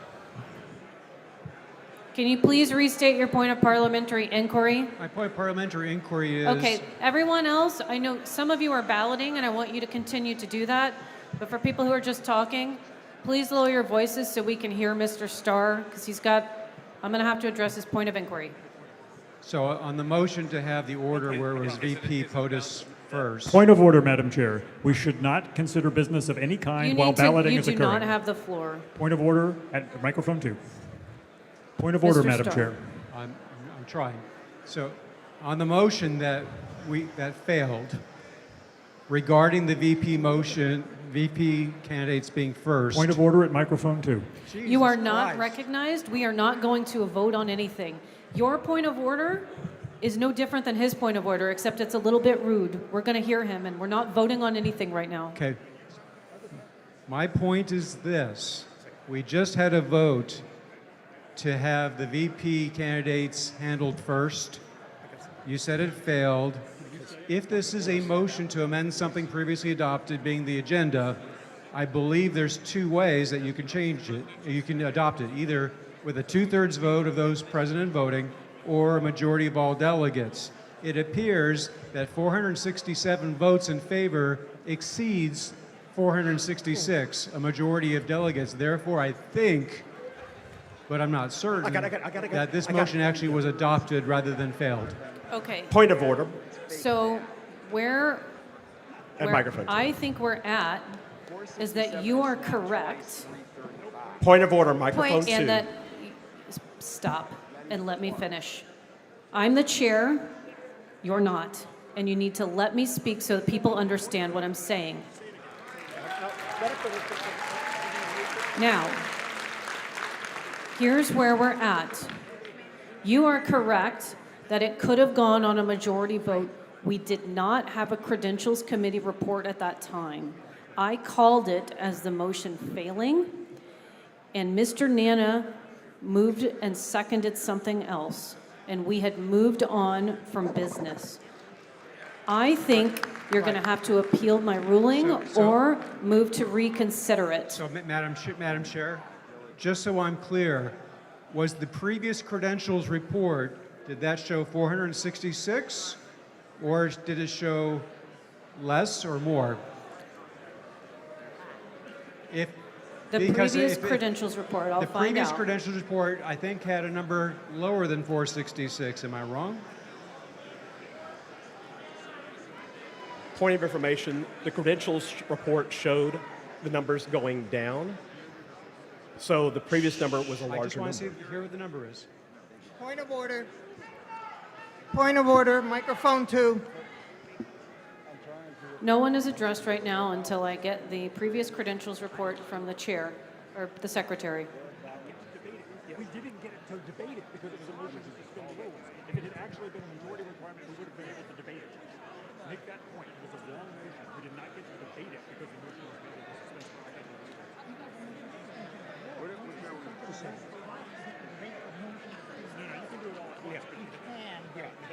to suspend it. 469.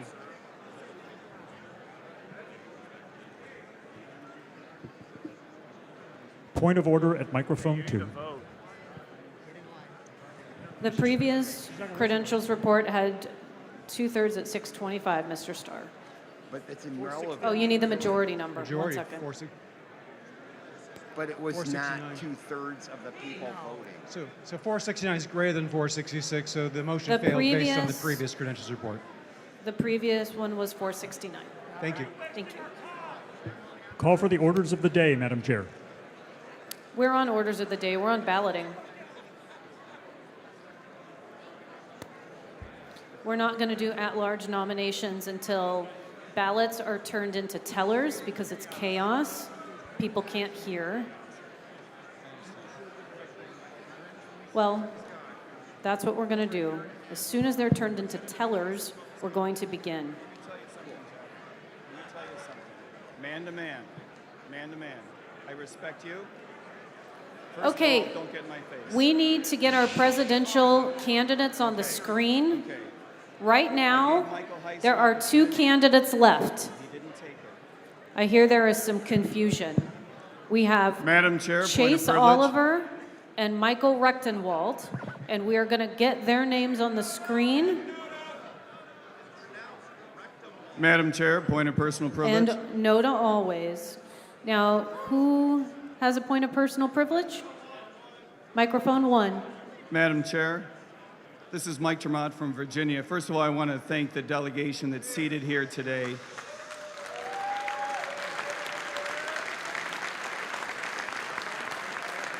For giving me an opportunity to participate in this process. I think you guys have been terrific.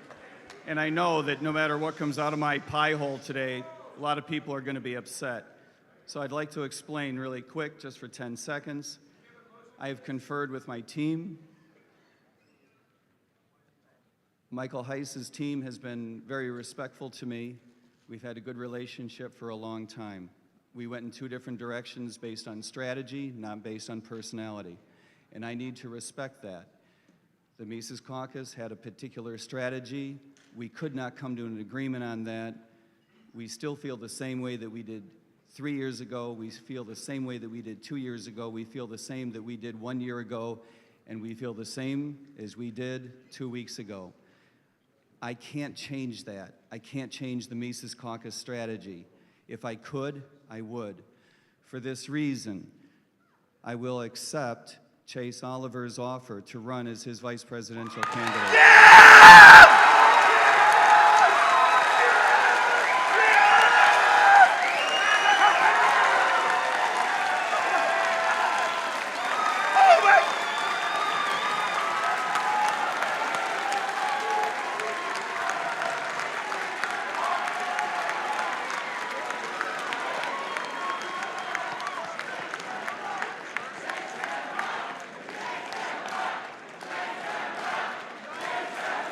Thank you, Madam Chair. Guys, we're in the middle of balloting. Thank you.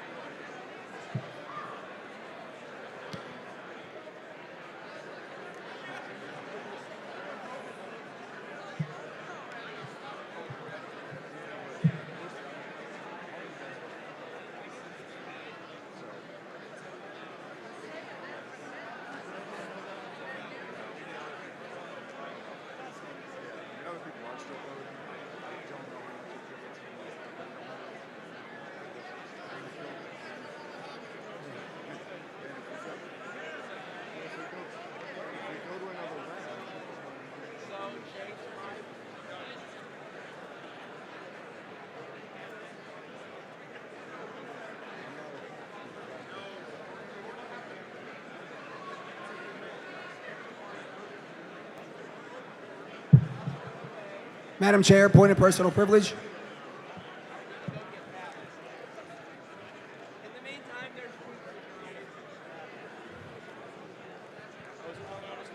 Madam Chair.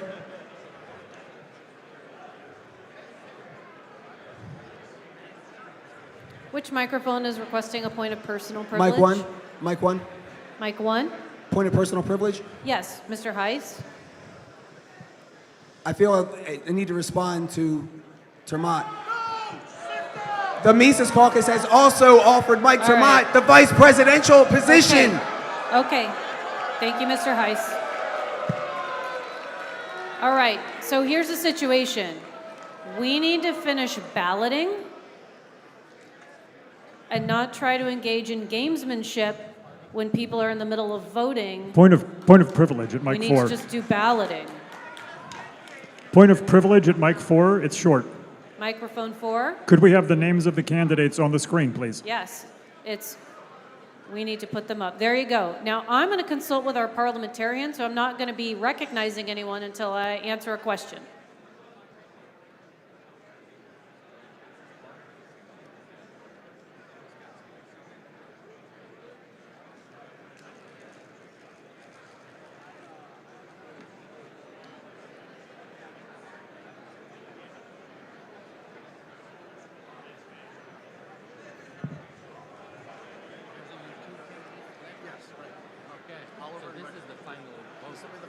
Well, unless neither one of them gets a majority, in which case it would be that candidate that's not no. That can happen. That can happen. That can happen. Mathematically, it can happen. It has, all right. And when is the vote?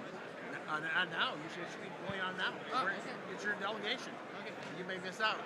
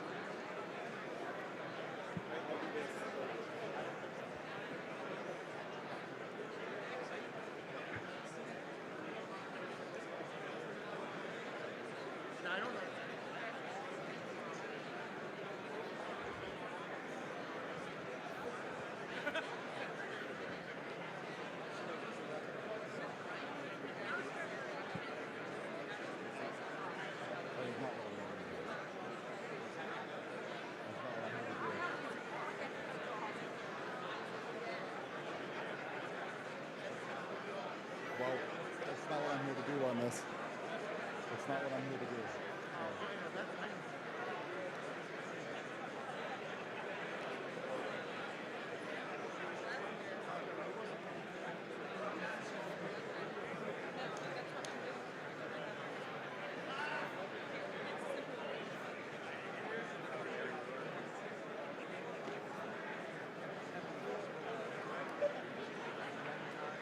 Sometimes, if you want to get their attention, just go microphone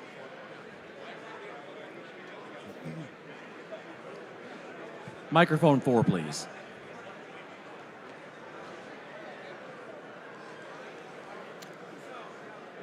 Microphone 4.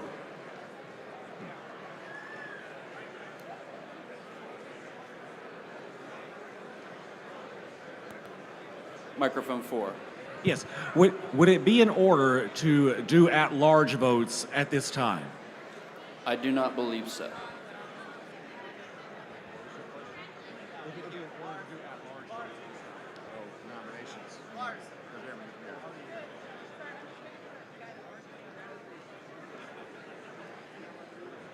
Mr. Chair, microphone 4, I believe the gentleman actually meant the at-large nominations that we had already talked about and moved. We are still waiting on ballots, so no, it would not be in order. at Point this of time. inquiry, no, disregard. You answered it. Microphone 2.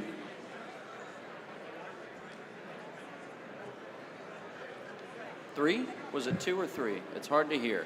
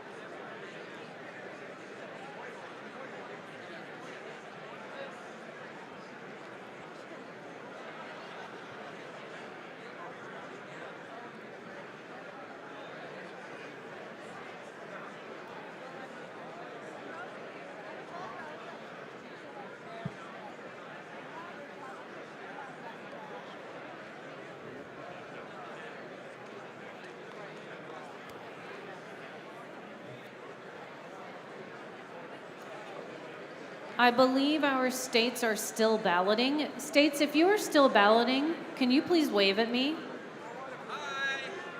Thank you. We do have a few states that are still balloting. Once our states are done balloting, we're going to move to at-large nominations. Choir members, please, if you are finished balloting, go over to Florida. We are trying to find a time to fit in your beautiful performance, please work with Marcia.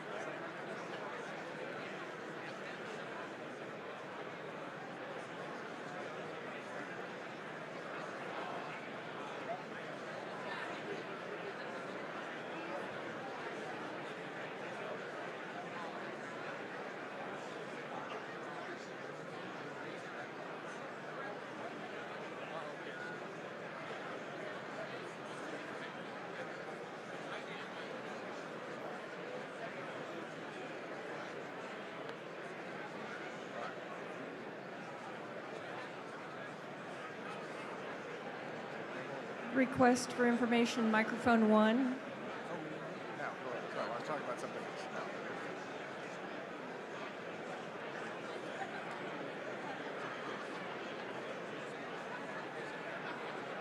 Well, I saw someone say that when it comes to presidential years, it's before, otherwise 3.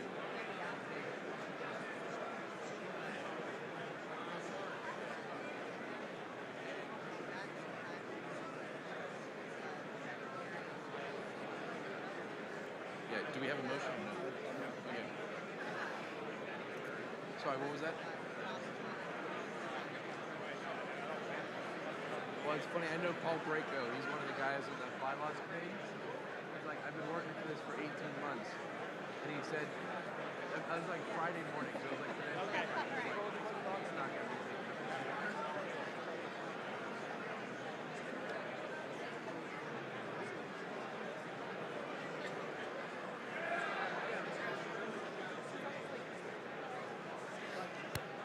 Well, we're supposed to be doing nominations now.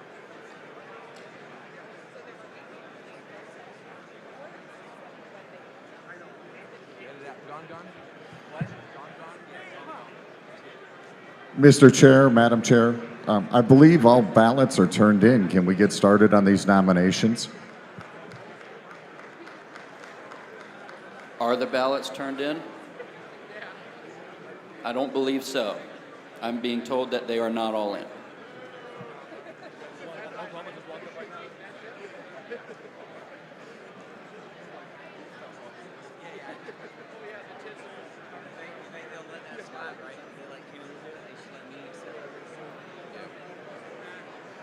I got other guys from Florida and Arkansas nominated.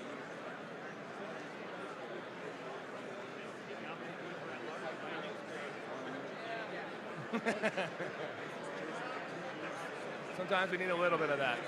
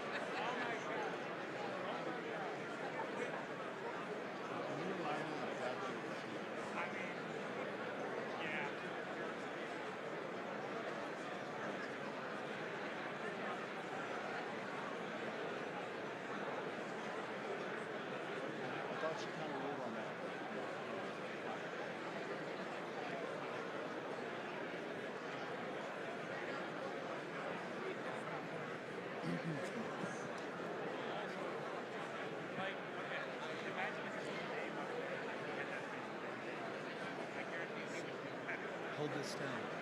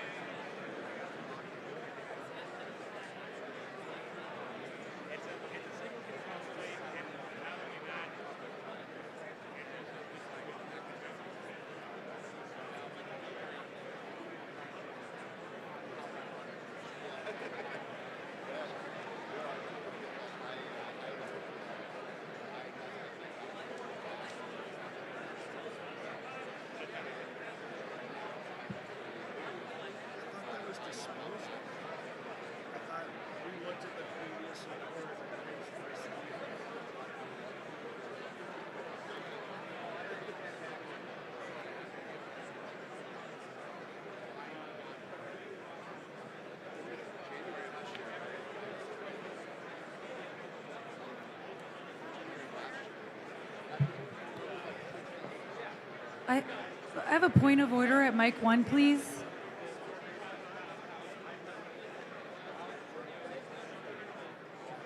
All right. Point of order? Hi. I'm hearing there may have been some I can't hear you. I'm so sorry. Everyone's so loud and you're so quiet. I'm sorry. I lost my voice last night screaming. Yep.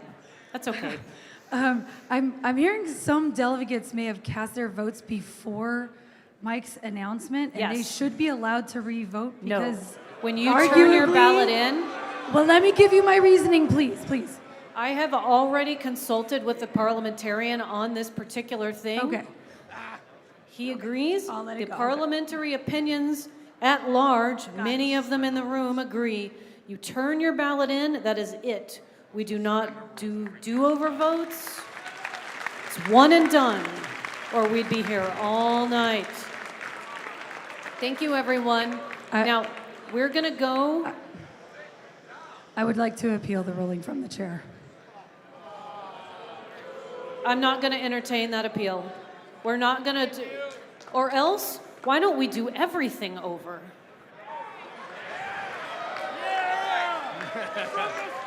That'll be the 2026 convention theme, the do-over. Okay, so here's what we're going to do. We're going to see how many states are still balloting, because I think we need to go to nominations of at-large. It looks like all the ballots are to the tellers. So I want to see people lined up who are ready for at-large nominations. At-large nominations.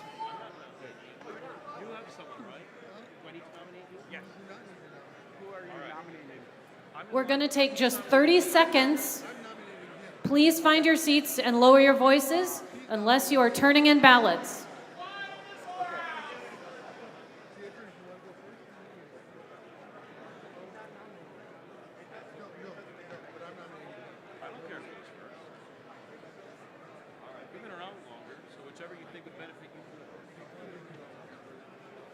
All right, who's got a nomination?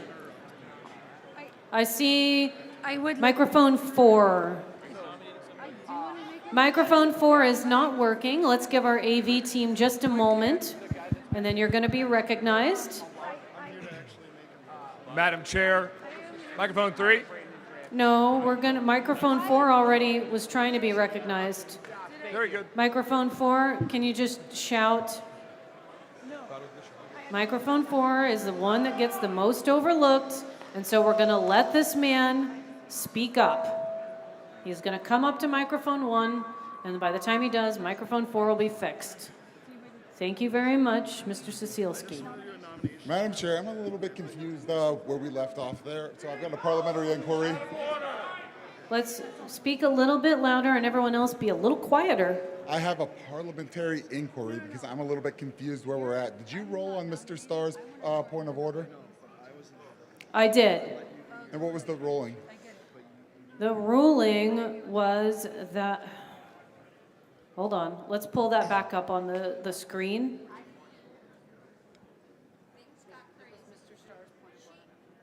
I did rule on it. I just want to get the motion back up on the screen. Or otherwise it's just not going to make any sense and I'm going to have to do it anyway. No, Mr. Starr.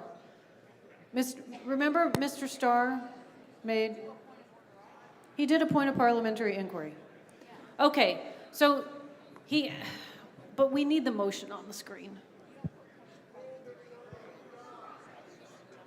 I'm just asking you to put that motion on the screen. The motion, the 2/3 vote. All right, hang tight. All right. There was a motion that failed. Reese Smith moved to suspend the rules to go to the VPOTA's nominations and election before the at-large nomination and elections. It failed. Mr. Starr asked what the vote threshold was. It was 2/3 or a majority. We did a credentialings check right after that, and the majority was 466.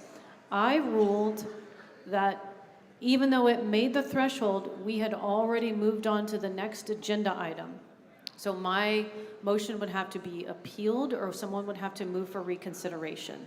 That's what I said. I appeal. I appeal the ruling from the chair. Seconded.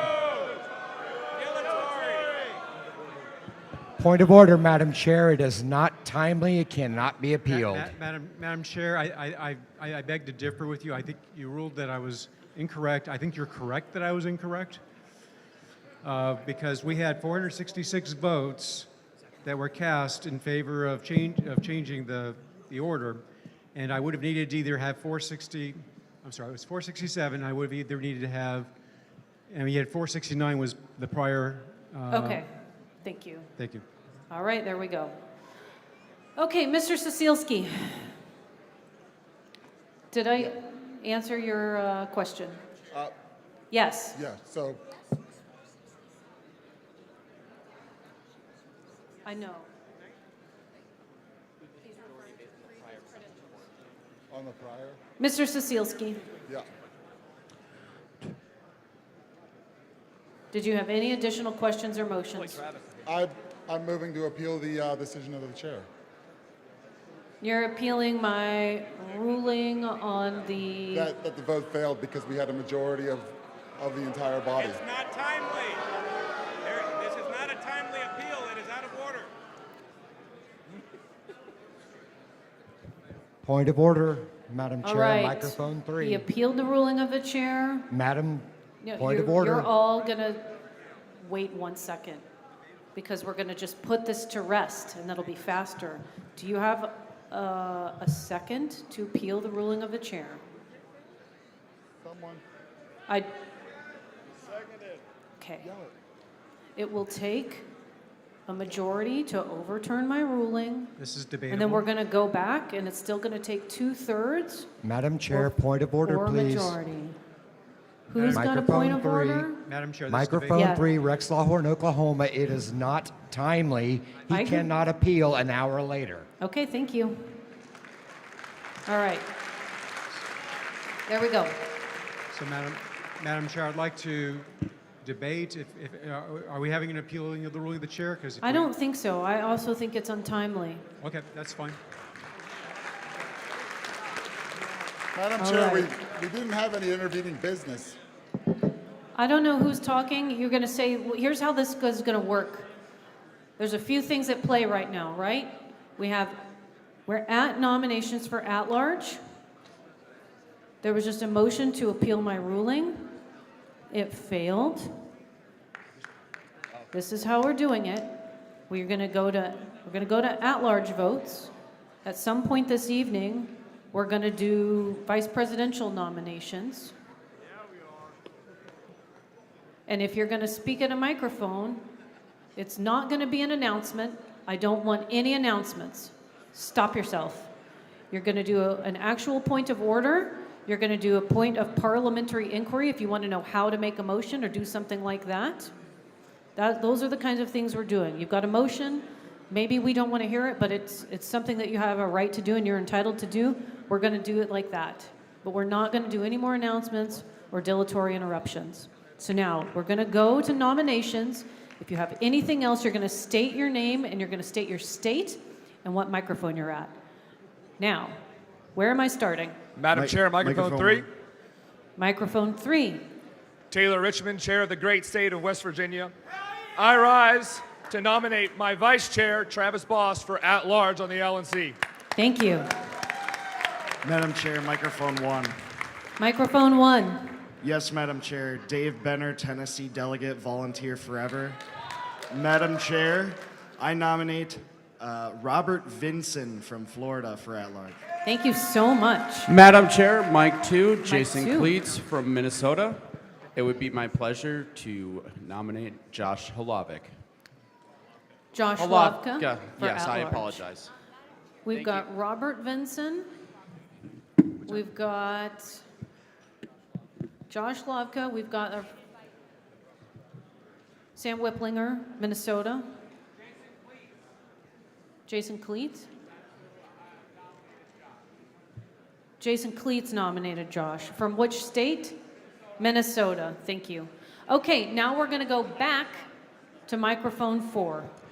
Joe Sokol, Florida delegation, I would like to nominate Eric Parker from North Carolina. Can you say his name one more time more clearly? Sokol, S-O-K-O-L. Eric, you're the nominee? Eric Parker, North Carolina. Eric Parker with a P. Okay, got it. All right, let's jump back to microphone 3. Madam Chair, Nathan Madden, Arizona. I am here to nominate Catherine Yanuskavich from Arizona. All right, Nathan Madden from Arizona nominated Kathy Yanuskavich from Arizona. Microphone 1. Madam Chair, Michael Bartley, Virginia delegation. I am here to nominate a man who helped me with my campaign, your present vice chair, Andrew Watkins. Thank you so much. Michael Bartley nominated Andrew Watkins for at-large. Microphone 2. Madam Chair, Cody Anderson from the least free state in the nation, New York. Thank you. I'd like to nominate our chair, twice removed, first vice chair, and former state committee of our state committee here in New York, current resident of the Commonwealth of Pennsylvania, and my friend, Tony D'Orazio. Thank you. Mr. Anderson nominated Tony D'Orazio. Microphone 4. Say, Madam Chair, this is Tyler Bargenquast with Louisiana, and I would love to have the privilege to go ahead and nominate for Beth Vest from Louisiana for an at-large position because I believe she is the true transparency champion of the Libertarian Party. Thank you so much. Everyone. I will remind you to save nomination speeches for nomination speeches. Okay, Tyler Bargenquist nominated Beth Vest. We're going to go back to microphone 3. Madam Chair, Sam Goldstein for Indiana. I have the great honor to place into nomination for an at-large position on the LNC my good friend from the Peachtree State, or Peach State, whatever it is, Doug Craig. I'm so sorry. What is his name? And everyone else, please quiet. Doug Craig. C-R-A-I-G. Thank you, Doug Craig. Microphone 1. Madam Chair, Theodore Kozin, Pennsylvania. I'd like to nominate Jim Turney from the great state of Pennsylvania, Florida. Theodore Kosin nominated Jim Turney. Theodore Kosin. Microphone 2. Hello, Madam Chair. Tony D'Orazio, delegate from the Commonwealth of Pennsylvania. I rise to nominate my friend, my former colleague on the State Committee of New York, and the best bagpiper in the party, Pietro Salvatore Geraci. Thank you. Microphone 4. Christian Facundus, State of Louisiana. Okay. I'd like to nominate Heidi Alejandro Smith, the chair of the State of Louisiana. Can you, I'm so sorry, can you say that one more time? I'd like to nominate Heidi Alejandro Smith, the chair of the State of Louisiana. Thank you very much. Can you state your name one more time? I'm so sorry. Christian Facundus. Thank you, Kristen. Microphone 3. Howard Blitz from Arizona. I nominate Drew Heaton from Arizona. Who are you nominating? One person, one nomination at a time. I'm sorry. Drew Heaton from Drew Arizona Heaton. for at-large, right. Thank you so much. Drew Heaton from Arizona for at-large. Microphone 1, I see Chris Kinnear. Good evening, Madam Chair. My name is Chris Kinnear from the California delegation, one-time chair of the Orange County Libertarian Party, and I move that we adjourn.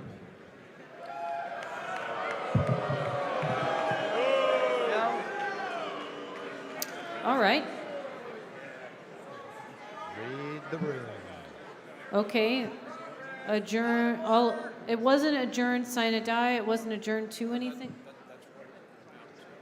Okay. So it would be adjourning, sign a die.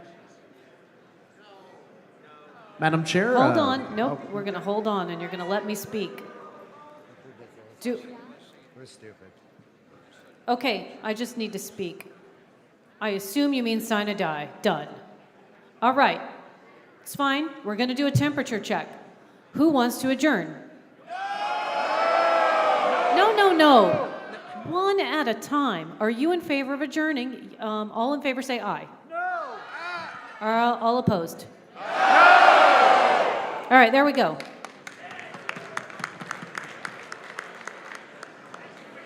Feel free. Sit down with that. Dinner is being served in the Crystal Ballroom. Okay, we were at mic 1, so we're going to go to mic 2. Jerry Rohrbach, Vice Chair of Florida. I nominate Stephen Nikala. All right. Jerry Rohrbach of Florida nominates Stephen Nikala for at-large. We're going to microphone 4. Yes, Bill Redpath from Illinois. I would like to nominate for LNC at-large Richard Longstreth of Tennessee. Bill Redpath nominates Richard Longstreth. Microphone 3. Madam Chair, Rex Lawhorn from Oklahoma. I would like to nominate for at-large the name least likely to come out of my mouth, Valerie Sarwark from New Hampshire. Rex Lawhorn nominates Valerie Sarwark. Correct. Thank you. Microphone 1. Madam Chair, Sean Vadney from the state of Colorado. I would like to nominate Hannah Goodman from Colorado. Thank you. Sean Vadney from Colorado nominates Hannah Goodman. We are jumping to microphone 2. Thank you, Madam Chair. My name is Greg Stempfel from Michigan. I would like to nominate to the LEC at large Mike Saliba of the Michigan 8. Hold on one second.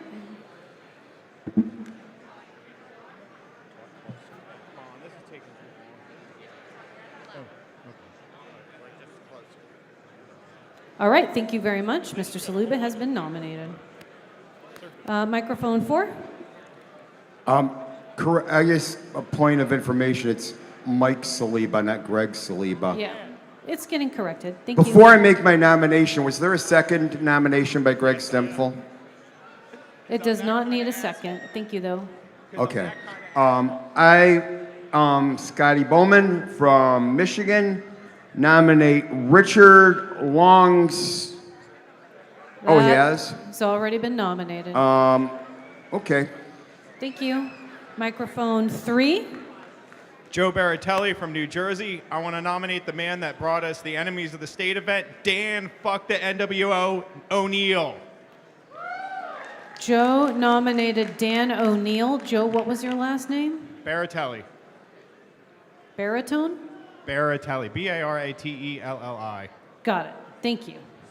Free Ross. Thank you. Microphone 1 is vacant. Microphone 2. Madam Chair, Mark Axon from the still not free state of New York. I nominate Christopher Thrasher of every state because he's helped us so much, but I believe he's currently of Massachusetts. Mark Askin nominated Christopher Thrasher. Axon, A-X-I-N-N. Thank you very much.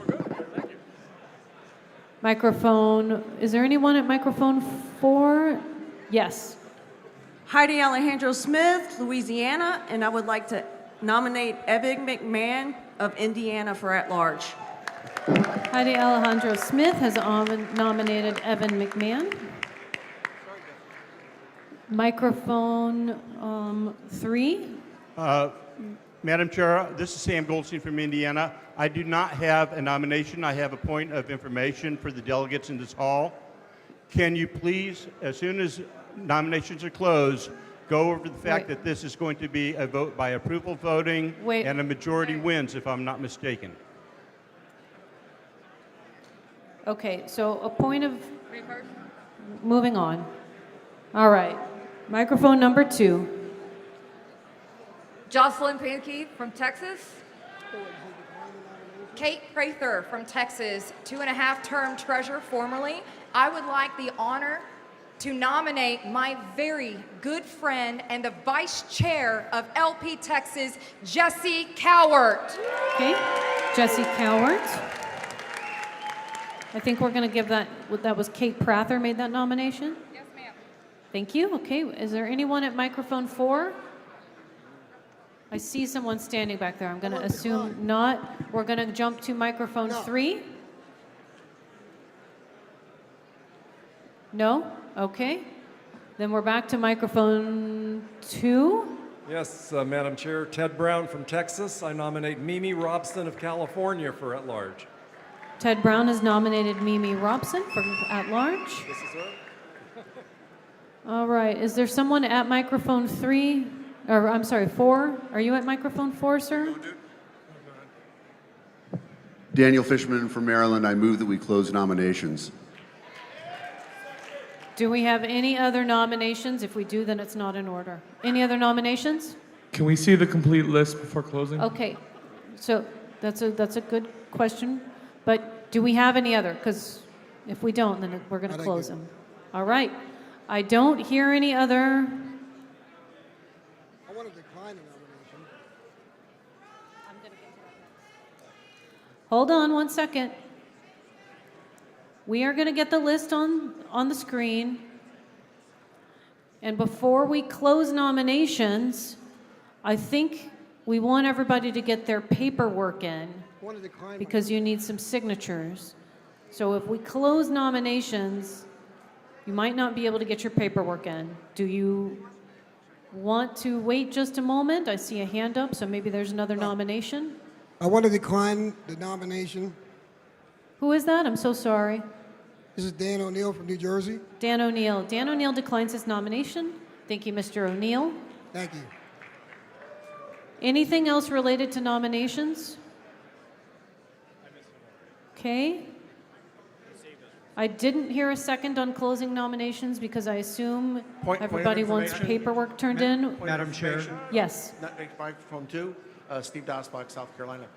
Would it be in order to move? Would it be in order to move to waive the paperwork requirement and simply to accept the names that were nominated? It would not be in order to waive the paperwork requirement, but why don't we check to see where we're at with paperwork and then we can decide if we need a vote. Thank you, Madam Chairman.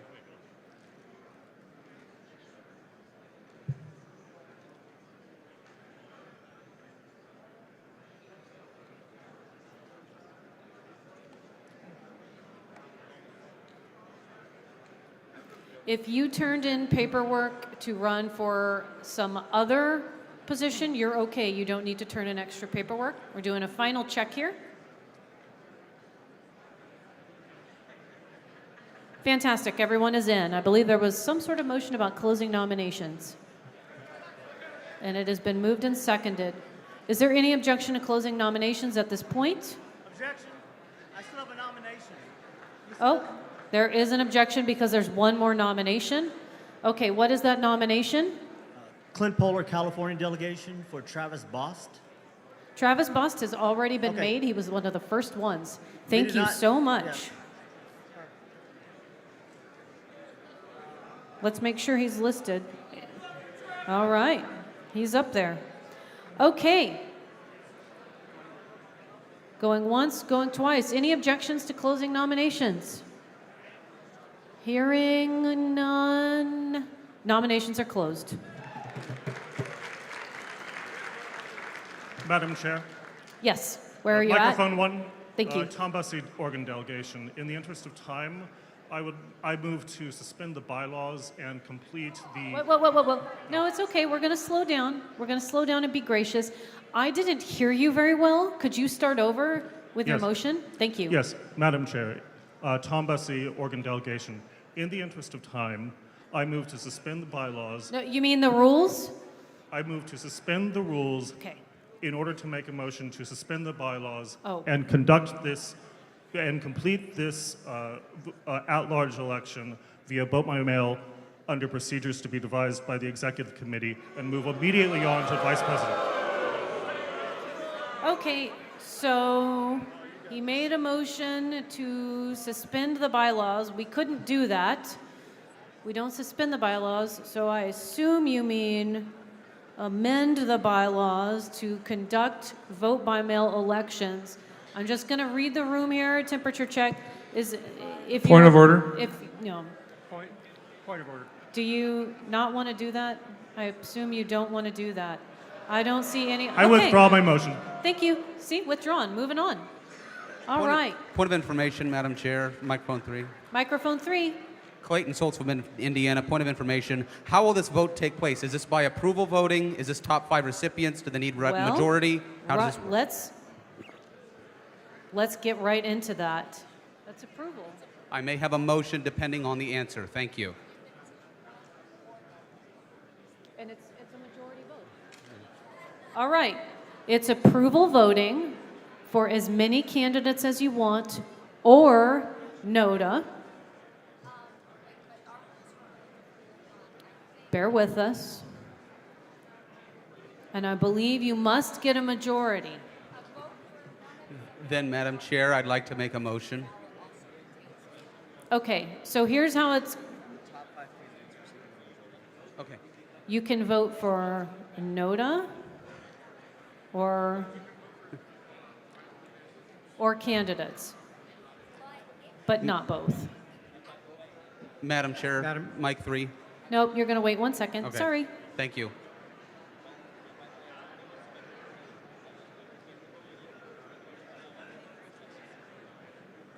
Okay, I'm going to be really, really clear, and hopefully everyone's just going to let me speak. It's approval voting. It's approval voting. I don't know. Can everyone be quiet? It's approval voting. You need a majority. You need over 50%. You can vote for you can vote for as many candidates as you want, or you can vote for Nota. If you put Nota on your ballot, we're just not going to count the Nota, and we're going to count the candidates. So if you actually genuinely want Nota to show up, you only put Nota. And now, go ahead. Madam Chair. Thank you, Madam Chair. I, Clayton Soltz from Indiana, I move to suspend the rules and have it be by plurality. We elect the top 5 vote recipients. Madam Chair, I think that's out of order. It's not dilatory. We are going to hear this one out. Clayton Soltz from Indiana moved to suspend the rules, and they're convention special rules of order, so I do believe they are suspendable. It would be a 2/3 vote, and it is non-debatable, but we're going to make sure we get the wording right.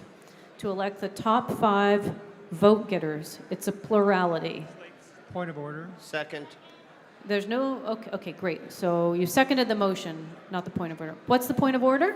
So the point of order is, and maybe this is more of a parliamentary inquiry, does this require, a second, when you say majority of all ballots, first of all, if we have 800